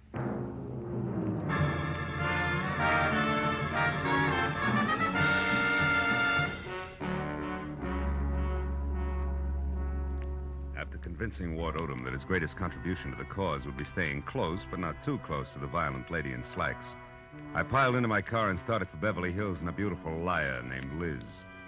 I didn't stop until I was at number 28 Roxbury Drive, out of my car and walking fast up the semicircle of gravel driveway that led to the carefully antique front door. But then, for 2 good reasons, I stopped again. The first, a squad car parked ahead of me that said everybody except Marlowe knew all about the bonds Mr. Hanley Stewart could no longer call his own. The second reason, and more important, was my client, Liz Stewart, sneaking out of a side door and hurrying toward a gray coupe. I stepped back into the shadow of a squat palm and waited for her to come abreast of me. Late date, Miss Stewart? What? Marlowe, why, you startled me. Considering everything, it's the least I can do. What do you mean? I don't like clients who lie to me. So if you don't mind, I'll just stroll along with you while you assure me you can explain everything. But I can, Marlowe. Just give me a chance, please. All right. Why didn't you tell me that 40 grand worth of negotiable bonds disappeared from your uncle's safe at the same time as Howard? Oh, because I didn't want you to be prejudiced, to be looking for a thief from the start. If Dean did take those bonds, he had a reason. Like being fond of money? No, like being forced to do what he did. All right, let's say he was forced. What then? Well, then I wanted to help him, to get to him before the police. They'd arrest him in a minute. And you, on the other hand, would get the bonds back to your uncle, convince him it was all a mistake, and talk him out of telling the law, huh? And with your own dough, you would help Howard out of the spot he was in. Is that it? Yes. But you haven't proved the Dean took the bonds. No, I haven't. Could have been anyone who knew the combination of the library safe. Which includes how many? Aside from Uncle Han and myself, just the family lawyer and Mr. Odom. Yeah, what about Odom? Could he have done it, Liz? No, I don't think so, as much as I dislike him. You see, Marlowe, for years, Odom's been very close to Uncle Han. He's had 1,000 opportunities to steal if he wanted to. Well, like this afternoon, for instance. He had $10,000 worth of the bonds with him today. What was he doing with all that dough? Paying gas bills? He was going to sell them for my uncle. But the transaction fell through, so he brought them back to the house and put them back in the safe. Anyway, Marlowe, I don't think he'd have the courage to steal. I know what you mean. I've already met Mr. Odom. When? Oh, about a half hour ago. In a nightclub called the Tulip Room. Odom thinks Dean is guilty, Liz, but he's afraid to mention it publicly till he knows a little more. What's a nightclub got to do with Dean? Carol Cody. Who? She's Dean's girlfriend. Marlowe, you're crazy. I talked to her, honey. She's a singer there. Told me that she and Howard were more than chummy, but that she gave him the air tonight when she found out about you. And you believe that? Now that I've had a little time, I believe even more. Details that she never bothered to mention. Details like Dean Howard and Carol Cody playing you for a sucker. He gains your confidence, then the combination of the safe, and then goodbye. But you see, the end was a switch, Liz. Dean didn't... Dean didn't what? Hmm? What is it, Marlowe? What are you staring at? Back of my car there. There's not gas dripping on the driveway. The color's too red. Liz, stay back. No, Marlowe. I don't want to. I want to... Marlowe! It's Dean. He's dead, Marlowe! Yeah. That, Liz, is the switch I was talking about. I think Dean Howard not only crossed you, but Carol Cody as well. She did it! She killed him! She killed him because she... All right. Now, listen. Get inside. Tell the police about this. Do you hear me? But first, give me a 5-minute lead. I'll take your car. I want to get to Carol Cody before the law does. Without saying another word, Liz Stewart, her face drawn and streaked with tears, handed me the keys to her car and turned and walked slowly back to the house. I took one long look at the blood-soaked shirt front on the body I had been a step behind all night. Then got into Liz's car and pointed it back toward the Tulip Room. 20 minutes later, when my knock on the locked dressing room door brought no answer, I had kicked my way in. Alone and half-conscious in the middle of the floor was Ward Odom, the man I'd assigned to stand sentry over the brunette. Oh, Marlowe, she tricked me. Asked for a cigarette, and I went to light it. She swung. It adds, Odom, and you're lucky she let it go at that. It was more permanent in Howard's case. Oh, then you found his body, Marlowe. Yeah, in the trunk of my car. Oh, how awful. And she did all that, this Carol Cody? Yes and no. She must have had help, Odom, because, first of all, it takes something stronger than the chanteurs to keep shifting her corpse from cedar chest to garden to car, at the rate that Howard was being moved. And second, an old crow named Agatha Lambriger saw a man roughhousing with Howard over at his own place, not a woman. You mean there was a witness to the murder, Marlowe? Well, more or less. And you have no idea who the murderer is? No. And that, Odom, is all the more reason why I want to catch up with Carol Cody. Happen to know where she lives? Well, yes, just at the Grayfield Apartment Hotel on North Havenhurst Drive. North Havenhurst. It's a room 118. And I think that it's... Marlowe, wait, my top coat is gone. What? Yes, and she was wearing slacks, remember? Marlowe, maybe she's leaving town disguised as a man. It's a point, Odom. I still think I'll try the apartment hotel first.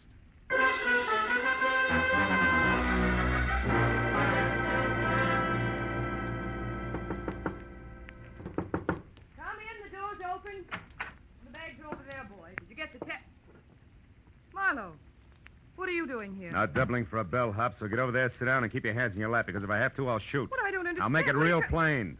I think you murdered Dean Howard because he double-crossed you after he emptied Hanley Stewart's safe. And I think you're out of your mind. Which brings us to a position called stalemate, and that in turn makes this a good time to call the cops. I didn't kill Dean. I swear I didn't. Oh, listen to me. What you said about Dean double-crossing me after he stole the bonds is true, but not the way you think it is. Second verse. He didn't want to just cut me out of my share, Marlowe. He wanted to return all the bonds intact.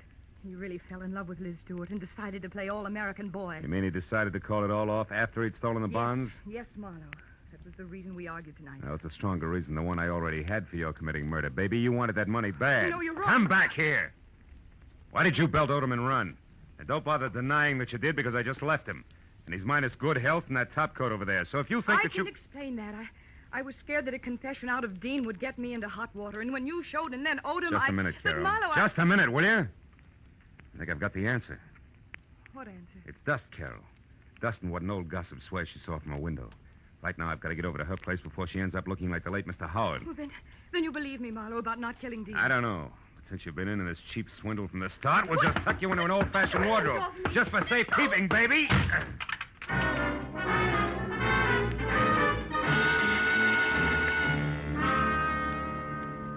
Outside in Liz's car, I slammed my foot down hard against the accelerator and didn't ease up until I screeched to a stop, away from 310 North Normandy, where I knew murder was scheduled to happen again.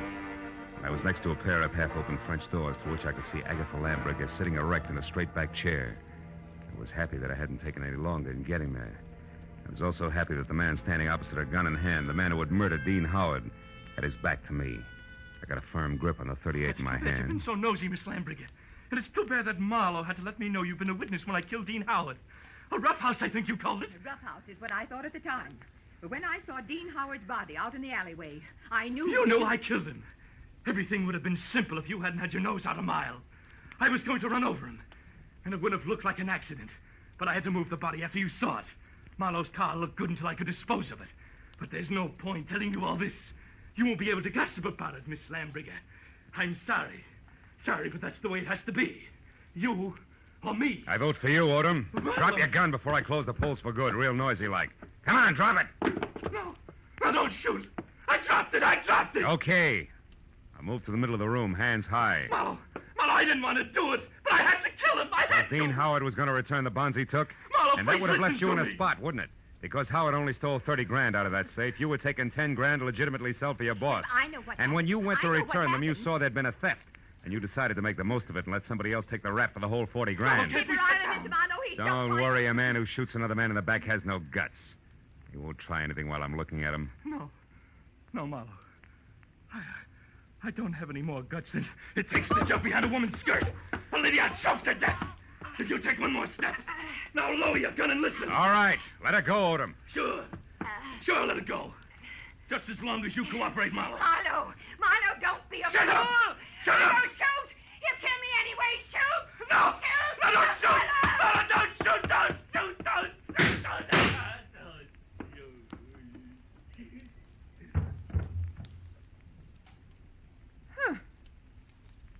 You were right, Marlowe.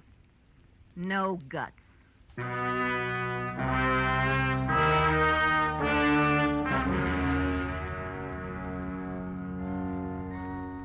It was an ambulance, a half a dozen squad cars, and a police captain included, and 3 long hours of questions and answers in triplicate later, before 310 North Normandy and environs settled back to being just another quiet house on just another quiet street. With, of course, the exception of Miss Agatha Lambricker, who now would never return to normalcy. And as we sipped hot tea together and a clock someplace deep in another room struck twice, Now, Philip, so I'm sure I had this she was right. still going strong. Dean Howard owed money, so he and that worthless singer decided that he should get friendly with your wealthy client and then at the propitious moment rob her uncle, correct? Correct, yeah. But what I don't understand is how you knew it was that awful man Odom. Well, there were 2 things, honey. His anxiety to get me to Carol, together with a streak of dust the length of Odom's topcoat sleeve, all added up to a hunch. That, Philip, I don't understand. Well, you got to take them in reverse order. I saw dust on Odom's topcoat sleeve when I was in Carol Cody's apartment. That reminded me of the dust all over Howard's place. Oh, a mess, that house. Yeah, luckily. And the dust was the length of the sleeve, as though somebody had brushed against the wall, coated thick with it. As one would in searching for something, That's right. Now, there's another thing. You saw Howard and another man roughhousing in a hall by looking out of that window there. Where, Miss Lambricker, no hall is visible, but where there is a mirror. Oh. Then you mean I actually saw a reflection. Yes, darling, you did. Dean Howard hid the bonds behind the mirror. Which tilted so that I saw the reflection of a side hall. That's right. Well, now, Philip, one last question. Why did Odom move the body? Well, if it's the last, I'll answer it. Because he didn't want Howard's death to appear a murder on the night the bonds were stolen. It was better if he died accidentally and wasn't connected with the theft. Oh, I see. Yeah, well, now look, Miss Excuse me, I'll only be a minute. Yeah, but Miss Lambert... Hello? Oh, hello, Judith. Yes. Yes, wasn't it thrilling? Miss Lambriger, really, Darling, it all started so innocently. My part, I mean. Well, it was about 7 Miss Lambriger, I have... Philip, I'll be with you in a minute. Oh. Philip, who? Why, the detective, the one I mentioned earlier. A long minute, I'm sure.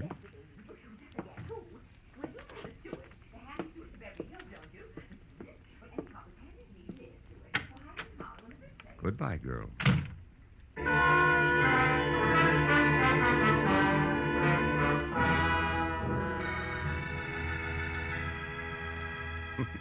When I got outside, the silence was deafening.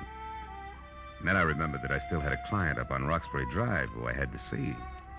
And that there were automobiles to be exchanged, and maybe, if I could find them, some right words to say to a girl who had a very rough night. So I started driving that way, slowly. But 10 minutes later, when I was halfway there, I stopped, turned around, and headed back for 310 North Normandy, and my .38 that I'd forgotten after a handful of policemen had finished examining it. It wasn't until I was at Agatha Lambriger's front door again that I realized something more important. Well, then this Odom, this killer, grabbed me as a shield, Judith, and told Marlowe he had guts enough. Guts was his word, my dear. Yes, well, I could get my gun another day.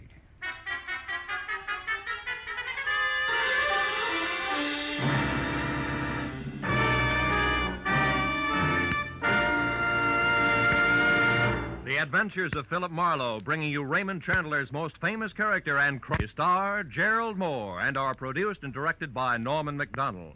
Script is by Mel Donnelly, Robert Mitchell, and Gene Levitt. Featured in the cast were Lois Corbett, Lorette Philbrandt, Lynn Allen, Peter Leeds, and John Stevenson. The special music is by Richard Orant. Be sure and be with us again next week when Philip Marlowe says... It began as the threat of a beating that turned into murder with a brown-eyed blonde, a jovial hippopotamus, and a tough ex-soldier of fortune, all complicating the problem until I got next to the key man.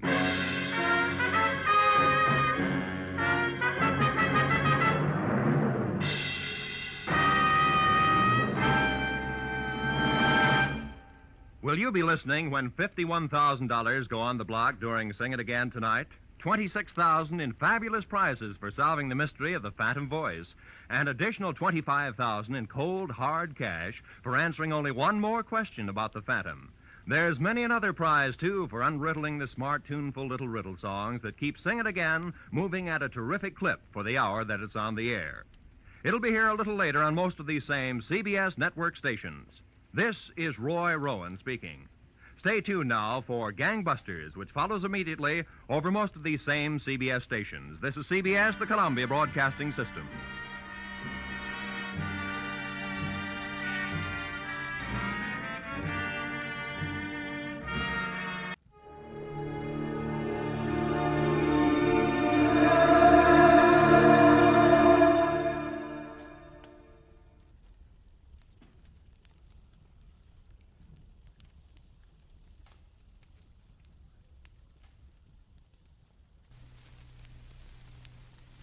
Get this and get it straight.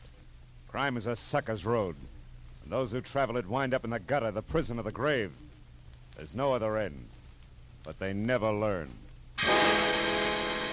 From the pen of Raymond Chandler, outstanding author of crime fiction, comes his most famous character in The Adventures of Philip Marlowe.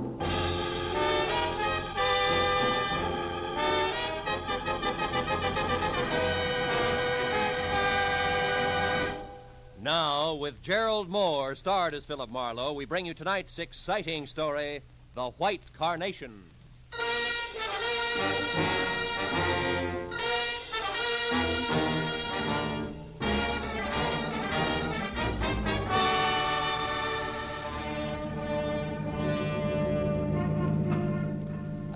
understand it. Ben Reynolds is a wonderful guy with a really great future, intelligent, handsome. Well, you've seen his picture. Yeah. You said he's a doctor, didn't you, Casey, an MD? That's right. He's already known as one of the best young medical men in town. Turn left at the next corner, Marlowe. Okay. You also said he's to be married soon. Soon. Tomorrow. Oh. And to the swellest girl in the world, Margaret Vanderveer. Vanderveer. As in Beverly Hills, huh? Yes, you know them? Oh, just a name. Marlowe, we've got to locate Ben Reynolds fast and find out what's wrong. Are you sure it's not just a last-minute case of cold feet? Cold feet? Yeah. Oh, Marlowe, he's in love with the girl. I'm his best man, I know. Besides, this marriage means a lot to the guy's career. He wouldn't run out. It happens, Casey. Oh, not to Ben. Why, he was fine, happy, full of laughs, right up to the minute we went into that flower shop. Flower shop? Yeah, some small place called Steiner's Flowers on Temple Street. Ben and I were driving along there this afternoon when I remember the one thing I'd overlooked was a white carnation for the groom. We stopped and went in. Then came the switch. I'll say so. While I talked to the florist, Ben browsed around the shop. Then all at once, he grabbed me by the arm and said, "Let's get out of here." He was white as a sheet. We left in a hurry, and all the way up here to his place, he kept looking back like he was afraid of being followed. What'd he say about it? Oh, he wouldn't tell me a thing. When we got to his apartment, he gave me a real brush-off. I went on home. Then at 7 tonight, I got a call from him. Give me that call word for word if you can, Casey. Well, he said, "Tom, listen to me. There's a man named Gregory Toledo. I thought he was dead, but he's come back to life. I can't go on until he's dead again, this time for sure. Please don't interfere or say anything. You'll hear from me." Then he hung up. Gregory Toledo, huh? Was Ben at home then? No. I tried to call him back, got no answer. I thought it over for a while, then called you. You see, I'm not only his best man, I'm his best friend, too. That's his place there. Okay, kid. I think you've done right so far, but brace yourself. For what? For something ugly. It says all the earmarks. You might wind up needing lilies, not white carnations. Let's go. The apartment was ground floor, rear, and dark. Inside, from walnut paneling to the sweet, nutty smell of good pipe tobacco, Dr. Ben Reynolds' place was neat, clean, and cozy until we got to the kitchen. There, the air was thick with a strong disinfectant. The doctor's kit was open on the sink. Beside it was a heap of blood-soaked gauze topped by a pair of forceps. And still clamped in the chromium jaws was what looked like a .38 slug. He must have performed this just before he left. Yeah, possibly on himself. This bottle of 100-proof bourbon here is the anesthetic he used. Hey, Marlowe. Hmm? The cigarette case here. I've never seen that here before. Marlowe, look. What? The name on this thing. Toledo. Yeah, as in Gregory Toledo. He was here, Marlowe. Yeah, but now 2 plus 2 doesn't quite make 4. Look, you say Ben told you on the phone that he couldn't go on until Gregory Toledo was dead. And yet apparently... Apparently, Ben pulled a bullet out of that Toledo guy right here in this kitchen. Is that what you're thinking? Yeah, that's what I'm thinking. Let's check the other rooms again, huh? See if we can get a lead on where he went. Right. I'll look in the bedroom. All right. I'll start on the desk. See if his clothes are still there, will you? Everything seems okay in here. Good. Oh. Say, Casey, did Ben like Armenian or Hungarian food a lot? No. Not that I know of. Why? Well, because his phone book is open to restaurants, and every one of that kind is checked off. Even the gypsy tea rooms. Well, that's funny. You never went to those places. What's it mean? Nothing, maybe. Let's see, got through them as far as Sarkessian's Gypsy Cellar, 3rd Street. Ring any bell? Not a one. What are we going to do, Marlowe? You're going to go home and get some rest. Well, we've got to find him. That's what you hired me for, isn't it? I'll call you when I've got something. Where are you going now? Steiner's Flower Shop. See what else he stocks beside white carnations. I'll call you, Casey. I unsnapped the front door lock, went out to my car, and drove down Temple Street almost to Alvarado. I still had a block to go when I saw the red spotlights on a pair of prowl cars parked up ahead. It was too close to be coincidence. The little store marked Steiner's Flowers was crawling with law. I pushed through the whispering circle of morbidly curious, keeping a respectful distance outside, and went up to the door. There, Detective Lieutenant Matthews spotted me and motioned me in. Hey, Marlowe. What brings you here? Business. Stop for a bachelor button. Uh-huh. Well, you're a bit late. The joint's closed. Proprietor's been murdered or so, I think. You think? Can't you tell? All right, let's put it this way. He's dead under suspicious circumstances. Ah, that's one way of putting it. You know there's not a mark on him? Nothing. Here, take a look. The back room. All right. There you are. That's him. One Harlan Steiner. There was a gun beside him on the floor, been fired once, very recently. What caliber, Matthews? Oh, 38. And no bullet holes in here, so he might have scored. Hey, why? Just curious. Uh-huh. Hey, wait a minute, what's this?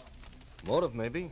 List of currency denominations and amounts sent over from his bank and dated today adds up to $40,000. Hey, that guy had $40,000 cash delivered here? That's right. I didn't realize a small flower business could be that good even on a big day. Oh, at your age, it can't. And there's no sign of that cash around now. Well, maybe he was robbed, huh? Mm-hmm. By a handsome, well-dressed guy was seen running out of here earlier tonight. Steiner probably died of heart failure from the excitement, so that's that. But why did he have so much dough brought in here in the first place? And how did this get here in the back room? What? This. Oh, cigarette with lipstick. Yeah. Well, Matthews, even florists are human, you know. So are cops. I've heard. Yeah. Now give me a straight answer, Phil, huh? Of all the places in town, how come you show up here, this dumpy, out-of-the-way flower shop? I was driving by on my way home, saw your car, so I stopped. Easy as that. Could have done that well all by myself. Mooney. Yeah? You can have it now. Tell him at the morgue I want a fast job. We've seen all we can here. All except that at the front door, Matthews. Get a load of it. Maybe she's your lipstick. Steiner here now? Are you a friend of Steiner's, miss? Not exactly, sir. Sometimes buy flowers from him. I see. Were you in here earlier today? No, I haven't been here for several days. What's wrong? Mm-hmm. You'll find out soon enough, miss. Better move along now. Go on. Yeah, okay? No, she's too dark. Your lipstick's awful blonde. Yes, I know. Well, I guess I'll shove off, too. Take it easy, Lieutenant. Sure, boy. Hey, Phil. What? Look, if you should happen to stumble over 40 grand on your way home, get in touch, will you? Don't I always? Good night, Matthews. I drove down Alvarado to 3rd Street and turned right. In a few minutes, I was parked in front of a gaudy doorway at the foot of a half a dozen steps dimly lit by a rusty hanging lantern under a sign. It said Sarkessian's Gypsy Cellar. Armenian dishes are specialty, Alex Sarkessian, proprietor. Inside, the place was a stone floor, imitation oak booths, all empty. The 5 feet high that hustled toward me out of a dark corner was Sarkessian himself. The welcome smile dribbled off his face like spilled beer when I said all I wanted was some information. Why you come here for it, huh? What kind of information do you want? On some people, Mr. Sarkessian. Do you know a man named Gregory Toledo? No. Well, how about Reynolds, Ben Reynolds? No. Okay. Try, never mind, that girl on the billboard there. Who's she? Madame Vadena, just like it says she's on the billboard. What's her real name? Ruby Vadena. She works here. Works. If somebody wants to call looking at tea leaves in a cup, work. But the customer expects it. The customer is always right. So Ruby Vadena works here, but not tonight. All right, where can I find her? Why? Because I saw her a few minutes ago in a certain flower shop. Oh, that's a very good reason. Now, look, mister, I run a restaurant, not a Lonely Hearts. You look, Sarkessian, you little gypsy's in a murder right up to her big brass earrings. I gotta talk to her right now. A murder? I knew it's that fake. Oh, that no good. She ruins my business. What kind of appetite can murder give anybody, I ask you? I ask you for the last time, where does Ruby live? Villa Garibaldi on the end of Reposa Street. Thanks. When you find her, tell Sarkessian says she's fired. She don't come in my place again, you hear? She's washed out.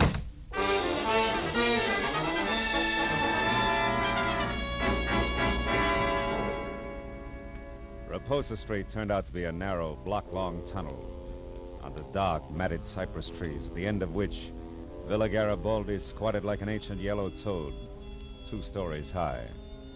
I'd gone far enough for my headlights to pick up the clutter on the stairs when Ruby herself stepped out from the trees and headed for the front door. She had enough head start that she was upstairs and at the door before I caught her. Leave me alone. I haven't done anything, copper. Leave me be. I'm no cop, Ruby. Oh, no. Lisa and I saw you at the flower shop. You're not kidding anybody. Is this your door here? Maybe, but you can't get in there without a warrant, copper. So keep it out here and keep it short. What do you want? Who is Gregory Toledo? I don't know. All right, let's try an easier one. What was that florist Harlan Steiner to you? If you're not a cop, what do you care? I'm a private detective, honey, and I care plenty. You know what happened to him, don't you? I think he's dead, if that's what you mean. He was just a friend, that's all. Oh, no. You're not the type for just friends, Doc. Hey, wait a minute, sugar. Somebody's in your room. Oh, no. The money. Open the door. Hurry up, will you? I'm trying Well, to. come on. Get out of my way. Reynolds! Ben, stop! Stay back, you! For an instant, I'd seen Ben Reynolds, his face twisted in fear, a package wrapped in green oil paper clenched in one hand. Then he grabbed up the only lamp and smashed it at me. In the dark, I heard him run through the kitchen and out the back door. By the time I got outside, he was gone. I started for my car to follow him, but stopped again. At the sudden sight of a gun barrel shoved out from the shadows between two trees and pointed straight at me. Don't move, fella. Not 1 inch or I'll kill you. You sound like you mean it. I do. You're not going any farther, fella. Don't try. And whoever you are, forget about the green package. You'll live longer. Yeah, I'll take your word for it. Just tell me one thing, baby. Are you and the doctor a team? That all depends. Now go on. Back the way you came. I've got an appointment with the doc, and I wouldn't want to keep him waiting. Start walking.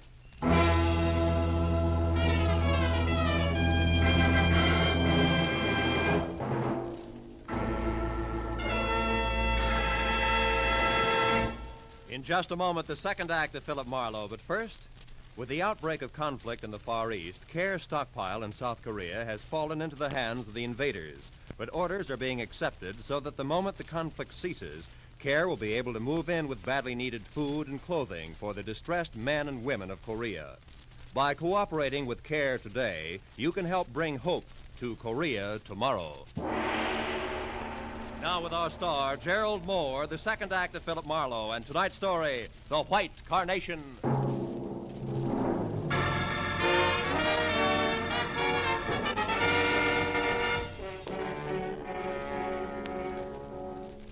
When the lady in the dark left for her appointment with the doctor, I knew that my next move should be a tight huddle with the good gray heads of homicide. But I also knew that first there was the matter of Ruby Vadena. I could tell by the way she was coming for me. The kind of enthusiasm you see only at feeding time at the zoo. Where is it? The money. Where did it go? How do I know? You're the fortune teller. Now, what'll it be? Cards, teacup, crystal ball? Or should we just try some plain old-fashioned conversation, Ruby, huh? Now about what? Well, for one thing, $40,000 that won't sit still. For another, your connection with Steiner's murder. The law's just itching to hear about that one. Not the police. I don't want to tangle with them again. I mean... Oh. Could be embarrassing talking over the good old days, Ruby. Is that it? What do you want to know? You and Steiner and the 40,000. What's the story? Steiner and I were supposed to go away together to be married. He loved me. You loved the 40 grand. Go on. The money came from the sale of his flower shop. He brought it over here tonight, said he'd be back. When he didn't show up, I went to find him. That's all I know. Not enough, Ruby. That shop wouldn't bring $40,000 like you could pass for a school mom. Where'd he get the money? I haven't the slightest idea. But I do have a suggestion. Oh? If you can get your hands on the money, which is really mine now, I'll split it with you, And we could even take a long, long trip, huh? Mm-hmm. No dice, baby. I wouldn't sleep nights worrying about my traveler's checks. So long, clairvoyant.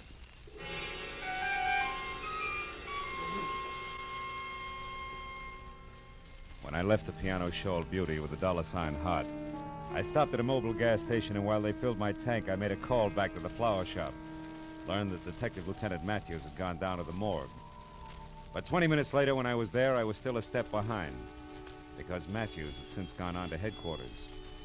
However, I was also a step ahead. They had just learned why Steiner had died. Connor, the attendant, was pleased as punch to tell me all about it. Hey, see, Marlowe? Right here in the back of the neck. That slap of the hypodermic needle. Holds no bigger than a mosquito bite. Real hard to find. Mm-hmm. And it was an injection that killed him, Connor, huh? Some kind of poison? We'll have it tagged in a couple of hours. Want me to let you know what it is? No, never mind. I'll be in touch with Lieutenant Matthews anyway. By the way, Connor, mind if I use your phone? Why should I? They don't send me the bill. Over on the wall there. Thanks. But, Marlowe, no long distance, huh? Oh, no. Downtown, Connor. Not another inch. That case, help yourself. Mm-hmm. You know, Marlowe, one night some news hawk got on the tube here and talked to his girl in Long Beach for 40 minutes. It was 2 weeks later we found out it was Long Beach, Long Island, not Long Beach, California. Homicide, Lieutenant Matthews. Marlowe, Matthews, I'm down at the morgue. Oh, what is it, Marlowe? Steiner, or are you still just a wayfaring stranger? No, it's Steiner. Look, Matthews, I found out a couple of things that might help. I figured you would. Who is it, Marlowe? Well, so far it could be a Dr. Reynolds, but there's more to it. There always is. Wait there, Phil. I'll be over. Okay, but one thing first, Matthews. Does the name Gregory Toledo is in Ohio mean anything to you? Offhand, no. Why? Where does it fit in? Yeah, well, I'm not sure. When I started, Dr. Reynolds was out to kill Toledo again. It seems he's come back to life. Come back to what?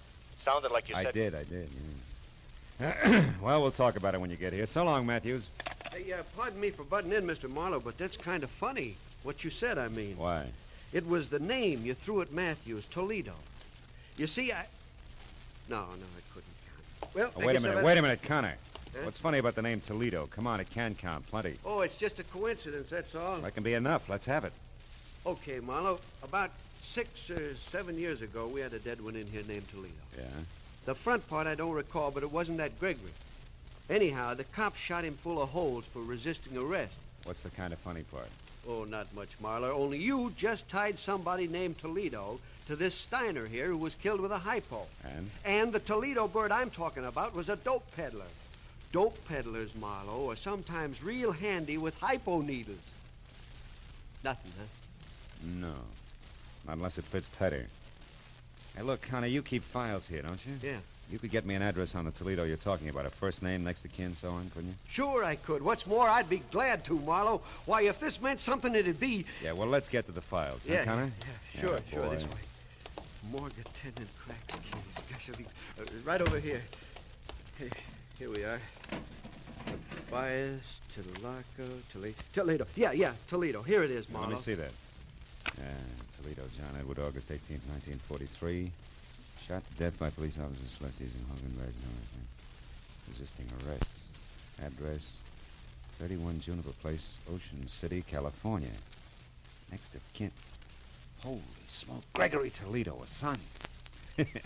Connor, you're a genius. Oh. Now, do one more thing for me, will you, please? Yeah, sure. When Lieutenant Matthews gets here, tell him I'm sorry to stand him up, but that if I'm real lucky, he won't be mad at all. Yeah, but Marlowe, this address at Ocean City's 7 years old. I know, Connor. That's why I said real lucky. I'll see you.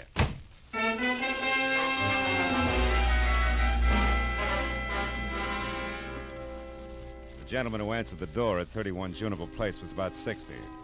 Wore a spotted torn bathrobe that read like a menu and needed a shave, a haircut, and peeping through his torn slippers, I saw a Blue Jay corn plaster.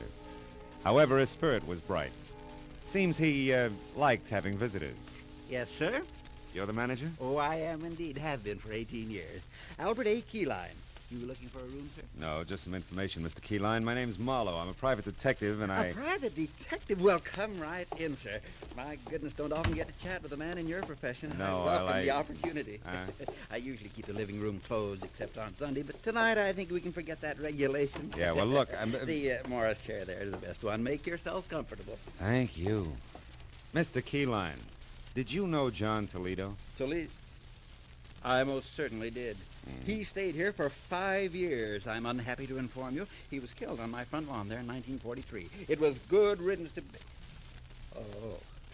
Oh, I see why you're here, Mr. Marlowe, but frankly, I expected the police, not a private detective. Well, why should you expect the police? Because not 2 hours ago, Emma Mallory, my neighbor, saw Greta Toledo over at the amusement pier. Greta Toledo? Amusement pier. Greta Toledo? You mean Gregory Toledo, don't you? I don't think so. I would have said Gregory if I meant Gregory. Oh, I don't doubt that for a minute. Besides, that boy'd know better than to come back to Ocean City. It's done him enough harm. I said Greta Toledo, John Toledo's daughter, Gregory's twin. Twin? Wait a minute, Mr. Keyline, this is important. Greta and Gregory Toledo are twins and the children of John Toledo? That's right, sir. All three lived here for 5 years, like I said, and a more different brother and sister you never heard of. Well, different like what? Like heaven above Careful. and that other place below, that's what. The boy was fine. The girl a terror. At 13, she was tormenting alley cats, and at 18, when she left here, she was a brazen hussy. Both went their separate ways from here a week after John was buried. You haven't seen him since? No, except one night about a month later when the boy, Gregory, came here to visit me and asked for all the pictures I had of him and his father and sister. I used to be an amateur photographer, you know. I got a medal one time at a... Pictures, Mr. Keyline, why did he want them? And I guess he was kind of soft-hearted. I gave him the whole batch except one of Greta. And I only saved it because the lighting was so good. I've got it right here. I took it a couple of weeks before they got John. Look, see how the sunlight behind her head gives a soft feeling to the whole picture? Yeah, it's practically a halo. Yes, sir. Very professional. I'll just take that now, Mr. Marlowe. I might try and improve it someday. Yeah, the best of luck. Keyline, don't move your finger. My finger? Well, why not? Mr. Marlowe, are you sure you feel all right? Frankly, no. But I hope to get better as I go along. Listen, Keyline, that neighbor of yours, that Emma, who said she saw Greta Toledo at the amusement pier, was it the big one off the foot of Surf Street? Oh, sure was. Emma saw her go behind one of the concessions and take a flight of stairs down to the beach. Which flight of stairs? There's a half a dozen of them, Keyline. Think, will you? You don't have to. I know, because Emma said it was the flight by the cotton candy concession. You know, that fuzzy stuff. And he's near the merry-go-round. I'm sure of that because Emma mentioned the merry-go-round. She never leaves out any details, you know. Emma's a thorough...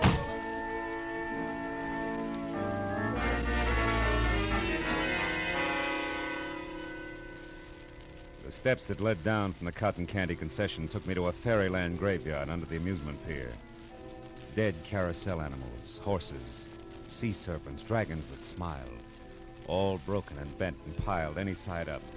Some rusted brown, some of the bilious green discolor of old brass. Then a lot of steel and stone dwarfs who must have belonged to some long ago winter wonderland, also broken and rusted. But beyond that, the people were real, both of them.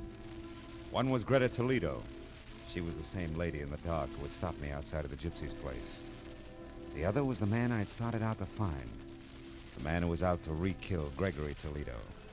Dr. Ben Reynolds. Wait a minute, Gregory. One thing we still have to talk about.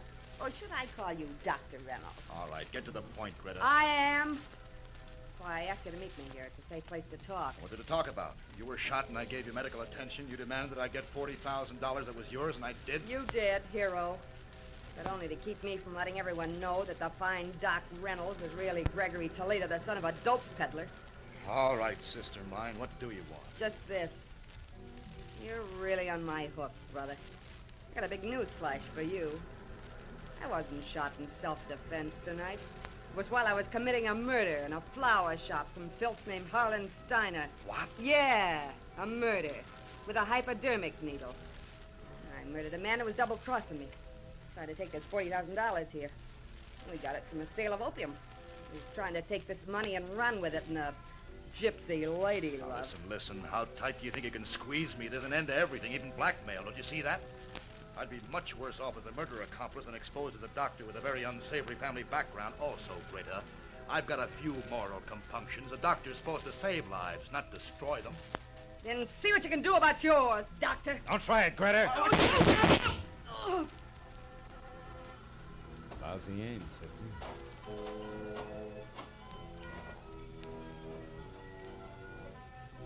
She's dead. Yeah. And so is Gregory Toledo, finally. We better get to the police, Dr. Reynolds.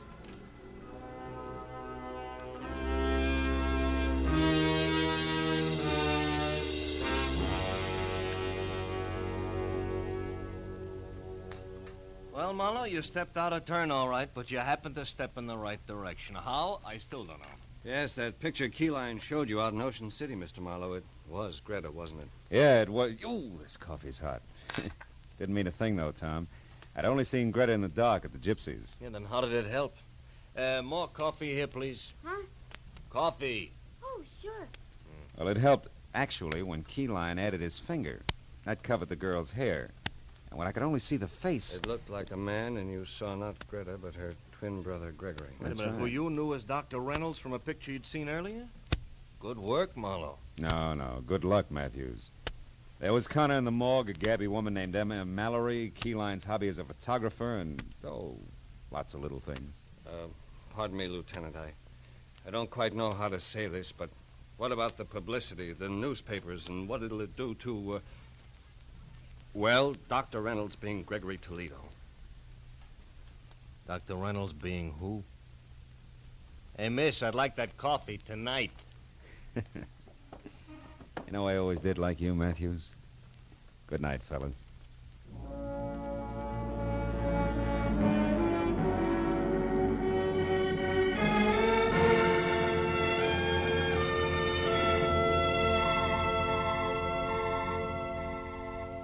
got outside, it was pushing 4 o'clock in the morning. And I was tired of a long night that had been crowded with a lot of death and a lot of people. But I was also looking forward to a lot of life. Good life. For Dr. Ben Reynolds and his bride. So, thinking about them, I drove slowly through the quiet city streets until the black melting into gray in the corners of the sky said it was almost tomorrow. And then I went home, found a telegram. It was from the groom. Tom Casey and the bride-to-be joined me in saying that there's no doubt as to who the best man really is. Please do us the honor tomorrow at 5 o'clock sharp. Oh, that's nice. Now, all I need is one white carnation and, I wonder where that gypsy girl is.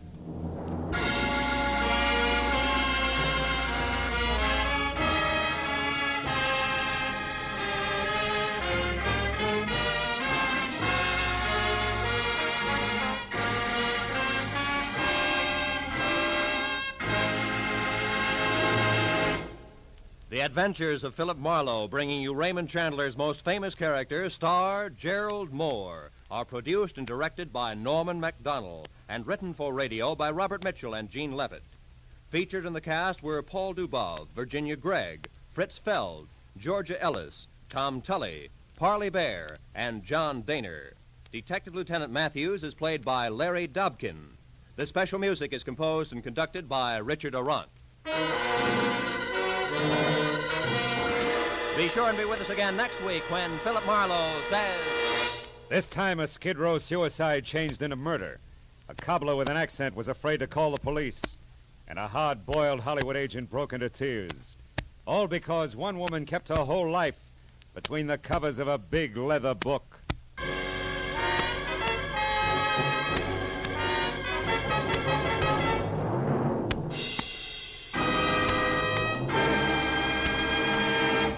There's a very charming, very amusing young couple to be found at CBS, the Star's address every Saturday evening.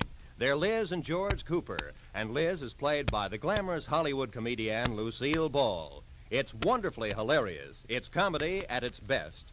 My Favorite Husband, starring Lucille Ball, every Saturday night on most of these same CBS stations. THESTARESSADDRESSISCBS. The Star's address is CBS. This is Roy Rowan speaking.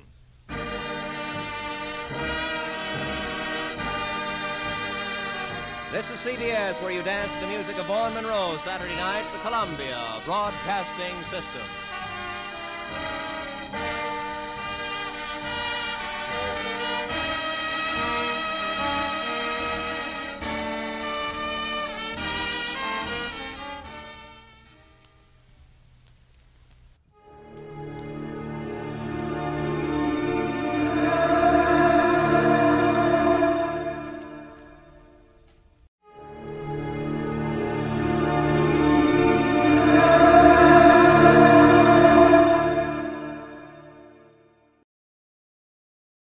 Dragnet.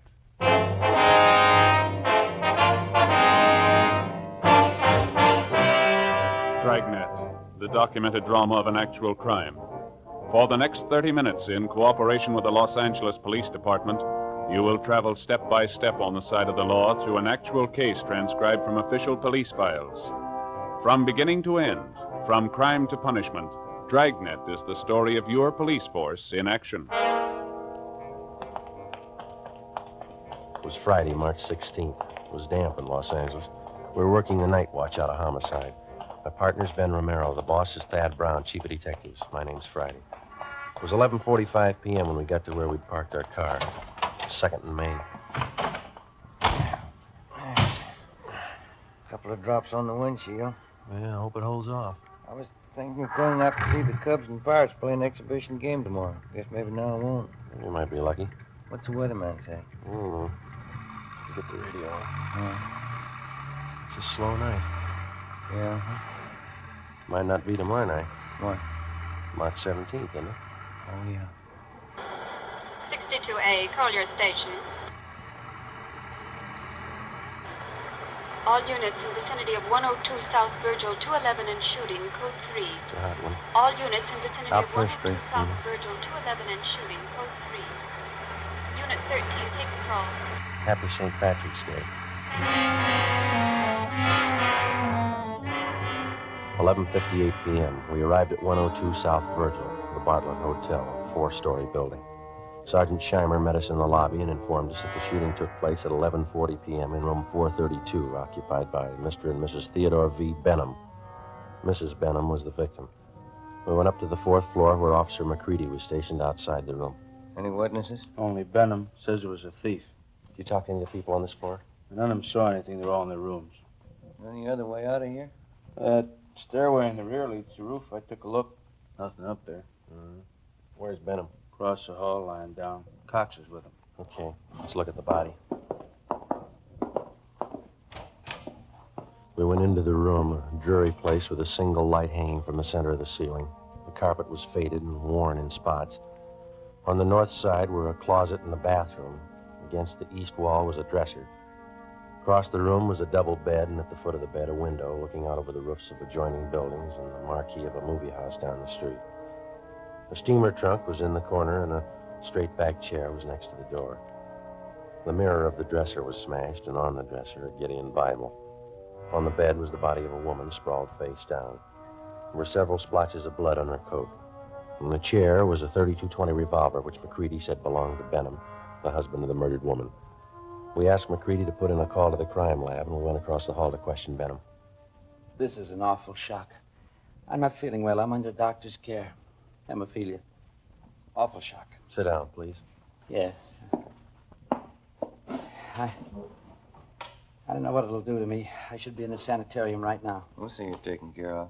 Lincoln Sanitarium in Eagle Rock. Could you tell us what happened tonight? Why, yes. My wife and I went out to the Sycamore Cafe over in Alvarado. What time was that?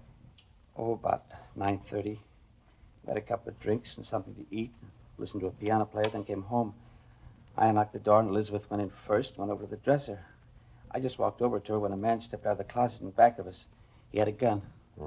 Can you describe him? I don't know. Did you see his face? No.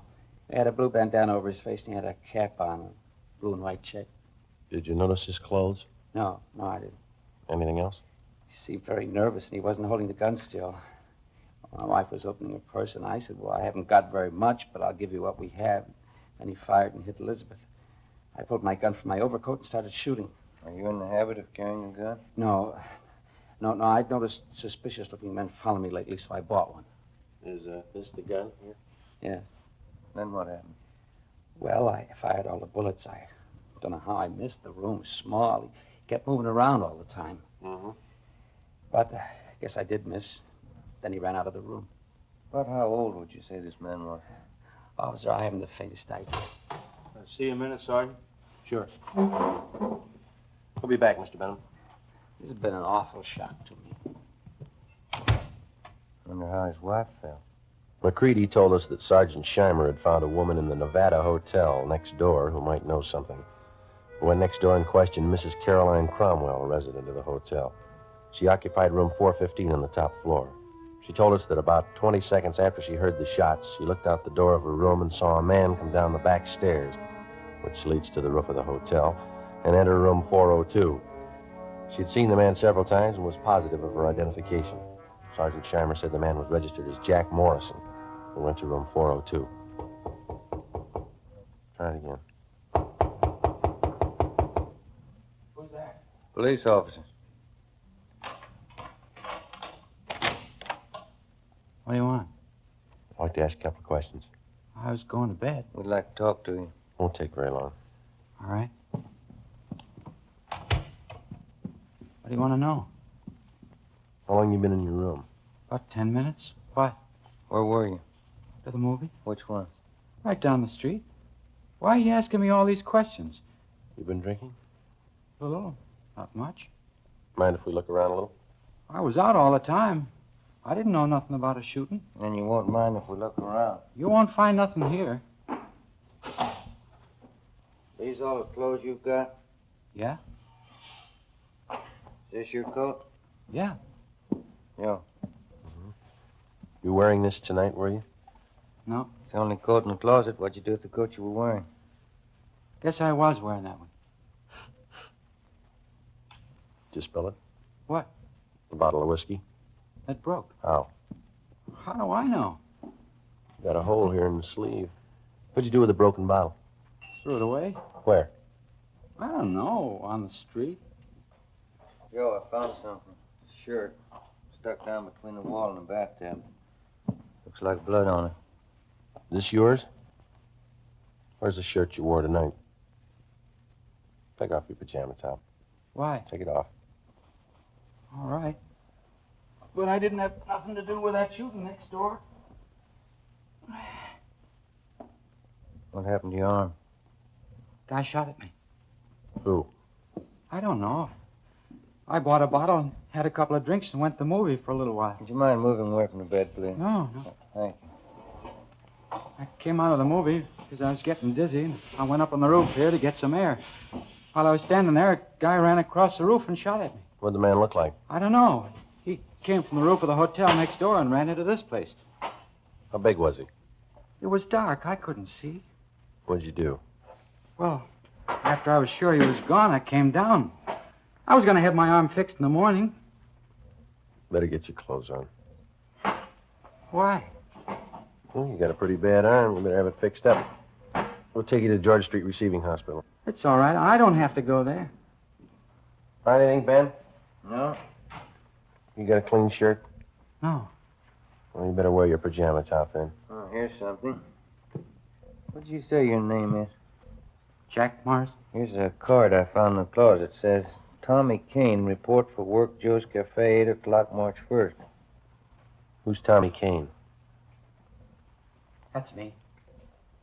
Where you from? Elgin, Illinois. How old are you? I'm 22. Why'd you leave Elgin? No work. I've been bumming around. You ever been arrested? I was picked up on a vague charge a month ago. Here? Yeah. I don't know why you guys are bothering with me. When somebody gets shot, we bother. 1:30 a.m. We took Kane to Georgia Street Receiving Hospital, where they found that a muscle in his upper right arm had been severed and the right side of his chest was bruised. Before taking him to Ward 1300 General Hospital for further treatment, we took him back to the roof of the Nevada Hotel. Still trying to rain. Yeah. Well, where were you standing when you got shot at, Kane? Right over there. I was leaning against the bricks. Where'd the man come from? Out of that door in the other roof? Roof of the Bartlett Hotel? Yeah. Was he running when he shot at you? Yeah, he was. Where'd he run? Right across here where we are. And then he went through this door here into the Nevada Hotel. Did you notice anything unusual about him? Well, his face was covered with a handkerchief, and he wore a checkered cap. Thought you said before it was too dark. Oh, I could see that. I mean, you know, I could see that. I couldn't see his face. And you were standing over there by the parapet? Yeah. About here? Yeah, that's it. Mm-hmm. All right, let's get over the roof of the Bartlett. It's a little high. Can I help you over? No. Come on, Ben.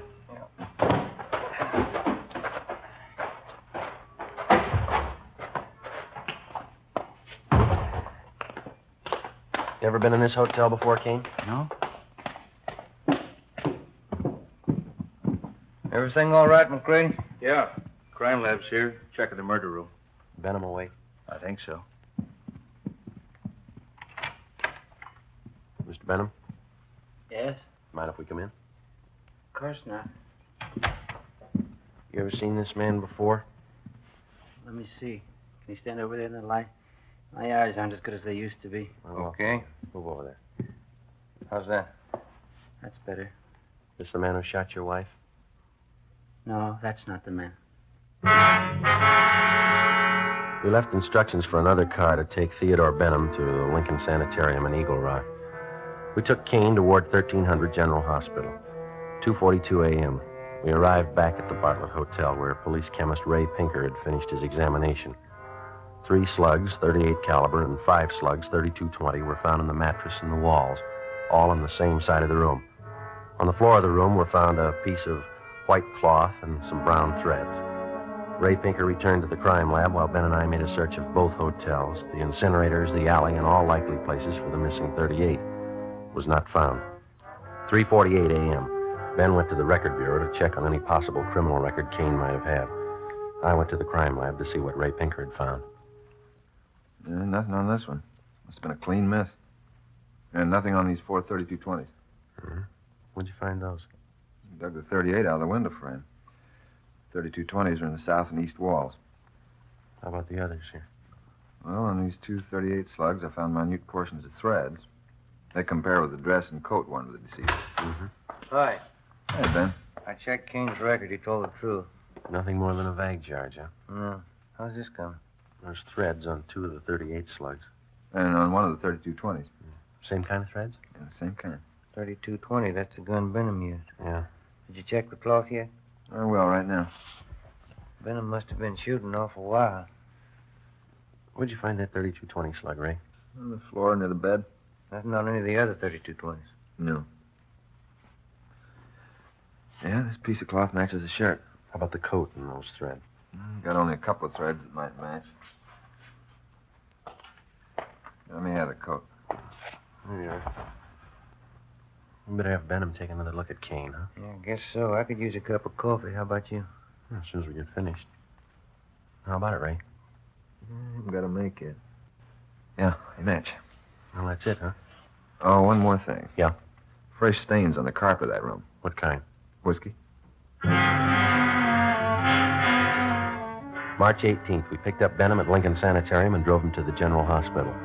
3 times he asked us to stop someplace so he could have a drink. We told him he'd have to wait.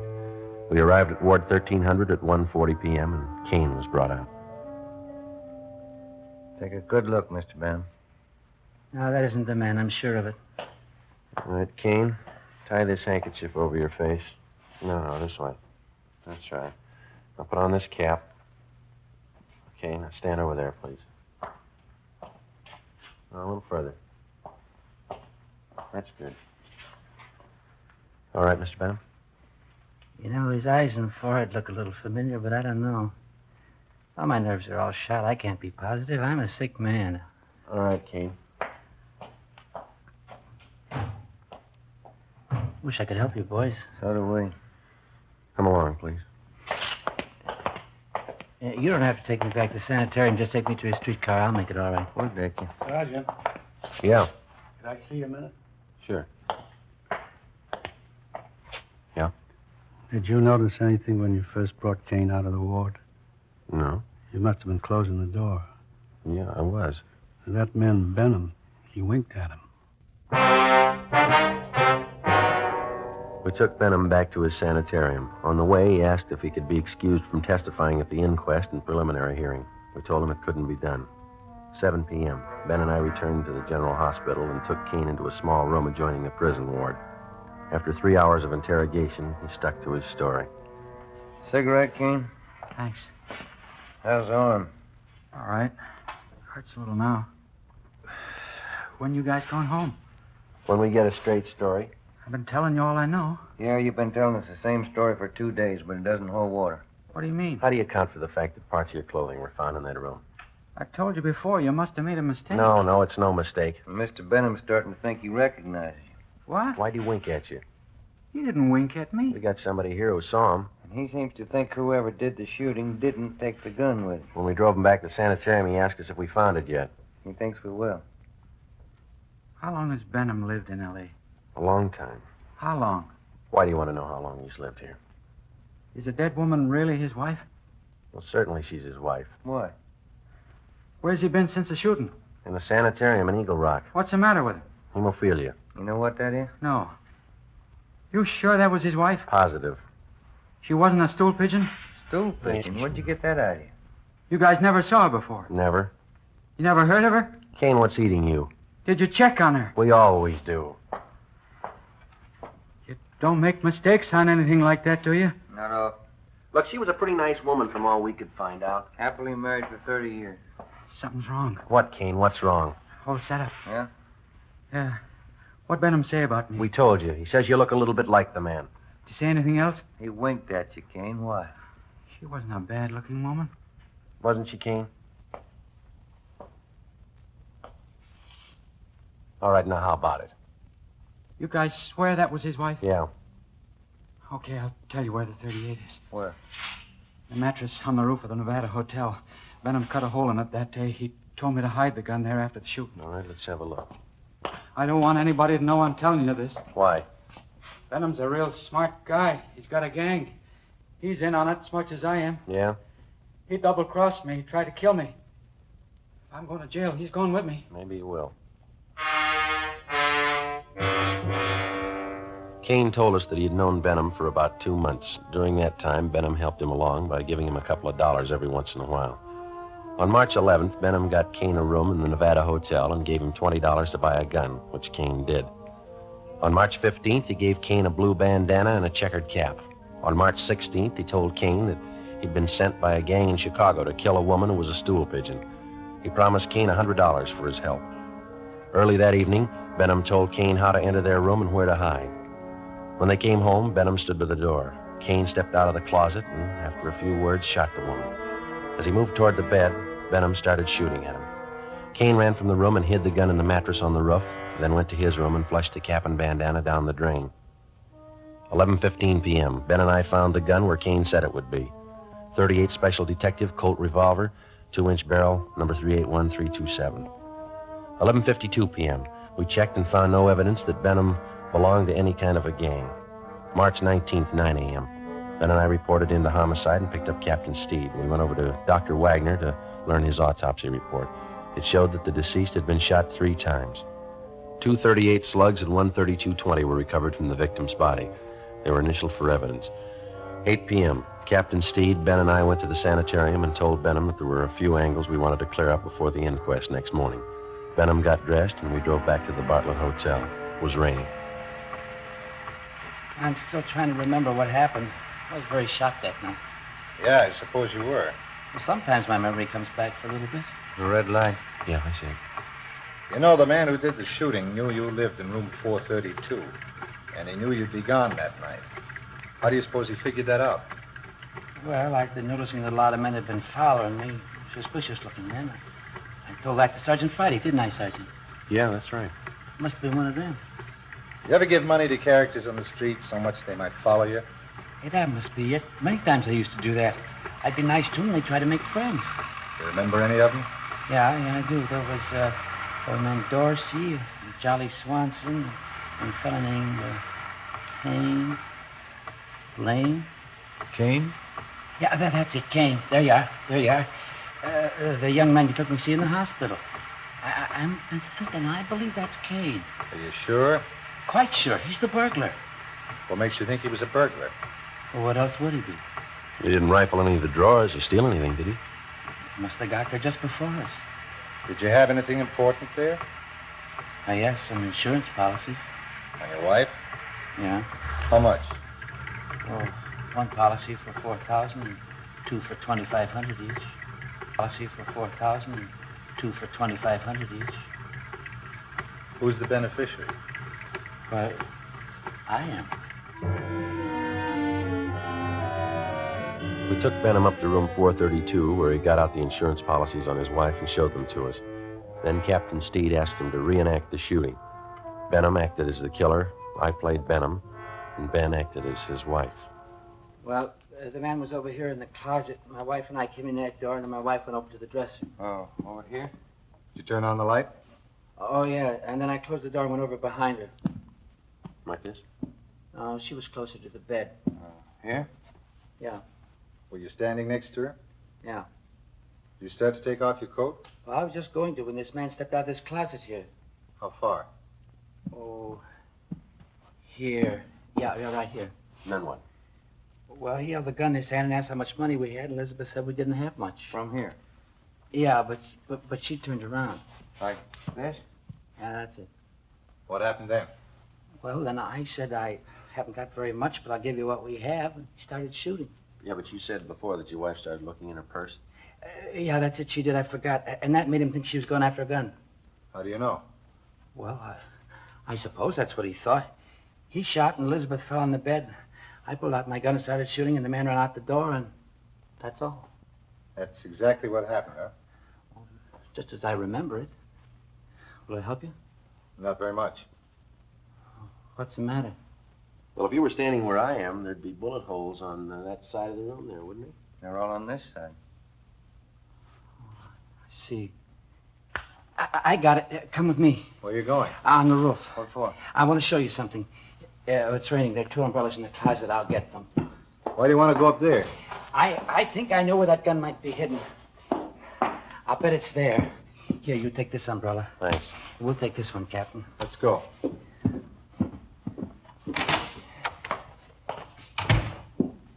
I'll bet it's up there. We'll find it.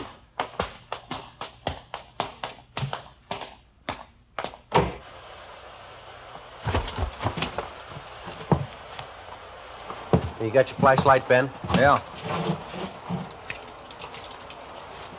Should be around here somewhere. What? A mattress. My wife used to take sunbaths on it. Where would it be? Just about here. I don't see any. You sure it's up here? I bet it's on the next roof. Didn't you say Kane lived in that hotel? He probably moved it. Hey, flash your light over there behind that elevator shaft.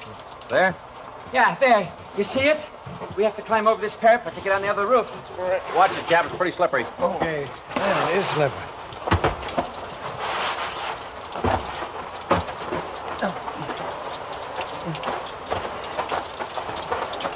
This mattress here?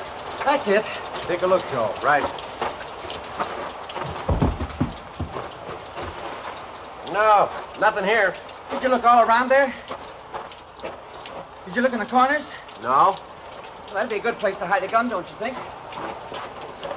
Here, let me see. There might be a hole cut in one of them. No, maybe the other corner. No. Or maybe this one. Yeah, you see, the mattress has been cut. No. No, it's got to be here. Where is it? It's here, I tell you. It's here. I know it's here. I'll find it. I'll find it. You wait. You'll see. I'll get it. I know it's here. I'll find it. You wait, I'll get it. I'll get it. It's getting wet, Joe. We got the 38. Kane told us about it. You ready to talk? Yeah. Insurance. That why you did it? Yeah. I'm a sick man. Let's go, Benham. On your feet. This is the United States Armed Forces Radio Service, the voice of information and education.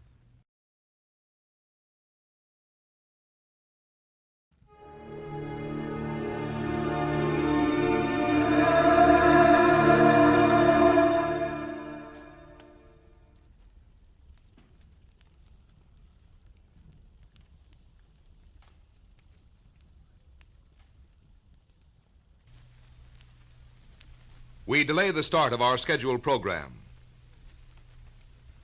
We have delayed the start of our scheduled program to bring you a bulletin from CBS News. 2 helicopters carrying the United Nations ceasefire team left Kaesong shortly before 9 o'clock Sunday morning Korean time. Communist officers are already in Kaesong to participate in the preliminary ceasefire talks. This bulletin has come to you from CBS News. We now resume our scheduled program.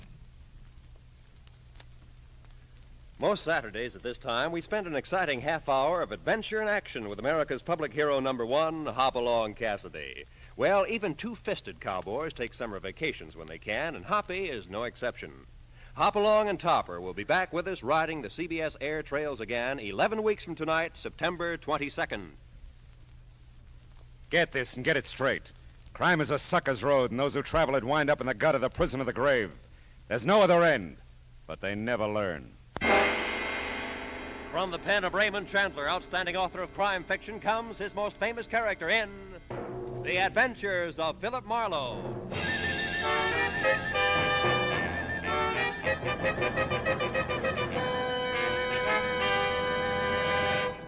Now, with Gerald Moore starred as Philip Marlowe, we bring you tonight's exciting story, A Seaside Sabbatical. The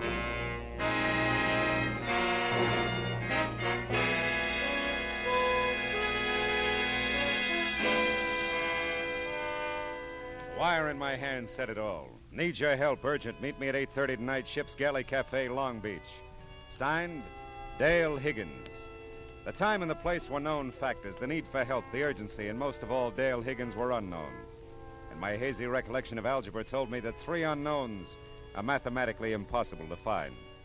Call it a challenge, call it money, call it a chance for a shore dinner, call it anything you like.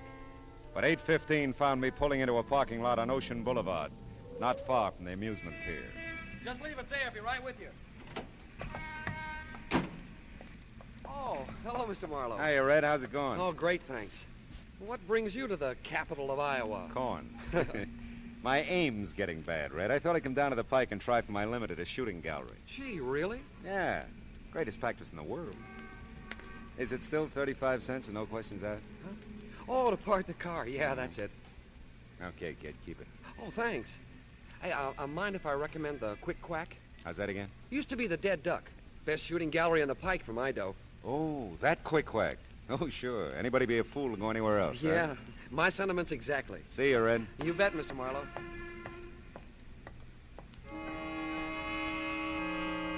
Red's a nice kid. His name was a natural. He was blonde. I bobbed along Ocean Boulevard in a direction that instinct and a blaring blue neon sign indicated would lead me on course to the ship's galley. The night was muggy and close. You wore it like an extra coat. And the ocean breeze I'd anticipated had retired in favor of alternate waves of fog that rolled in, engulfed you for a moment, and as suddenly rolled out again. I was very nearly on time for my 8:30 appointment with Dale Higgins as I turned blue beneath the ship's galley neon and stepped inside to be greeted by tight little groups of faces that opened and closed to admit food, drink, and talk, all indigo. The door behind me closed on 2 thoughts. My dreams of a shore dinner were blasted, and the ship's galley emerged as the last place in the world for anyone in need of urgent help to discuss his problems. But then, I didn't know Dale Higgins. Are you Philip Marlowe by any chance? That's right. Yeah, it looked like you were looking for someone. I'm Higgins. Oh, how are you, Higgins? Do we talk here? Probably not very well. No. Walk along the beach? Oh, fine.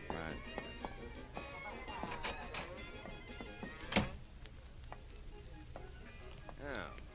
Say, Higgins, did you ever wonder why people pack into hot little rooms on a night like this?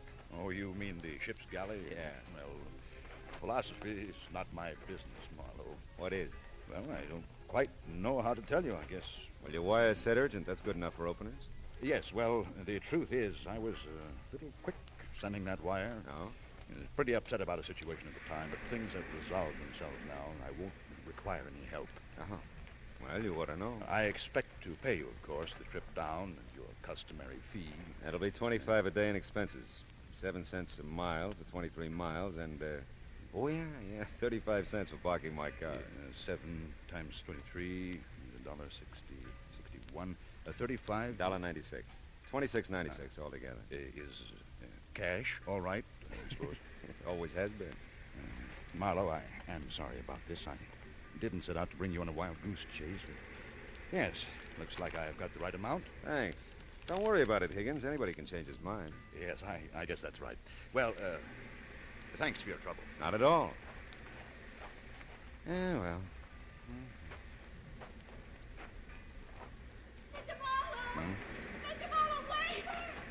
I turned in the direction of her voice, but the fog has a cute way of diffusing sound as well as sight.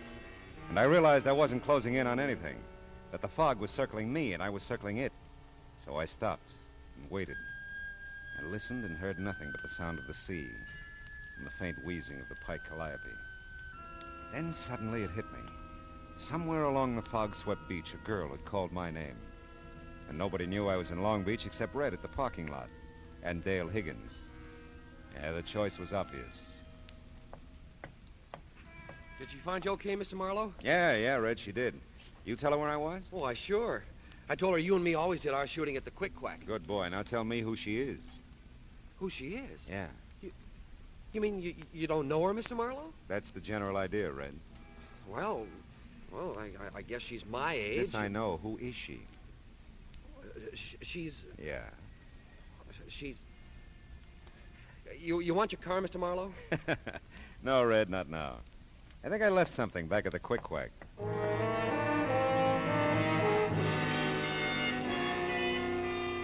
Everything that was young and pretty along the pike was hanging onto a sailor's arm.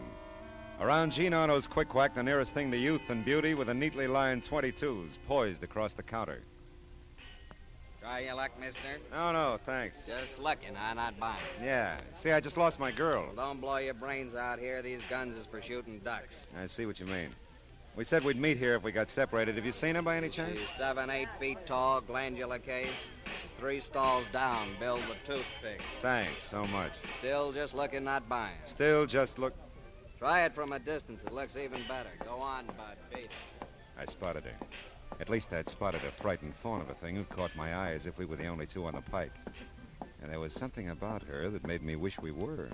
I followed her away from the crowded amusement section up the ramp toward Ocean Boulevard. Suddenly, she broke into a run, darted into an alleyway. I wasn't far behind her. No one saw you, did they? Follow me. Like who? He might have. And there may be others. I don't know. I don't know. That makes 2 of us. Now, wait a minute. Let's talk, huh? I saw you meet him. I thought it was you at the parking lot. I saw you meet him, the ship's galley. Something like you lost in a mob. I'll kill you, you know. If you're with them, I'll kill you. I've got to before someone kills me. I don't know. I don't know about Now, listen, you. baby, I'm with you. Don't come any nearer. All right. I can't be seen with you. I can't walk out of here with you. He's around somewhere. I know he is. Oh, Mr. Marlowe, you will help me. You'll have to. There isn't anyone else. Of course I will. Well, then look. As soon as you can, get your car. Don't let Val see you now. Val? You know Val. Listen, in your car. Meet me at 7th and Anaheim. I'll get there. I'll have to. And then we can talk. Yeah, but wait a minute. 7th Hold it. and Anaheim, Mr. Marlowe. Oh, I'm Dale Higgins.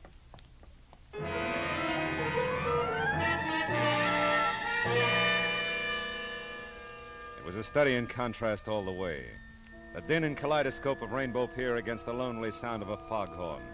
The gray feel of fog and the dank gray-black of the warehouse district at 7th and Anaheim. An urgent wire signed Dale Higgins. Dale Higgins. And a guy who called himself Higgins. Husband? Lover? What?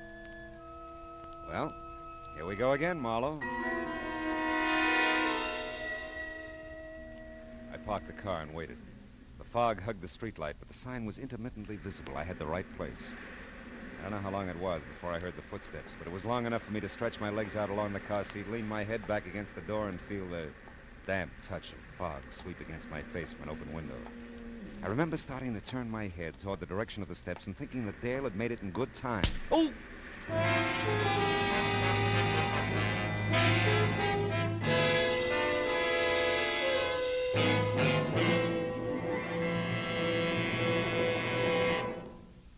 In just a moment, we will return to the second act of Philip Marlowe. But first, just as systematic exercise builds a strong body, so does systematic saving build a strong future.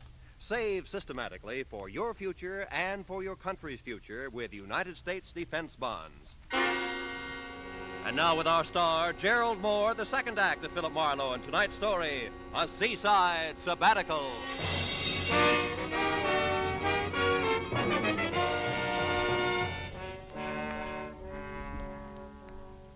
I could almost hear the chain pulleys clanking the first time I opened my eyes.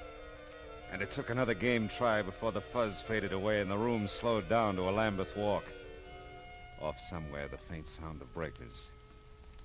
And I did the ceiling, the walls, and one corner of an expensively furnished room before I centered on the fuzzy, indeterminate face at my bedside.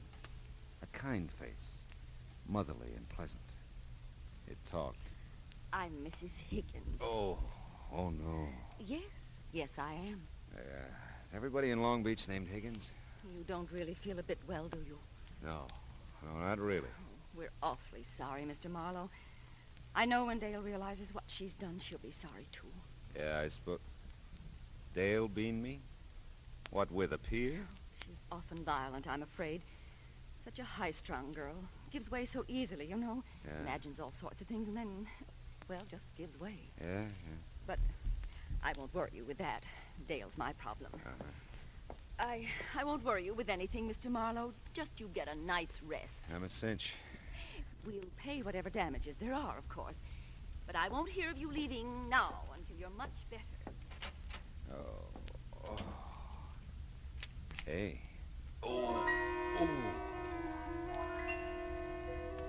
The mother of the Higgins clan had locked the door and walked away. My head felt big and woozy and rammed down into my neck. I was not in the pink. Mother Higgins had ordered a nice rest, and it looked like I'd need it. But I don't like strange rooms and locked doors and high-strung girls who give way. I was still trying to get out of bed when another door clicked slowly open on the other side of the room. My little frightened fawn was back, and my head hurt. I heard Marie with you. That's how I knew you were here. Oh, poor Mr. Marlowe. Did they hurt you? They sure did. It wouldn't do, you know, if they found me talking to you. I feel better now that you're here. I wish I did. What happened to you, do you know? I have a rough idea. Say, honey, how much do you weigh? 105 when I left the convent, but that's not important. Listen, I can't stay long. You know, a romance with you would be rough. Please, Mr. Marlowe.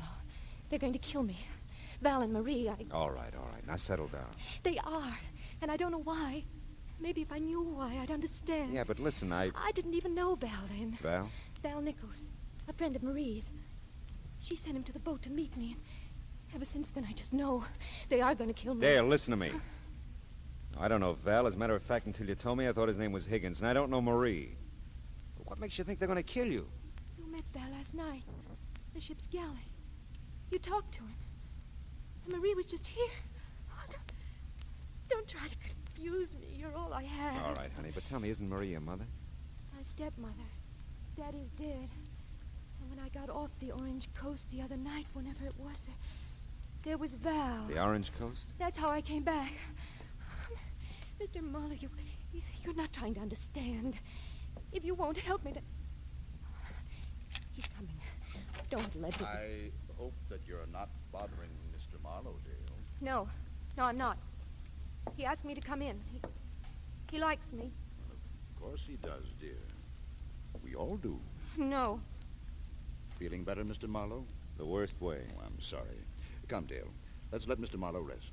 Oh, you could use a little rest yourself, my dear. No. He wants me to stay. I'm not bothering. Well, you're not bothering at all, honey, but maybe it would be better if you come back a little later. Yes, of course it would, dear. Now, come along now. I can come back, though, Mr. Marlowe. You promise? Sure. If you promise, I know you'll keep it. Never mind, Val. I came in alone, you know. I can find my way out. She's sweet. She's sick. A very sick young lady, Marlowe. Troubled, confused. She's got nothing on me. Now, look, what is this all about? I don't know what day it is, what I'm doing here, who you are, anything. Well, it should all have ended with our meeting at the ship's galley last evening, Marlowe. You're not clearing anything up for me, you know. You've seen her, talked to her. You must realize that she imagines things. Right now, she imagines that she's been away from here a long time, that she came back a few days ago upon a ship, that her mother and I want to kill her. She did send me the wire, Oh, though. yes. Well, we had no idea one of her spells was coming on. We left her for a short time yesterday. The switchboard has its instructions, of course, and they reported it to Mrs. Higgins when we returned. So we thought it best if I met you and... Called me out.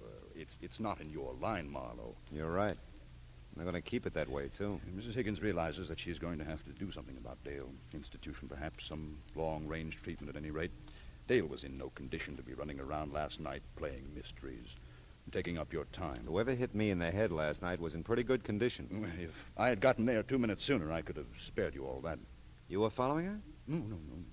I was coming back from my boat. I had gone down to the harbor after I left you. Oh. Yes, on the way back, I just happened to see Dale, and knowing the state she was in, I followed her, of course. I see. She doesn't know she hit me, does she? I don't believe that she has the slightest idea what happened. Things started swimming again. Val Nichols became part of the draperies. I was trying to think, but it hurt. Everything hurt.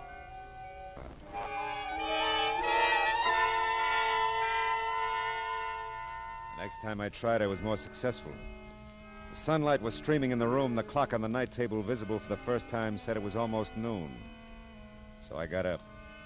It was still pretty fuzzy on the edges, but I found my clothes hung neatly in the closet. Managed to get them on in the right order and made it to the door that had been locked before, but it wasn't this time.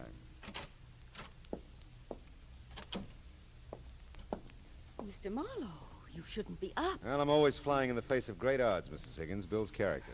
Even so, you should stay in bed a while. Oh, really, I'm fine, thanks. But you're not leaving. I won't think of it. You'll lunch with us at least. No, really. I've got to go, but I'd like to see Dale first. I sort of promised her I would. Oh, my. She's sleeping, Mr. Marlowe. Oh? We gave her sedative. Doctor's orders, of course. She's had such a trying time, you Oh, know. I wouldn't want to disturb her, no. But maybe I can call later. Oh, huh? that would be so thoughtful of you. I know she'll be disappointed at not seeing you, but Oh, Val, Up and about so soon, Marlowe? Yes, Well, she's sleeping, isn't she, Val? The sedative and all. I mean, I was just telling Mr. Oh, Marlowe yes. She's resting very well, Marie. Now, don't fret about her. Well, I'll take you to your car, Marlowe. Oh, yes. Well, Mrs. Higgins, it's been... It's been downright dreadful, and I know it, Mr. Marlowe. If I can do anything to right this terrible wrong, please let me know. Well, if I can think of anything, I'll let you know. Goodbye, Mrs. Higgins. Tell Dale goodbye for me, will you? Oh, yes. Yes, of course I will. Well, it looks like another lovely day, doesn't it? I followed Val Nichols' lead to an elevator, and for the first time discovered that I was in an apartment hotel on a different stretch of Ocean Boulevard than the one I'd grown to loathe the night before. Val filled in a few last details as he walked me to my car in the underground garage. Seems he'd driven Dale and me to the apartment from 7th and Anaheim in my car and sent a lackey back for his. It fit. We shook hands, and that hurt my head, too. I drove off. Somewhere in the harbor district, the need for coffee and a few lungful of ocean air forced my hand. I parked the car and found both in a ship-shaped spot with a clear view of the docks. The first cup cleared my head, and the second one down near cleared the counter. Hey, watch it. I am. Oh, I'm sorry. That's okay. It'll wipe up. How about you? Get any on you? No, I don't think so. You know anything about ship schedules? Like what? Like that first one out there at anchor. The Orange Coast? Yeah. Well, seems to me she landed 3 or 4 nights ago. Don't know how long she'll be tied up. She's a fruit boat, though. Their office is just a block from here. Oh? More than likely, they're booked solid, but if you want to check...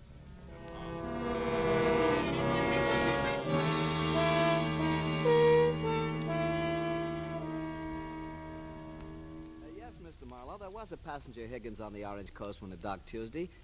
Miss Higgins it was, Miss Dale Higgins, according to our records. Any record of where she boarded the boat? Let's see now. Oh, yes, at Macapa. Macapa? Brazil. Macapa, Brazil. Macapa, Brazil. Was she traveling alone by any chance? I really don't know. There's nothing here to Any other Higginses aboard? No. How about a passenger named Nichols? Any chance of that? No Nichols either. Okay. Thanks. Thanks very much. It was my turn to send a wire, only it was a cable this time. And it was going to be a while between answers, so I checked into a nice, clean, inconspicuous hotel. Had some food and a half bottle of aspirin and placed 2 phone calls. Dale Higgins was still resting comfortably, according to her stepmother, but Muff Benjamin was still willing to do anything for a buck. He was there in no time. I heard you were here, Marlowe. Something big. Could be. You tell me. You're the guy who hears things. About you being here? Mm-hmm. Well, you know how it goes. People see people, people tell people. It's nothing. Yeah, I know. It happens all the time. Now, look, Muff, I gotta know things quick. Well, For money. Who and what? All right. I get this. The name is Higgins. Man old enough to have an 18-year-old daughter. I don't know his first name. He's dead, I think. But the daughter's name is Dale. You got that? And the wife that's surviving is called Marie. They have an apartment on Ocean Boulevard, the Shore, I think it is. I got it. Okay. Now, a guy named Val Nichols, check on him, too. And if Higgins is dead, find out about a will. I'm ahead of you. Good. Get back as soon as you can, huh? You double the dough, I'll double the speed. You're double.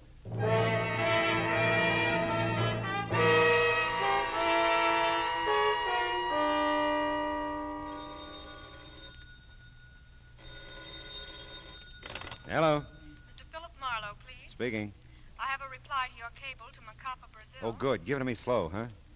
Dale Higgins, accompanied to boat by nun. None? Order of the Holy Cross has convent near here. Suggest you check there. Signed Emerson Ward, Macapa Fruit Exporting Company. Did you say Order of the Holy Cross? That's right. Do you wish to send a reply? No. Oh, not yet, anyway. Thanks.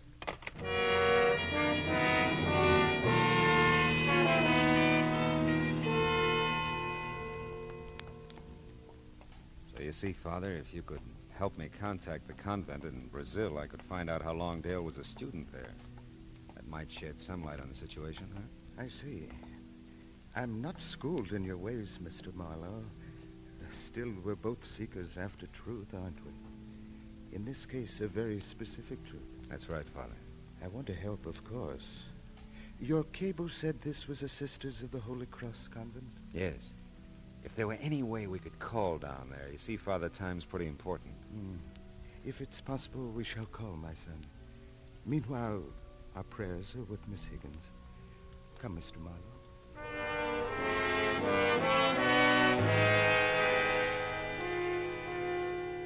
My prayers were with the phone company, too. And with Muff. And, of course, Dale. Because if her version of things were true, she was in real trouble. And until I knew what it was for, there was very little I could do for her.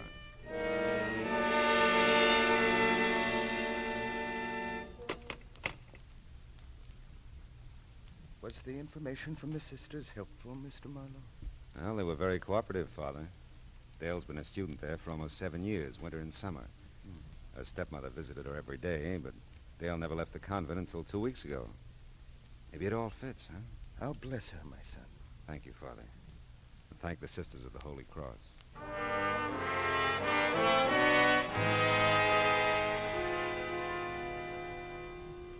Muff Benjamin was waiting at my hotel when I got back. It was another study in contrasts. So far, I dealt with a priest, an informer, and a sister superior. And together, we were all coming close to an answer. His name was Dale Higgins, too, the doll's father. Died 7 years ago, loaded. Yeah? Left his second wife, Maria, good income. But the big load went to the kid. All right, what'd you get on Val Nichols? Oh, he's a bad one. Yeah? Specialty is knocking down rich widows. Currently fraternizing with this Marie Higgins thing. Bless you, Muff. Huh? I mean, here's your dough.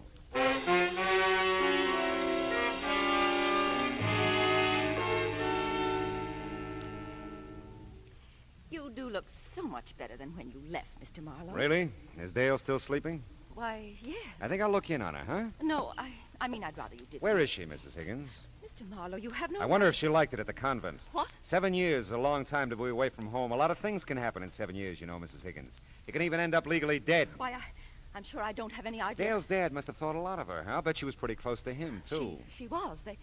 Mr. Marlowe, what are you... You tell me, Mrs. Higgins. There's nothing to tell. Dale seems to think there is. Which room is hers? She isn't here. Oh, Mr. Marlowe, don't ask any more. Oh, she's with Val, huh? On his boat. Oh, how did this ever happen?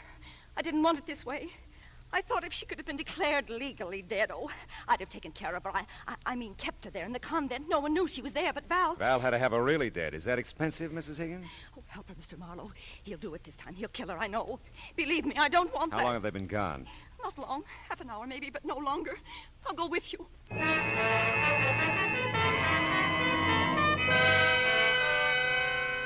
Marie really cracked on the way to the harbor. It was going to be a fishing accident in the channel. And Val would get away with it, too, unless we found something that could outpower his 30-footer. It was called the Queen Marie, one guess who had given it to him. I found the boat I needed, all right, but the skipper seemed reluctant to go for it. Wildest thing I ever heard of. I tell you, it's a matter of life and death. The Coast Guard can't go on every... Look, a month ago we needed you off Balboa when our motor conked out and you came. But we've received no distress call from the Queen Marie. What do you think this is I'm giving you? Please, don't waste time talking. All right, come on, how about it? Okay, but if this isn't on the level, you're in some trouble, Marlowe.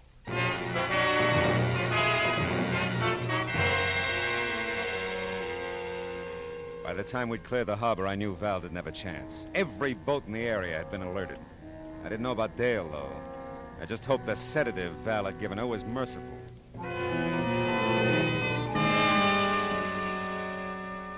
The Coast Guard took care of Val once we came alongside the Queen Marie. And I took care of Dale. She was in the galley, tied securely. Still dopey, but she came around after a while. Mr. Marlowe, you... Take it easy, baby. You're okay. You... I was afraid you'd forgotten your promise. No. But you didn't, did you?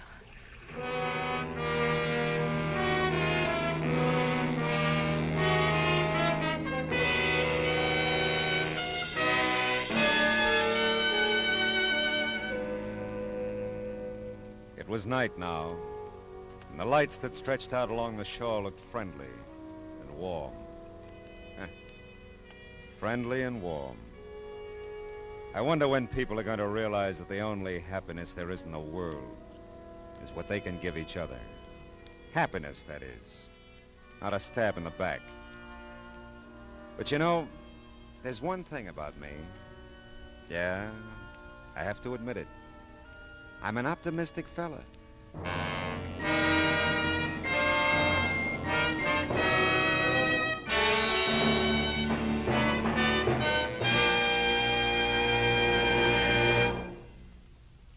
The Adventures of Philip Marlowe, bringing you Raymond Chandler's most famous character, star Gerald Moore, are produced and directed by Norman MacDonald and written for radio by Kathleen Height. Featured in the cast were Gene Bates, John Daner, Irene Tedrow, and Lee Millar, with Harry Bartell, Barney Phillips, Lou Krugman, Donna Hayner, and Stan Waxman. Gerald Moore may soon be seen in the Santana production Sirocco. The special music is composed by Pierre Garrigank and conducted by Wilbur Hatch. Be sure to listen again next week at the same time when Philip Marlowe says... This time an old lady got taken for a new kind of ride by a new kind of chauffeur, and I got involved up to a gun in my ribs. All because I decided to spend a quiet day at home.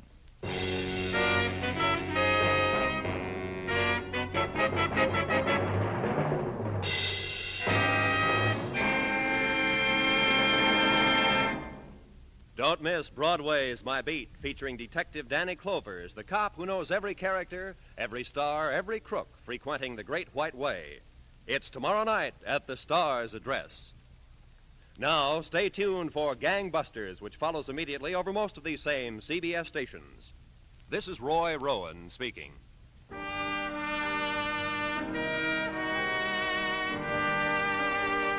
This is CBS. Hear Horace Hyde every Sunday night, the Columbia Broadcasting System.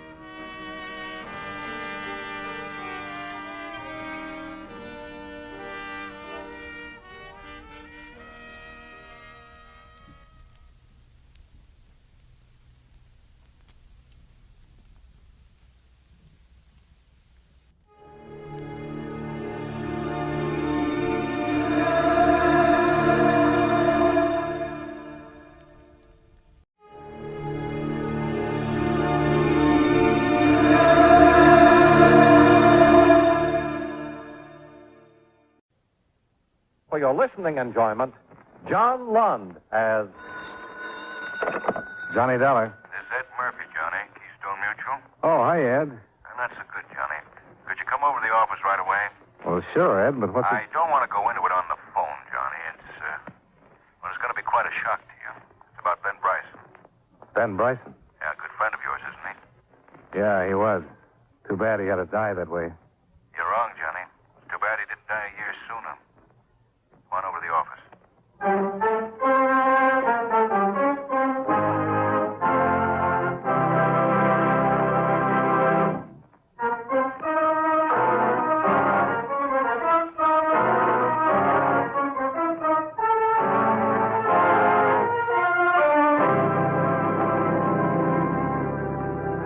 expense account submitted by Special Investigator Johnny Dollar to Home Office, Keystone Mutual Assurance Company, Hartford, Connecticut. The following is an accounting of expenditures during my investigation of the Ben Bryson matter. Expense account item 1, $2.40. Taxi fare from my apartment to the Keystone building and the office of Ed Murphy, Vice President. I thought as much of Ben as I would my own son. I watched him work his way up to the top job in this company, Chief Adjuster for the West Coast, head of our San Francisco Claims Office. Not bad for a young man. I was proud of Ben. Yeah, I know, Ed. And then that accident last month. Foggy night, he missed a curve. Drove his car off a cliff into the Pacific Ocean. And that was that. The end. Only it wasn't the end, or you wouldn't call me over here. No, it wasn't, Johnny. Within 2 weeks after Ben's death, we started getting complaints from some of our clients out there. Demands for adjustment on claims Ben had reported paid weeks before. Requests for settlement, so on. We couldn't figure it, but we went to work quietly, and we found out. Oh? You found out what? Ben's accounts had been doctored for a long time, Johnny. They were short, way short. In the months before he was killed, he'd embezzled nearly $80,000 from the company. Not Ben Bryson, Ed. Anybody else, yes. But money never meant anything to Ben. Johnny, here's a ticket to San Francisco. Plane leaves in 2 hours. Now, wait a second, Ed. I think I'd like to pass this one. Yeah, so would I, but we can't, you know that. Left a lot of questions, Johnny. They've got to be answered.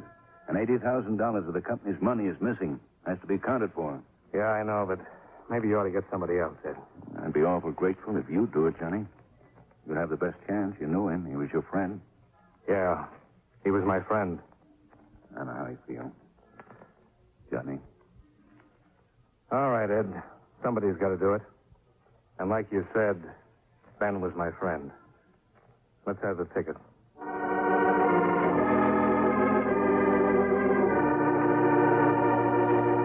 Expense account item 2, $8.90. Tips, incidentals, and taxi from the San Francisco airport to the Fairmont Hotel, where I reg-taxied to Ben's last address, the Franciscan Arms apartment. Ben had always been the two-room bachelor walk-up type, but the Franciscan Arms was equal parts of glitter, glass, swank, and price, with a uniformed doorman, bar off the lobby, and a manager with a gardenia in his lapel. A real gardenia. I'm most desirous of assisting you in every way possible, Mr. Dollar, but I'm terribly afraid there's simply very little I can tell you about the late Mr. Bryson. Discretion, you mean? Policy of the house? No, of course we do try to protect privacy of our residents. Even to the extent of turning down $20? Well, under the circumstances. Thank you. Gratuities of this nature are always welcome. Pardon me. Yes? Oh, yes, Madame Rendrick. Yes, I'll send one of the boys up to Little Coco. Yes, right away, Madame Rendrick. Nasty little poodle. She had to walk it herself, take some weight off her. Now, about Mr. Bryson. He'd been our guest for about 6 months at the time of his tragic accident. A true gentleman, bon vivant, and, well, on the crassly materialistic side, a priest and, I'm sorry, 20 is all I'll go for. Mr. Dollar. What about visitors? Friends here in the building? None that I can recall. Or except Mrs. Kern, of course. Mrs. Kern? One of the loveliest and most charming guests we've ever had the pleasure. Pardon? Yes? Yes, Madame Rendrick. The boy is on his way. Oh, yes. Well, please tell Coco I'm so sorry. Coco, what a ridiculous name for a dog. Yeah, now about Mrs. Kern. Well, she and Mr. Bryson were inseparable. And Mr. Kern? Deceased. Early this year, I believe. Wonder if I could talk to Mrs. Kern. I'm afraid not, Mr. Dollar. She's been gone for 10 days. Gone? Where? I haven't the faintest idea. She'll be back eventually, though, of course. She still has her apartment here. Oh, that poor dear. Such a tragic coincidence. What do you mean, tragic coincidence? Well, as I understand it, Mrs. Kern's husband also died in some sort of accident.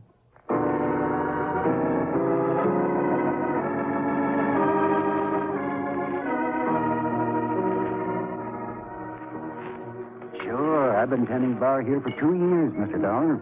I was here before Mr. Bryson moved in, and I'm still here now that he's gone. I guess I knew as much about him as a bartender usually knows. If you were his friend, though, how come you're asking me the questions? Well, I hadn't seen him for quite a while. He got out of touch. You know how it goes. Yeah, friends drift apart. It's a mixed-up world, getting more mixed up all the time. Oh, yes, sir, the usual. Wants a double martini. Always wants a double martini. Yeah, Mr. Bryson spent a lot of time in here. Always with Alvy, of course. Alvy? Mrs. Kern, young widow that lives here in the building. Everybody calls her Alvy. You know, makes friends easy. And one of her friends was Ben. The main one. With her every night. I guess he was nuts about her. He was nuts about something. Well, can't say as I blame him. You ought to see her. Personally, though, I'd hate to be married to a doll like that. He'd go right through a man, leave him high and dry. A doll like that's born to be a widow. Was Ben in here the night he was killed? Yeah, left about 9. 2 hours later, he was dead. He left alone, I suppose. No, Alvy was with him.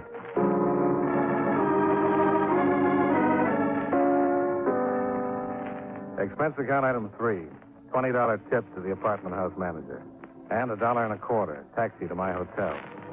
I couldn't figure the next step. Alvy Kern was the key, and without her, I was stopped cold. None of Ben's old friends had seen him since he started going around with her. His office girl knew how to type, and not much else. It was a cold trail.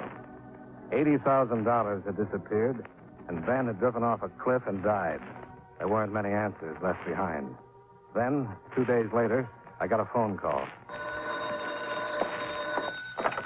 Johnny Dollar. Oh, this is Maurice, Mr. Dollar. At the Franciscan Arms. Oh, yeah. I have some very interesting information. Well? Well, Oh, all right, $20. What's the information? well, I've just received a letter from Mrs. Kern.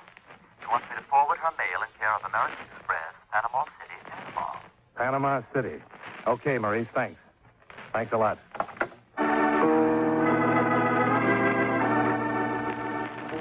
Expense account item 4, $92.47. Hotel, telegrams, and incidentals in San Francisco. Expense account item 5, $267.20. Airfare and incidentals to Panama City, Panama.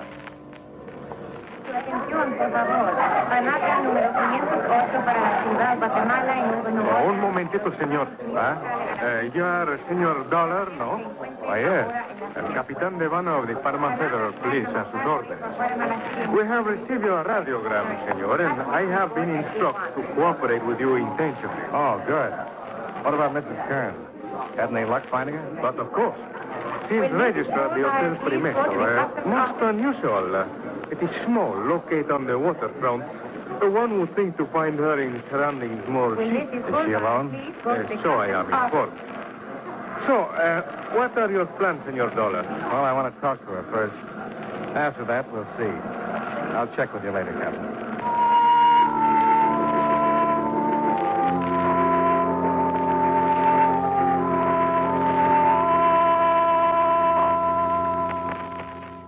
I've heard your name before, Mr. Dollar. Then Mr. Bryson mentioned you. Was it Ben or Mr. Bryson? It has been. Please, I'd rather not talk about it, Mr. Dollar. Ever since that terrible accident, all I wanted to do is forget. That's why I came down here. To get away and try to forget. You thought quite a lot of him, huh? We were going to be married. Well, too bad it didn't work out. You'd have had a good life. Ben's wealth and your... Well, I had the idea that he'd just work for an insurance company. And live the way he did? Oh, come now, Mrs. Kern. Well, actually, that side of it didn't seem to matter much. My husband left me quite well off, and... How long were you married before he died? Only 10 months. Oh, you do have bad luck, don't you?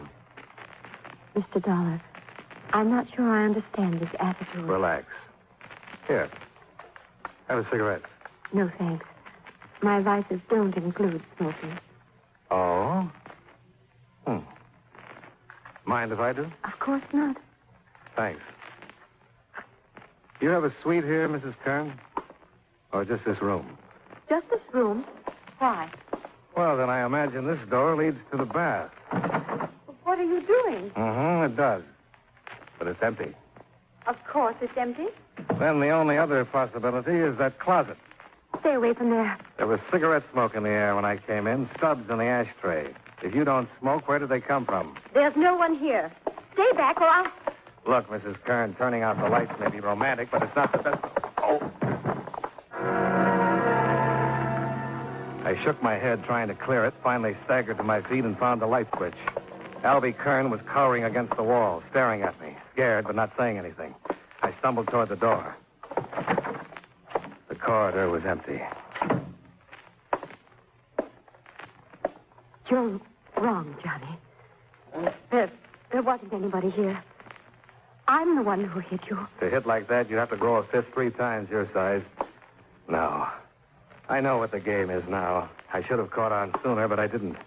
There's no game. I don't know what you mean. Look, only one person I know tears cigarettes apart and shreds the paper that way. No, Johnny, you're wrong. The two of you in it together all along. They didn't find a body because there wasn't anybody. He's still alive, hiding out. I know who hit me. It was Ben Bryson.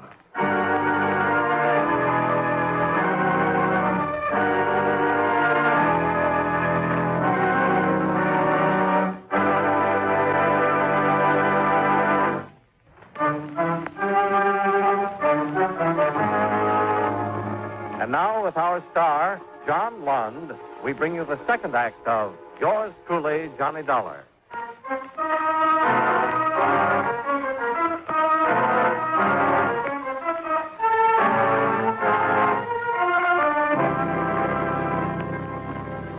Expense account item 5, 40 cents U.S. currency for a handful of aspirin tablets.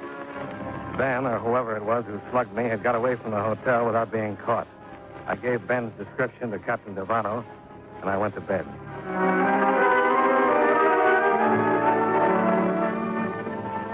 At breakfast in the morning, I still hadn't heard from Stefano, but I did get a repeat performance from my other little playmate. Good morning, Johnny.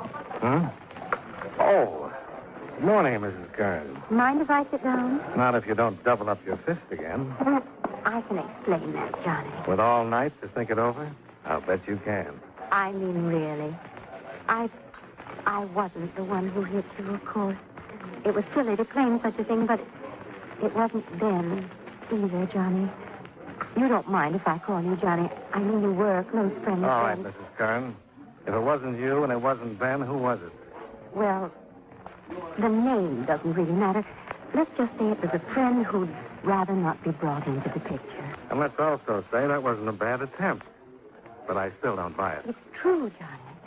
Ben was drowned in San Francisco when his car ran off into the ocean. He's dead. He can't be dead in San Francisco and still be tearing up cigarettes in Panama. I did that. I didn't smoke them. But I tore them that way. I picked up the habit from Ben. You took a guess and you were wrong. So forget it. Let's be friends. Sorry, I can't afford it. Do you think I sell my friendship? It cost Ben $80,000 of the company's money. Did you get half of it, Mrs. Kern? No. How much did you have left? Stop it. Can't you understand anything? Ben is dead. No, he's not. But I wish he were. What do you mean? Just that. But he was your friend. That's right. I thought a lot of him. It hit pretty hard when I learned he'd been stealing from his company. Johnny. So I took the job of digging into the mess and trying to straighten it out. And now I find out he's still alive. No. So now I've got to catch him and take him back. That's going to be even tougher. Oh, you wouldn't have to, Johnny. That is, if he were alive. No, I wouldn't have to, but I'm going to. Johnny. Con su permiso, Senor Dollar. Oh, morning, Captain. It is possible to speak a word with you, Senor. Sure. Excuse me, Mrs. Kern. Certainly. I did not wish to mention the matter before the Senora. Turned up something? Si, Senor. My men have located Senor Bryson.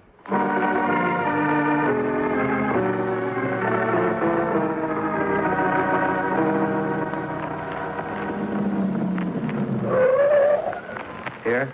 This is the place? Si, Senor. This man is leaving one of the little fishing boats which are tied to the embarcadero. The number 3 one, which is blue painted, you see? Yeah, I see it. Well, it sort of figures. If he wanted to hide out, this would be safer than living in a hotel. You're pretty sure it's him, huh? Yes, sabe, Senor, but I think so. Miguel Pascaro, who is on the boat, said this man from 1 month ago and paid plenty money just to live on the boat tied up at the shore. And he is like you described, Senor. I think so. All right. I'll go on board and talk to him. I think it'll work better if I go alone. Si, Senor, I wait for you here. Good.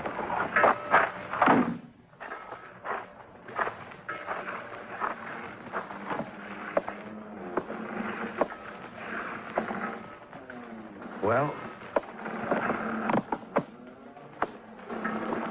Ben? Ben? Where are you? Cabin's unlocked. Come on in.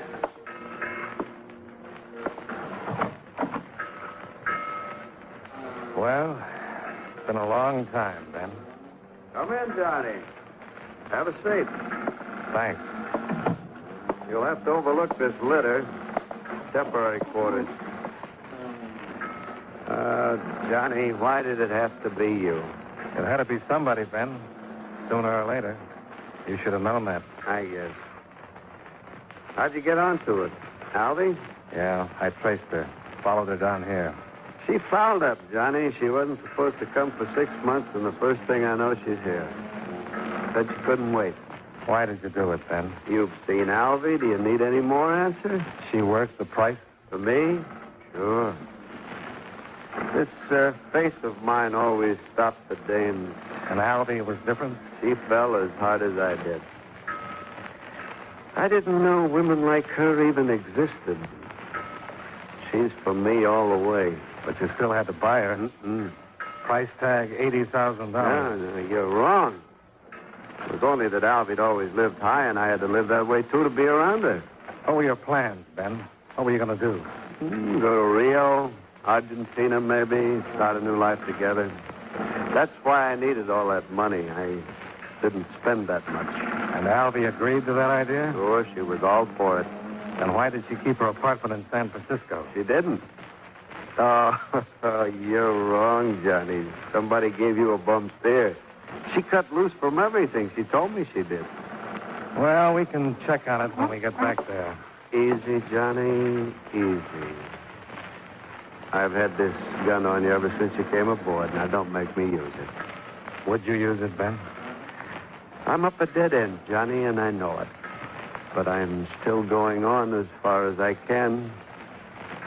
Don't try to stop me, Johnny. I don't want to kill you. But if I have to, I will.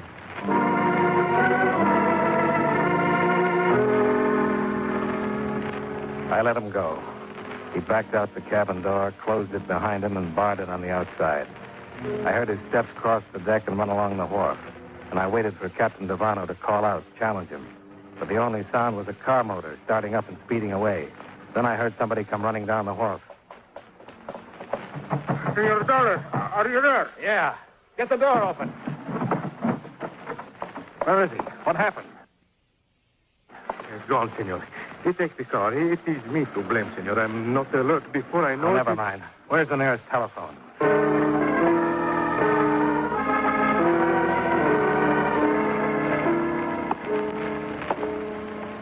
It's been over an hour. I should have found him by now. Oh, they will, senor. In Panama, we do not have so many roads, and they're all, how you say, blockaded. Well, he might have slipped through before we got to a phone. Oh, there was no time at the hotel. They say he... aquí está. Capitán Devano. Sí, yo soy cerquito del mar. Sí. No. What is it? Qué lástima, sí. Cuídelo bien, ¿eh? Vamos ahorita. Adiós. They have been found, Senor Dollar. They have been found, Senor Dollar. Yeah? Where? They have tried to go by the old road on the cliff. It is too dangerous. They have missed the curve and go into the ocean. What? The car is under 10 meters of water. There is no signs of life. Expense account item 6, $92 to charter a power launch and hire the services of a diver. The sea was calm, but the water wasn't clear enough to see more than just the outline of the car lying on the bottom. We waited for the diver to come up, and I looked up at the cliff towering over us. There'd been another cliff like that in San Francisco. Yes, senor. He's coming up. Oh, good. ¿Qué pasó, Piamo? Espérate. El cuerpo de la señora sí está abajo, pero es el único. No hay otro. ¿Estás seguro? Sí, señora. No hay otro abajo. What's the matter, Captain? We have found only the body of Mrs. Kern.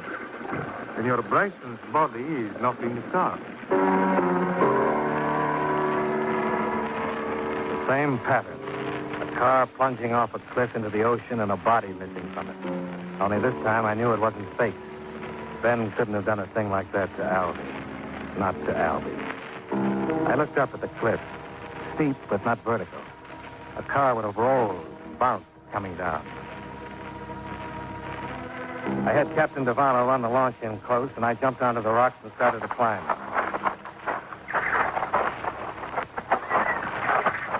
I'd made it halfway to the top before I found him, lying jammed in a crevasse, broken and dying. Issues in... Yeah.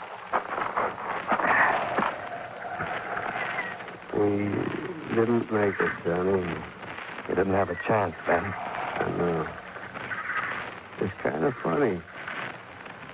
This, I mean, just like we did it in San Francisco. I mean, this time it's real. Yeah. This time it's real. Yeah. Better not try to talk, Ben. We'll get some ropes down from the top. Get you out of here. No use, Johnny. Is Alvy... She's dead, Ben. You were right about her, Johnny. Forget it. I made her come with me in the car. Held a gun on her. She got mad. Still the whole story. Ben, don't... She didn't love me. Not any of the time. She admitted it. And I thought she did. And that was fine. Nobody else ever let me even think it. Ben, it's no good talking this way. It won't matter, Johnny. Like you said, I don't have a chance. But you know something? I think I'd do the same thing again. Maybe there's no answer for a guy like me. I don't know, Ben. I'm not a judge. Kind of figures, you know, I'll be dying too. I bought her and paid for her, Johnny. I ought to be able to take her with me. After all, I... Easy, Ben. Johnny, the money, what's left of it, is inside my coat. Give it to Ed. Tell him I'm sorry. Make him understand. He will. You too, Johnny. I'm sorry. You don't know what else to say? Forget it. I still think I'd do it again. Crazy, eh? Other times we all get crazy, Ben. Yeah. Thanks, Johnny. Thanks.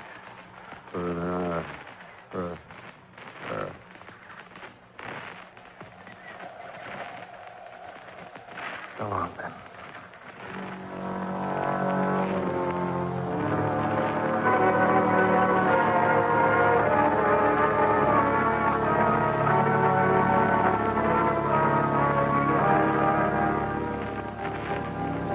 Expense account item 7, $26.30. Hotel, taxi, and miscellaneous while in Panama.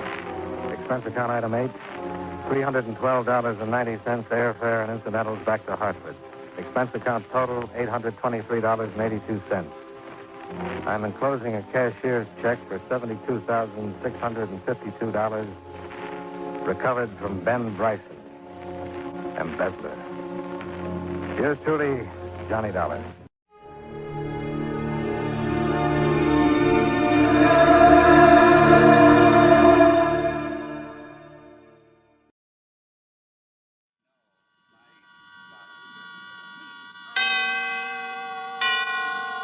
And now, tonight's presentation of radio's outstanding theater of thrills, Suspense.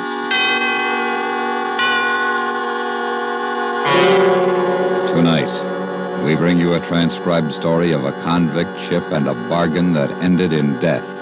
We call it A Sleeping Draft. So now, starring Ben Wright with Abraham Sofair, here is tonight's suspense play, A Sleeping Draft.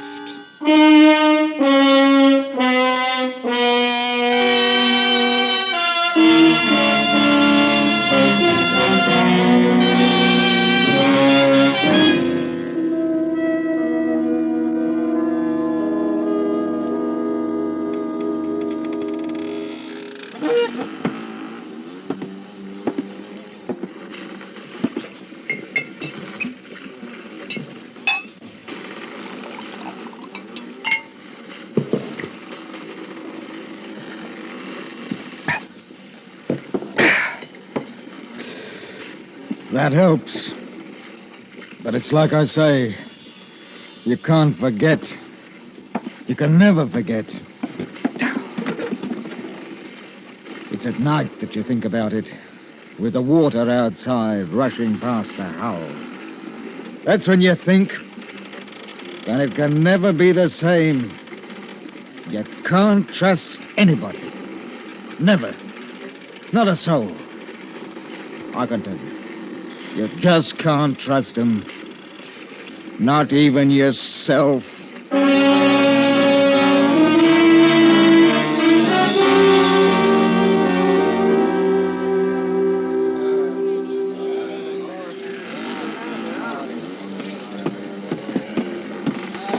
What is it, mister? Mr. Finch says he's ready to board, sir. Oh, he is, eh? All right, I'm not stopping him. Sir, he insists on bringing them aboard one at a time. What? Does he think I'm going to miss the tide? There's over 400 of them. It'll take hours. That's what I said, sir. Mr. Finch, come aboard if you please. I'm sorry, sir. I should have resigned. Stinking, filthy, poor devil cargo. Everything high cockalorum, Captain? No, everything is not high cockalorum. What in blazes do you mean ordering my mate about? Oh, no offence intended, none taken, I hope. I want those scurvy wretches aboard now. All of them. Put them below and we'll weigh anchor. One at a time, sir. One at a time. We got to search them, you know. Why didn't you do that before you took them out of jail?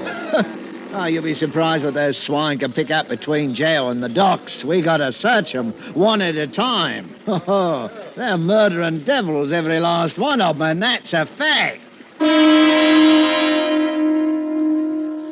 The convicts came aboard one by one. I watched them.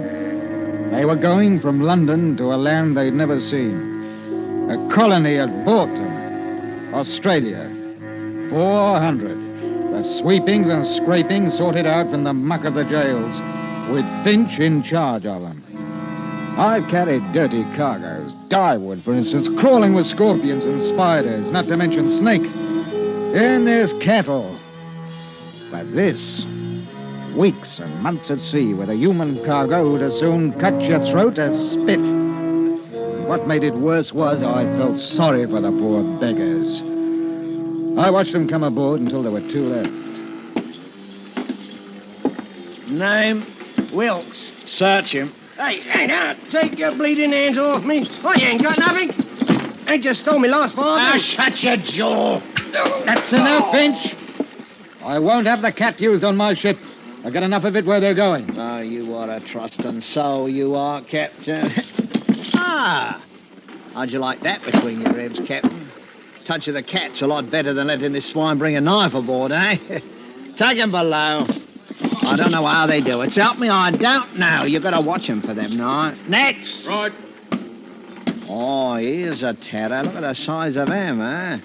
Dangerous swine. 3 murders in Australia. Escaped. He's in for it when he gets back. Name? Abbey. Jonathan Abbey. Abbey. Well, a gentleman in chains. I am sorry, your worship. Forgive us for daring to lay hands on your highness. I'm sure as how you've been wrongly accused. That's enough, Finch. Search him, take him below. I want Mr. Jonathan Abbey shackled. He's a prize, he is. We mustn't let anything happen to him.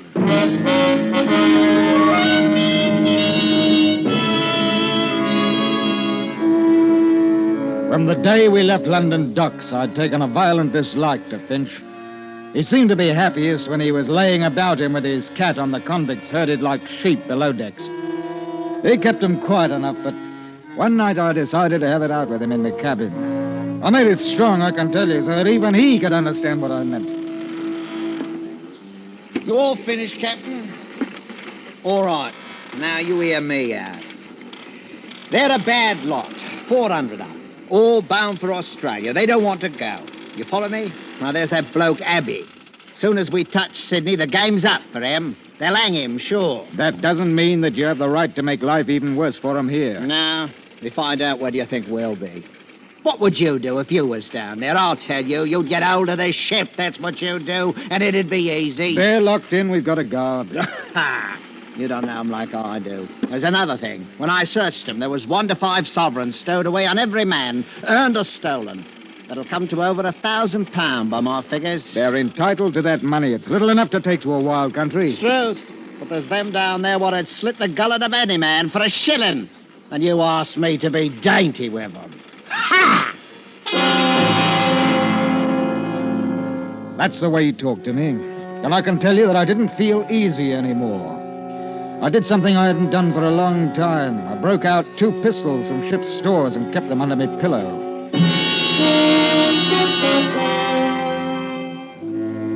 It was when we got round the Horn that the first convict died from scurvy. We had to put him over the side, of course, and there was a lot of grousing. I went down to the hold with Finch. It was hot and stinking. Now, you let me talk to him, Captain. I'll put it to rights. You tell him it couldn't be helped. Don't you mind. I'll tell him. Oi! Here comes old Bloody Pot. Hey, Finch! Did you steal the clothes off the poor beggar's back before you threw him in? Them! We ain't men, dearie. We're dogs, or haven't you heard? Why didn't you wait to bury poor old Smithy in the ground instead of chucking him in the sea? All right!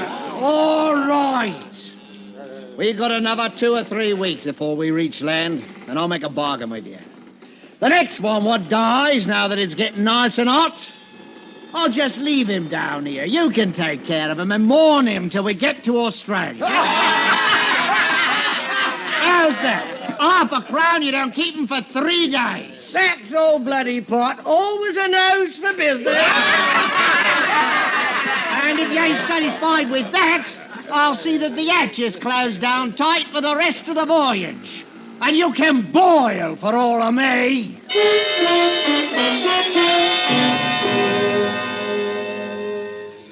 That seemed to settle it for a time. I began to see that in spite of Finch's hardness with him, the prisoners knew he was master and behaved themselves. That is, most of them did. But there were others. And that's what began the trouble. We were 2 days out of the Cook Islands when it happened. Yes? Captain, there's a man on deck. We brought him up from below. It's horrible. What happened? One of the convicts, sir. Oh? Fight? Yes, sir.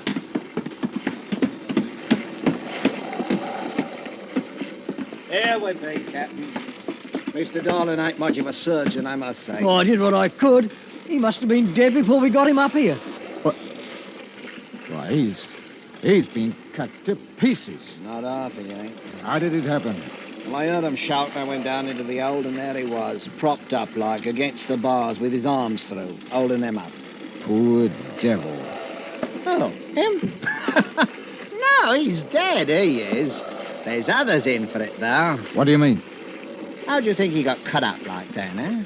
Knives, Captain. Knives. But you searched them before they boarded. I did. In truth, I don't know how they done it. Small knives, Captain, small knives.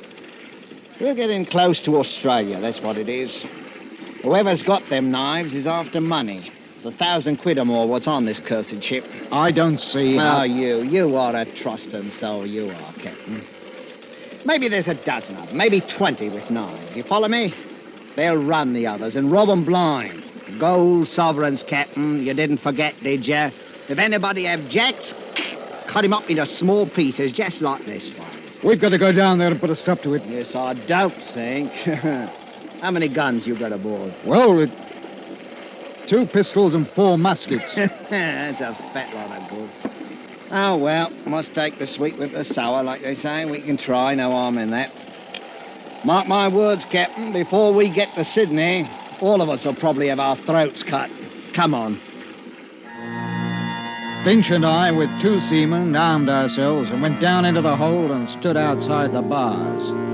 The men inside were quiet, very quiet. They just looked at us, dark-like. You man! I'll talk to him. Now listen to me. We know some of you are carrying knives. I want you to throw them out here.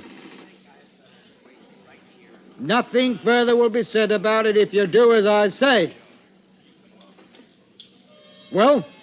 Captain, my porridge wasn't hot enough this morning. And please, sir, Can I have sugar in it tomorrow? That ain't the way to talk to this scum. The captain's a gentleman. I'm not. You know me, don't you? We know you all right. All right. You, Abby. You listen to me. I'm giving you till tomorrow morning to throw them knives out here. Till morning. If every blasted one ain't out of your dirty hands, I'm going to have you flogged. Every ruddy one of you. 50 lashes. Do you hear me, Mr. Abbey? I'll think about it. Till morning and then 50 lashes. You think about that, Mr. Abbey.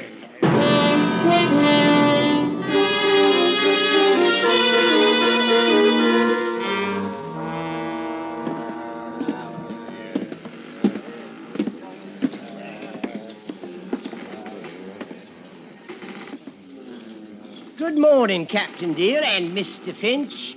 You filthy scum. Where's them knives? Where they'll do the most good. All right. I've given you a chance. I've played fair now. Mr. Finch, sir, may I have a word with you? Oh, come to your senses, then, yeah? Bend closer to the bars, 'cause what I got to say, I got to whisper. Well, what is it? What is it? It goes like this. That 100 lashes, Wilkes. I'll take you first and handle the cat myself. Oh, no, sir. Why not take him first? He won't feel it like I will. The crowd of men parted suddenly, and from out of them was pushed what had once been a man. It fell against the bars, and then, no longer with the support of living arms, slid to the deck. We looked at him, Finch and me. His life had been worth a sovereign, maybe two. He hadn't either now. And the knives were still in the hold with them that had killed him.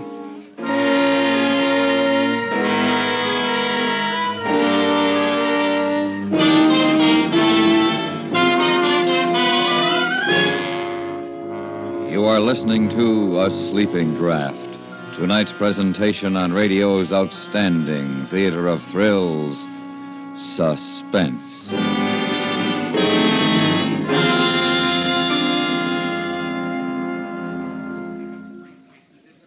With omniscience as rare a faculty as it is, most listeners like to be sure that their sources of information are reliably accurate. And that, in a nutshell, explains why so many listeners make it a point to learn what is happening in the world from members of the CBS News staff. Keep tuned to CBS Radio throughout the day and evening, and you'll keep in the know on local, domestic, and international affairs. And now we bring back to our Hollywood soundstage Mr. Ben Wright and Mr. Abraham Sofair, starring in tonight's production, A Sleeping Draft, a tale well calculated to keep you in suspense.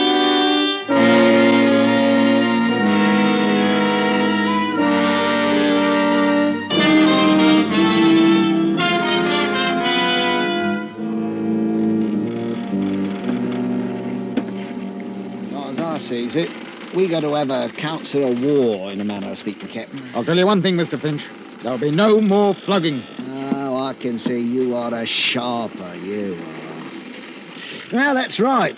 That's right. It's too dangerous. We ain't armed for it, and they're in a nasty mood. We got to be artful, same as they. I wish we could spill the old lot of them overboard. Want to lose your contract for carrying? Not bloody likely. Listen here. I'll get them knives. How? It's Abby. Abby's behind this. He tells them what's what. You get him out, and the others will come round. You mark my words. Are you going into the hole to get him? Oh, not yet. Not yet. Wouldn't be safe now. Not for nobody to go in there.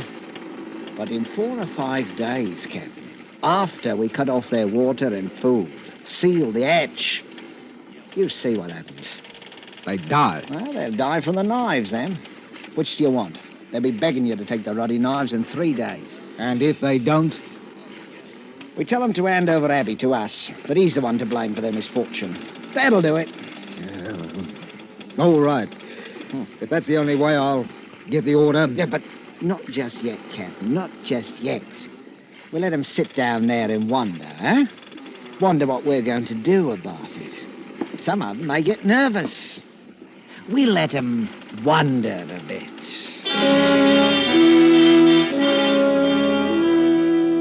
I didn't see Finch the rest of the day. The barometer had fallen suddenly, and with it came a storm. I can tell you I had my hands full for the next 24 hours. There was no time to worry about what was going on in the hold of the ship, but I didn't think they'd have much stomach for knifing each other and killing. Next morning at breakfast, Finch didn't turn up. He didn't turn up at all. We searched the whole ship. And then I went down into the hold, and that's where he was. And he hadn't died quickly. Someone had held him against the bars, and the others had... He hadn't died quickly. Present for you, Captain. Who did this? Who did it?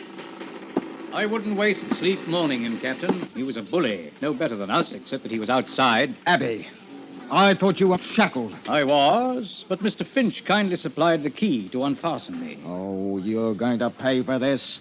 All of you! Where are those knives? In here, Captain. Want to come in and get them? You pay for this? You're repeating yourself, Captain. Good morning. The blasted convict had dismissed me, like I was a clerk in an office. And there wasn't anything I could do about it. With Finch out of the way, they knew I was an easy mark. It was the nights that got on my nerves. I could hear things happening. Lots of things. And it was awful. Those devils with the knives. And then each morning we'd have to pull out 6 or a dozen, all cut about and bleeding. Most of them died. And those with the knives were getting money. Money they stole from the victims. I began to be afraid of my crewmen, that one would take a bribe, let that murdering crowd out. I walked around with 2 pistols in my jacket all the time. And then late one afternoon, something very bad happened. I was standing by the wheel. Captain! Captain! Here, Bryson. He got out, sir. Got out who? Who? The big one, Abby. 2 of us were standing guard. We heard a scream. It was Abby. Said he'd been stabbed. Benson opened the grill to get him, and Abby bashed him on the head and bolted. What about the others? I got the grill closed in time. They're safe enough. He must be somewhere on the ship, sir. Unless he went overboard. Not that one.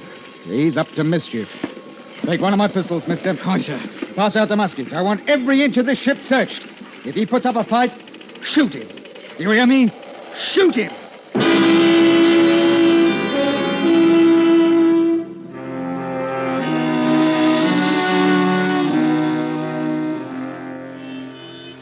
The night comes quickly in southern parts. Did you ever try to search a ship at night with lanterns? It's not easy. Too many shadows, too many sounds, which could be rats or a murderer who's bigger than what you are and could choke your life out in half a minute. We couldn't find him, but he was somewhere aboard, waiting his time. And because we were short-handed, what with the crew searching, I stood a watch and I thought about Abby. The man whom Finch said had committed 3 murders in Australia.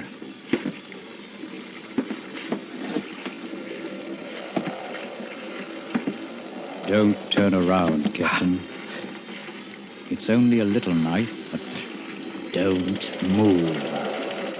What do you want? Talk. I've nothing to say to the likes of you. That may be. But I've an offer to make you. You know what I'm in for when we reach Sydney. Finch told me. I've no pity for you. I'm not asking for pity. I've an offer to make. Huh? The men below are planning to take the ship. I don't think they've got a chance, but they'll be killing. Those that have got the knives have got the money, too. It's £1,200. I'm aware of that, mister. I can get the knives for you. Ah? All I want is a chance to get away before the ship docks. How do I know it isn't a trick? Turn around, Captain. Here, my knife. Will that convince you? You must have a pistol. You can shoot me if you want. What makes you think that you can get the knives away from me? I can. That's all you need to know. I couldn't help you openly, you know that. You were put aboard as a murderer. You're in my charge, and it's my job to turn you over to the police as soon as we arrive. Then? If you could get the knives, though, I might be able to give you a chance to clear out. That's all I want. A chance. All right. I must have a pistol. What? A pistol. You take me for a fool? No, it's the only way to get the knives. Yes, I'll give you this pistol and you shoot me down. Not likely. If I'd wanted to do that, Captain, I'd have cut your throat 2 minutes ago. Yes. But you're a murderer. I know. No, you can't have it. It's either them or your ship, and probably your life. Well? You talk like a gentleman, but suppose you want my pistol so that you can free them. You just have to trust me, as I trust you, to give me a chance to get away. Take it. Here. What about the guards below? They'll shoot. I'll take you down. I'll say I caught you. How do I get out again when I've got the knives? Send word that you want to see me. All right. Captain, I'm trusting you now. I want that chance to get away. We'll talk about that if you get the knives. I'll take you below now and come back tomorrow.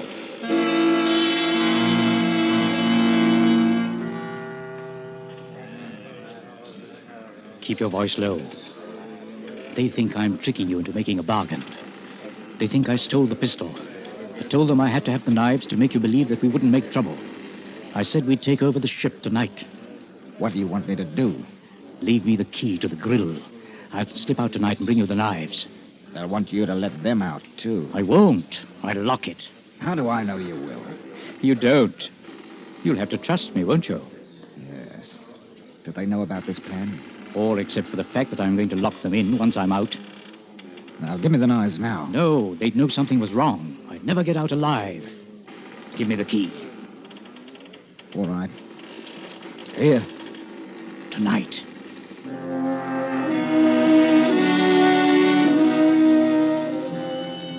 I waited.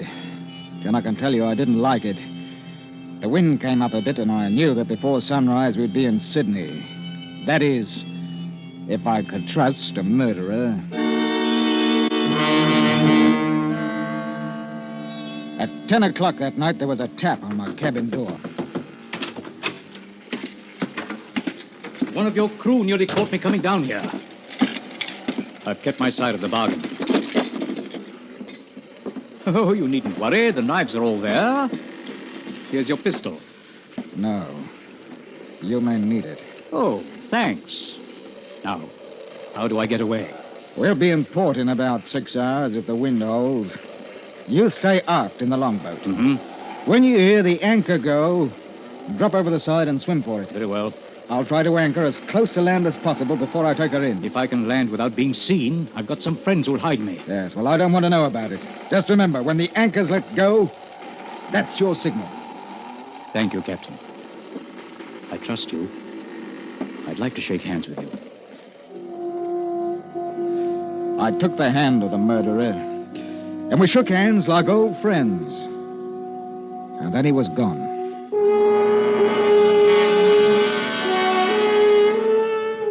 Two hours later, the wind went down, and in its place came fog, thick, mucky fog. I had my hands full, what with danger from other ships and the blasted current that knocks you about off the harbor entrance. By 3 o'clock, the fog had shut in properly. A blessed tide ran us all over the place. Proper dangerous, I can tell you. We were about 15 miles offshore. I didn't like the look of things. There's shoals thereabout, and I sent the mate forward to heave the lead. I got a proper start when I heard him sing out, "By the deep fog." We got off course right enough, and at this rate, we'd shear the bottom clean off of her. I saw it was high time to bring the ship up and wait until we could see something. Let go the anchor! Let go the anchor! Give her 35 fathoms to the water's edge, bosun! Eyes up! None too soon, sir. She was shoaling fast. Blasted current must be making 5 knots out to sea. Listen to her. She's holding, sir! The anchor!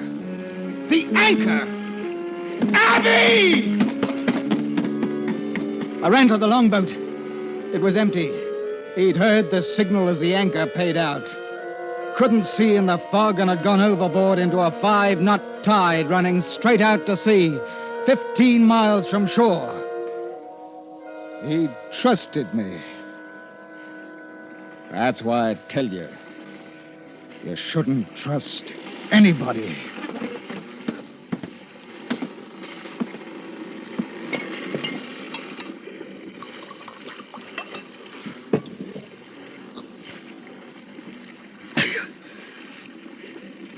Sometimes it's hard sleeping at night.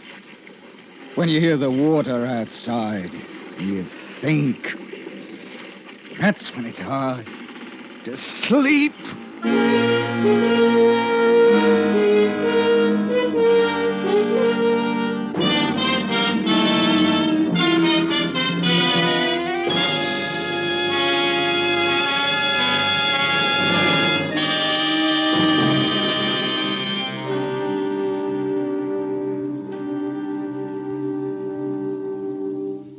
Suspense, in which Mr. Ben Wright starred with Mr. Abraham Sofair in tonight's presentation of A Sleeping Draught. Be sure to listen again next week when we bring you another presentation of radio's outstanding theater of thrills, Suspense.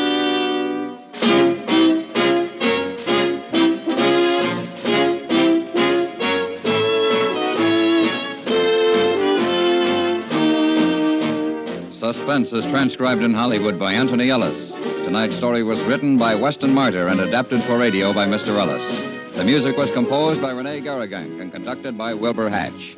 Featured in the cast were Abraham Sofair, Eric Snowden, Hans Conried, Charlie Lung, Stan Jones, and Raymond Lawrence. Got money to burn? Well, neither has Uncle Sam. The nation cannot afford to let precious timber go up in smoke. As an American, you cannot afford to let a carelessly tossed cigarette start a forest fire that may cost millions of dollars and may even cost human life. Help keep our forest lands green and growing. Stay tuned now for 5 minutes of CBS News, to be followed on most of these same stations by My Son Jeep.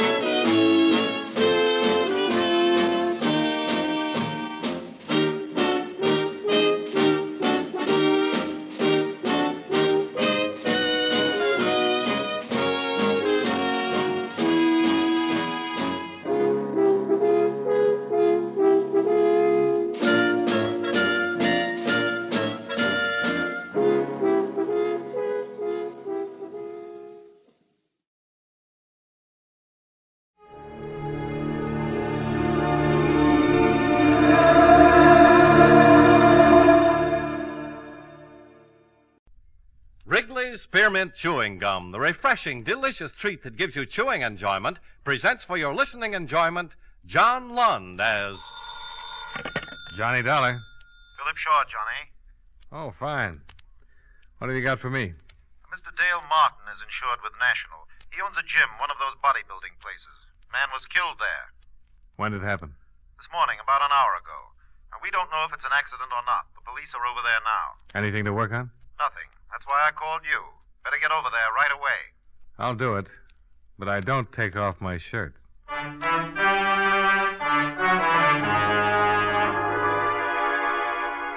The makers of Wrigley's Spearmint Chewing Gum bring you John Lund in a transcribed adventure of the man with the action-packed expense account, America's fabulous freelance insurance investigator. Yours truly, Johnny Dollar.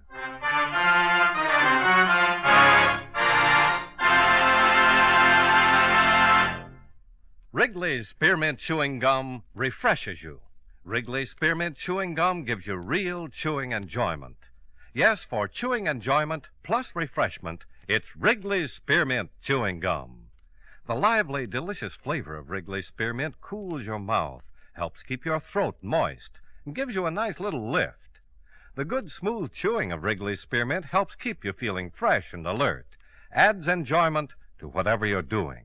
So for chewing enjoyment plus refreshment, treat yourself often to Wrigley's Spearmint Chewing Gum. Healthful, refreshing, delicious.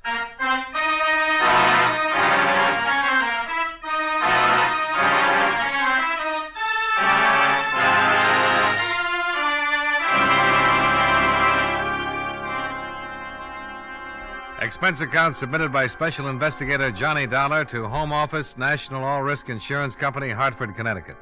The following is an accounting of expenditures during my investigation of the Blackmail matter. Expense account item 1, $1.40, cab fare and tip for ride from my office to Martin's gym.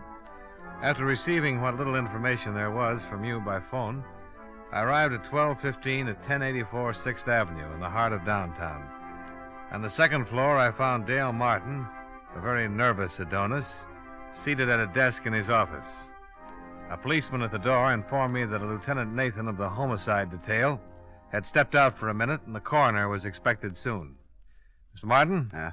I'm Johnny Dollar from the National Insurance Company. Oh, that's the outfit I'm insured with. Yeah, I know. That's why I'm here. I want to get the facts in case there's any claim. Now, tell me, what happened? I don't know. I went back to the locker room to check on the towels, and I found him lying on the floor. Found who? His name's Royal, Frederick Royal. He's been coming up here for over a year. Well, why did you call the police and not a doctor? Because I think he was murdered. Why murdered? I've seen a lot of accidents around this gym, but never saw anything like this. It wasn't an accident. What makes you so sure? Well, it looked like his neck was broken. I don't know how it happened, so I called the police. Now, the publicity's going to ruin what little business I have. Murder always ruins something. You got any idea who might have done it? No. Who was in the place when you discovered the body? My 3 assistants and 3 fellas working out. They all still here? Yeah, all of them. Nobody else left or came in? Just the cops. Business is real slow. Does everybody know about it? No, I took the body and put it back in the rub-down room. Haven't even told my boys. Well, the officer at the door won't let anybody leave, so let's have a look at the body and see what we can find out.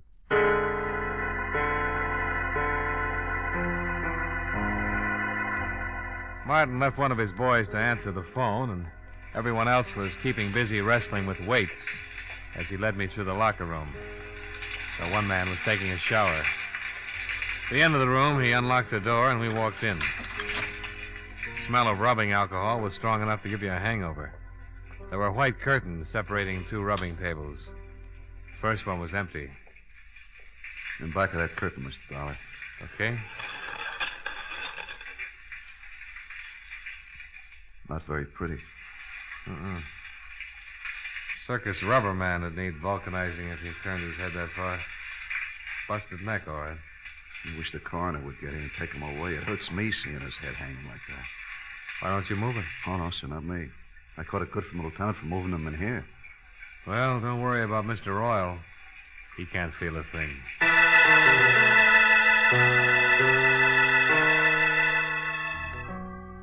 Lieutenant Nathan arrived with the coroner, and the latter confirmed our diagnosis.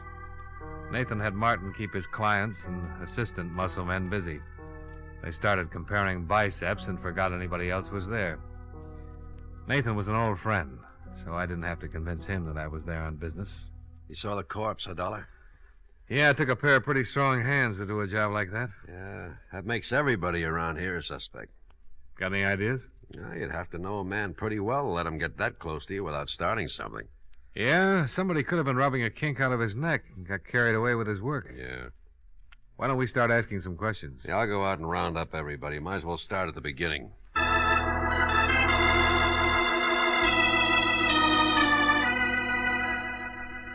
Nathan herded everyone together, and the questioning started. The men were very unhappy. This bad publicity that couldn't be helped. Mr. Robert Wells, songwriter, Mr. Michael Darling, car salesman, and the third and last, Mr. Patrick Mullins, jeweler.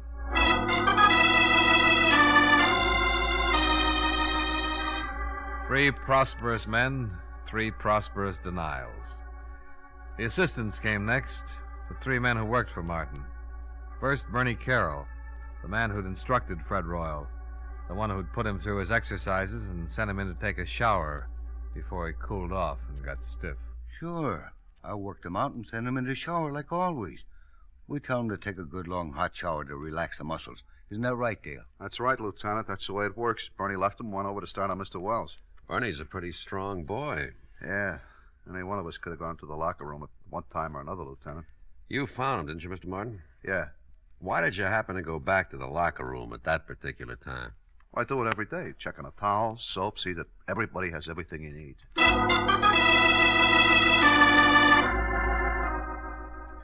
Question after question, trying to nail down alibis, trying to make them stick or tear them apart.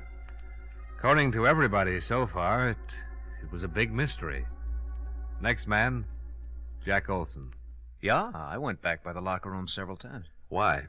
Well, there's an electric coffee maker on a table against the wall back there. I want to get some coffee. Mm-hmm. The other times? Well, once to look at the appointment board to see what's coming in, later to get some chalk in my hands. Chalk for your hands? Yeah. Keeps your hands from perspiring and making blisters, you know, when you're working with heavy weights. You're fairly new here, aren't you, Jack? 3 weeks. How'd you know that, Dollar? Well, the other boys all have heavy calluses. They don't use chalk. You know quite a bit about this weightlifting stuff, huh? Oh, sure. I used to lift candy bars when I was a kid. All right. Call in the last one. The last man, Johnny Morgan, and his story was no different than the others. Yes, he'd walked back past the locker room. No, he had not slipped in and popped Mr. Royal's neck while he was preparing to take his shower. The coroner removed the body, and all the rest went down to the precinct to sign formal statements. They were all released and sent home, pending further investigation. I hailed a cab and rode home with Dale Martin. Would you like some apple or carrot juice? Well, I'll try anything once. Good for you. Yeah, I figured that. You didn't kill him, did you, Martin? Don't be silly. He was the best customer I had. I wouldn't kill off my business. Here. Thanks. You have any ideas, Dollar? Nope. How long did you say Fred Royal had been coming to your gym? Over a year. What do you know about him? Not much. He was a wolf, like the girls. Always talking about the gal he was out with the night before. I got tired of his gab. I put him straight. You know what business he was in? Whatever it was, he had a lot of money. Wore a new suit every time he came around. Oh, excuse me. Hello? Oh, just a minute. For you, Dollar. Oh, thanks. Hello? I got something on the dead man. Got a record. Blackmail. You know where he lived? We're checking. Oh, wait a minute. Martin, you wouldn't by any chance know where Fred Royal lived, would you? Well, I send a bill to him every month. I got my books here in the apartment. I'll get the address. Oh, Nathan, Martin's got his address. I found something else in his personal effects. Key to a safety deposit box. Boys are checking to see which bank. Here's the address, Dollar. Fred Royal, 673 East Weeping Willow Circle. I told Nathan I'd meet him at Royal's place. I downed my liquefied carrots, said goodbye to Martin. Half an hour later, the lieutenant and yours truly, Johnny Dollar, were tearing Mr. Fred Royal's apartment to pieces. Nothing. Yeah, I came up empty, too. Hey, What's the matter? here's a date book. Good. Maybe we've been working on a holiday. See, here's a name. Barbara Carroll. Carroll. That's the name of one of Martin's muscle trainers, Bernie Carroll. Same name on some of the other pages. The 5th, Barbara, 6 o'clock. Again on the 2nd, Barbara, 8 o'clock. Again on the 28th and the 22nd. Wonder if there's any connection. Oh, might be his sister. Let's give it a try. Bernie and Barbara Carroll. Sounds like something they'd play at the Palace. Well, let's go see their act.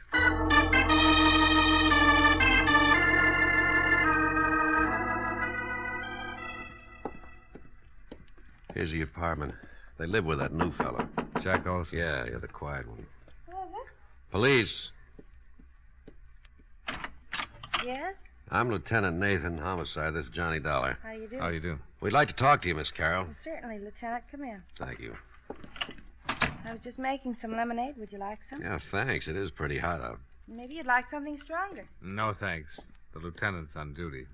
I guess you've heard about the accident. Like your lemonade sweet, Lieutenant? Medium, please. Here you are. Oh, thank you. Your brother didn't mention anything about your going out with Royal. He was probably protecting his little sister. The lieutenant found your name written in Royal's date book. I've been out with him 6 or 7 times. You know what his business was? He never discussed it. Did you ever meet any of his friends? No. Did he ever mention any of the other fellows at the gym? At the gym? I don't think so. Mm-hmm. Jack Olson lives here, doesn't he? That's right. Whose picture is that on the piano? Oh, that's Jack's father. You don't have any idea why anyone would want to kill Royal, do you? No. How did Jack Olson happen to move in here with you and your brother? Bernie asked him to. When he went to work for Martin, he was living in a terrible place. One small room. I told Bernie he could move in here if he shared the rent. Mm-hmm. How well did Olson know Royal? He'd seen him at the gym. Seen him here when he came to pick me up. Where's Olson now? Working, I think. Well, thanks, Miss Carroll. We'll be talking to you again. More lemonade? Later, maybe, Miss Carroll.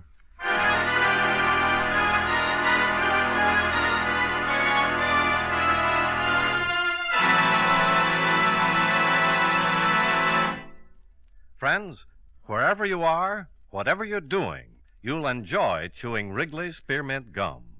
Chew Wrigley's Spearmint while you're working. The lively, full-bodied flavor of Wrigley's Spearmint gives you a refreshing little lift. The smooth, pleasant chewing of Wrigley's Spearmint Gum helps keep you feeling relaxed and satisfied. Makes your job seem easier. Chew Wrigley's Spearmint Gum in your home, when you're out walking or driving, when you're enjoying sports and other activities. Wrigley's Spearmint Gum tastes good anytime, and the natural chewing aids digestion and helps keep your teeth bright and attractive. Yes, wherever you are, whatever you're doing, you'll enjoy chewing Wrigley's Spearmint Chewing Gum. Healthful, refreshing, delicious.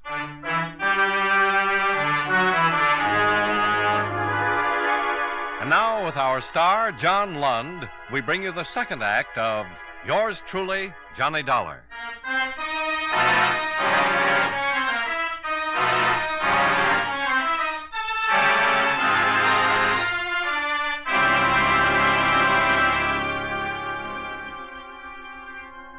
Three in the afternoon. Out of Barbara Carroll's cool apartment and down in the blistering street.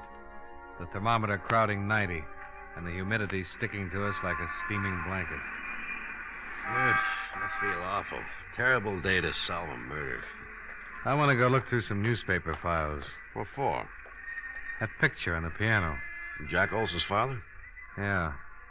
I've seen it someplace before. There's a news story connected with it. Yeah, I'll drop you off. I got to get back to the precinct, see if the boys have found the safety deposit box that fits Fred Royal's key.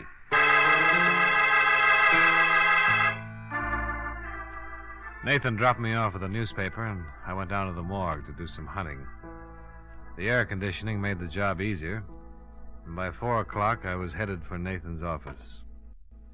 We found the bank and the safe deposit box. Oh? Anything turn up? Yeah. Royal was doing some pretty fancy blackmailing. Here's a bundle of evidence and a list of names. Mm-hmm. Well, I can understand why someone would pay to keep these out of circulation. Yeah. Lousy photography. What'd you find out? Here. Newspaper clipping. Oh, picture of Jack Olson's father. Same as the one on the piano. Prominent banker leaps to death. William Barrett. The boy's name is Olson. That's what he calls himself. William Barrett. Barrett. Give me that list we got out of the deposit box. I've just been looking at it. William Barrett's name is on here, all right. That article you've got on his suicide mentions that he left a son and a wife. Yeah. Well, let's go pick up Jack Olson or Barrett or whatever his name is. Well, it might not have meant a thing, but at least we had found one person who had a strong connection with Frederick Royal other than socially. The boy who called himself Jack Olson was the son of one William Barrett, deceased, and one of Fred Royal's blackmail victims. Barrett had jumped off a tall building, and according to the newspaper, he had left no reason for his actions. There was a possibility that Fred Royal's blackmail had driven him to it, And if that was so, his son would have had a very strong reason for wanting to break Mr. Fred Royal's neck. We climbed into a squad car and hurried back to Barbara Carroll's apartment, where Jack Olson lived as a boarder.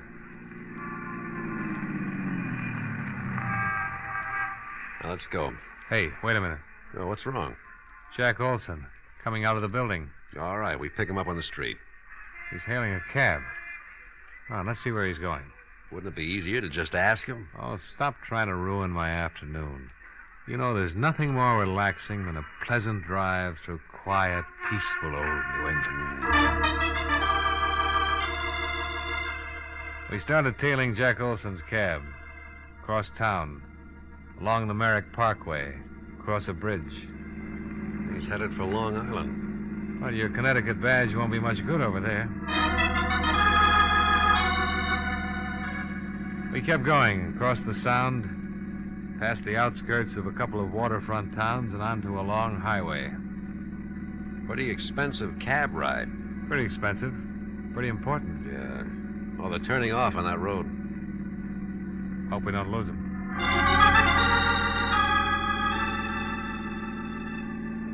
We took the road to the right off the highway and spotted the cab up ahead, pulling into the entrance of a large white building.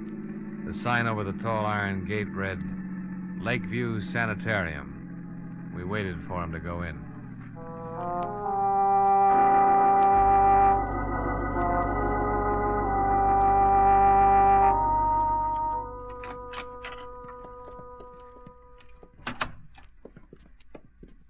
Yes?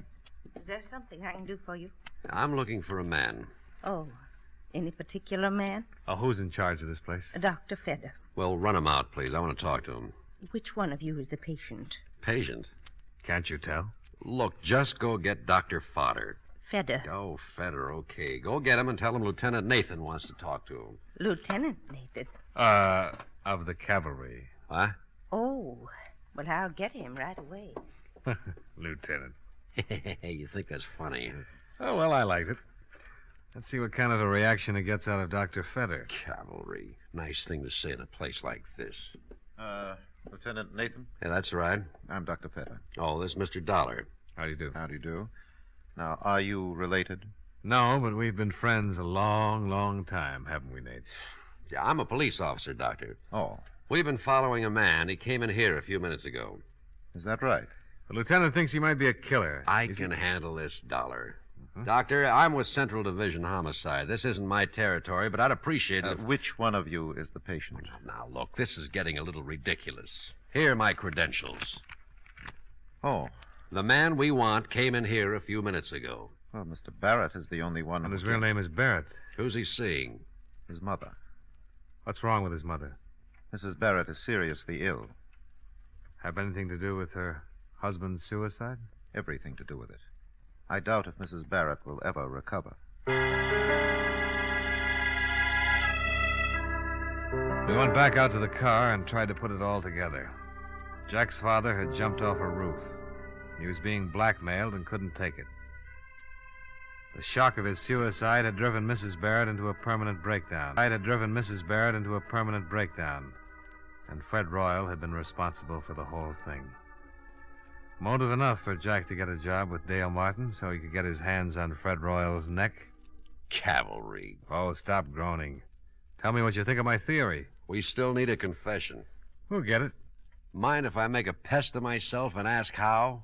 Let's ride back to town and see Dale Martin.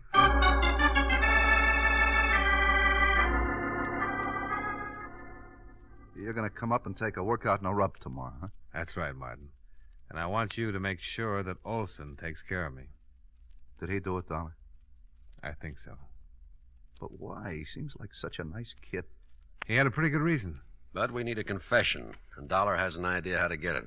I want Olson working on me through the whole workout, especially when I get on the rubbing table.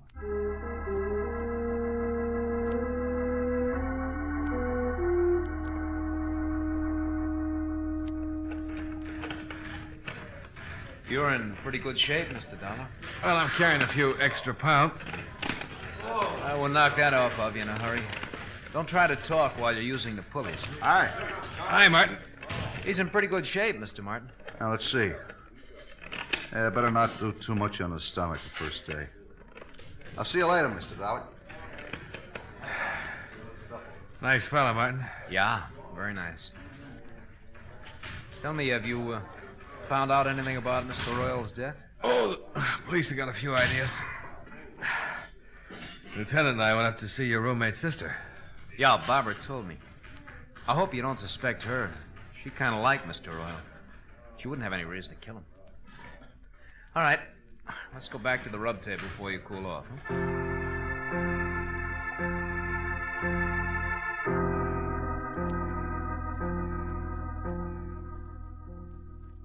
You don't mind going in there, do you? No. Why should I? Oh, some people are funny about rooms where there's been a dead person, you know? Well, it doesn't bother me, Mr. Dollar. Martin's got all his towels piled on the other table. I can move them if you like. Oh, no, it doesn't make any difference. Royal wasn't killed in here anyway. All right. Up on your back. Yeah.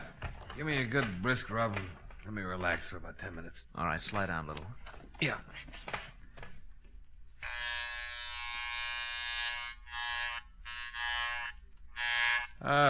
What'd you do before you came to work for Martin, Jack? Oh, not much. Went to school, finally decided to look for a job. Found this one. You ever study this sort of thing? No, there's really not much to it. Martin shows us how to use the machines, help the clients, and rub the neck and back. Well, then all you need is a good build, a strong pair of hands, huh? Yeah, I guess so. Your family live in Hartford? No. I noticed a picture of your father on Barbara's piano. Fine-looking man. He's dead now. Oh, sorry. So am I. Your mother still living? No. Oh, I'm sorry. Am I rubbing too hard? Oh, that's okay. Well, you certainly got the strength for the job. Yeah, I'll turn off the vibrator and just use my hands. Did the police find out anything about Mr. Royal? Yeah. He was a blackmailer. Ow! I'm awfully sorry. I'm a little nervous today. Maybe I better get one of the other fellas to finish your rub. Oh, no, that's all right. I'm just a little tied up. The neck is stiff. Try and relax. Guess I keep thinking about Royal and his broken neck. You think I might break yours, Mr. Dollar? Well, wouldn't be hard. If I was good and relaxed, you could snap it in a second. Yeah. Guess I could. So Mr. Royal was a blackmailer, huh? Yeah, had a record. They're the foulest people on earth. Yeah, they certainly are. Could ruin a lot of lives. Probably why he was murdered. You think he was blackmailing someone here in the gym? Oh, not necessarily. Well, if he wasn't, then no one in the shop would have a motive for killing him. Well, I've got a theory about that. I think someone in this gym hated him so much that they waited until no one was looking and Royal was all alone. And they slipped in on him and twisted his neck until it broke and he strangled. Well, why would they hate him so much if he wasn't blackmailing him? He might have been blackmailing someone very close and dear to the killer. Maybe the person Royal was blackmailing couldn't stand it. Committed suicide. It's an interesting theory. Take your family, for instance. Ouch! I'm sorry. You weren't relaxing. Supposing Royal was blackmailing a member of your family. Your father, for instance. I can't rub your neck unless you relax more. Maybe your father couldn't take it. Maybe he couldn't pay him anymore, and instead of disgracing his family, he committed suicide.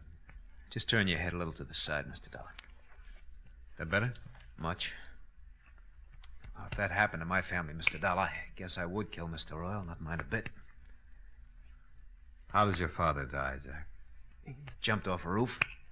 Now, if you just turn your head a little more, I'll try to pop your vertebrae, huh?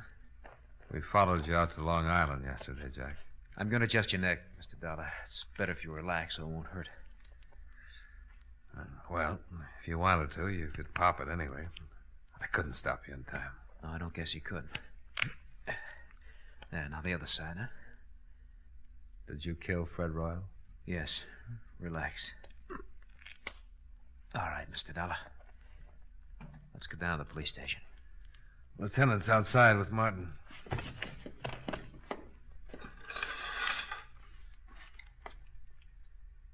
After you, Mr. Barrett.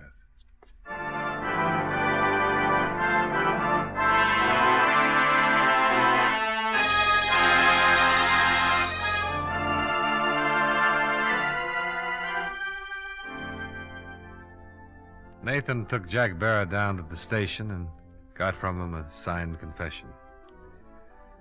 I went with Martin, and with every drink I saw another Barrett. So finally I gave it up and came up here to my office. Expense account.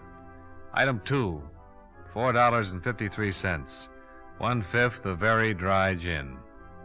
Martin forgot his health and hygiene for a couple of hours and finished what I didn't drink.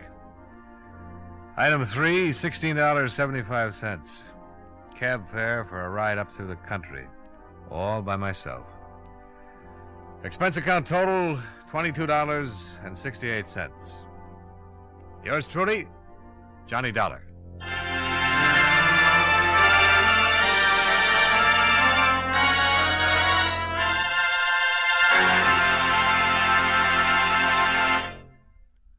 Remember, friends, Wrigley's Spearmint Chewing Gum refreshes you. Wrigley's Spearmint Chewing Gum gives you real chewing enjoyment. The lively, full-bodied flavor of Wrigley's Spearmint cools your mouth, freshens your taste, sweetens your breath.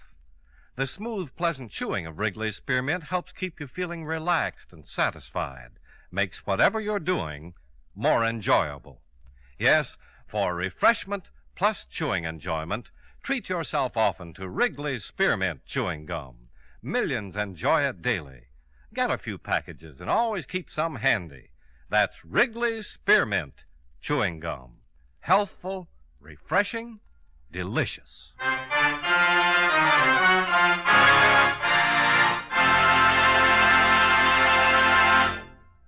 Yours truly, Johnny Dollar, brought to you by Wrigley's Spearmint Chewing Gum, stars John Lund in the title role and was written by Blake Edwards with music by Milton Charles. Featured in tonight's cast were Edgar Barrier, Hy Averback, Hal March, Jim Nusser, Tony Barrett, and Virginia Gregg. Yours truly, Johnny Dollar, is transcribed in Hollywood by Jaime Del Valle.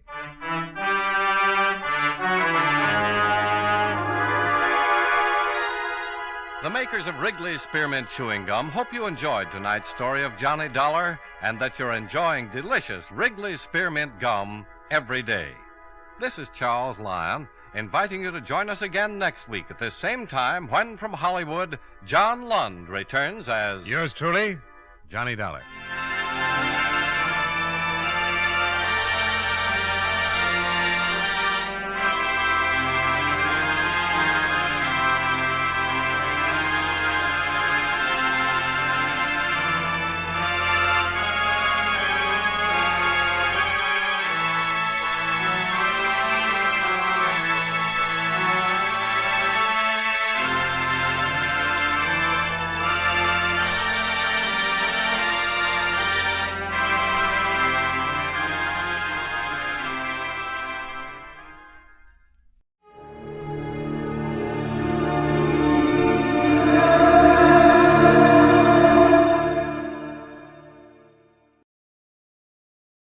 Wrigley's Spearmint Chewing Gum, the refreshing, delicious treat that gives you chewing enjoyment, presents for your listening enjoyment Edmund O'Brien as... Johnny Dollar. Your call to Blood River is ready, sir. 1 moment. Go ahead, please. Hello, Deputy Gray? Yeah, is this Mr. Dollar? Yeah, right. I've been assigned to the Colburn shooting. I got your telegram. When'll you be here? Well, I have to ask you a favor. I got a plane space to Parkinson, and I understand there's a bus to a place called Divide, but I can't find any transportation into Blood River. Well, there isn't any. I'll have to meet you in Parkinson. Oh, good. I'm due to arrive at 4 tomorrow afternoon. Say, what about Colburn? Did he make a statement? No, he hadn't come to yet. If you want one, you better show some speed. The doc says he may not last till tomorrow.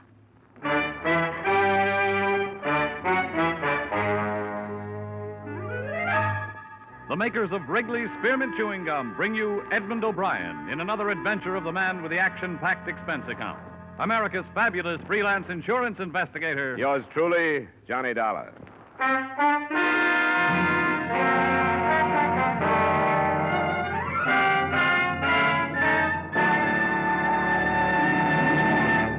To make every day more enjoyable, treat yourself often to refreshing, delicious Wrigley's Spearmint Chewing Gum. Here's a taste treat you can enjoy indoors, outdoors, at work, or at play. The cool, long-lasting mint flavor refreshes you. The smooth, steady chewing helps keep you fresh and alert, adds enjoyment to whatever you're doing. Wrigley's Spearmint Chewing Gum. Healthful, refreshing, delicious.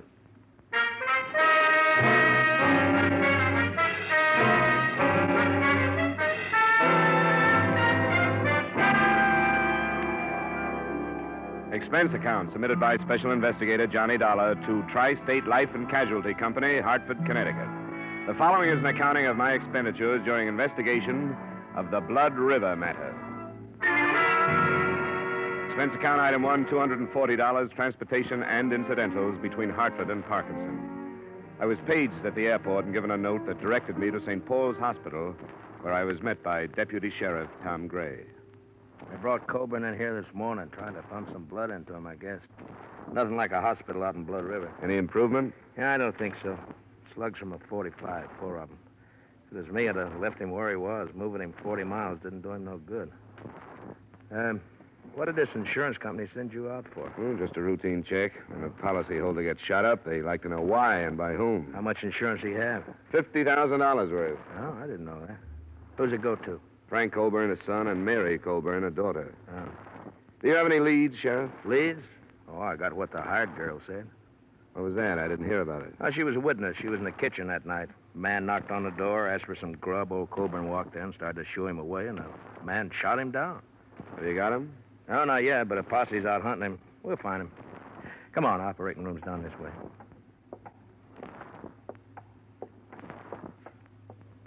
Tom, have you heard any news? Not yet, Mary. Hello, Frank. I didn't know you two were here. Yeah, we came in as fast as we could. Now, this is Dollar. He's from your pa's insurance company back east. Miss Colburn, Frank. Who sent for you, Dollar? The insurance company was notified of the shooting. They asked me to come out. Why? I don't think this is the time to talk about it. It's just the way they work, Frank. They like to look into things like this. Come on, Dollar, in here. Oh, Tom, wait. Can't we go in, too? The doctor told us to wait here, but we've got a right to go in if anybody has.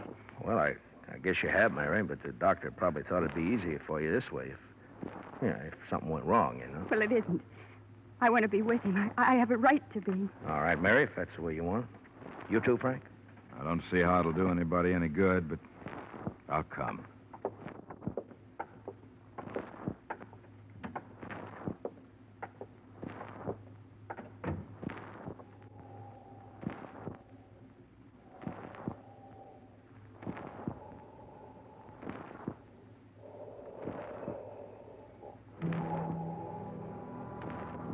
The son, Frank, was a huge man, well over 6 feet in his high-heeled boots.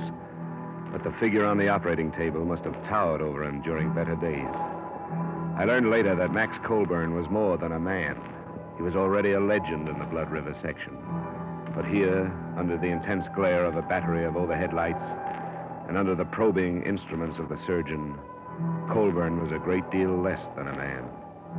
Through the concealing sheets, you could realize the disintegration of his body, and his massive head, skin now bloodless and drawn, had already taken on the aspects of a skull. I knew he'd never make a deathbed statement, but we stood there and waited 2 hours for him to die.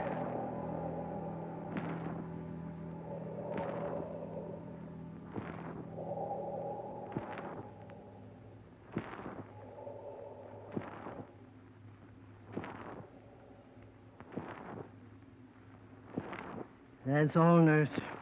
Jot down the time, please, and notify the coroner. Yes, sir. 6:15.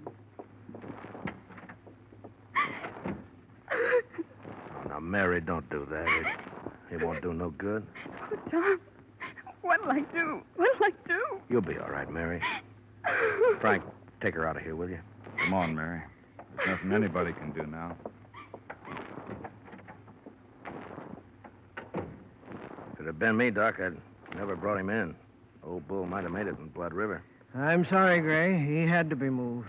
No facilities at all out there. That's your business, I guess. It was point-blank range, Gray.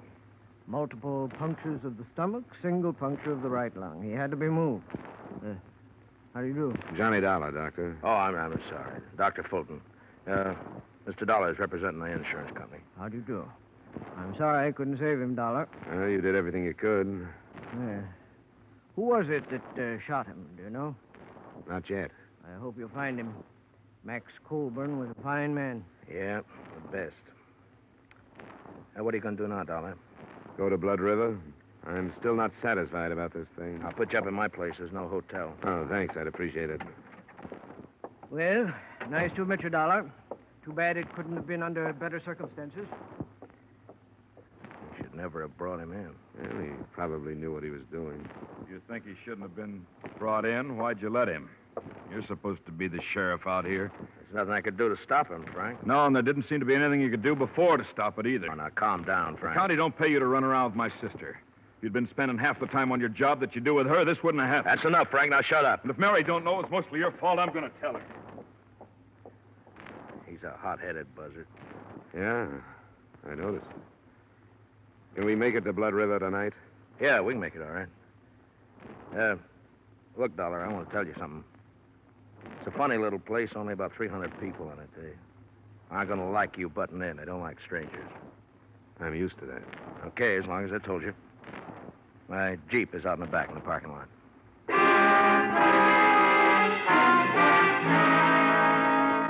It was only 40 miles to the village of Blood River. It took us until 9:30 to get there. But long before then, I had begun to feel the place. It was at the foot of a range of mountains that rose sheerly from a narrow, choked valley.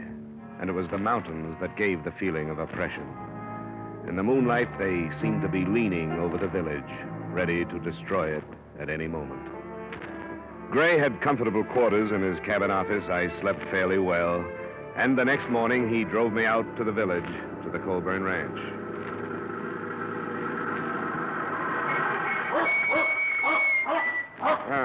Quite a layout. Only 400 acres now. Colburn used to own the whole valley. There's open range up in the hills there. Well, this is the best fattening range in the whole... Will you get away, Duke? That dog dangerous? Yeah, could be, I guess. He's the old man's dog. He knows something's wrong, but he don't know what. That's right, isn't it, Duke, boy? Yeah. Now, go away, go away. Come on, boy, go. Well, come on, we'll go up to the house. Hired girl will be in the kitchen, I suppose. Oh, cut it out, Duke. He's all right. Now, shut up, will you? He don't see many people dressed like you. He's got nothing on me. I don't see many dogs like him. Millie, it's Tom Gray. I don't want to talk about it no more, Tom. I told you what I saw happen. Here's a man from back east. He wants to talk to you. Why? You tell him what I said. I did, Millie, but he wants to hear it from you. I see it all happen again. That's why I don't want to talk about it. But I will if I got to. Well, thanks, Millie. I'll make it short as I can. Go on, Duke. Now, you stay outside, boy. Go on, go on. There. Well, this is where it happened, Dollar. He's lying right there. This way with his head on the table. Two of the slugs hit the wall there. Hey, you see the marks? Yeah. Was he lying face up? That's right. Went over backwards. Shot from about here, I'd say. Is that right, Millie? I don't know. I went in the sitting room when I saw there was going to be trouble. How much did you see? I told Tom. It was after supper and I was cleaning up. A stranger come to the door and said he was hungry. I yelled to Mr. Colburn. I have to ask him about things. And he started right away to run him out. I fed a lot of strangers. I never heard him act that way before. Did it sound like he knew this stranger? I couldn't tell. He started cussing at him, and I run in the sitting room and held my hands over my ears till the shooting. Then I screamed. According to the description you gave Sheriff Gray, the man was short, stocky, with dark hair and heavy eyebrows. Now, can you remember anything else about him? I can remember one thing more. He was wearing some kind of a coat and had a newspaper in one pocket. Mm-hmm. Would you recognize him again if you saw him? Oh, yes. I'll never forget him. Why haven't you caught him, Tom? We'll get him. Did you see him after you heard the shots? No. I run back in here and saw Mr. Colburn. Then I run outside screaming. Randy come out of the bunkhouse. I didn't see the man. That's Randy Drew. He didn't see this stranger coming or going. Colburn's son and daughter, where were they? They wasn't here. I don't know where Miss Colburn was, but Mr. Colburn wasn't home yet from riding fence. Millie, What? you telling the truth? Yes. You aren't protecting anybody. Of course I ain't protecting anybody. Why should I do anything like that? Who would it be? I only asked, Millie. That's all I want here, Sheriff. Good enough. Thanks for the help. Millie. Yeah, it looks like it's going to storm. And how old is she? Huh? No, about 20, I guess. With a little work, she could be an attractive girl. She's peculiar. She grew up outside, but never quite did inside. How does she and Frankie get along? Pretty good, I guess. What are you driving at? Sometimes that stranger story sounds just a little too pat. Now, hold on. I take it that's the bunkhouse? Yeah, that's it. Now, how could somebody kill Coburn and then get across all this open yard before anyone ran out to check on the shooting? I don't know. I guess shooting out here don't mean what it does where you come from. Folks here do a lot of shooting. Well, Millie said she screamed. Yeah, it's pretty dark here, too. Mountains cut off the sun about 4 o'clock. Well, maybe so. I told you we found a gun in a ditch near here. She said she had a newspaper in his pocket. The gun was wrapped in one when we found it. Who's this? What? That looks like Charlie Baxter. Oh, yeah, it is. He was in the posse. Wonder what he's steaming that horse about. Hold it. Oh! What's the matter, Baxter? We got him. We got the killer. We found him at Silver Star. Oh, well, good. Where's he now? We're bringing him to your place. It's Elmer Bryce. He came back? You better get in there. Right. You stay here and bring Millie in. She'll have to identify him. Use the truck. Okay.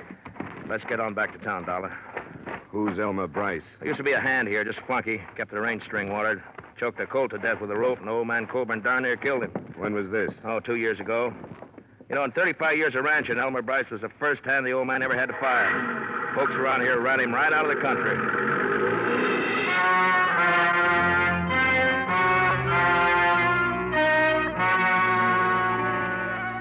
The thunderstorm swept in over the mountains and began to drench the valley during the trip back to the village. A group of maybe a dozen curious were huddled in slickers outside Gray's office waiting for a look at the prisoner. He arrived by car, went through the formalities of arrest, and a few minutes later, Colburn's hired girl walked into the office and faced him. That's him. He's the one. You swear on the Bible, Millie? Yes, I could never forget him. Okay. You can go on back to the ranch. Thanks for coming in. I'm glad they caught you. Oh, Millie. When they kill you, maybe I can sleep without seeing it happen all over again. That's enough, Millie. All right. Hey, the one, Millie? Well, Bryce, you're under arrest. Anything you say will be used against you. I didn't kill him. Do you deny being at the ranch? I was at the ranch, but I didn't kill him. Well, what did you do? I was hungry. I thought I could get something to eat. He owes it to me. I can't get work no place because he talked about me so much. Nobody will hire me on account of the way he talks. It wasn't my fault that colt choked. He kept pulling and the rope jammed. Colburn, he told people I was crazy and I did it for fun. That ain't right. What happened at the ranch?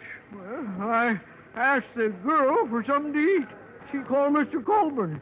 He come and cussed me out and told me to get off his land. And I left. Millie says when he cussed you out, you killed him. I don't care what she says. What kind of a gun do you carry? I ain't got no gun, and you can't prove I killed him. Because I never did. Him too is Gray. We want Elmer Bryce. Why did you go to his ranch instead of some other? I told you. Because he owes me something for what he done to me. Why don't you tell the truth so we can get on with this, huh? I didn't kill him. You hated him. I hate a lot of people. Listen to them. Who is it? Baxter. Let me come in. Just a minute. All right, come in. Gathered fast, Gray. Must be near to 100 out there now. They sent me in to say they wanted Bryce. Well, they can't have him. You know how they feel about old man Colburn? They want his killer for themselves. I didn't kill him. Nobody can prove I did. I think you've waited long enough, Sheriff. You better get this man into a car and get out of here. All right. Come on, Bryce. On your feet. I ought to give you to him. I don't care what Give me a hand, Dollar. Sure. The faster we move, the better. Open the door, Baxter, and start out. We'll be right behind you. All right, let's go. Move, Bryce. Come on, move. Come on. Get to the car, Bryce, quick. Now go home, folks. Anderson, in there. You go home. And Phil, you know better than to do this. Now go on home. Boy, get away, let go. We don't need no outsiders. Ben, take care of this outsider. I got the killer. Use your head. This won't do any good. This is Arthur, you stranger. You ain't gonna stop it. Oh!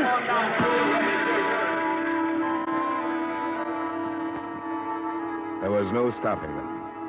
I caught a last glimpse of Bryce's face as I went down into the mud of the street. Then there was nothing but hundreds of thrashing legs carrying the mob and their victim to a waiting truck. Blood River was in the process of living up to its name.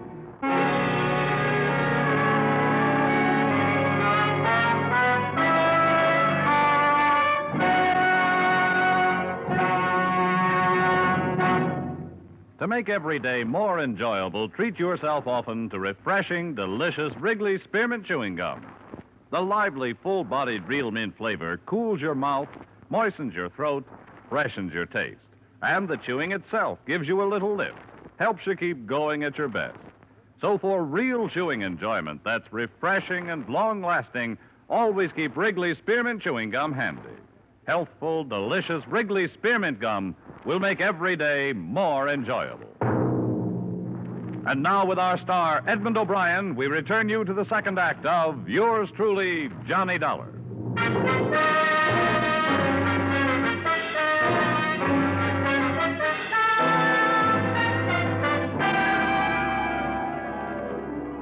Deputy Sheriff Gray had fared worse than I. A boot heel had stunned him. So it was 15 minutes before we got underway in the Jeep. We found Elmer Bryce on the road to the Colburn Ranch, hanging from a bridge.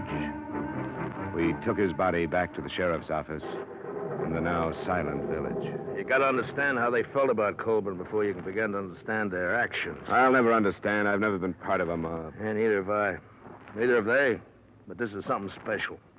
The old man is going to break up the rest of his land and parcel it out. He's done it before.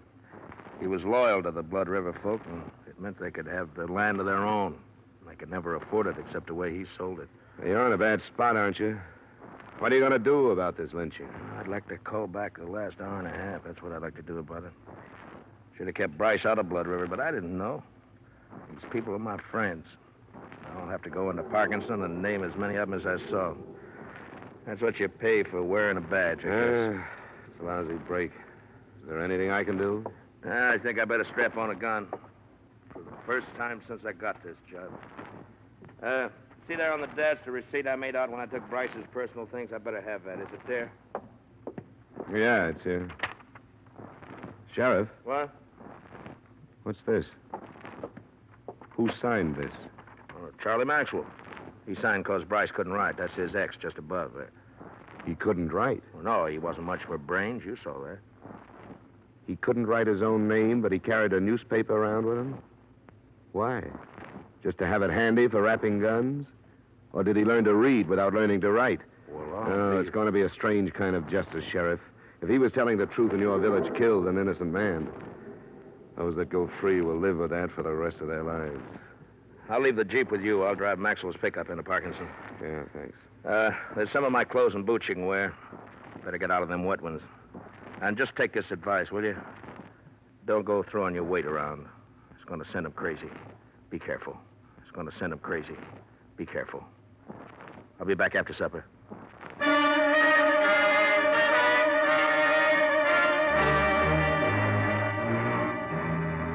The single street was still silent and empty when I left for the Colburn Ranch.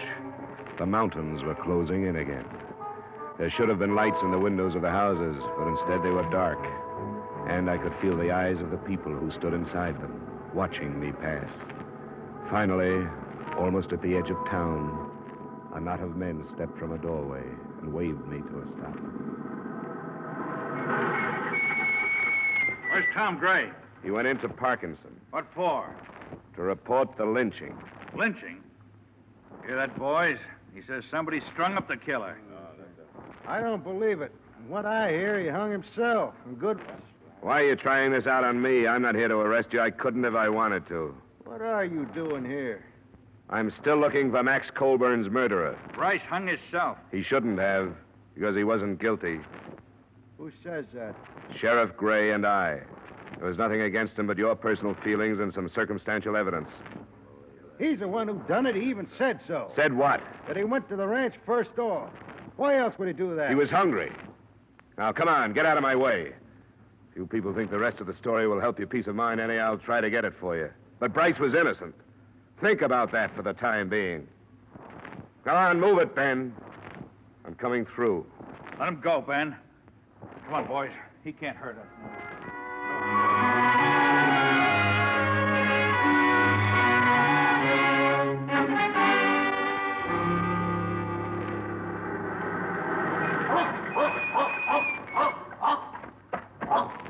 All right, boy, all right. It's all right. Come on. You're a good boy. Sure, it's all right. Yep, these clothes belong to a friend of yours.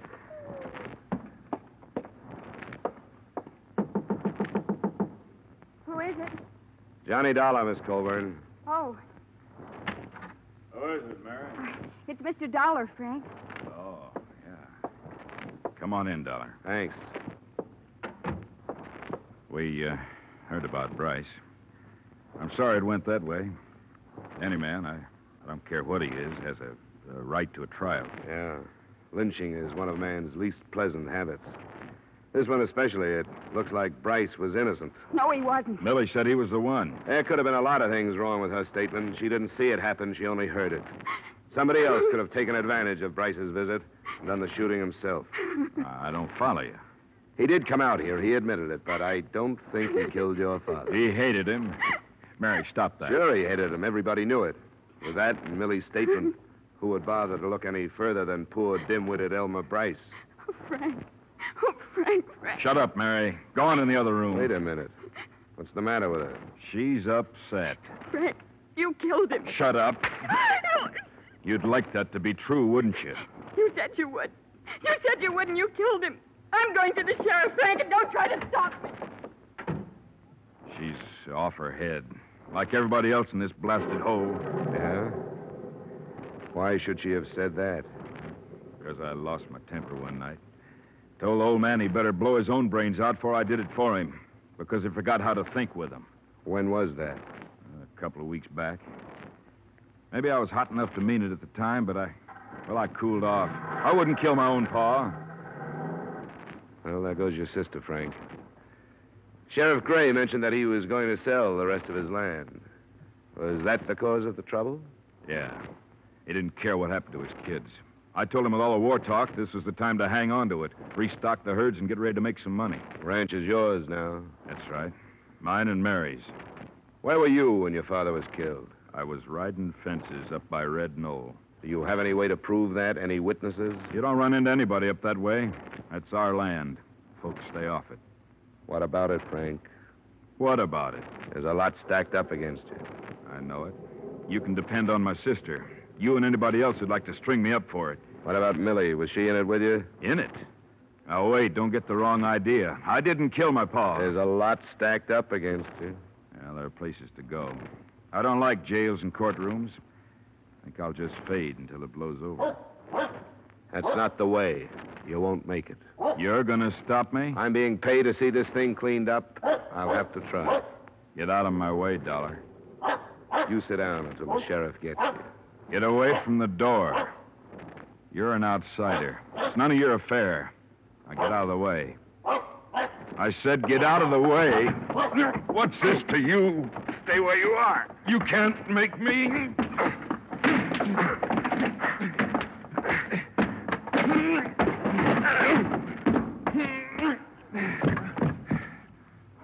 No, I don't want to have to kill you. So don't get up. Frankie, What do you want, Millie? What are you doing with that gun? you've got to kill him, Frankie. Get out of here. You've got to. For me. Why? Because I lied. I lied to everybody. What about? About your pa. Elmer Bryce didn't kill him. Millie. Because I did. I killed him for you. You told me that night you wished he was dead. You remember that night? I remember, Millie. And I told you I'd do anything for you. Remember that? Anything. Yeah, I remember. I lied. Elmer Bryce came, but I stayed in the kitchen and heard everything he said. I knew he hated your pa, and after he ran away, I thought about it. You're crazy, Millie. I waited for a while, and when I knew nobody saw that man leave, I yelled to your pa again. And when he come in, I shot him. And that night, I threw away the gun. What's the matter with you, Millie? You know what's the matter. Now, you can't run off and leave me. You've got to help me. I can't help you. You got to kill this man. I won't do it, Millie. Then you've got to take me away with you. I'm not going away now. I don't have to. I didn't have anything to do with it. This is the end for you and me. All right, Frankie. Hey, get down. Don't do it. Kill her. Drop it. Let go. All right. I did it for him. Now I don't care what happens to me. As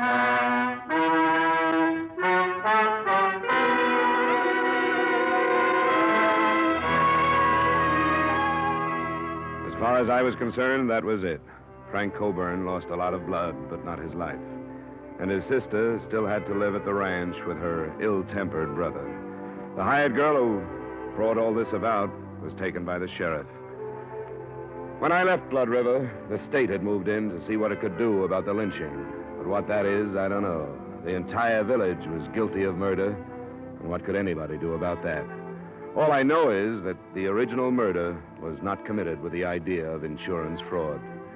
And in spite of the mess I got into, that's what I was hired to learn. Expense account item 2, same as item 1. Expense account total, $740. Yours truly, Johnny Dollar.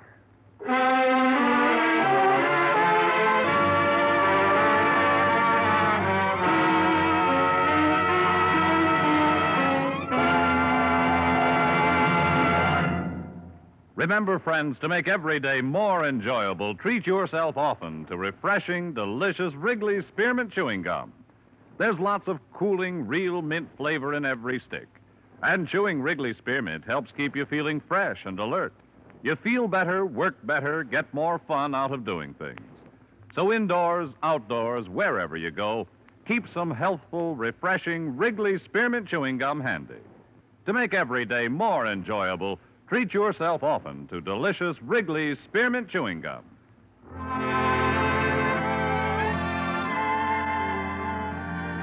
Yours truly, Johnny Dollar, is brought to you by Wrigley's Spearmint Gum and stars Edmund O'Brien in the title role, written by Gil Dowd with music composed and conducted by Leith Stevens.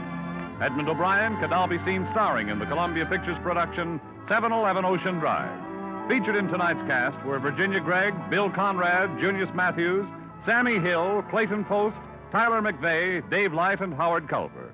Yours truly, Johnny Dollar, is produced and directed by Jaime Del Valle.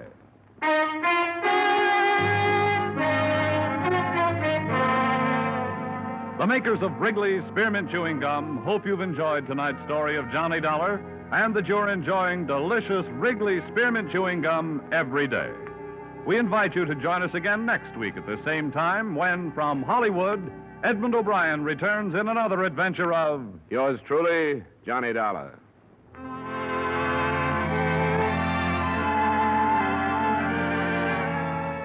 Bob Stevenson speaking. This is CBS, the Columbia Broadcasting System.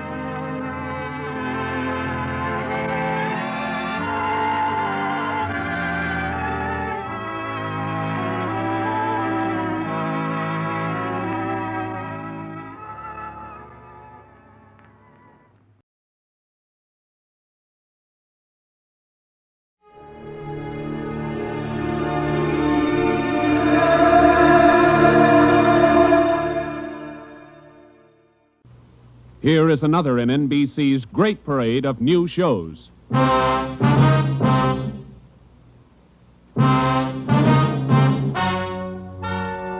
Ladies and gentlemen, the story you are about to hear is true. Only the names have been changed to protect the innocent. NBC brings you Dragnet.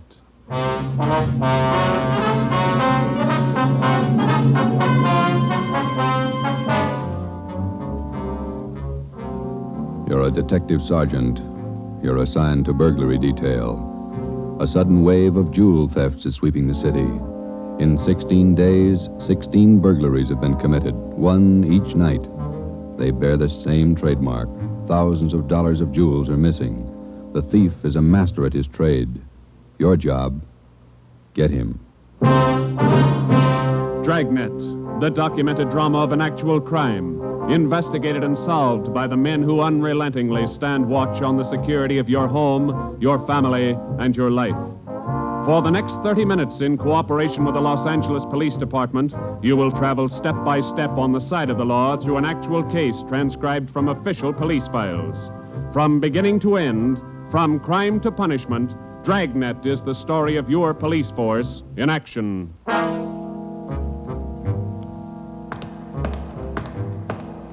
It was Tuesday, June 17th. It was warm in Los Angeles. We were working the day watch out of burglary. My partner's Ben Romero. The boss is Ed Backstrand, chief of detectives. My name's Friday. I was on the way into work that morning, and it was 7:53 a.m. when I got to room 45. Burglary detail. Hi, Joe. How are you, Walker? Gonna be a scorcher out today. Yeah, just like yesterday. Ben in yet? I think he's over in communications picking up the mail. Thanks. You guys been busy? Yeah, kind of. Jewel thefts. Anything big? No big hauls, but he's consistent. 16 nights in a row. Same guy? Think so. Same M.O. Yeah, everybody's got troubles. Gotta check some records. See you later, Joe. Okay, Willie. Burglary Friday. Yeah. Okay, Mike, soon as Ben gets back. He's picking up the mail. Right, bye. Hi, Joe. Hi, Ben. Hannon just called. Chief wants to see us. Take a look at these first. What do you got, overnight reports? Yeah, these two. Yeah. 2 of them. 3 diamond rings, 1 sapphire, 1 necklace, jade. Big haul. Look at the other one. Lady's watch, diamond band, emerald bracelet, tourmaline brooch. What's tourmaline, Ben? I don't know. Must be valuable. It's gone. Let's see. Owner left house about 9 p.m., returned about 1:30 a.m., found property gone, scratches on the door. Probably using the cellophane method. Hasn't missed yet. 2 in 1 night. Well, he's picking up his pace. Must have a bag full of loot somewhere, whoever it is. You get the description sheets from pawn shop detail? Yeah, got them right here. You take half of them. Let's see what luck we got this morning. Yeah. Nothing so far. Me neither. Let's see. I'll get it, Joe. Burglar Romero. Hi, Ben. Chief still wants to talk to you, boys. He's got an appointment at 8:30. Wants to see you before he leaves. Okay, Mike. Just checking some buy sheets. Be right in. Better make it fast. He's in a bad mood this morning. Okay, Mike. Thank you. Backstrand again? Yeah, he's in a bad mood. Come on. Wonder what's bothering him. Something's bad. He doesn't blow very often. Chief of Detective's Office, Hannon. Go ahead in, boys. He's waiting. Thank you, Mike. All right, ma'am. I'll connect you. Friday, Romero, sit down. Wait till I get the phone. Backstrand. Oh, yes, Mrs. Winthrop. Yes, ma'am. We're doing all we can. Yes, ma'am. Yes, ma'am. Yes, I'll do that. Yes, ma'am. Goodbye. Got trouble, Ed? Taxpayer, Mrs. Winthrop. You two ought to remember the name. We do, Skipper. 10 days ago, somebody lifted $2,000 worth of diamonds from her bedroom while she was at the symphony. Last night, she was hit again.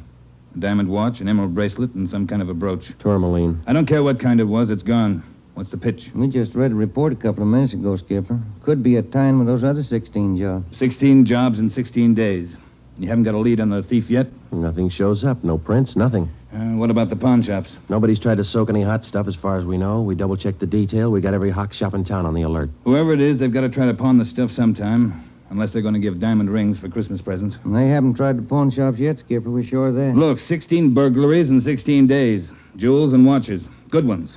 Well, it's got to stop. It's got to stop soon, you understand? We'll stay right on top of it, Ed. We're doing all we can. For 2 weeks, I've had half a dozen women calling me every day. Society women. Some of them figure they should get extra treatment. They're only DR numbers to us, Skipper. They all get the same attention. I'll try and explain that to some of them. They think you're in on the racket.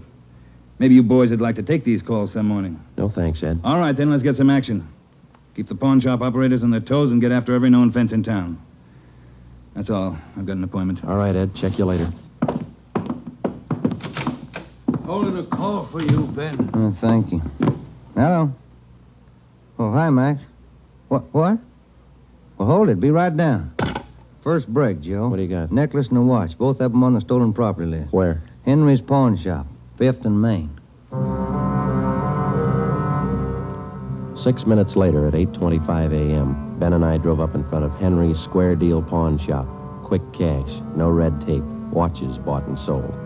The proprietor was Max Murphy, an old friend of Ben's. Well, pal, of all days, it had to happen yesterday. Took the day off and went fishing up at Big Bear. I left my nephew in charge, Harry. A real knothead, that kid. How do you mean, Max? Joe, if I told him once, I told him 101. Whatever you do, whatever they come in with to Hawk, check it with the list. Check it with the stolen property list. What does he do? He forgot. He forgot. Oh, a real knothead, that boy. How old is he, Max? 32. A real knothead. I checked the slips from yesterday. Then I checked the stolen property list. There it is. Hot stuff. When did the stuff come in, Max, do you know? About 4 o'clock yesterday afternoon. Can we look at it? Oh, sure. Back here behind the counter. There it is. Did you check out the serial numbers on the watch yet, Max? When I found out, yes. They match to a T. All right, let's see. Yeah. Description on this necklace matches, too. Let's have a look at your buy book, huh, Max? Yes, sir, Joe. Here you are. There's a deal right there. Here? Yeah, that's him. That's how he gave his name. Walter Tracy, 132 and a half Blackstone Court, Los Angeles. Let me check the book for the description, Max. Oh, sure. Yeah, here. Mm-hmm. Okay, Max, thanks. We'll be checking with you later. Sure, Joe. Anytime. Sorry. All right, Max. See you later. You fellas take it easy. Right.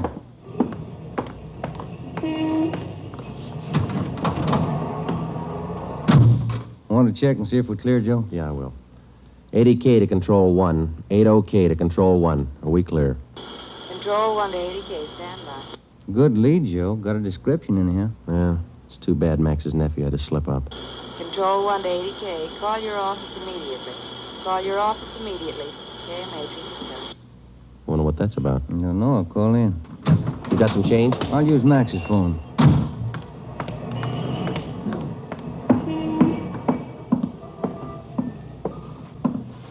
Use your phone a minute, Max? Oh, you, Ben? Sure. Help yourself. Thank you.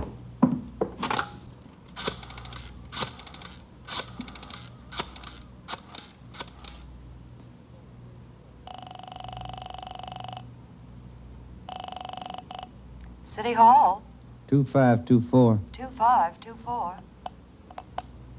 Burglary. Levine. This is Ben, George. You got something? Hot one. Universal Loan Shop, 6th and Barton Place. Guy just took in a couple of rings. He checked too late. What you mean? He checked the form after the guy left. It was signed Walter Tracy.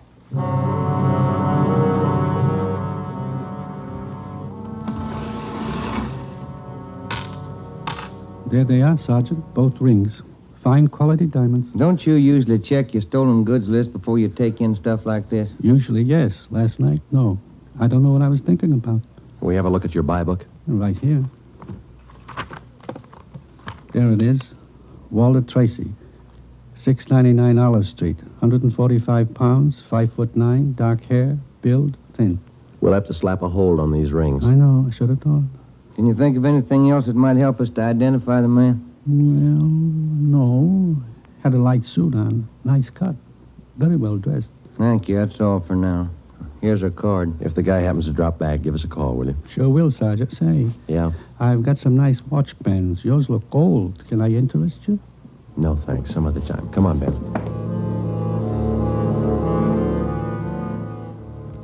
That afternoon and the following morning, despite our alert and our warnings, 2 more pawn shops called in with reports of stolen watches taken in. We checked them out. The serial numbers on the watches matched those on the stolen property list. On the pawn shop account books, the loan was listed under the name Walter Tracy. The addresses were given as number 12 St. Vincent Place and 700 East Flower. The descriptions of the man were the same. Slight build, well-dressed, about 145 pounds, 5 feet 9 inches tall, dark wavy hair. We had the name and description distributed to every pawn shop in Los Angeles and surrounding communities. Through our informants, we checked up on every known fence in the city. For the next 2 nights, we received no reports of stolen jewels. That made up for the double burglary the night before. On June 19th, the box score read 18 successive nights, 18 successive jewel burglaries. At 3:25 in the afternoon, Ben and I sat down to check over the late incoming reports. Got anything, Joe? No, not yet, no. Nothing here. Maybe the guys left town. Nope. No such luck. Take a look. That's it, number 19. He may set a record. Well, he's making monkeys out of us, isn't he? Look, man's watch, lady's watch, Chinese amber necklace, diamond shirt studs, and a bracelet with 2 large rubies. He's getting ambitious. How's the value listing? Let's see. $1,800. One haul. I'll get it. Burglary Friday. Yeah. What? Yeah. Be right down. Stall him. Let's go, Ben. Where? Kaplan's down on East 2nd. Walter Tracy's in there now, trying to hock a gold watch.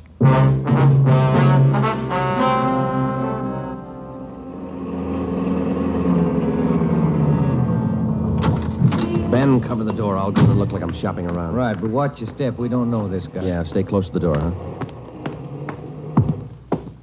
I'm sorry, that's the best we can do on the watch. Look, Mac, this is gold. 21 jewels. Well, that's the best I can do. Drop dead. What's the best I can do? Don't get sore. Yeah, sure. See you later. That's him, Sergeant. Walter Tracy. I stalled him as long as I could. All right, I'll check back with you later. Did you spot the guy that just came out? Yeah, I went up the street. Let's follow him. Hustle it. You spot him, Ben? Straight ahead, about 15 yards. He's crossing the street. Yeah, let's get up a little closer. We'll lose him, sure, if the light changes. Come on, run for it. Watch the traffic light. That was close. You might have spotted us as going faster. Come on, Joe, run. Yeah. Don't lose him. This crowd's not helping. Hey, wait a minute. I bet you're a cop. You're chasing somebody. All right, let go of my arm, mister. Let go. Well, you don't have to get tough. Lousy cops think they own the street. I'm going to write the mayor's office. Come on, Joe. He's running for it. Yeah, I see him. Watch the signal up ahead. Hurry, Joe. Almost up to him. Into the parking lot. Hey, you! Stop! Look out, Joe. A gun. Yeah, I see him. All right, get away. All right, smart guy. It's a nice job. Yeah. He's too fast for an honest man. Let's take him in. When we got back to headquarters, Walter Tracy was under technical arrest. We took him directly to the interrogation room. We searched him thoroughly. We had him take everything out of his pockets and put it on the table. Then we had him take all the money he had in his wallet, count it out, and hold it in his hand. What is all this routine? That's all the money you have on you? $47.17, right? Yeah. Okay, keep it in your hand. Ben, shake him down. All right, Tracy. Take off your coat, shirt, tie, and your shoes and socks. What kind of a pitch is this? I'm no hood. Take them off. Two-bit cops. You're not pinning anything on me. I don't care what you do. Sleeves, pockets, lining. Nothing in the coat, Joe. Get his shirt. Take it light with the threads, huh? Costs money. How about the trousers, Ben? Let's see. Cuffs, pockets. No. Let me get the belt. Zipper on the inside of the belt? No, it's clean. Shoes are okay. All right, Tracy, let's see the soles of your feet. I hope you don't mind. They're dirty. Why don't you take a shower? Let's see. All right, Joe, nothing. Put your clothes back on. Yeah, thanks. All right, you. What's your name? Huh? I said, what's your name? You telling jokes? Walter Tracy, you know that. Your real name. How old are you, Tracy? 27. Where do you live? No place. Just got in town a couple of days ago. Where are you from? Salina, Kansas. Where you been sleeping the last 2 nights? The park, Pershing Square. Clothes don't show it. Pretty natty. I had 'em pressed. Where? Down by the square. I don't remember. You ever been arrested before? No. Where'd you get this gun, Tracy, the one you pulled on us? I didn't know who you were. Could have been a couple of hoods. You kind of look like it. Where'd you get the gun? I won it in a crap game coming out on the train. Where'd you get the watch? Graduation present. You want to run a make on him, Joe? The gun and the watch? Yeah, I'll call him. Go on, check. You can't prove a thing. Pawn shop records, Gilmore. Gil, is Friday. Can you give me a make on a watch? Sure, Joe, go ahead. Time Master, yellow gold, man's wristwatch. Okay. Case number 716F23. Right. Movement number B351708. Got it. Okay. Now give me a make on this gun, huh? 32 S&W automatic. Serial number 579461. Okay. Call me back?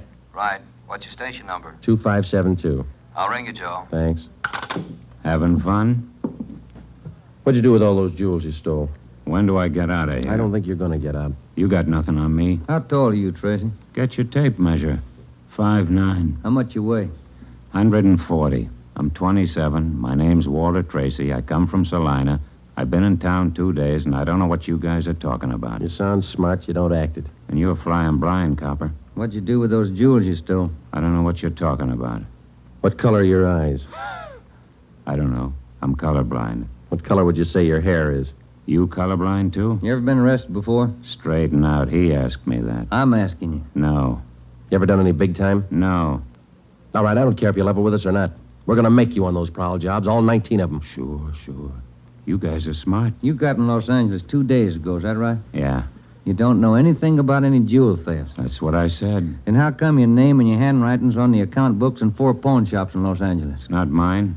You can't prove it. We can, Tracy. Come clean. What'd you do with the stuff you stole from 1250 Moraga Drive, June 5th? I didn't steal any stuff. What'd you do with the rings and watches you took from 1400 Placerville Road, June 9th? I wasn't in town. What'd you do with the diamond dress pins you stole June 13th, 123 South Van Ness? Did I do that? You're not only kinky, you're a bad liar. You prove it. Order get you a sawbuck, your prints bounced, Tracy.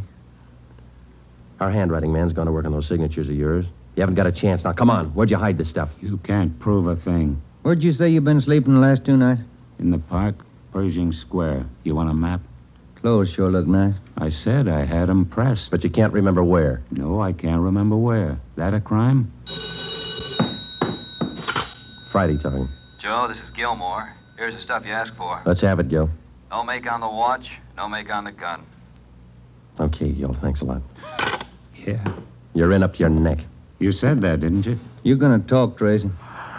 Kind of tired. All right, we'll let you sleep on it. Come on, Ben. Let's book him. Right. I'll get your jobs, coppers. Sure. Come on. We took Walter Tracy to the county jail and had him booked on suspicion of burglary. He was still sullen. We knew we had the guilty man. Now we had to prove it. As it often happens, the victims never see the burglar. They only know he's been there. They can't identify him, but they can identify their property. Our job was to find the property. When we did, we'd have Walter Tracy. And the 19 victims would have their property returned. But Tracy wasn't talking, and we knew he'd never talk unless he thought it might help him.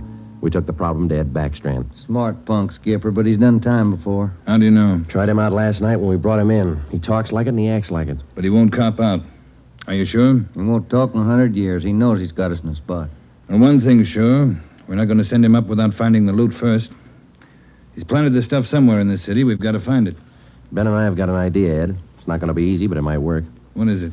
Tracy tried to soak some of the stolen property at 4 separate pawn shops in the downtown area. Yeah? At each one of those 4 pawn shops, he gave a local address. Now, we're sure he must have a room or an apartment someplace in town. All right. Where? That's where guesswork comes in, Skipper. Every one of those addresses he gave falls within a certain area. How big an area? Oh, you got that street diagram, Joe? Yeah. Here it is, Ed. From Figueroa here to San Pedro, and from Pico down to 1st Street. The area's about 12 blocks wide, 14 blocks long. That's a lot of territory. How are you going to cover it? On foot. We'll take Tracy with us. Plenty of legwork. You sure it's the answer? We've got to find the stuff, and it's the only way we can figure it. Hotels, apartments, rooming houses. There must be hundreds of places he could stay in that territory. It'll take a couple of weeks. Yeah, on foot it will. All right. It's tough, but it's your idea. Go to it.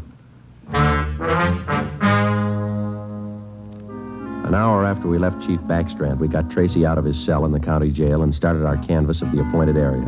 We took the usual precautions and handcuffed Tracy's wrists to our own. We started the search for his hideout at 1st Street in Figueroa. It was a warm day in Los Angeles. The temperature was 91. After the first 3 hours, I could tell Ben's feet were ready to give out, and so were mine. We couldn't even have the comfort of complaining. That had encouraged Tracy, and he was cocky enough already. He cursed and threatened every step of the way. My legs off. All right, quit pulling, will you? Come on, Tracy, up the stairs. Another one to check. Warm day, Joe. Yeah, a little. What do you mean, a little? Must be 110. Yes? What is it? You the manager? Yes. Could you tell me which apartment this man has in your house, ma'am? Who, him? Yes, ma'am, this one. Never saw him before. He don't live here. All right, ma'am, thank you. Yeah. Hot, ain't it? When are you going to get wise? Come on, Tracy. Well, that finishes this side of the street. You want to cross over, Joe? Yeah, let's go. I'm hungry. I want to eat. After we cover the other side of the street. You can't do this to me. I'm going to get a lawyer. I'll have your jobs, both of you. Yeah, come on. We only got a couple of hundred places to cover.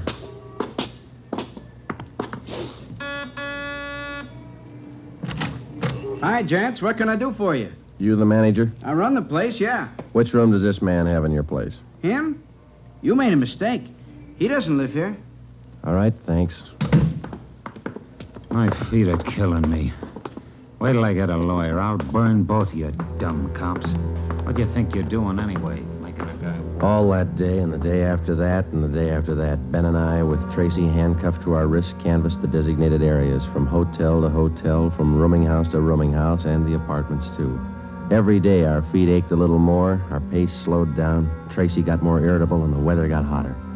The second day it reached a high of 92, the third day 94, the fourth day 94. Police regulations say plainclothes officers must wear a coat and necktie on the street at all times.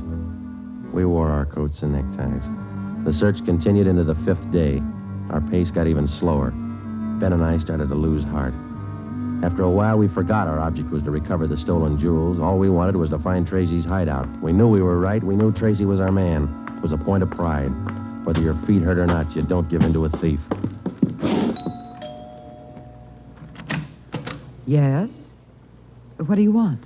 You the landlady here? I am. Which apartment does this man have in the building? Well, none of them. He's not one of my tenants. Thank you, ma'am. Come on, Tracy. By the sixth day, all three of us had special pads in our shoes. Our feet ached worse than ever. Tracy let us know about his every 3 minutes. By late afternoon of the sixth day, we'd covered more than half of the designated area. The temperature was 95. You guys gonna go on forever? I'm sweating like a horse. I'm getting tired of your moaning. That looks like the manager behind the desk. Yes, sir? You the manager? Yes, sir. What can I do for you? Can you tell us which room this man has in the hotel? Him? Mm-hmm. He doesn't live here. Hey, you fellas look awfully warm. Like to cool off in the lobby? We're air-conditioned. No, thanks. I'm hungry. When do we eat? You're always hungry. You got the biggest mouth on a cop I ever saw. Oh, All yeah. right. Yeah. I'm hungry. I want to eat. Now. Wait till I give this story to the papers. Mistreating innocent guys. They'll break you. All right. Come on, up the stairs. I'm going to get a lawyer tonight. I'll show you. Yes? Why, Mr. Baker, where have you been? We questioned the landlady, a Miss Elizabeth Hunter. She told us that Baker, alias Tracy, had rented an apartment from her about 2 months before. That's all the information she could give us. Tracy clammed up. He would admit nothing. We asked Miss Hunter to accompany us as a witness. We took the elevator up to Tracy's apartment on the 6th floor. Miss Hunter, Tracy, Ben, and I. Down this way. Here. Do you want me to open it? Please, Miss Hunter. What? There's a girl. Walter? What is it, Walter? I told you to get out of town if I didn't come back. I didn't want to leave. I didn't want to leave without you.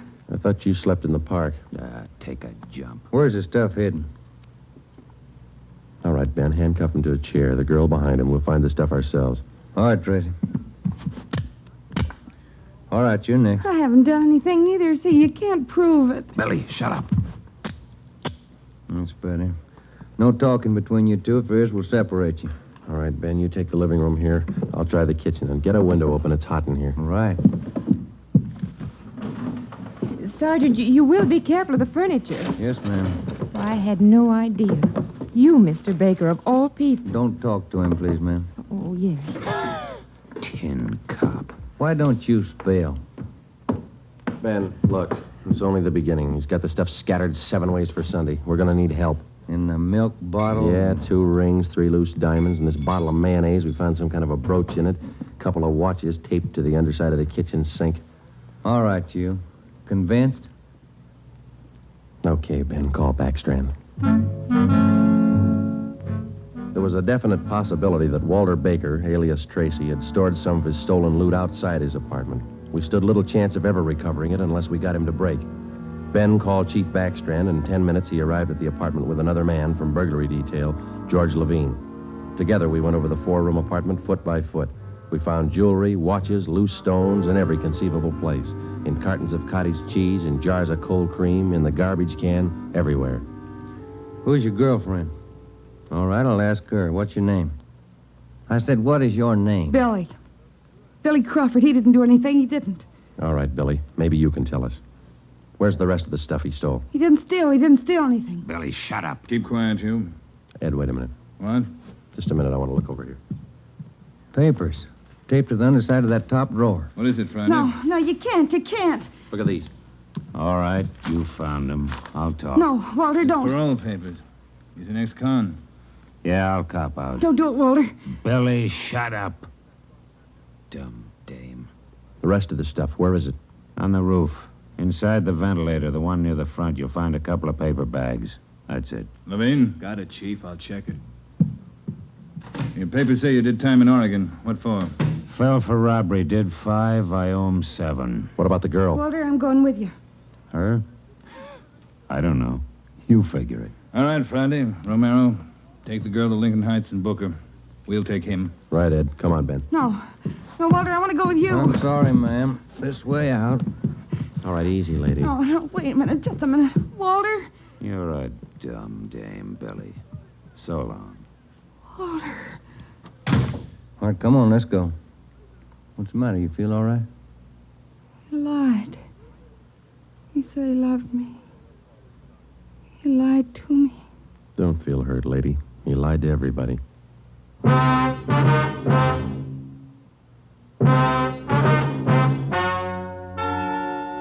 The story you have just heard is true.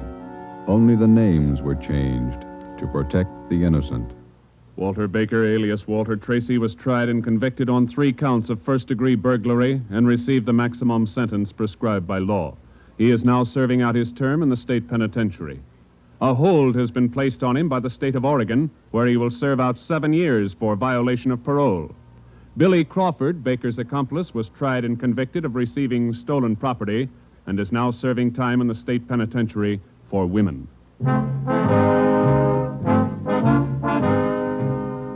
You have just heard the 11th in a new series of authentic cases transcribed from official police files. Technical advice for Dragnet is furnished by the Los Angeles Police Department. Tonight's program is dedicated to Warden Clarence A. Larkin of Folsom Prison, Sacramento, who, on the evening of September 24th, 1937, gave his life so that yours might be more secure.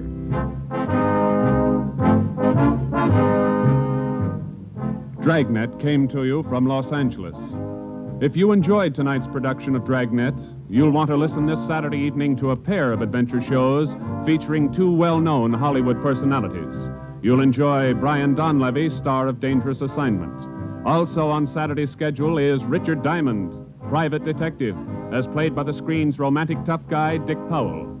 Listen to both of these exciting programs this Saturday over most of these same NBC stations. This is NBC, the national broadcasting company.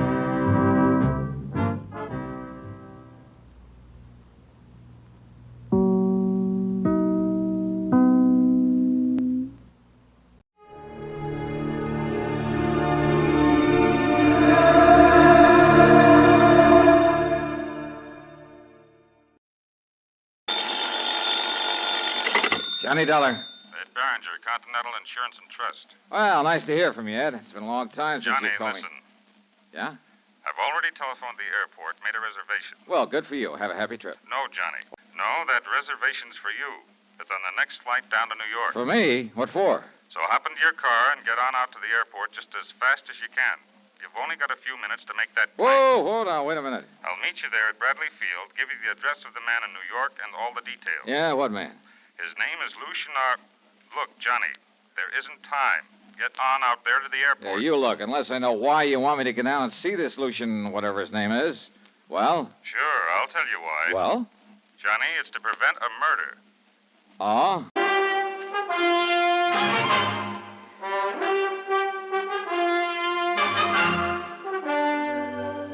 CBS Radio brings you Bob Bailey in the exciting adventures of the man with the action-packed expense account, America's fabulous freelance insurance investigator. Yours truly, Johnny Dollar.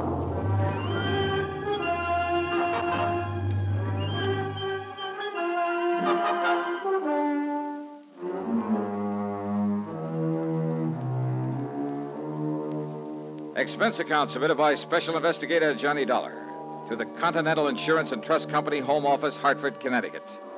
Following is an account of expenses incurred during my investigation of the back-to-the-back matter.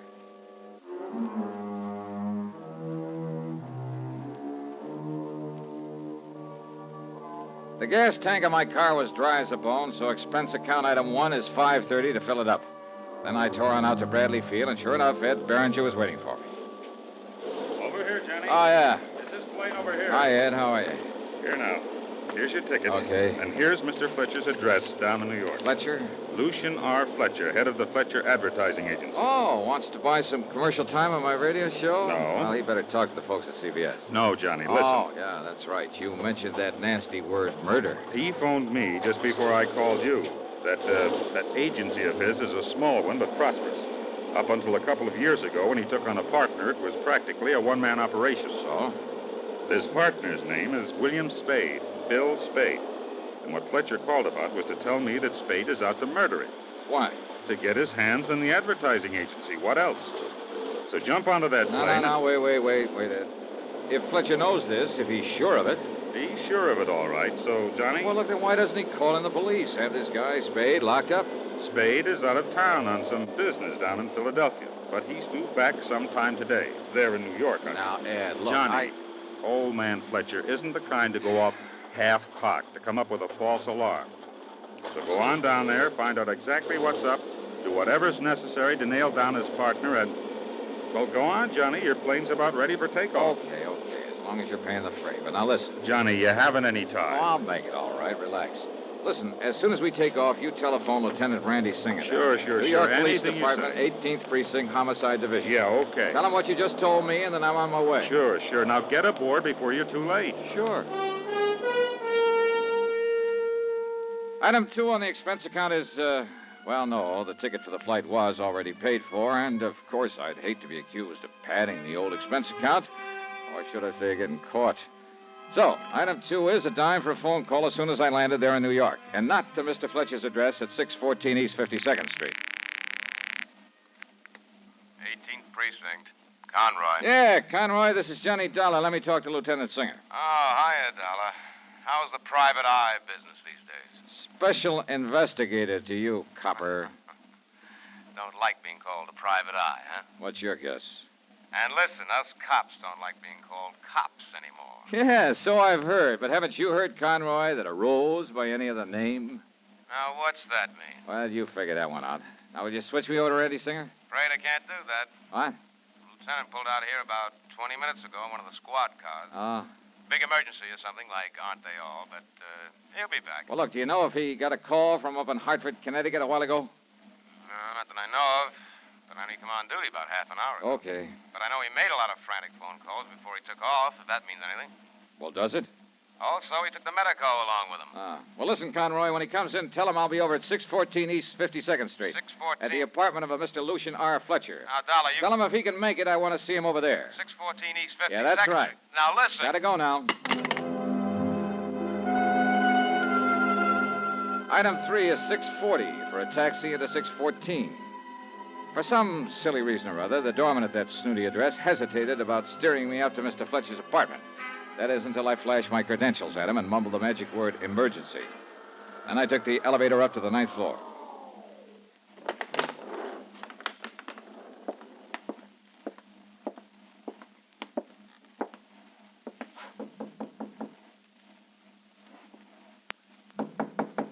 Come in, Johnny. Come on in. Huh? Conroy phoned me you were on your way over here. How are you, boy? Randy. Oh, and Ed Behringer up in Hartford did call you. Yeah, that's right. So I came on over here to see Mr. Fletcher, find out what all the excitement was about. Well, what'd you find out? Now, why don't you just come on into the library and see for yourself? Sure, I will. But if you ask me, Randy seems... Huh? Yeah. This is Mr. Fletcher? That's Mr. Fletcher. Dead. That's right, Johnny. Dead as a doornail.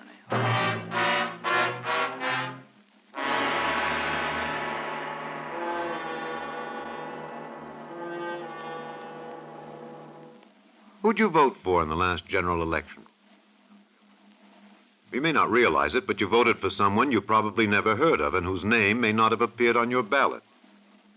And who was this stranger?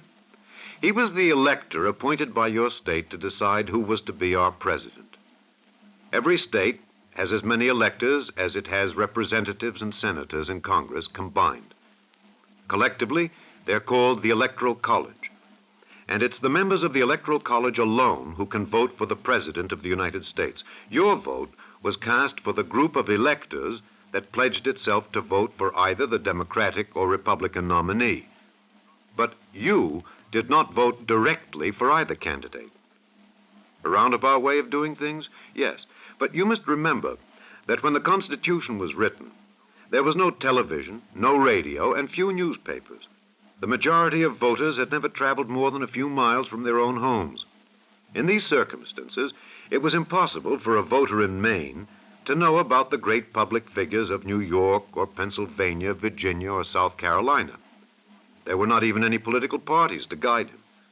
And so the voter in Maine didn't try to do the impossible. He voted for someone who did know the great men of the times and who could render an intelligent decision as to which one of them should make the best president. The system has its faults. 3 times in our history, the man who got the most votes from the people was not elected president because he did not get the most votes in the Electoral College. Yet no one today seriously proposes to abolish the Electoral College, because by and large, the people believe that in spite of its drawbacks, the present system of electing our president ensures that your country and mine shall be our country, under God. And now, Act 2 of yours truly, Johnny Dollar.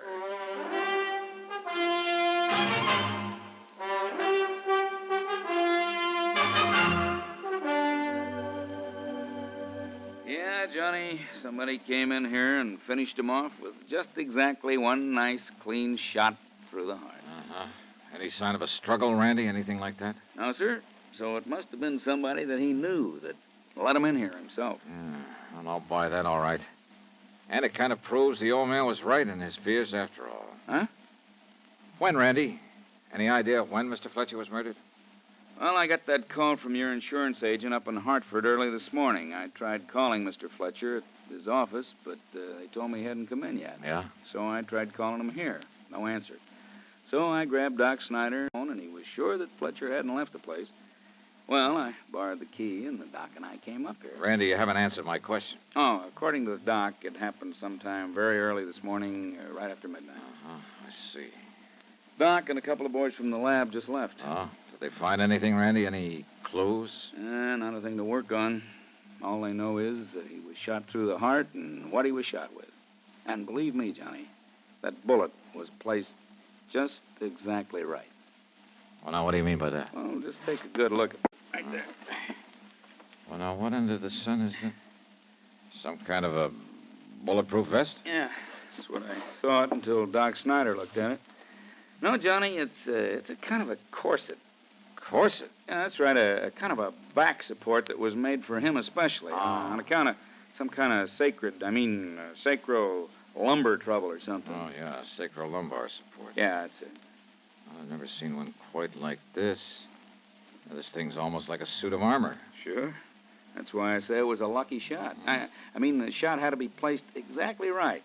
Inch or two on either side, and one of those wide steel ribs would have bounced it off, or at least kept it from going straight into his heart. Oh, now, wait a minute. A .38 slug pack's a lot of wallop. Yeah, only this was a little .22.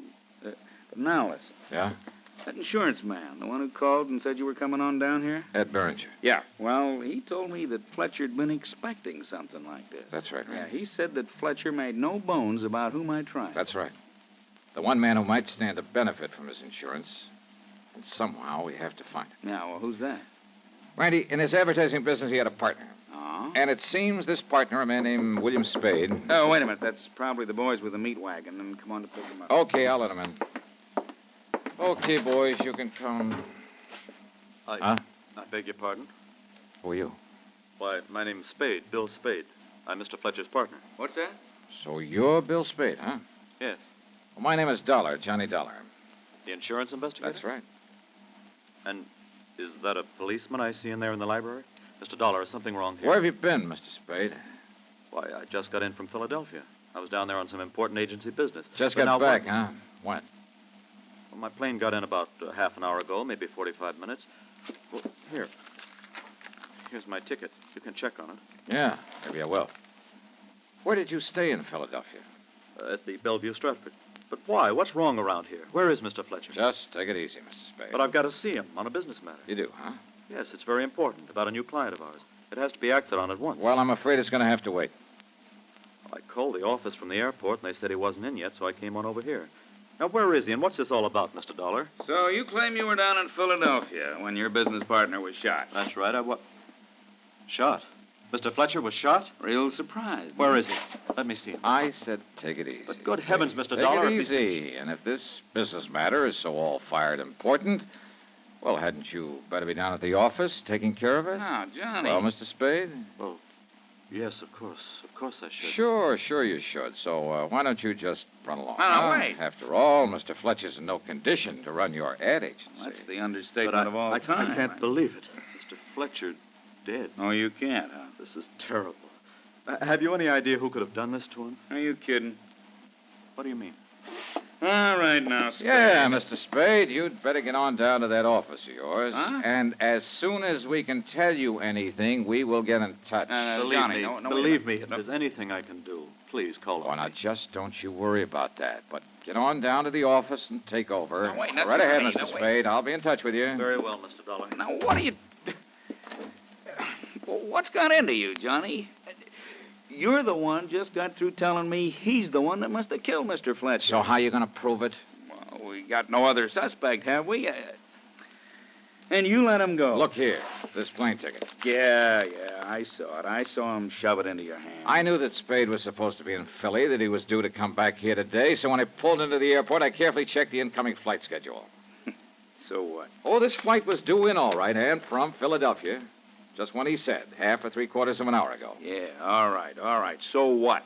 That doesn't prove he was actually on that flight. Randy, I think he was. That ticket could have been used by somebody else. Well, it's easy enough to check on, but I doubt it very much. All right. But if you're right about that, if he was down there in Philly, then your first theory about him is all wrong. How could he have murdered Mr. Fletcher? Sounds impossible, doesn't it? Of course. It is. Want to bet?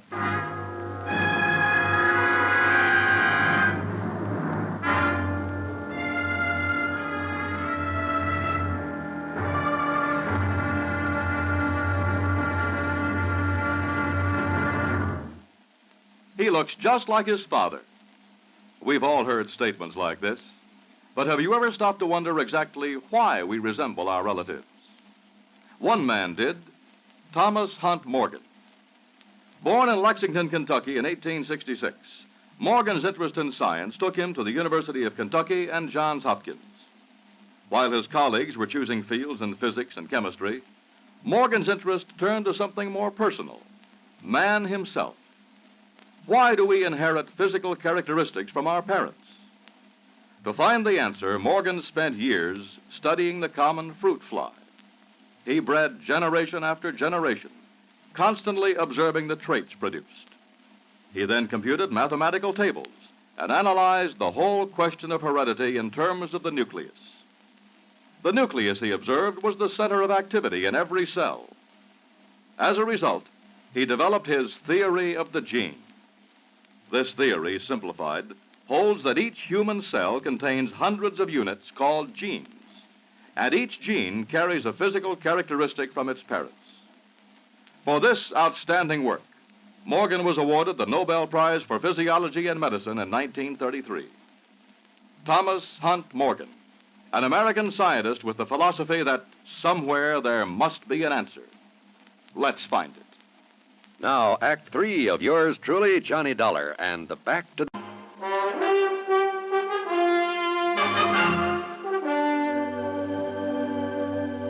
Expense account item 4, 10 cents for a call to the Fletcher Advertising Agency.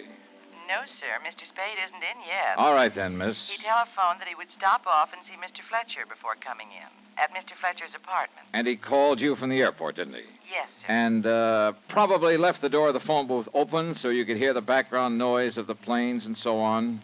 What? Sure. So you know he actually was calling from the airport.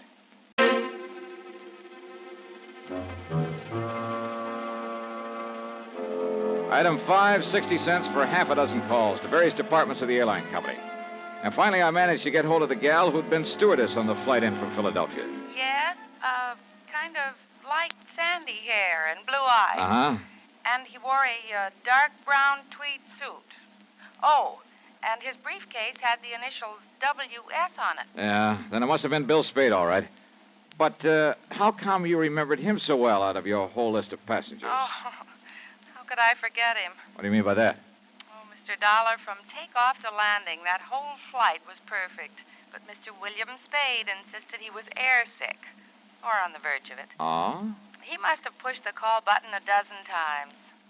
Mary and I were busier with him than with all the other passengers put together. Oh, I see. Mary swore he was perfectly all right. That didn't keep him from pushing that button. Yeah, almost as though he was deliberately calling attention to himself. Yes, certainly looked that way. But why? I think I have a pretty good idea. Thanks a lot.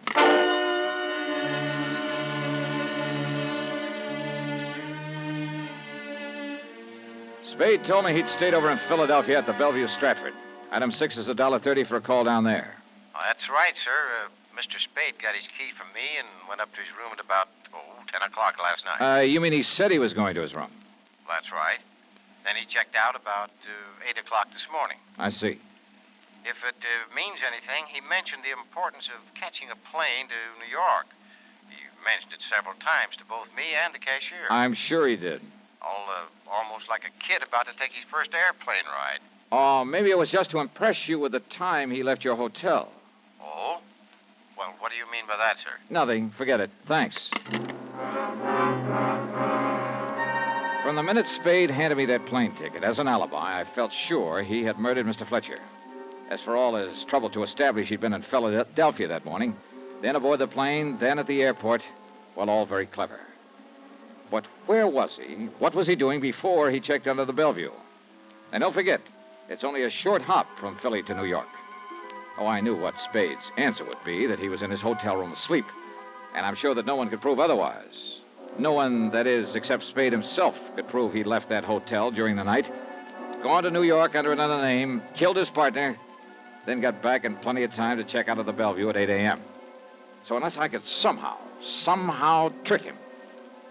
Item 7.85 cents for a cab to his office. Yes, come in, Mr. Dollar, and sit down. Ah, all right. Thanks. I'm sorry for the appearance of my desk, but with all that's happened and with the affairs of my new client to take care of... Your new client? Well, after all, with Mr. Fletcher gone... Hey, it looks to me like you have every newspaper in town piled up here. But they wouldn't write about Mr. Fletcher unless he were dead or murdered. What? Tell me, how did you and Fletcher get along? I suppose I might have expected you to ask something like that, just as a matter of routine questioning. Your questioning of anyone who knew him. Maybe. But what did you mean by saying the papers would only print a story if he were dead? By saying the papers would only print a story if he were dead? Just let me ask the questions, huh? Well, of course. Well? Mr. Fletcher and I ran this business together. Personally, how'd you get along? He was a very difficult person, Mr. Dollar. Created many embarrassing situations here in the office. Embarrassing for you? Yes. But I blame it all on the constant pain from his back. You see, he had a very serious condition, sacrolumbar. Yes, trouble. I know that. But I had to admire and respect him. He was a genius. Now, just look at the way he built up this agency. Yeah. Be nice to have, wouldn't it? Especially by you. In other words, you had plenty of motive for killing him. Yes, of course. But if you think for 1 minute... And I'm sure you had no trouble getting hold of a key to his apartment. Mr. Dollar... Who knows? Maybe Mr. Fletcher gave you one. After all, his own partner... Dollar, if this is an attempt to be facetious... Look here, it's bad enough that Mr. Fletcher is dead. Now, that's the second time you've said that. Said what? That Fletcher is dead. Well, of course I... What? Did I say that he was? Or the lieutenant there at the apartment? You said he was shot. He must be dead. You mentioned his back trouble. Look here now. I myself saw that corset he was wearing, those wide, heavy stays made of steel. Oh, you... Why, it would bounce off it like hail off a roof. Now, a big gun, a .38. But you forgot all about that regular suit of armor he had around him. But he fell. I saw him. I saw him fall. Sure you did. And I thought the bullet... But if I didn't kill him, I was sure I had. I'd aimed for his heart, and when he fell... When he... Oh. Yeah. Oh, no. Fletcher is dead. And now that you've told me who did it... Dollar, please. Listen. You, mind if I use your phone?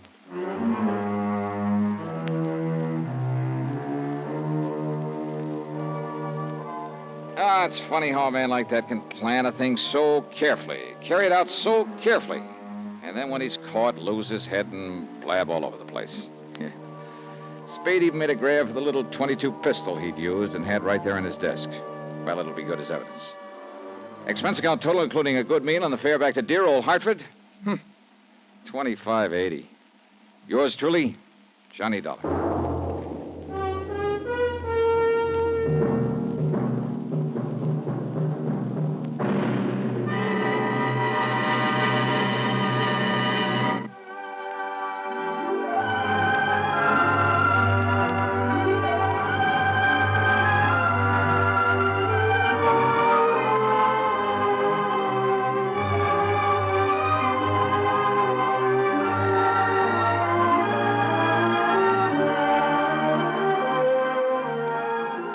Yours truly, Johnny Dollar, starring Bob Bailey. Originates in Hollywood and is written, produced, and directed by Jack Johnstone. Heard in our cast were Virginia Gregg, Gene Tatum, Frank Gerstle, James McCallion, Herb Vigran, Jack Edwards, and Forrest Lewis. Be sure to join us next week, same time and station, for another exciting story of yours truly, Johnny Dollar.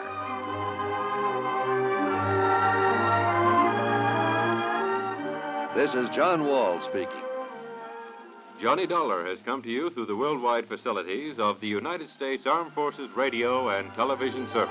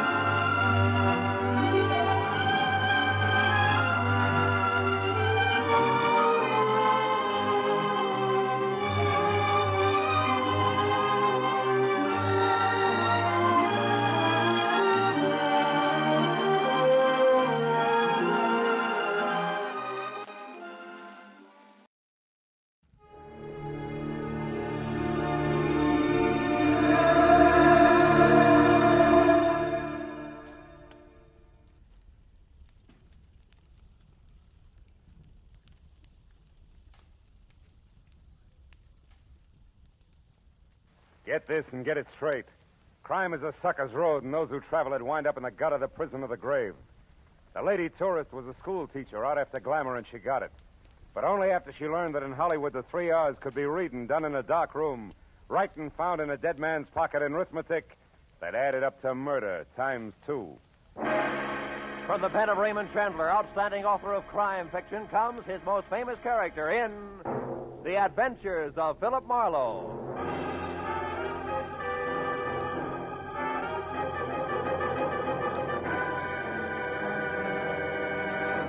Now, with Gerald Moore starred as Philip Marlowe, we bring you tonight's transcribed story, The Rushton Hickory.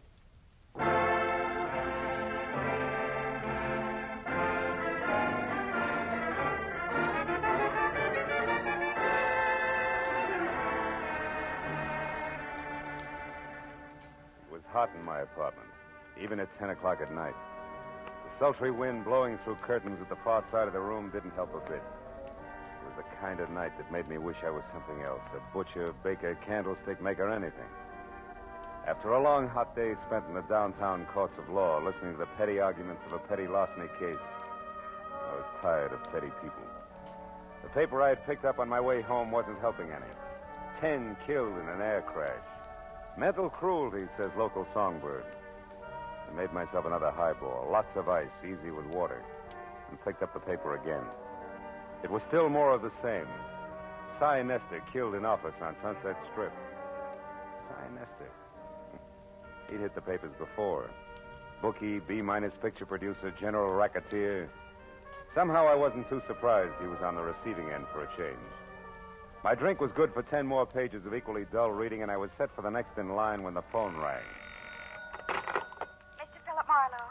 It was the first attractive voice I'd heard all day. Mr. Marlowe? And you know, I thought she might be fun. My name is Joan Rushton, and I'm only here in Hollywood from Ferndale, Nebraska on a vacation, and I wanted to have some fun. You know, see the nightclubs and the stars hey. and that sort of thing. Hey, wait a minute. I Joan. don't want trouble, Mr. Marlowe. Hold and it. least of all, Teacher. Hey. Yes? Let's back up a little, huh? Now, your name is Joan Rushton. You're from Ferndale, Nebraska, which you're right, I've never heard of. Also, you're a school teacher. That much I got. But the rest about the sights, the last part, the trouble Oh, but with... don't you see? They're the one and the same. Oh? I wanted to step out. Nightclubs, movie stars, glamour. But it didn't end up like that because he was shot, and then I didn't Who know what was to shot? do. And his name's Aubrey Nickel. He's the man who took me out to show me the club. Anyhow, after it happened, I ran. Why? Why? The publicity, of course. Mr. Marlowe, I'd lose my job. You see, I'm a school Yeah, you teacher. said that, honey. Now, look, where are you, Joan? The Tulip Room. It's a bar on Sunset and La Cienega Boulevard. You'll come right over, huh? Huh? Yeah, I'll come right over, huh? Goodbye, Joan.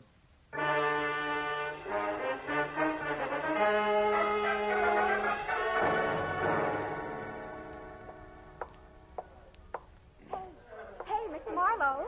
Yeah, but where are you? Over here in this booth. Hurry. Okay, hurry it is. Hello. Now tell me why all the secrecy and you... Oh, And what? Oh, what are you staring at? you. I expected braids, Joan. Horn rims, calico, maybe. Not ice blue satin, draped, plunging, and, Yes? yes. Start at the top, honey, and slow this time, huh? Well, yesterday I met this man, this Aubrey Nickel I mentioned. Oh, he's really nice, Mr. Marlowe. He's a photographer, has a darling place up on the Sunset, Sunset Strip. You went there to have your pictures taken? Uh-huh. I wanted something, well, something glamorous. That's easy. And look here what I got. Oh, by the way, I ordered a drink for you, a Scotch drink. Here. You like Scotch drinks, don't you? Yeah, Scotch drinks are my favorite drinks, Joan, thanks. You're welcome. Now, isn't it wonderful? The picture, I mean. I'll say it is. I'd never say school teacher. No, that's the idea. Just like a model in a fashion magazine, isn't it? Aubrey took it from inside his photo shop while I was outside on the street looking in his window. You know, like a smart career girl just strolling along the avenue. Mm-hmm. And see how he faded out the background? That way I'm the focal center. Focal center. Isn't it nice? Oh, yes, it is, yeah. But look, Joan, the rest of the story. Now, the man was shot. You don't want publicity, remember? Oh, yes, of course. Well, we made a date, Mr. Marlowe, for tonight. I was to be at his place, his shop on the strip at 8, which I was. But when I got there... He was gone. Well, no. He might just as well have been for all the attention he paid to me. Oh? He had something on his mind. Acted as though he didn't even expect me. Why, I had to mention his picture here twice before he got it out of a drawer for me. But then, just like that, he changed. Said if I wanted glamour in nightclubs, why not? Oh, by all means. Why not? And off we went to Cyrano's, no less, and sat at a table with two men and a woman who was actually Irmgard Fury. Actually, who? Irmgard Fury, the starlet. Oh. Don't you read the papers? Oh, golly, her picture's been in every theater section and magazine for the last 6 months. Of course, she hasn't made a movie yet, but she probably Wait a will. minute. Irmgard Fury. She has red hair, a figure, lots of each, huh? That's right. Oh, and so sweet to talk to. Well, believe it or not, when we were in the powder room and she couldn't find her lipstick, she used mine. Now, that's really democratic. Look, Joan, there was a shooting. You remember that. Now, you were sitting at a table with 3 men, and this Irmgard Fury? That's right. Well, Go on. What happened next? Well, when Miss Fury and I got back to the table, Mr. Lacey and his friend were gone. And then a minute later, Aubrey excused himself to make a phone call. And then? And then a waiter brought me a note from Aubrey which said I should go back to my hotel and wait there till I heard from him. Then it happened. Look, Joan, if I'm going to help you on this, you got to tell the whole coherent story. Well, suddenly there were some shots, maybe from outside, and people were yelling. It was terrible. I was scared to death. And I ran outside. People were crowded around someone. It was Aubrey. He was dead. What'd you do then? I took the first taxi I could get to my hotel, the Beverly Crest. I started for my bungalow, but didn't go inside because there was a man hanging around. I'd seen him before someplace, and I didn't like his looks and turned away, and he called to me. Oh, he was awful, Mr. Marlowe. Awful looking like a frog, maybe? Sloping shoulders, bulging eyes? Yes, and when... Mr. Marlowe, how do you know what he looked like? Promise not to tell. Promise not to... Oh, Mr. Marlowe, he's here, isn't he? Mm-hmm. Been watching us for quite a while. Oh, holy smokes, and I didn't get away from him. Oh, Mr. Marlowe, I had nothing to do with this shooting. What can I do? I simply can't be mixed up in this terrible business. Oh, please, Mr. Marlowe, I'll pay you anything, only get me out of this, please. We'll talk about that later, Joni. Now, look, when we get up, keep talking and don't look away from me. Then when we're outside and around the taxi stand there, duck away from me fast and get in close to the building and stay there till the frogman is gone. Then head for your hotel bungalow and wait there till you hear from me. Now, you got that? Well, yes, but I don't understand why he's going to leave us. You will, if our little coup works. Come on.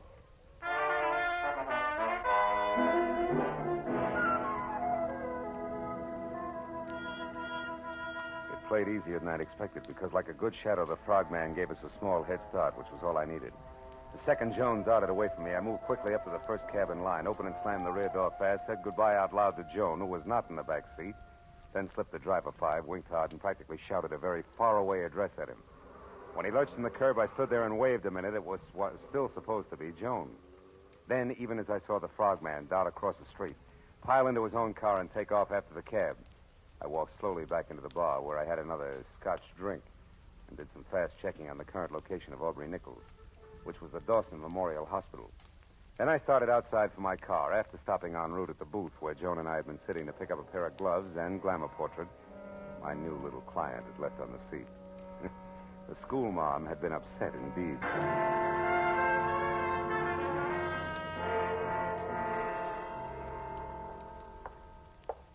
Dawson Memorial Hospital, Dr. Chambers? Yes, one moment, please. Go ahead. Yes, sir. Oh, I want to know the condition of a patient who was brought in here a little while ago, Mr. Aubrey Nichols. Oh, I'm sorry, sir. We're not allowed to give out such information. You'll have to inquire at the superintendent's office. Sir, Joe, I wouldn't bother, Phil. Well, Detective Lieutenant Matthews, good evening. Good evening. Nickel is dead, Marlowe. We did not get a statement from him. That's too bad. Any idea who did it? No. Have you? I didn't even know him. A client of mine. Yeah, Mr. Smith? That's right. That's remarkable. Mr. Smith, he asked me to inquire about his condition. Uh-huh. Well, it happened about an hour ago in an alley behind Cyrano's. Aubrey Nichols was a photographer up on the strip, but pretty much of a phony. A big front boy, strictly. That's all there was to it, huh? Walk down here with me a little. Oh, sure. We figure there may be some connection between this shooting and Cy Nestor's death this afternoon. Nestor also had an office on the strip. What do you figure the tie-in is, Matthew? A man named Ham Lacey. You ever hear of him? Yeah, he was one of Nestor's #1 boys in the racket, right? Yeah, something like that. Of course, officially, Ham Lacey is known as the vice president of Nestor Enterprises Incorporated. Also production manager of that second-rate movie studio Nestor owns. Well, anyway, Lacey, another man, and Aubrey Nichols were at Cyrano's tonight with a starlet named Irmgard Fury and another gal we haven't been able to tag yet. Now, tell me, wait a minute, Phil, Lieutenant. When Nestor was killed, did it look like the usual mob tactics? No. Nestor was beat up by fists. Not sapped, not cut up with brass knuckles. His death was caused by a blow to the temple from a poker that was standing next to a phony fireplace in which he could have hit his head when he fell. Well, probably not Lacey and Associates, huh? Probably not. He's got an alibi. Yeah? Besides, we already got a fair line on who did it and why. We found a note in Nestor's pocket signed D. Tobin, which threatened Nestor with a beating if he didn't stay away from the undersigned's wife and send her back home at once. Nestor, you may or may not happen to know, had this Irmgard Fury or something under contract to him, saw lots of her. So, again, the two deaths more or less tie together. Yeah, you've already talked to, oh, by the way, her name is Irmgard Fury. No, I ain't talking to her. I figured I'd wait till I knew a little more. Also, I didn't figure Nickel would die without saying anything. No. Oh. Well, now it's your turn. We found this negative in the alley near Nickel's body. This is a night shot of the Sunset Strip and nothing more. Means anything to you? No, why should it? Now, look, I told you before, Lieutenant, I never even met Nickel. Yeah, and I listened, didn't I? I noticed. Yeah, but now let's level a bit, huh, Phil? Who your client is and what he or she has to do with this is one thing as long as we're both on the same side. But playing dumb when it might count is quite another. Now, once more, Phil, huh? The picture? Still 0, Lieutenant. Honor bright. Anything else? Yeah, just to save you a little time, Phil. Yeah, let's do. Irmgard Fury's address, 441 West Bedford Drive, Beverly Hills. You got a pencil? 441 West Bedford Now, Drive. play it close. Be sure to call when you think it's time.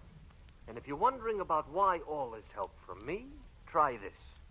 What you know and won't tell, plus what I know and will tell, might do the trick. Say goodbye to me, Phil. Goodbye.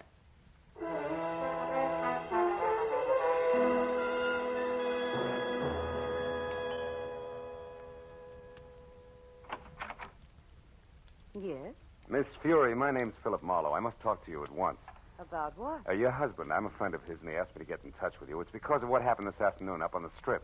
Oh. Well, what's wrong? Is Dave here in town? Yeah, he is, and he's in trouble. You see, the police are after him. All and right, hold it, mister. You've said enough. Huh? What are you, cop or reporter? Oh, now, wait a minute, Miss Fury. I've already told you I'm a friend of Dave's. Whose name happens to be Douglas. Mr. Douglas Tobin. Keep that in mind when you try this next time. Good night. Not so fast, baby. The mistake was mine, but I still want to talk to you. So do a lot of men. I'll bet. Now beat it before... God?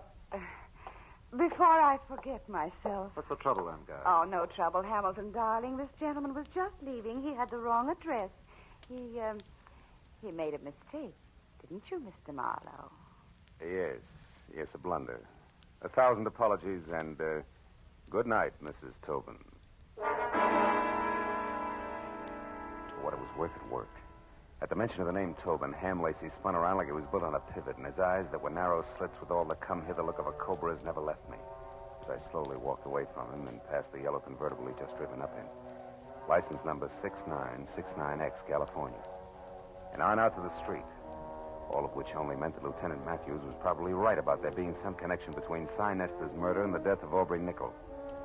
When I opened the door of my car and started to climb in under the wheel, the voice in the night helped not at all. If you don't do as I say, I'll kill you. Okay. Knock it out. Take it easy. All right. Now close the door and turn around. You're back to me. Now, look, if this is a stick-up, Busty, you can save us both a lot of time. Shut up. I'm not a hold-up man. Now, move over there, close to those trees. Go on. I want to ask you a question. All right, that's far enough. Now, what have you got to do with Helen? Helen who? Helen Irmgard Fury. That's what she's known as now. What have you got to do with her? Tell me.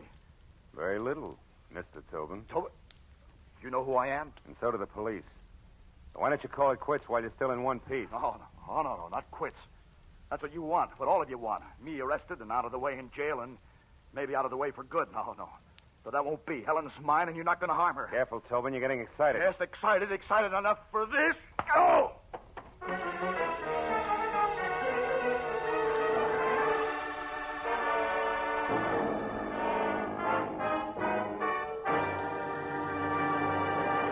In just a moment, the second act of Philip Marlowe. But first, a thrill-a-minute, high-tension suspense from the word go. Dramatic excitement that builds and builds until it explodes in a smashing climax. That's Inner Sanctum, the great mystery show that's another of CBS's top-notch Monday night programs. You'll find Inner Sanctum one of the most entertaining spots in your Monday night listening schedule. And remember, Lux Radio Theater is back for its 15th year of great dramatic presentations. Inner Sanctum and Lux Radio Theater every Monday night over most of these same CBS stations. Now, with our star, Gerald Moore, we return to the second act of Philip Marlowe and tonight's story, The Rushton Hickory.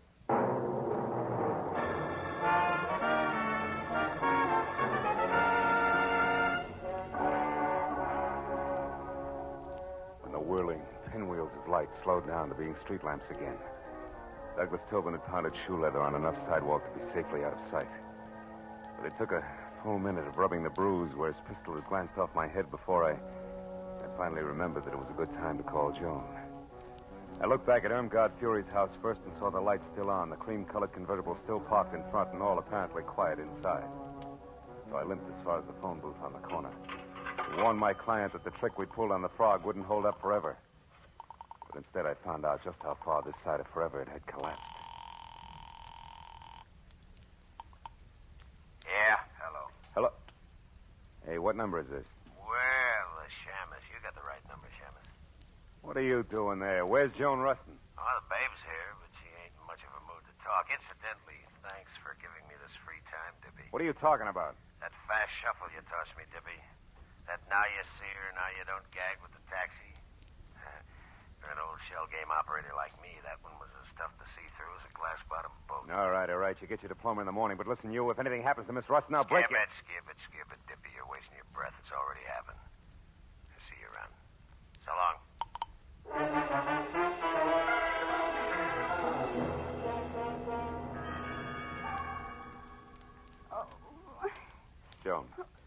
Joan, come on, baby. Come on, snap out of it. Oh, stay away from me. Hey. Get out of here, Hey, you hold ain't it. It's leave me, alone. Joni, Marlowe. Marlowe. Yeah. Oh, Marlowe. Come on, honey. What happened? Are you hurt, Joan? That man, the one with the gruff voice. Yeah? He forced his way in here, Marlowe. He was looking for something. I tried to stop him. I was going to scream, but I guess that's when he put the bite on me. That slug, baby. Well, anyway, he hit me hard. And I've never been treated that way before in my whole life. You've never been buddies with murder before, either. Come on, honey. Get up off the floor, huh? Easy now. There. Hey, he turned your place inside out, too, didn't he? What was he after, Joni? Oh, I don't know. He just told me to quit stalling and hand it over. I didn't know what he meant, so he shoved me. Then he pulled out all the books there, tore up the rugs. He was looking for something small and flat like a... Wait a minute. Sure. The cops found a negative near Aubrey Nickel tonight, but it was worthless. There must have been another one, an important one. And Lacey and Froggy, who no doubt is Helmbay, must think you've got it. Me? Well, that's impossible. All I had was my picture, and, well, I don't even have that now. No, but I do, out in my car, and it gives me a great idea. Come on. Well, where, Marlowe? I don't get it. What's my photograph got to do with this? Maybe plenty. You see, when Aubrey printed that picture of you, he faded out the background almost completely. You remember? Uh-huh. That's a stunt in fashion photography to make a subject stand out. But in this case, Joan, I figure it was played strictly in reverse. Well, how do you mean? That Aubrey took you to Cyrano's tonight on business, big business. And you were holding the merchandise for him all the way. Oh. Here, let's take a look. Oh, Marlowe, my pretty picture frame. Better this than your pretty head later, sweetheart, believe me. Yeah, here it is. Look, see? A negative the size of a postage stamp. But I'll bet old flash bulbs the $10 bills this baby's really loaded. Marlowe, Hmm? I'll bet that baby's loaded, too. What are you talking about? The gun in that man's hand there behind you. Oh, fine. Wait. Easy, Marlowe. I'm not looking for any more trouble. I just want to be sure that you'll help me first. You're a private detective. I searched you before, so I know. I'm in a jam. It's worse than I figured. The cops are after me for murder. No kidding. I can't understand it, Tobin. All you got is a motive deep enough to swim in, and you've been dropping clues like Hansel and Gretel drop pebbles. All right, but I didn't do it. Well, I beat up Cy Nestor, sure, but he was going with Helen, my Helen. I hated everything and everybody in this phony town because they took her away from me. Even changed her name for her, Irmgard Fury. But I didn't kill Nestor. I swear I didn't. You've got to help me, Marlowe. With that 38 in your fist, are you asking or telling? Oh, I'm asking, brother. Here, take it. Take the gun. I'm in a fix, and I know it. Okay, hothead. I'm already in Dutch for hiding Matthew's key witness here. Think how I'll look keeping his chief suspect under wraps, too. Yet, maybe I'm a sucker, but I believe you. All right, where do you hang your hat? The Country Cottages, number 7. It's a kind of a motel court down on Melrose Street. Number 7. Now go there and stay out of sight. And I mean stay out of sight. Yeah. Oh, okay. Thanks, Marlowe. Say, I'm sorry I batted you down. Down tonight. That makes a lot of difference to the lump on my head. Go on, Tobin, beat it. Okay. I'll keep in touch with you. And where are we going, Marlowe? Call a friend of mine. We need a big enlargement of a small negative.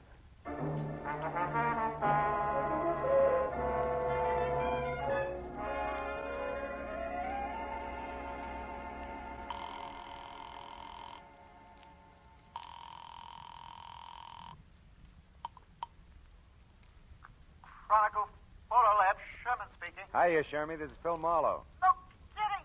Gee, how's business, Phil? Long time no see. Yeah, I know. Now, look, are you busy? I got a job that's right down your alley, Sherman. It's important. What is it, Marlowe? Well, it's a 35-millimeter negative. I want it blown up to about half as big as a house. Okay, bring it in. I can't. I've got to check a couple of other things at the same time.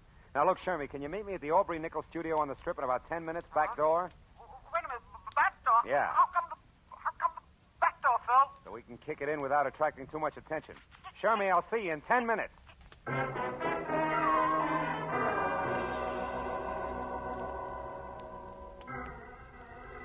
piled Joan into the car, drove down the Strip, and once past Nickel studio, which was enough. Joan had posed for a picture in front of the place, and directly across the street, behind her, just as I knew it had to be, was a neat plastic sign reading Sign Nestor Enterprises on the diminutive but glossy imitation Swiss chalet where Nestor's body had been found.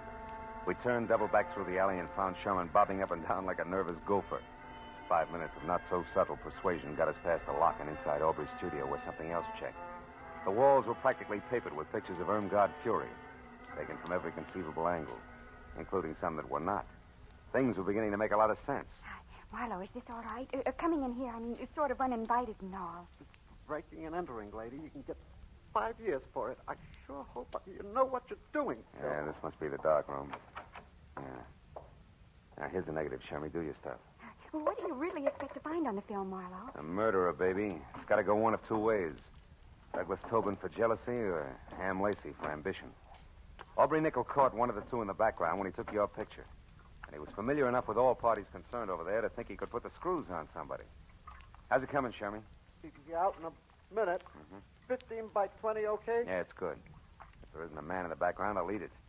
Better get the salt and pepper, pal, because it's nothing but a car. It can't be. Oh, brother, that's more than a car, Shermy. It's a yellow convertible that belongs to Ham Lacey. Look, you can even see the license, 6969X. 696. Oh, now how do you suppose... What's the matter, Marlowe? I just thought of something. Without this picture, both Tobin and Lacey are suspects. But with it, we have proof Lacey is implicated. That means Lacey thinks he has Tobin sitting in the perfect frame, right where he wants him. Oh, Marlowe, listen. Now, look, you two get out of here. Go back to the paper. I've got to get to Tobin fast and let him know. Oh, Phil, listen, Look, baby, you're no doubt terrific in the 3rd grade. But some things they don't even teach in college are going to pop any minute, so I'll take it from here, huh? Stick with Shermy, honey. I'll call you. Oh, but Marlowe, wait, listen.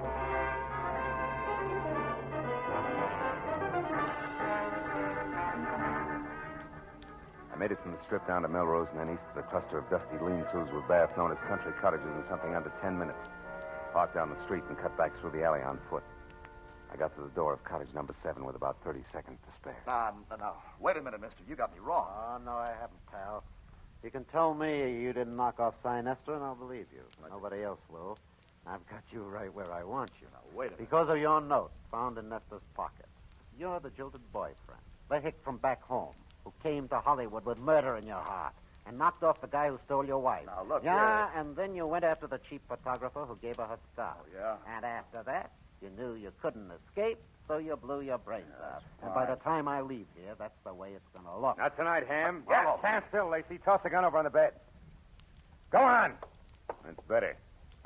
So you figured Aubrey was lying about having a picture that pegged you as Sign Nestor's killer, didn't you? You figured Aubrey saw something but had no proof, so you shot him.